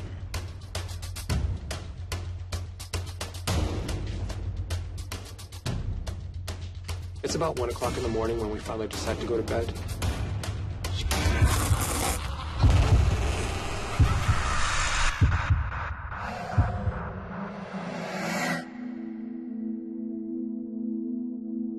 I finally fell asleep.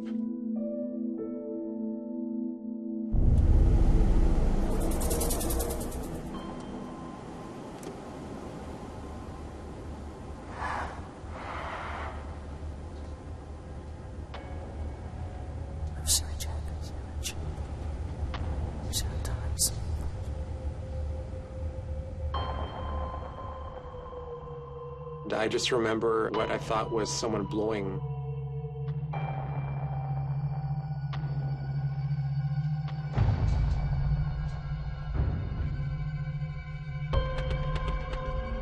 So the fan's on, which is really strange because it's October. We only have this fan on in the summertime. And just from the white noise that it's generating, I'm starting to hear those whispers again. Like a lot of people whispering at once, but very rapidly, and again, that's nothing you could make out. I get out of bed, I walk to the fan, and I turn it off. And the whispering stops.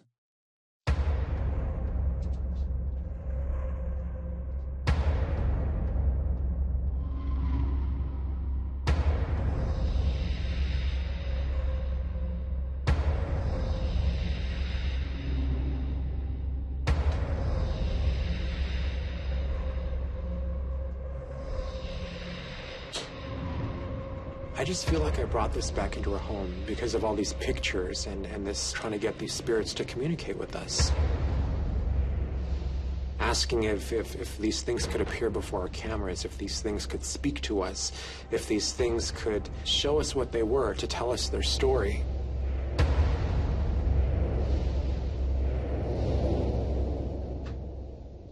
I start making my way back to the bed.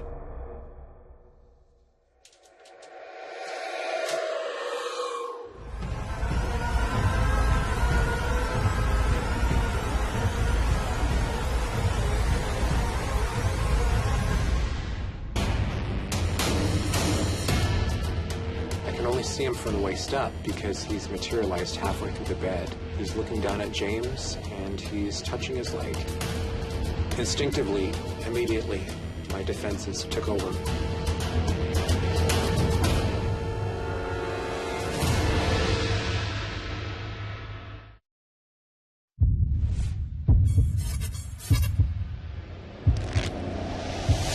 My name is Christopher.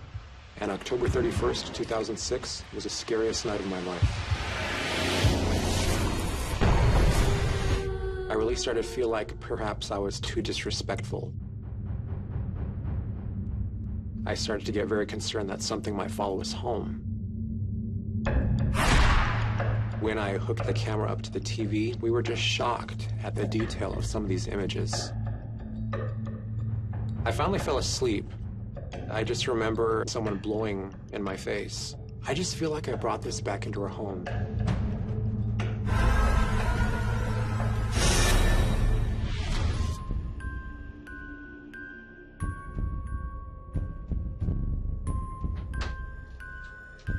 I start making my way back to the bed. And that's when I see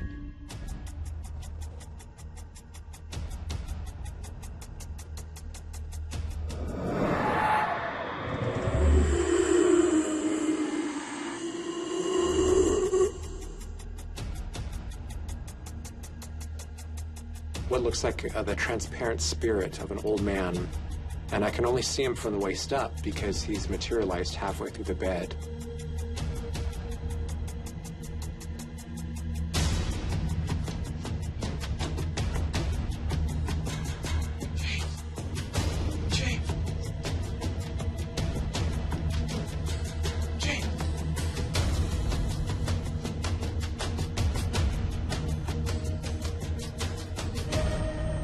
He's looking down at James, and he's touching his leg.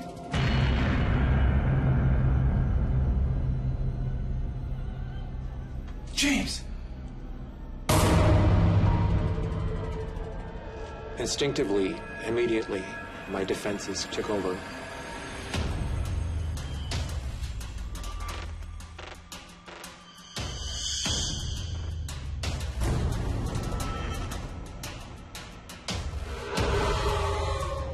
just felt this very overprotectiveness for James, like I had to protect him.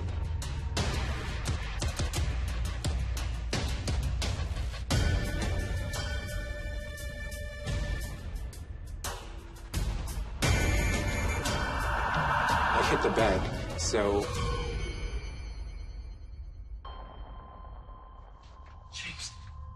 There's a ghost right there. James wakes up from the shaking and he's like, "What's going on? What are you doing?" And I told him there was an old man here. He was right in the middle of our bed. He was looking at you. He was touching you. Do you feel anything on your leg? He touches his leg and he says it's ice cold. Oh, it's cold? He says he feels like he has like this weird static electricity all over his leg. That was the first time I've ever encountered a ghost face to face. I've dreamt of spirits. I've heard of people that have had encounters with spirits, but I've never seen one in my own environment.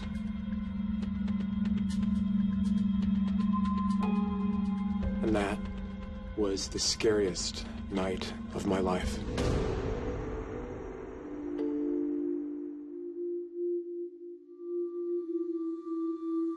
I guess this was the scariest night of my life because I never felt invaded, that something had come in to a place that I hold sacred.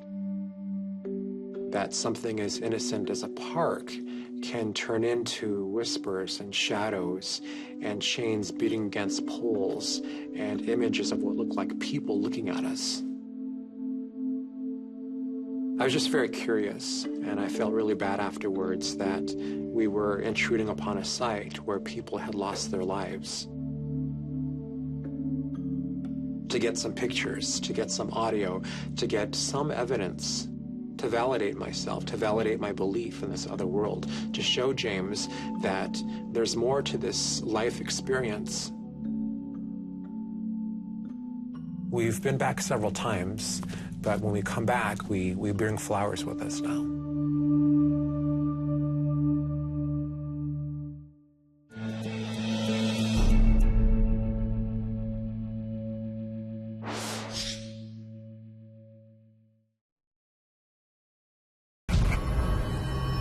August 18th, 2012, December 1st, June 15th, 1991. Was the scariest night. Was the scariest night. Was the scariest night. Was the scariest night. Was the scariest night of my life. I wake up to a noise, and it struck me as odd.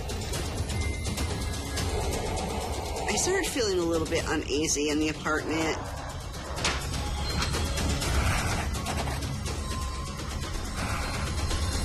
Never seen anything like this. Something isn't right here. I started feeling like I was being watched.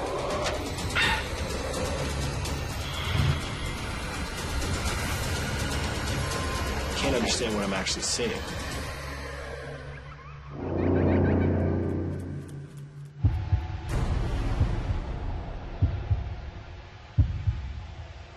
My name is Greg, and April 26, 1986 was the scariest night of my life.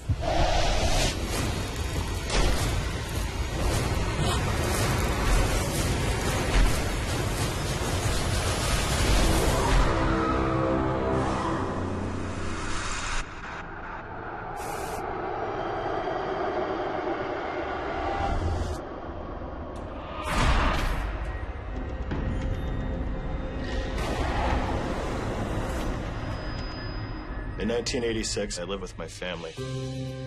I have a twin brother who's a fraternal twin. His name's Jeff. We shared the same bedroom. We spent a lot of our time doing what normal kids would do.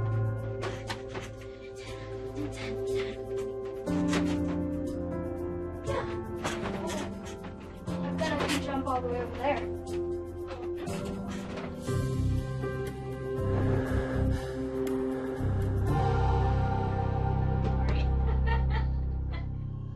Growing up, we had a fantastic childhood. Boys, I got a drink here for you if you want. Thank you. There was never any issues. Our parents were pretty typical. It was kind of like the typical semi-1950s family kind of style home. I'll just meet your father and then we'll continue. Okay, we'll make this move. Now you guys need to get ready for bed. Bedtime was usually around 9 o'clock on a weeknight. Go. Should be.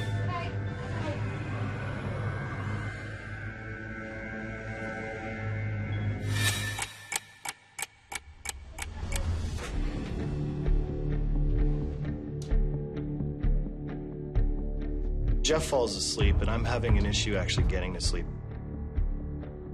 Kind of half in, half out of it.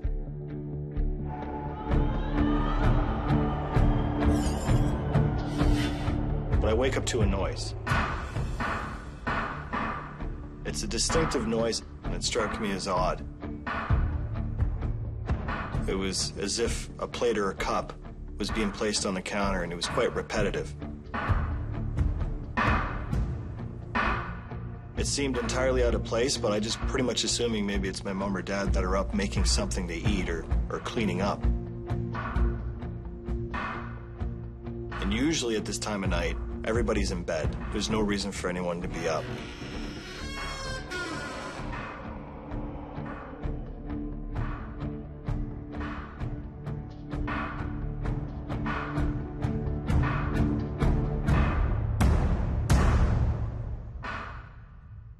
So I decide to get up and go investigate.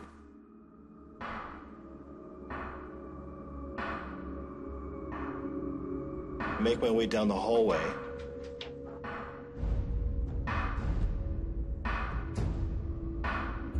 And I come into the kitchen. And there's nobody in there.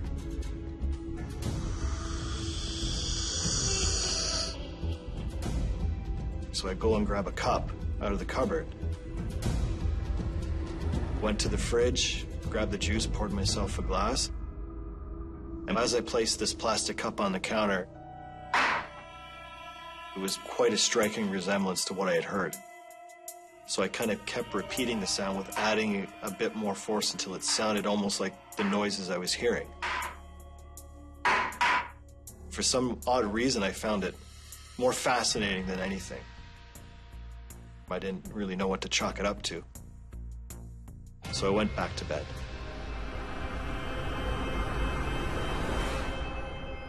And just as I'm coming down the hallway, I hear the same sound again.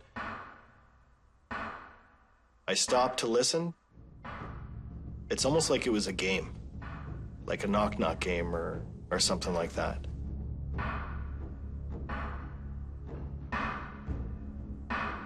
So, what do you think that noise was?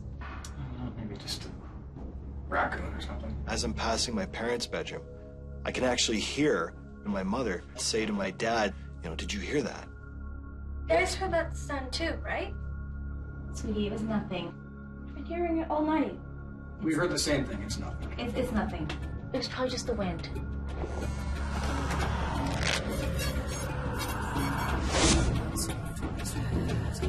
You're fine. Why don't you go back to bed? But I remember it was crazy to me that they heard it too.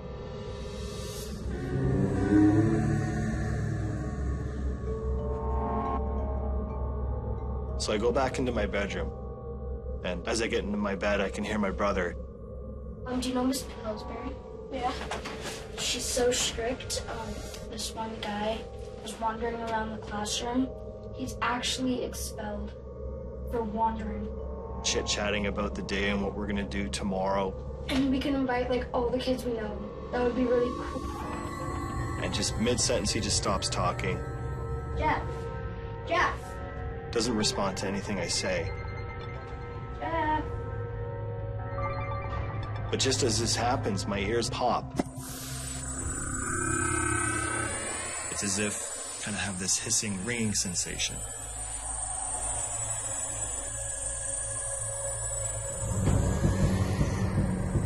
Right away, it triggers me like something's off. This is a weird night.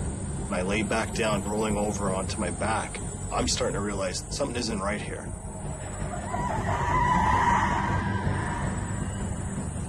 And I look to my doorway at the foot of my bed. Fully upright are these two silhouettes.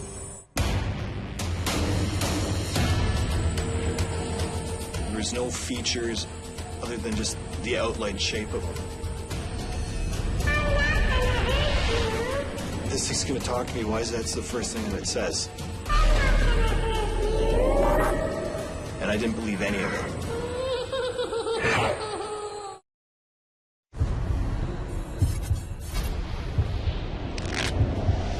My name is Greg. April 26, 1986 was the scariest night of my life. I had heard strange noises from the kitchen, and when I got up to look, nothing was there.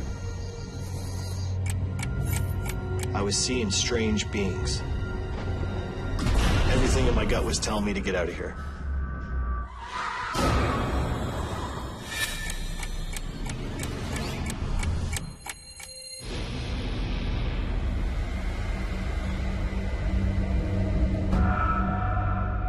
You can't see any features, and one is as tall as the doorway itself. It appears to be a man. It seemed intimidating just based on the size. It was holding the hand of what appeared to be a smaller child. Never seen anything like this.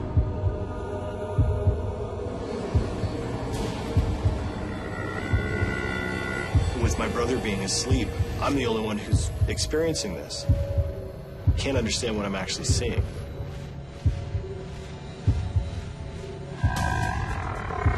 So I'm just trying to take it all in. I'm realizing that this isn't something normal. As I'm looking and taking all this in, my ears pop again.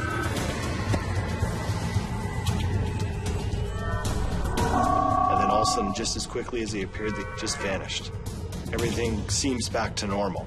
And I turn over to my brother and I said, Jeff, did you see that? Did you see that? What? They were just there! I didn't see anything. What are you talking about? We're dreaming. Go back to sleep. And I'm kind of blown away that he didn't see it. The fear started to kind of creep up on me.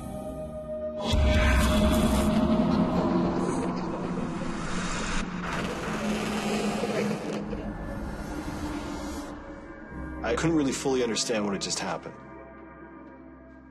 So I decided to get up and I'm gonna go tell my parents. When I had to cross through the doorway from my bedroom into the hallway, I was thinking, if I turn a corner, are they gonna appear here or are they gonna appear there?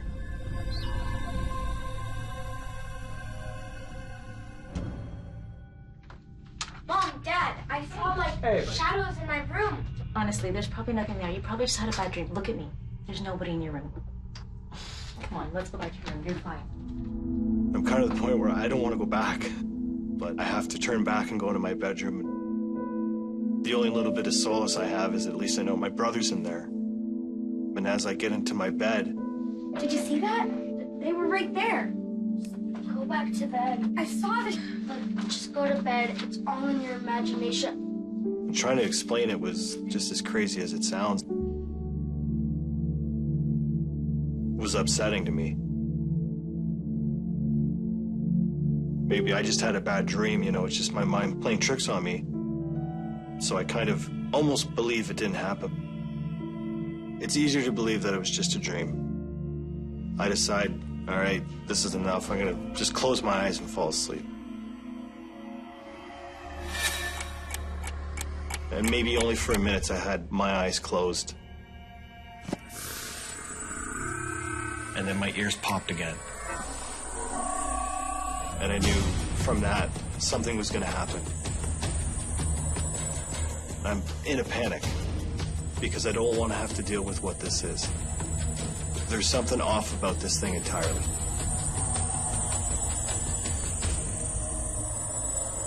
I'm now far more nervous than I was before. So I open up my eyes, and again, they're right there. So I pull the blankets over top of my head thinking, I can't see them, they can't see me. This blanket's somehow going to protect me from what's going on. Maybe I'm still dreaming, or who knows what it is.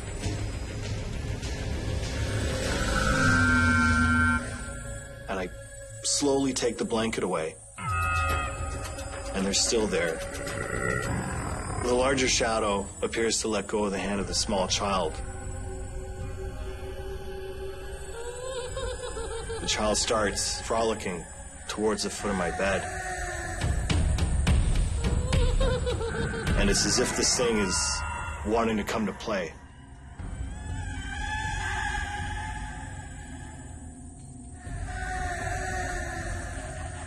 And I don't want any part of it. Everything in my gut was telling me to get out of here. And then it starts skipping, making its way to the side of my bed, towards my shoulder, towards my head.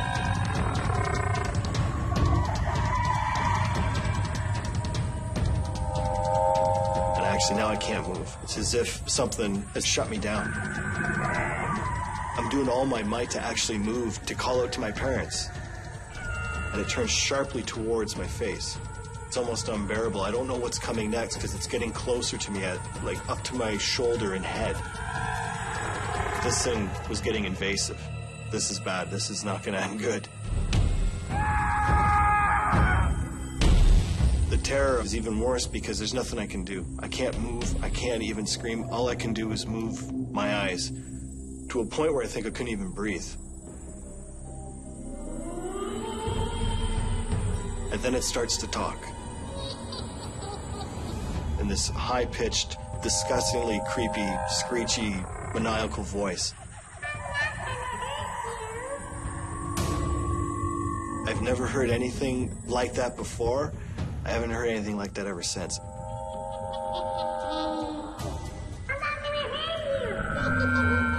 This thing's actually talking, and I can actually hear it. This thing's gonna talk to me. Why is that's the first thing that it says? And I didn't believe any of it. Everything inside, all the alarms were going off inside, like, I have to get out of here, but I can't move. I can't even turn my head away to look away from this.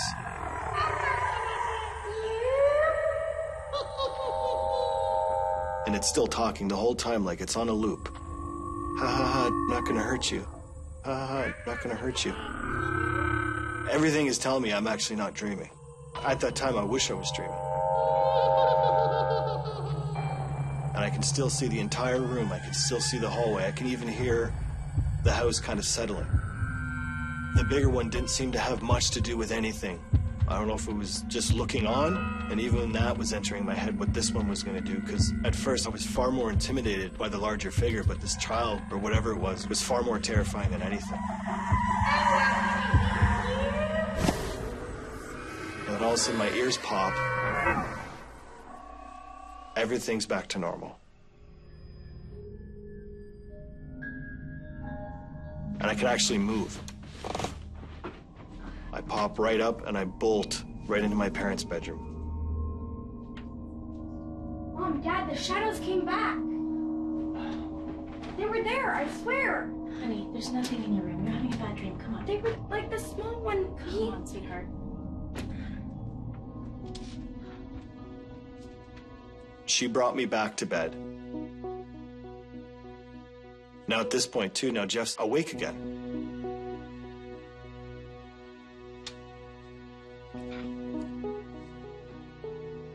He was alarmed, even how afraid I sounded. So I tried to keep him awake for a few minutes as we talked back and forth. So what did they look like? There was a tall one and a short one, but they were just like shadows. Like the little one like ran over and like skipped towards me. I believe you, it's just I didn't see.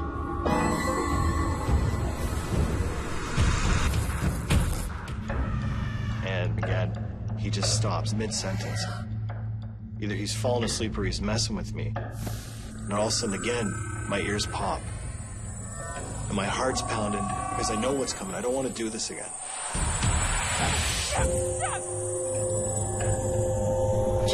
Jeff, they're coming! I'm saying, Jeff, are you awake? Wake up. And I get nothing. I'm afraid of what's going to happen next.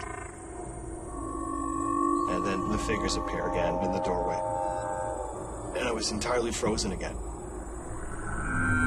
I can't do anything at all. And then he starts proceeding his way, coming down the side of the bed.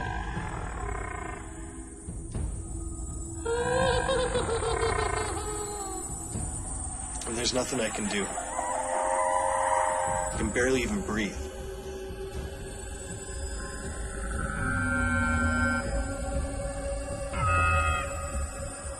And it's as if he's right in my ear. And it didn't feel good at all. And all the while still, the big shadow figure is in the doorway.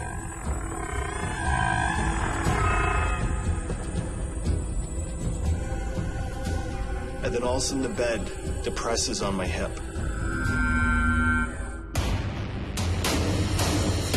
It's on top of me. It's as if it was trying to get into my stomach. I'm trying to yell, nothing can come out. I thought I was gonna die. This was it. No one can help me.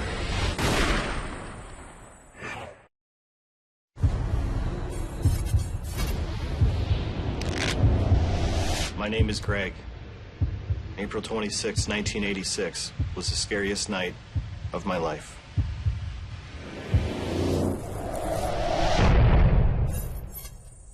It was so scary, I was entirely frozen. I can't move. It's as if something has shut me down. And it turns sharply towards my face.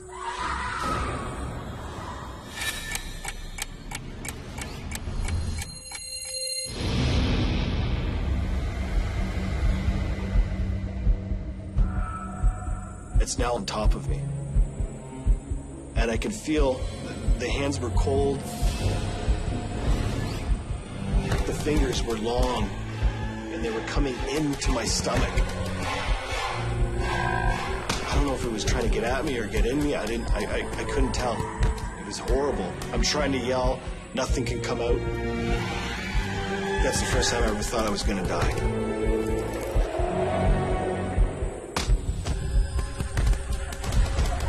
And I've never felt more helpless. This was it. No one can help me.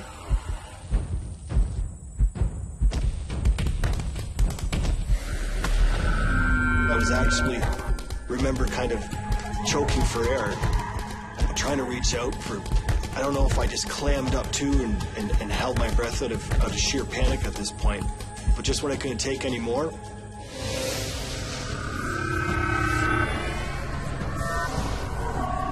My ears pop again, and then everything's gone, everything's back to normal. I realize I can move. My stomach hurts. I'm finally just now gasping back for air. Finally, I can breathe. It was as if I was being choked. And I lift up my pajama shirt, and I can see like abrasions all around my stomach. Greg? What happened? I launch out of that bed to go back into my parents' room. Greg!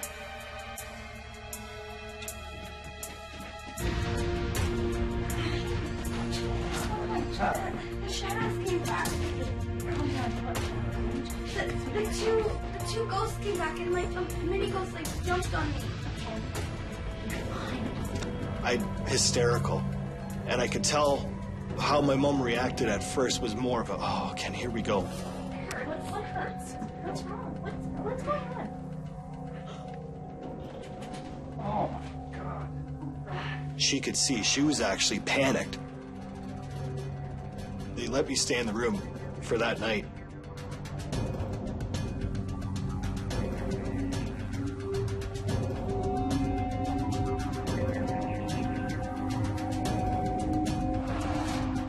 And that was the scariest night of my life.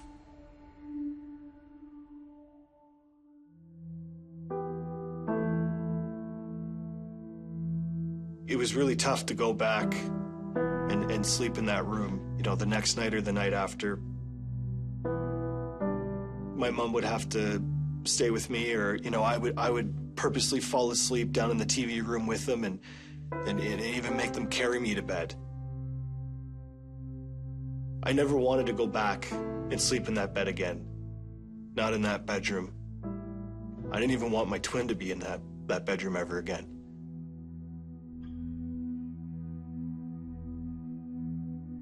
We lived in the home for over a year before anything ever happened, and there was never any issues. And around that time, we had a bunch of rocks in our backyard that pretty much occupied half of the property. So my father decided to haul most of them away. And he unearthed this old plow that farmers would hook up to a horse or a donkey and actually till the land with. And it was a good 3 to 5 feet in the ground. And I spent a great deal of time actually playing on that. I think that's where the connection is, that there was something to do with my dad unearthing that plow. The big man and the child had something to do with that, and a connection with me for playing with it or interacting with it might have drawn it out.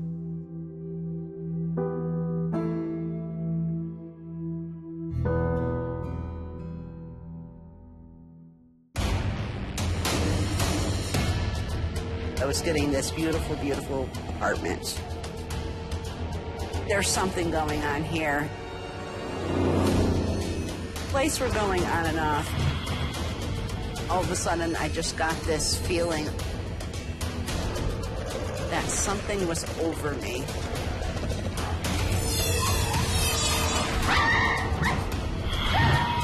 I was petrified.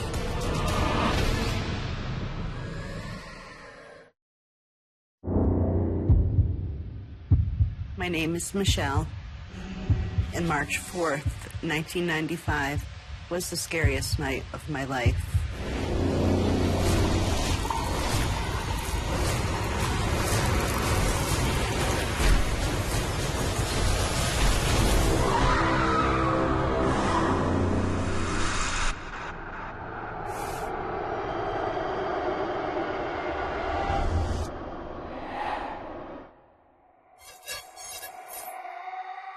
When I was 25, my father and I decided it was time for me to get my first apartment.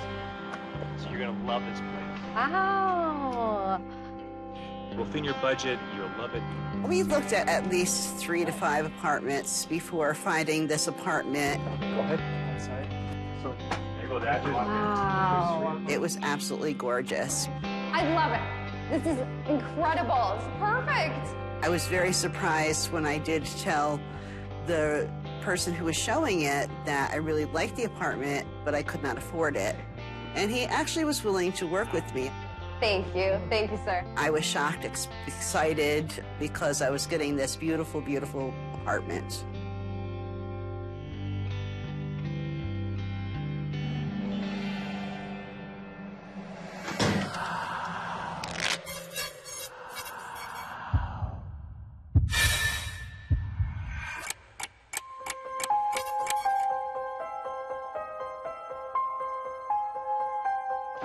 The day I moved in, my father helped me move in boxes and different items into the house, as well as my dog, Chaos. Oh, come on. You're not that old yet. Yeah, not yet. What's with Chaos? Chaos was acting very strange. Normally, he would be a very playful, cheerful dog, but he was not checking out the apartment too much. He was staying by my side almost the whole time, every time I was in the apartment.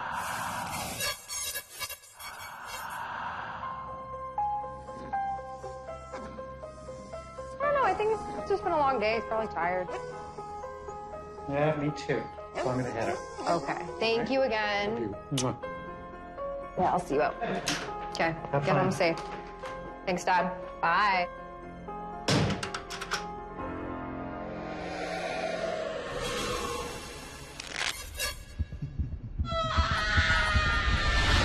Great, buddy. It's just you and me. Okay, Chaos? I didn't... Chaos was not eating his food, his water that I put down. He wouldn't even go near it. Hey. Even with treats or anything else like that, I could not get him to eat. What's the matter, pup? He was acting stranger and stranger, so it did throw up some caution as to why he was acting this way.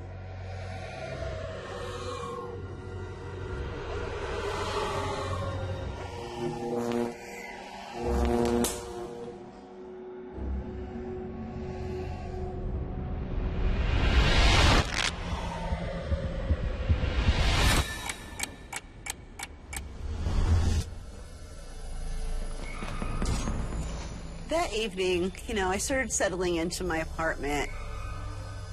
I called and checked in with my dad. Hello. Hi, Dad. Honey, how's it going? Oh, pretty good. Okay. Doesn't sound so good.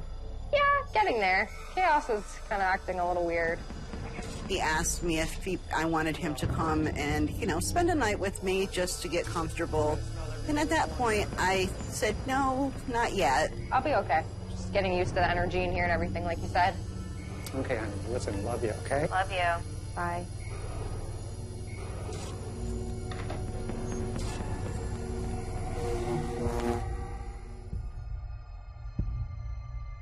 I started feeling a little bit uneasy in the apartment.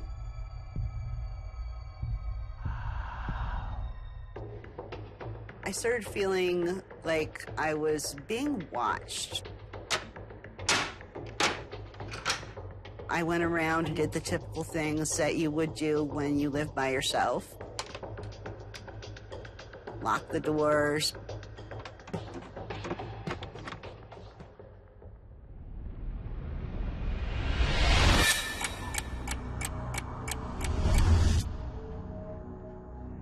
I was going into the bathroom and I was going to take a shower before dinner, but the bathroom seemed like it was a lot colder than the rest of the apartment. It was very strange. The heat was on, but the temperature was so cold. To the point where I was deterred away from wanting to take a shower. Chaos always used to follow me everywhere, and I used to try to coax him to come into the bathroom and lay, you know, on the floor mat while I was taking a shower, and he refused to come in that bathroom.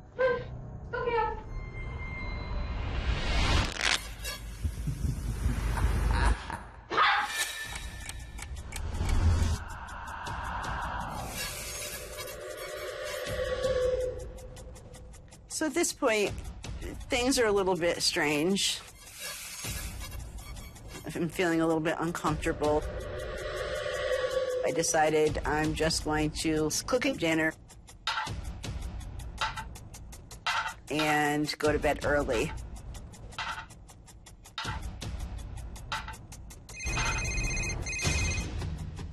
Hello? Hey, honey. My phone rang and it was my father. Good. And what you up to?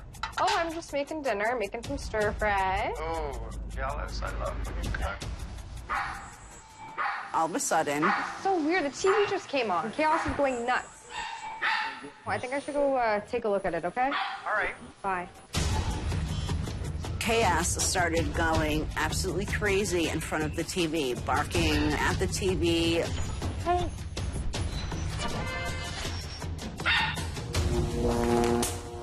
What? I turned the TV off, and as soon as I turned the TV off, the lights started turning on and off. At this point, I was totally freaked out. I was incredibly scared. I am thinking that there's something going on here.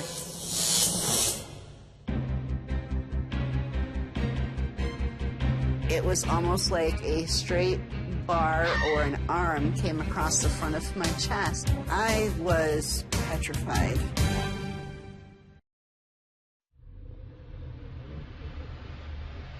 My name is Michelle, and March 4th, 1995 was the scariest night of my life. So at this point, things are a little bit strange. The heat was on, but the temperature was so cold. And all of a sudden, chaos started going absolutely crazy in front of the TV, barking. I was totally freaked out. I was incredibly scared. When the lights were going on and off, it was so frightening. There's no way that the electrical in this apartment could be that bad.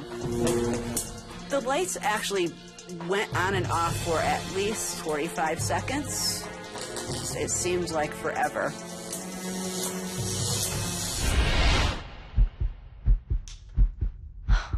Until it stopped. When the lights finally did calm down and came back on as normal, I started thinking, why was this going on? It's okay. It's okay. Why did this realtor give me this apartment for such a cheap price?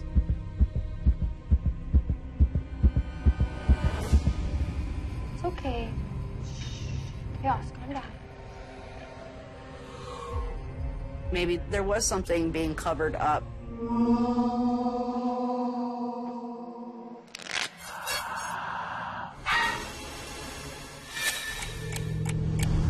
So after that, I decided that a nice hot shower would be something that might relax me before I go to bed. I tried to get Chaos to come into the bathroom with me, but he wouldn't, so I left the bathroom door opened. The bathroom was actually still very cold, which was a little uneasy, but I said I need to do this. So I turned the water on as hot as I could take it.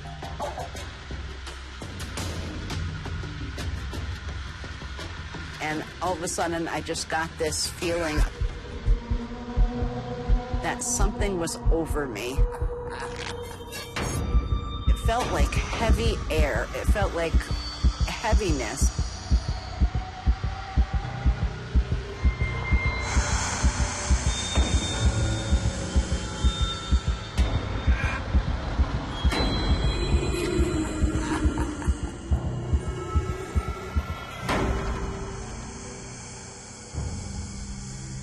When I opened up the shower curtain, I expected to see somebody there. All I seen was my dog, but I'm still very scared that something's going to happen.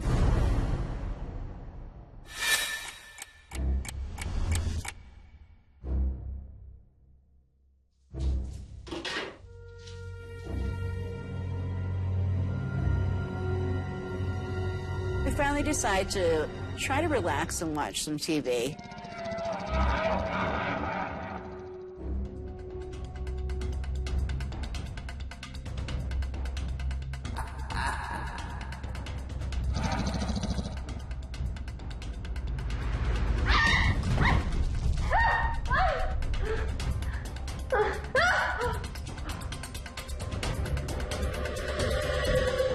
I literally felt like I walked into a clothesline, and it actually pushed me backwards over the back of the couch.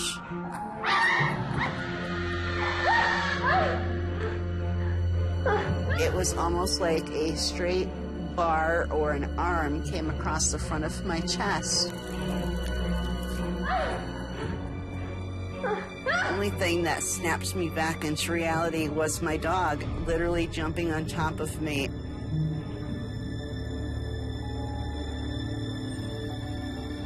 There is no feeling in the world that I could even begin to explain being picked up like that in thin air.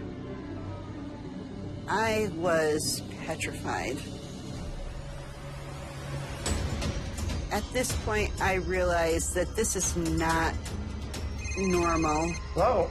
Dad, something just pushed me on the couch. Oh, okay, slow down. The dog pushed you? No, something pushed me, and the lights were flickering off and on. Why don't you just lay down, close your eyes, and I'll see you first thing in the morning. How's that? Okay.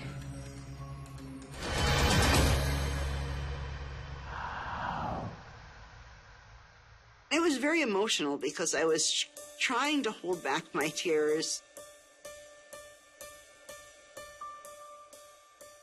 My father wanted me to be able to stand on my own 2 feet and fight my own battles. He wanted me to be strong and independent, and he always encouraged me to do that. I thought that there was a ghost in the apartment. This is something that is beyond anything that I have ever experienced in my life.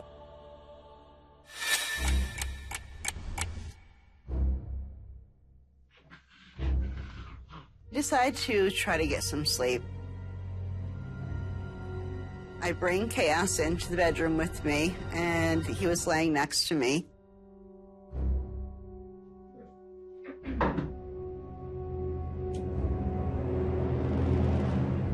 And I was having difficulty sleeping. I was staring at the ceiling, feeling like something was hovering over me, coming in and out, and to the point where I just said, my mind is going crazy right now.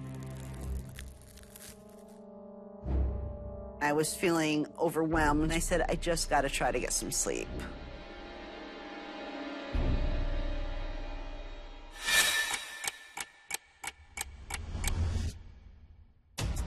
I wake up, and I felt this weight on the bottom of the bed.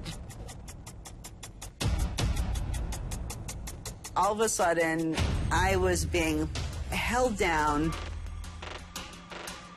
I could not move my arms, my legs. There was nothing I could do. I was helpless. Leave me alone! Leave me alone!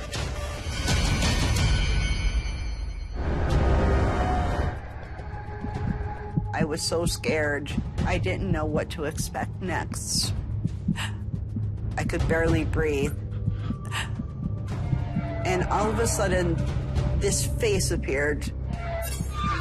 Horrifying.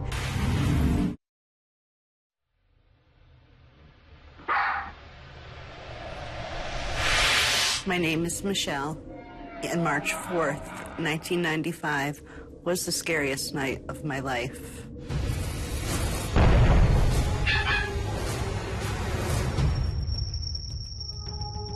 When the lights were going on and off, it was so frightening. There's no way that the electrical in this apartment could be that bad. And all of a sudden, I just got this feeling that something was over me.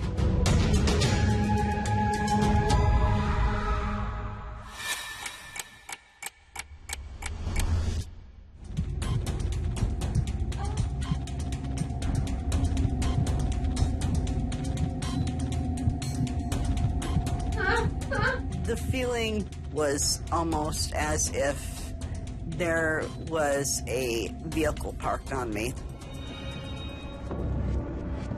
Could not move my head from side to side. I could not move to even take a breath. I was taking short breaths. I remember that because I thought I was going to pass out.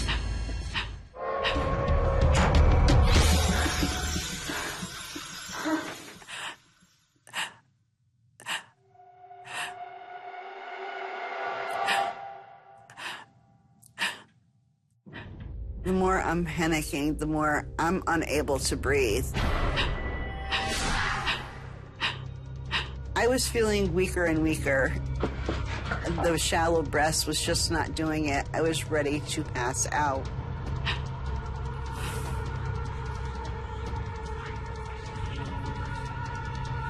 I was so scared. I was there alone. I felt like I was being invaded.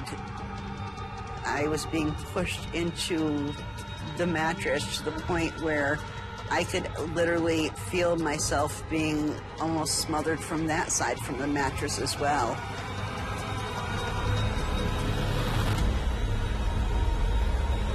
And all of a sudden, this thing was there. This face appeared.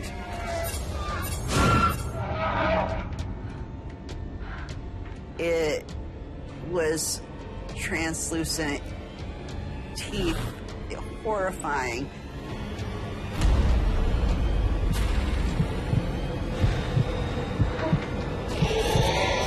And it screamed at me. I could see straight through its eyes, and all I could feel was evil. When this was on top of me, I could feel the coldness on my face from it when it screamed at me. I was so scared. I was ready to pass out. I knew I was growing weak. I could barely breathe.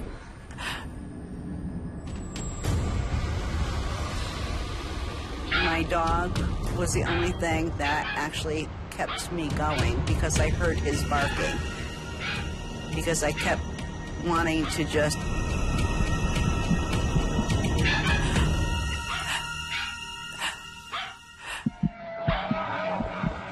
I was really regretting that I didn't push more to ask my father to come. I forced myself to be strong and somehow found the strength to yell. Leave me alone. Leave me alone. Leave me alone. As soon as those words came out of my mouth, leave me alone! The weight lifted. I was frozen in fear because I didn't know what to expect next. All of a sudden, I felt light. That's the only way I can describe it. But I knew that I wasn't going to give it another chance to do anything to me. There was something in the apartment that did not want me to stay. I had to leave. So that night, I went to my father's. I somehow survived, and I was lucky to be alive. And that was the scariest night of my life.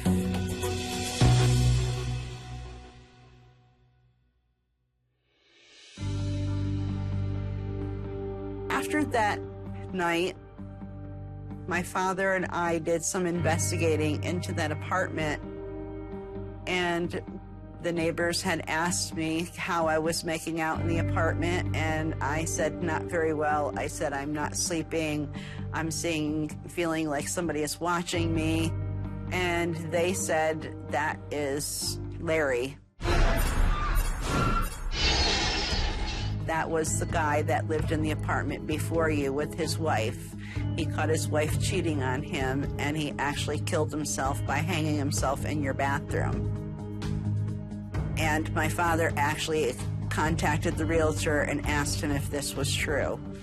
And the realtor did say, yes, it was true. We figured this was enough evidence to get me out of my lease and into a safe apartment, because I did not stay in that apartment again after that night.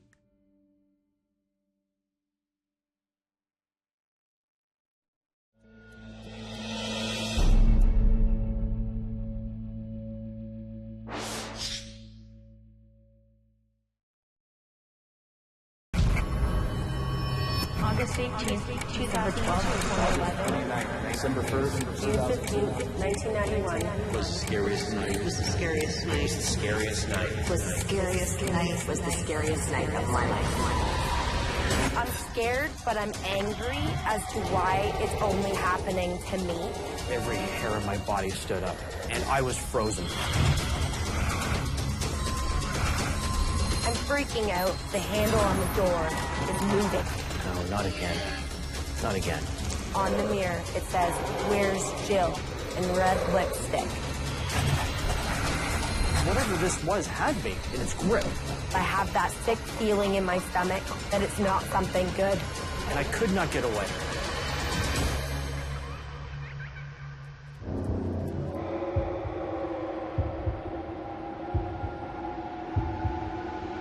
My name is Jill, and April 9th, 2011 was the scariest night of my life.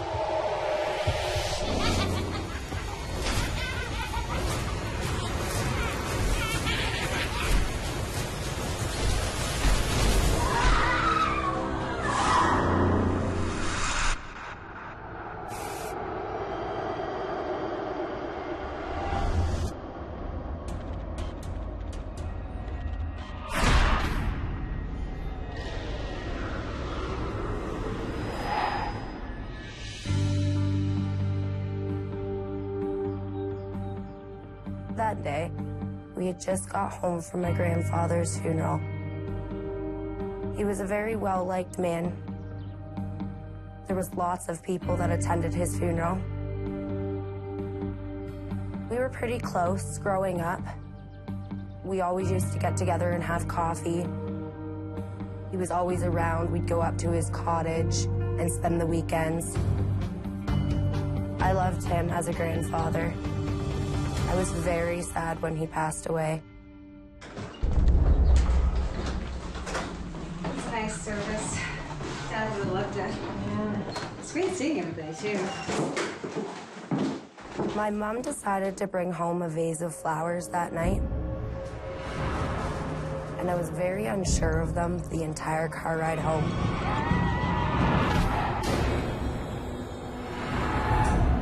Are you sure you should have taken those? Why not? They're beautiful. I'm not sure if it was because they were in a funeral home all weekend. Yeah, but they're from the funeral. But something about them just didn't feel right. You worry too much. I'm not sure if it was because she was so unsettled about being at the funeral all day and dealing with all the other family members being so emotional. So she didn't really pay much mind to me when I had said that I didn't really feel right about the flowers. As soon as we got home, she had set them in the main family living room area. I just wanted to stay clear of that area because I had such an uneasy feeling about them. So I kind of just went and did my own thing up in my bedroom.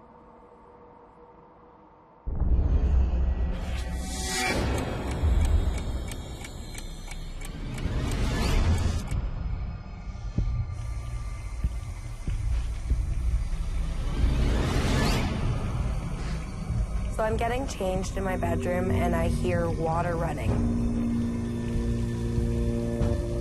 And I'm not really sure where it's coming from. So I go into the bathroom and I see the bathroom taps on. But then I see the bathtub and the shower head on.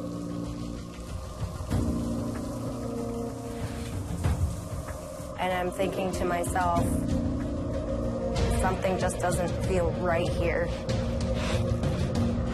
My family wouldn't play these kinds of pranks on me, especially on a night that I was coming back from burying my grandfather.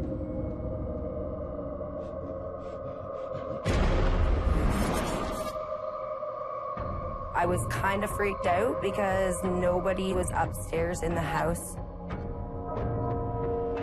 So I went back into my room, sat down to try and read a book for a bit.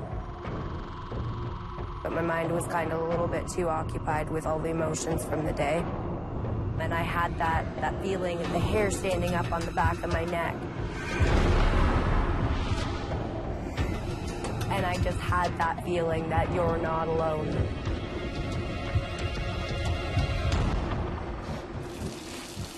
And then I hear water running again.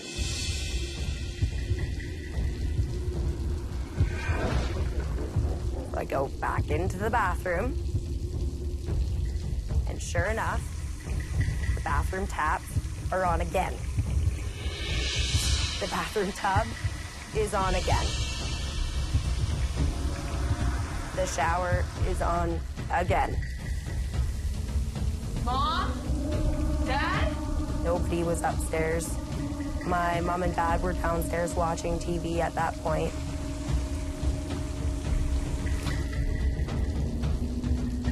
So I'm starting to get really creeped out. I was questioning myself for a little bit because I thought maybe I was tired, maybe I didn't turn them off. But no, I know I turned those taps off. I would not have left them running.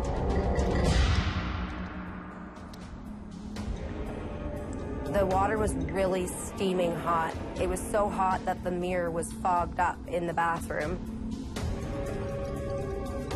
You could have wrote something in the mirror because of how foggy it was. I didn't really want to cause a panic by going to my parents, but I was really afraid. I definitely was not alone. I was afraid enough that I didn't want to be upstairs in the house anymore.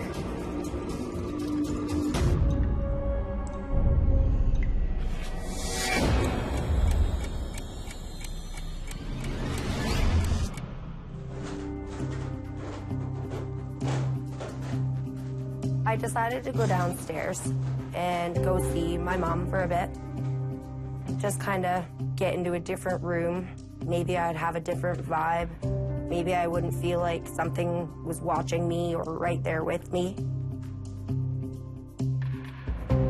I didn't mention anything to her because I didn't want to bring it up and cause more upset that night.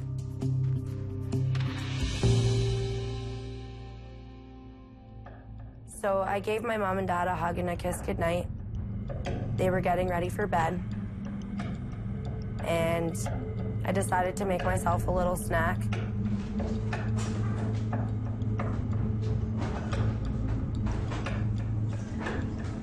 While I was in the kitchen, I still felt like something was watching me. In fact, I felt like it was following me. That uneasy feeling of something being there wasn't going away. I'm on my way back upstairs. I'm feeling really uneasy and cautious going up there, knowing the experience I just had with the bathroom taps. And all of a sudden, I hear this big, loud crash. I immediately dropped my plate because I was so startled by the noise that it made. I'm surprised that it didn't wake my parents up. At this point, I was feeling like this definitely had to do with the flowers coming back from the funeral home. But I was freaked right out walking up those stairs. And I didn't know what it would have been that could have made such a big noise. I did not know what I was going to expect turning that corner into my bedroom.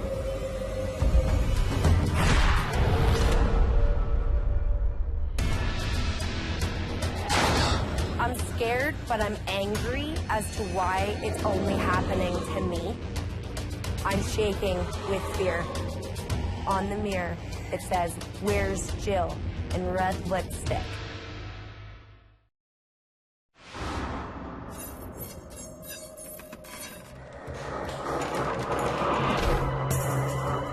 My name is Jill, and April 9th, 2011 was the scariest night of my life.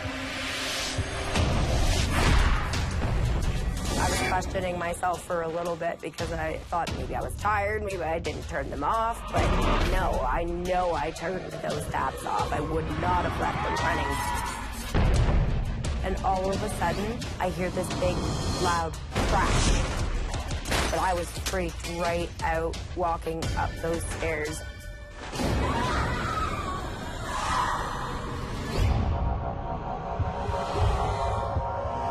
The crash just sounded like something fell off of my dresser. But I didn't really have anything on my dresser that big that could have made that noise. I was so scared. I began to open my bedroom door.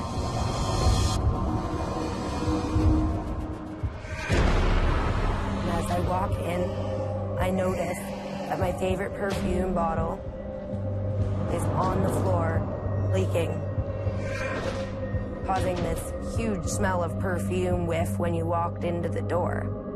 It was like somebody had taken my bottle and threw it off of my dresser.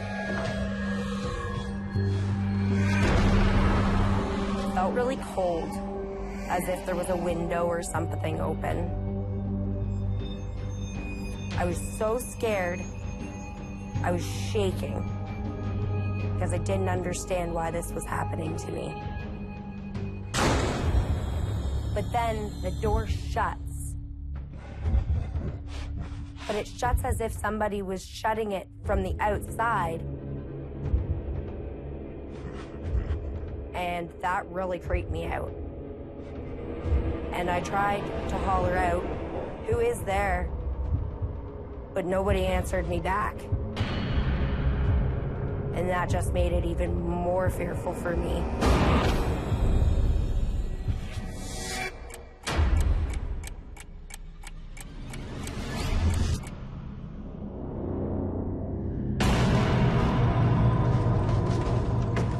So I began to investigate my room just to make sure that there wasn't anything else out of place.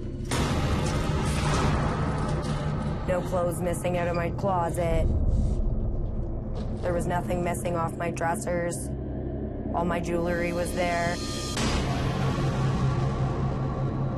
I didn't know what this was, what it wanted. I was an emotional mess, and I didn't know what to do. Why is it just happening now? And then I thought to myself, the flowers that we brought home from my grandfather's funeral. It was like this wave of "you're right" came over me. And I knew right then and there that it had something to do with the flowers downstairs in the living room. And I turn around to go sit down at my makeup table. And lo and behold, on the mirror, it says, "Where's Jill?" in red lipstick. Somebody's definitely looking for me. I was just looking at that mirror 10 seconds ago, and there was nothing on it. And I look down, and there's a lipstick open on my makeup table. I'm going, holy crap, I don't know what to do. I can't go wake my mom and dad up and tell them this. They're gonna think I'm nuts. Ran down the stairs faster than I've ever ran before in my life. I'm scared, but I'm angry as to why it's only happening to me. Because I don't know how I'm going to explain this to anybody else in the house. I was very pissed off at my mom for bringing home those flowers. I told her the whole car ride home that there was something about them that I didn't like, and I really wish she would have just listened to me.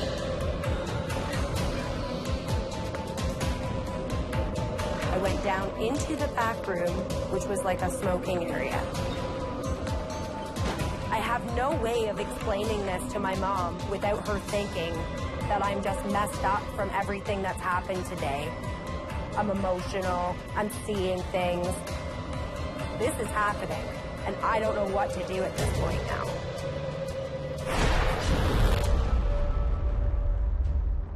I'm even more freaked out now. I can't see no faces on these things, all faced towards the door that I need to come out of. I was so scared, but I knew I had to get through that kitchen to get to my mom.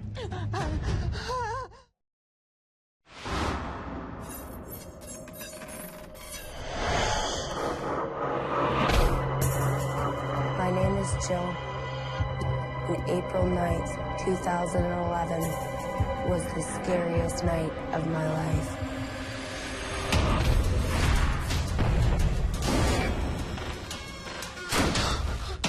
I was so scared, I was shaking, because I didn't understand why this was happening to me.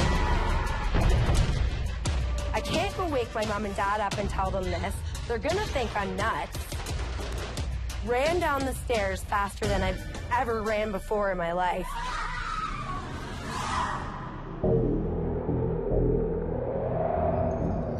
I have no idea what to do. I don't want to get out of that room because I feel like everywhere else in the house I'm being watched or something's following me. Trying to calm my nerves, trying to make sense out of everything. but I'm not making sense out of much other than the flowers.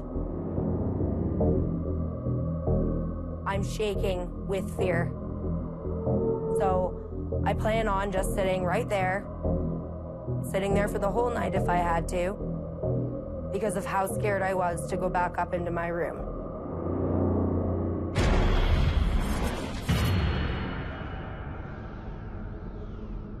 As I was sitting there, I noticed that the temperature in the room dropped.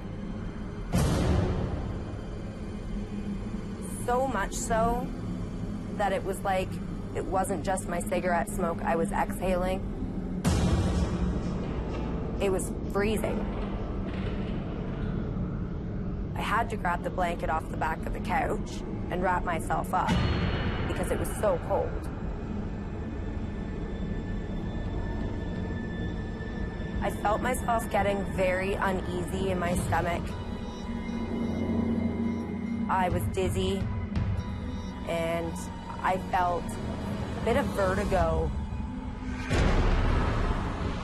As I was sitting there, I looked down at my lap, and I noticed this big, smoky hand figure coming over my lap, as if it was like a seatbelt. I'm freaking out. I'm going, holy, what is happening right now? I don't know what to do at this point. I look over at the door towards the kitchen, and the curtains on the outside of the kitchen door are moving. And I notice that the handle on the door is moving, as if somebody is on the other side of that door, wiggling that handle. I start breathing heavier because I don't know what to expect. I did try to get up, but that smoky hand was not letting me get up. It almost felt like it was keeping me there for a reason.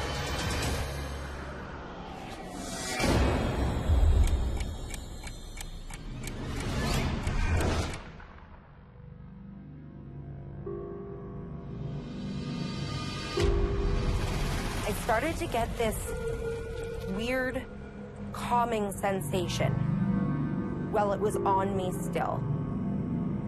As if to say, it's okay. You're protected. Like I wasn't alone, but I wasn't alone in a good sense.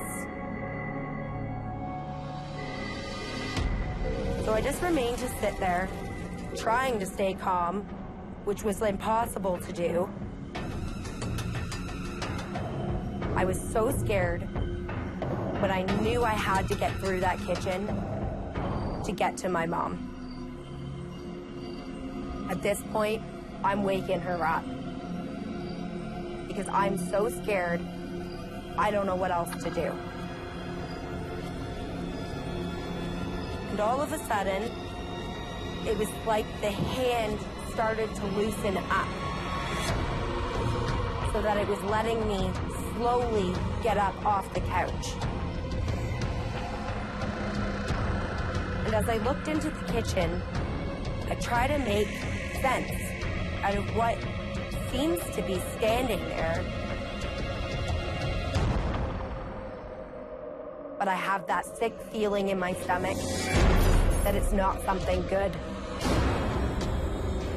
Another creepiest freak thing happening.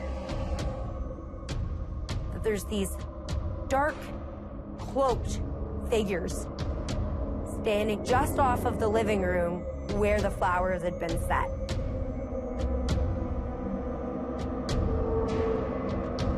I'm even more freaked out now. I can't see no faces on these things. There had to have been about 20 or 30 of them standing in my kitchen, all faced towards the door that I need to come out of. But I notice, as I'm looking through these curtains, that there's this big white barrier. As if It was blocking those things from getting out into that back room where I was. I was freaked out, but the white light was almost giving me a sense of I was safe. And as I pushed the door open into the kitchen, it was like all the dark cloaked figures vanished into like thin air. And that was the scariest night of my life.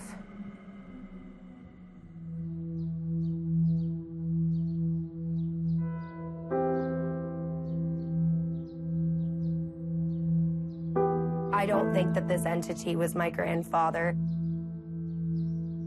I thought of the situation over and over again in my head, and I don't think that my grandfather would have been asking, "Where's Jill?" on my bedroom mirror with my lipstick. I think that night, all of these events took place because of bringing those flowers home from the funeral home. I believe that the flower container acted as some kind of container for some kind of spiritual entity to sit in until we got back to my house.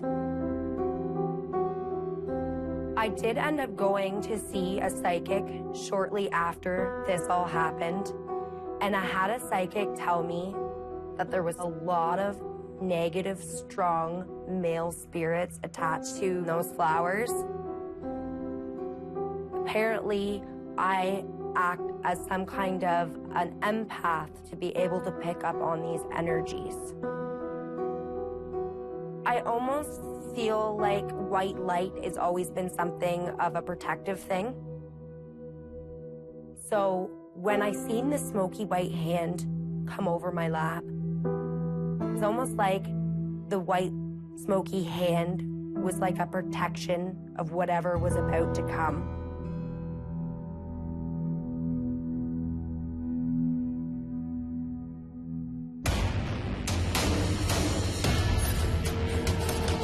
I thought I saw something. Every hair in my body stood up, and I was frozen. Whatever this was had me in its grip. I could feel heaviness. There was movement on my bed. Whatever this was, doubled in size in this mist, and I could not get away. My name is Steve, and July 13th, 1985 was the scariest night of my life.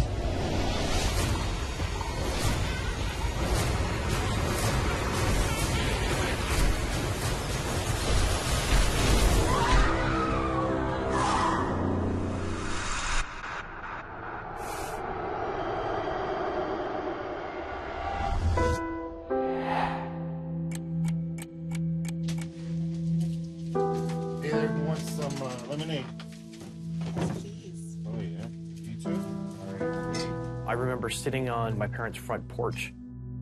Hot day, just trying to catch a breeze, trying to relax, enjoy the weather with myself, my mother, my father. Just having a nice cold glass of lemonade, playing a couple of games of euchre.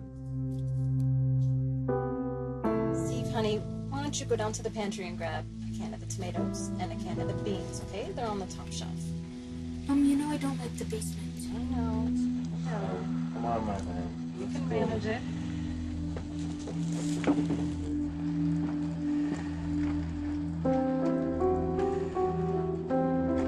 Mom was talking about getting dinner ready. She'd asked me to go downstairs to our pantry, which was located in the basement. As I began to walk towards the pantry, I heard something coming from the upstairs bathroom. Reluctantly, I went in.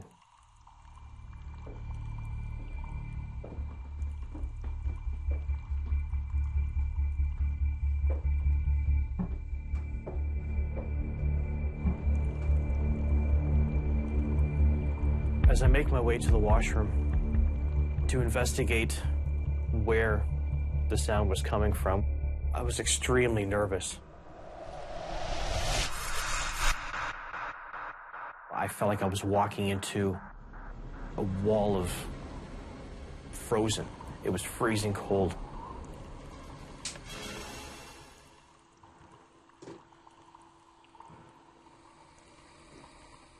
I wiggle the handle. It stops. Everything else in the bathroom seemed to be normal. Nothing out of place. Nothing unusual. Over my shoulder in the corner of my eye, I thought I saw something. I couldn't make out if there was anything there.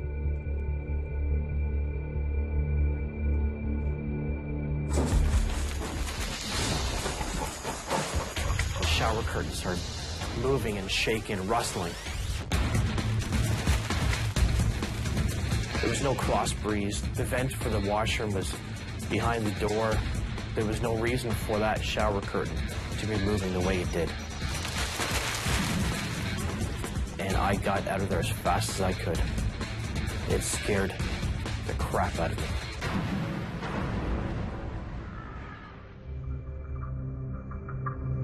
I run down the stairs, go down to the basement to get the canned food.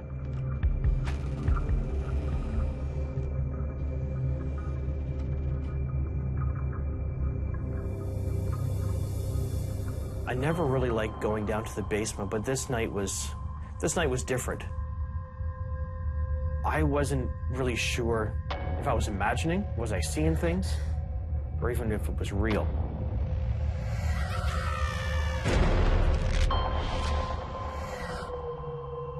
It was a very uneasy feeling. Every hair in my body stood up. You always felt like there was eyes on you. There was something.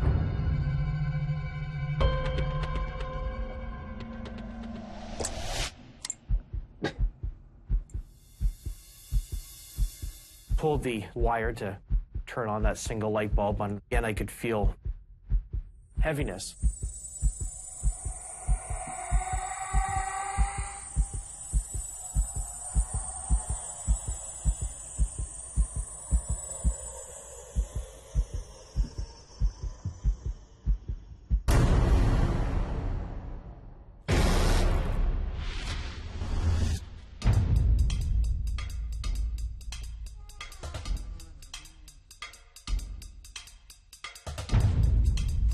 I grabbed what I could and got out of there as fast as I could. Two hands pushed me. All of a sudden, the light went off by itself. It was like somebody had pulled the tap for me and turned off the light. My hands were sweaty, my hands were shaking, and I wanted to look back to see if was there something following me, but I didn't want to look. I didn't want to know. My mind's going everywhere. I couldn't understand what was happening. Was I seeing things? What was I feeling? Was it real? I didn't know what to think. I was freaked out when I got outside. Where's the cats? And Mom wondered what took me so long.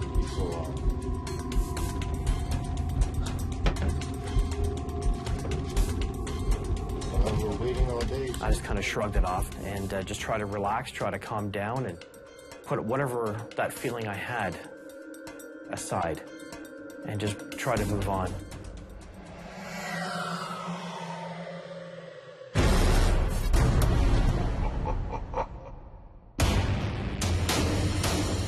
I woke up suddenly with the feeling there was movement on my bed. I couldn't whisper, I couldn't scream, I couldn't talk. As it was crawling up on me, I look up.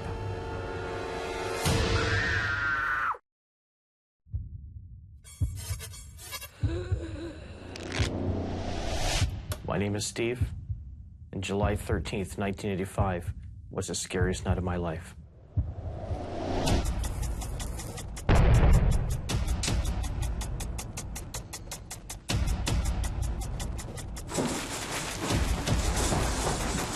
shower curtain started moving and shaking and rustling. There was no reason for that shower curtain to be moving the way it did.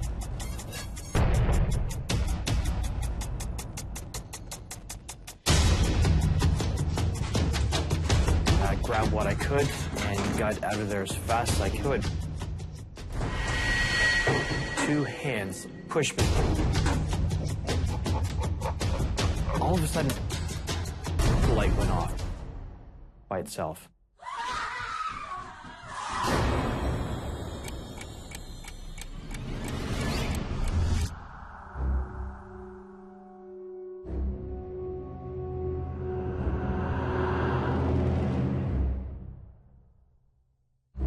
Going to bed that evening, still feeling a little uneasy of the events of that day.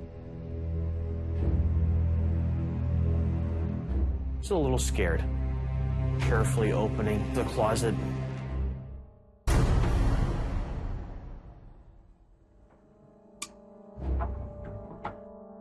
Kind of looking around to make sure there was nobody there.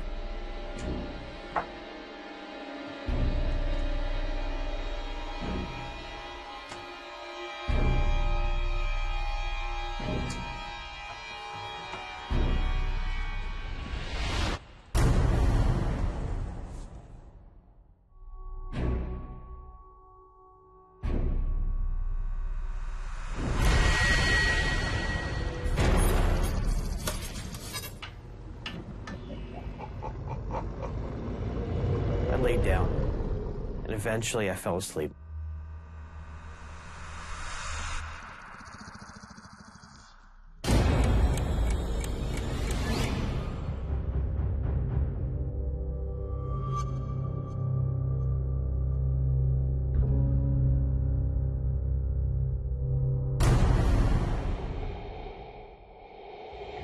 I woke up suddenly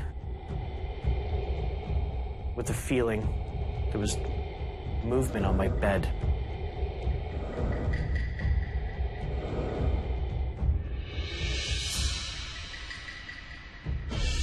So I'm just kind of kicking to try to push away whatever that may have been. I couldn't see anything, but I could feel it. I could feel something coming closer and closer.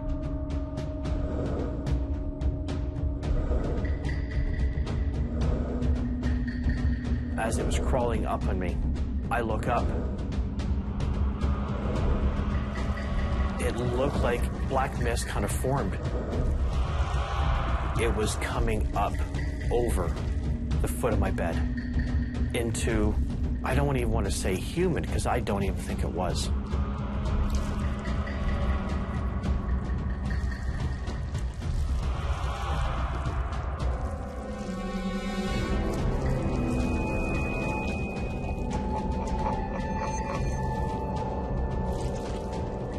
I couldn't whisper, I couldn't scream, I couldn't talk. I was laying there completely paralyzed. I wanted to fight. I wanted to fight and kick and move, but the only thing I could move was my hands. And I grabbed that mattress and my bed sheet as tight as I could.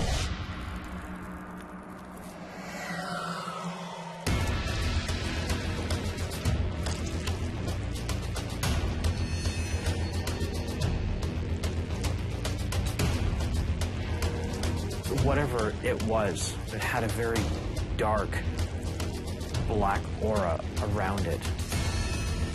I couldn't move, I couldn't scream, I couldn't even shed a tear. It felt like it went on forever. All of a sudden, it disappeared. It was gone. And I felt the pressure release.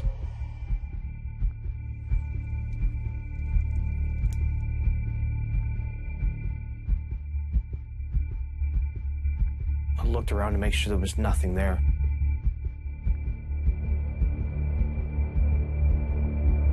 I was completely out of breath. I was sweating. I was shaking.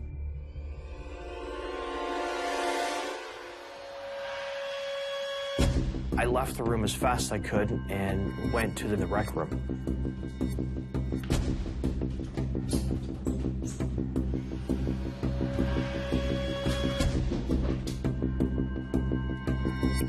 Turned on the TV just to try to relax and maybe fall asleep on the couch and forget about what had just happened.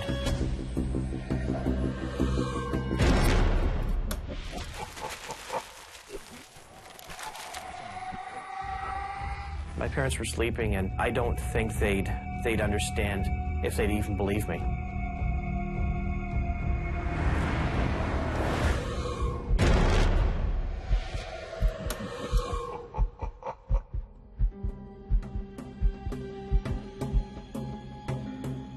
As I'm watching TV, it started to feel really cold, really fast. And all I could think of was, no, not again, not again. I started to see my breath. I didn't know what to think. I was terrified. Whatever this was strong. I look over my shoulders to see whatever this was. I turn around to go back to the stairs to get out, and I was frozen. I didn't know what to do.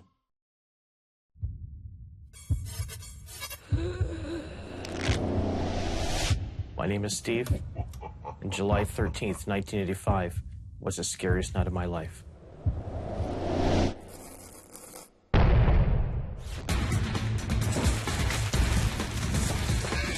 Shower curtain started moving and shaking and rustling. There was no reason for that shower curtain to be moving the way it did. I grabbed what I could and got out of there as fast as I could. 2 hands pushed me. All of a sudden, the light went off by itself. As it was crawling up on me, I look up. It looked like black mist kind of formed. It was coming up over the foot of my bed. I left the room as fast as I could and went to the rec room.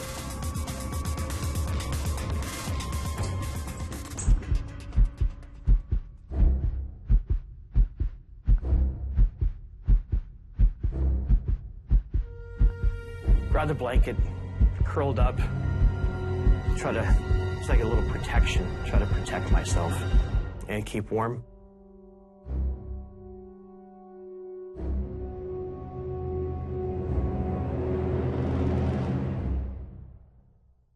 And I could start to see my breath.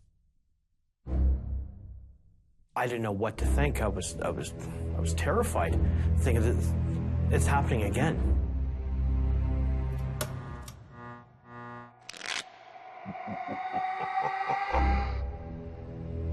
I looked around to make sure there was nothing. I couldn't see anything. I wanted to make sure that what I saw upstairs wasn't now down here in the rec room.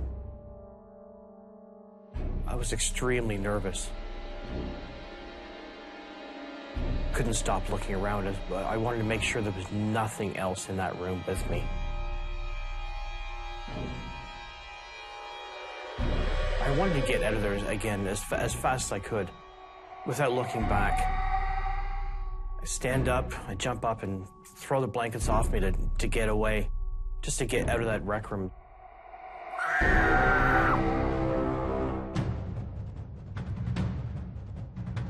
I had a feeling that whatever pushed was probably what I felt in the basement and in my bedroom.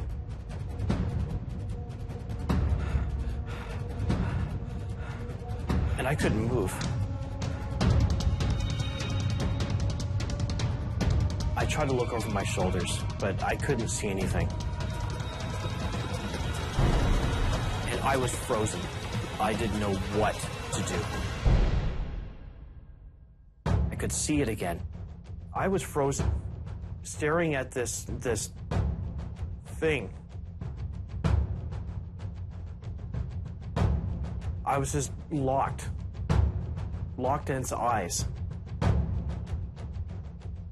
It it was dark. The eyes were transparent. I was terrified. I couldn't move as it stood there and stared at me. The room was absolutely frozen. Every breath you made, you could see it. And as terrified and frozen as I was, I didn't know what was going to happen next.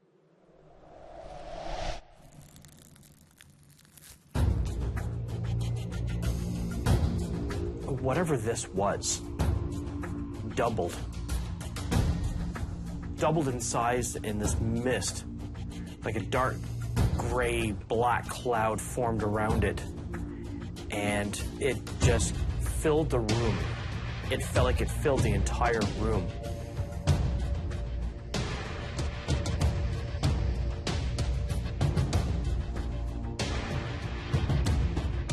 There was a very strong force to this. And again, I couldn't move. There was nothing I could do to get away from this.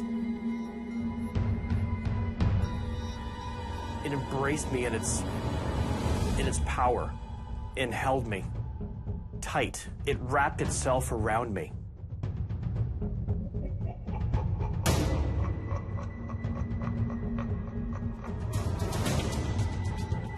Absolutely petrified. Whatever this was had me in its grip, and I could not get away. Every breath I felt like was my last. Just so much fear, and then anger took over, and I couldn't see anything. I felt like this was it. It had me in its power.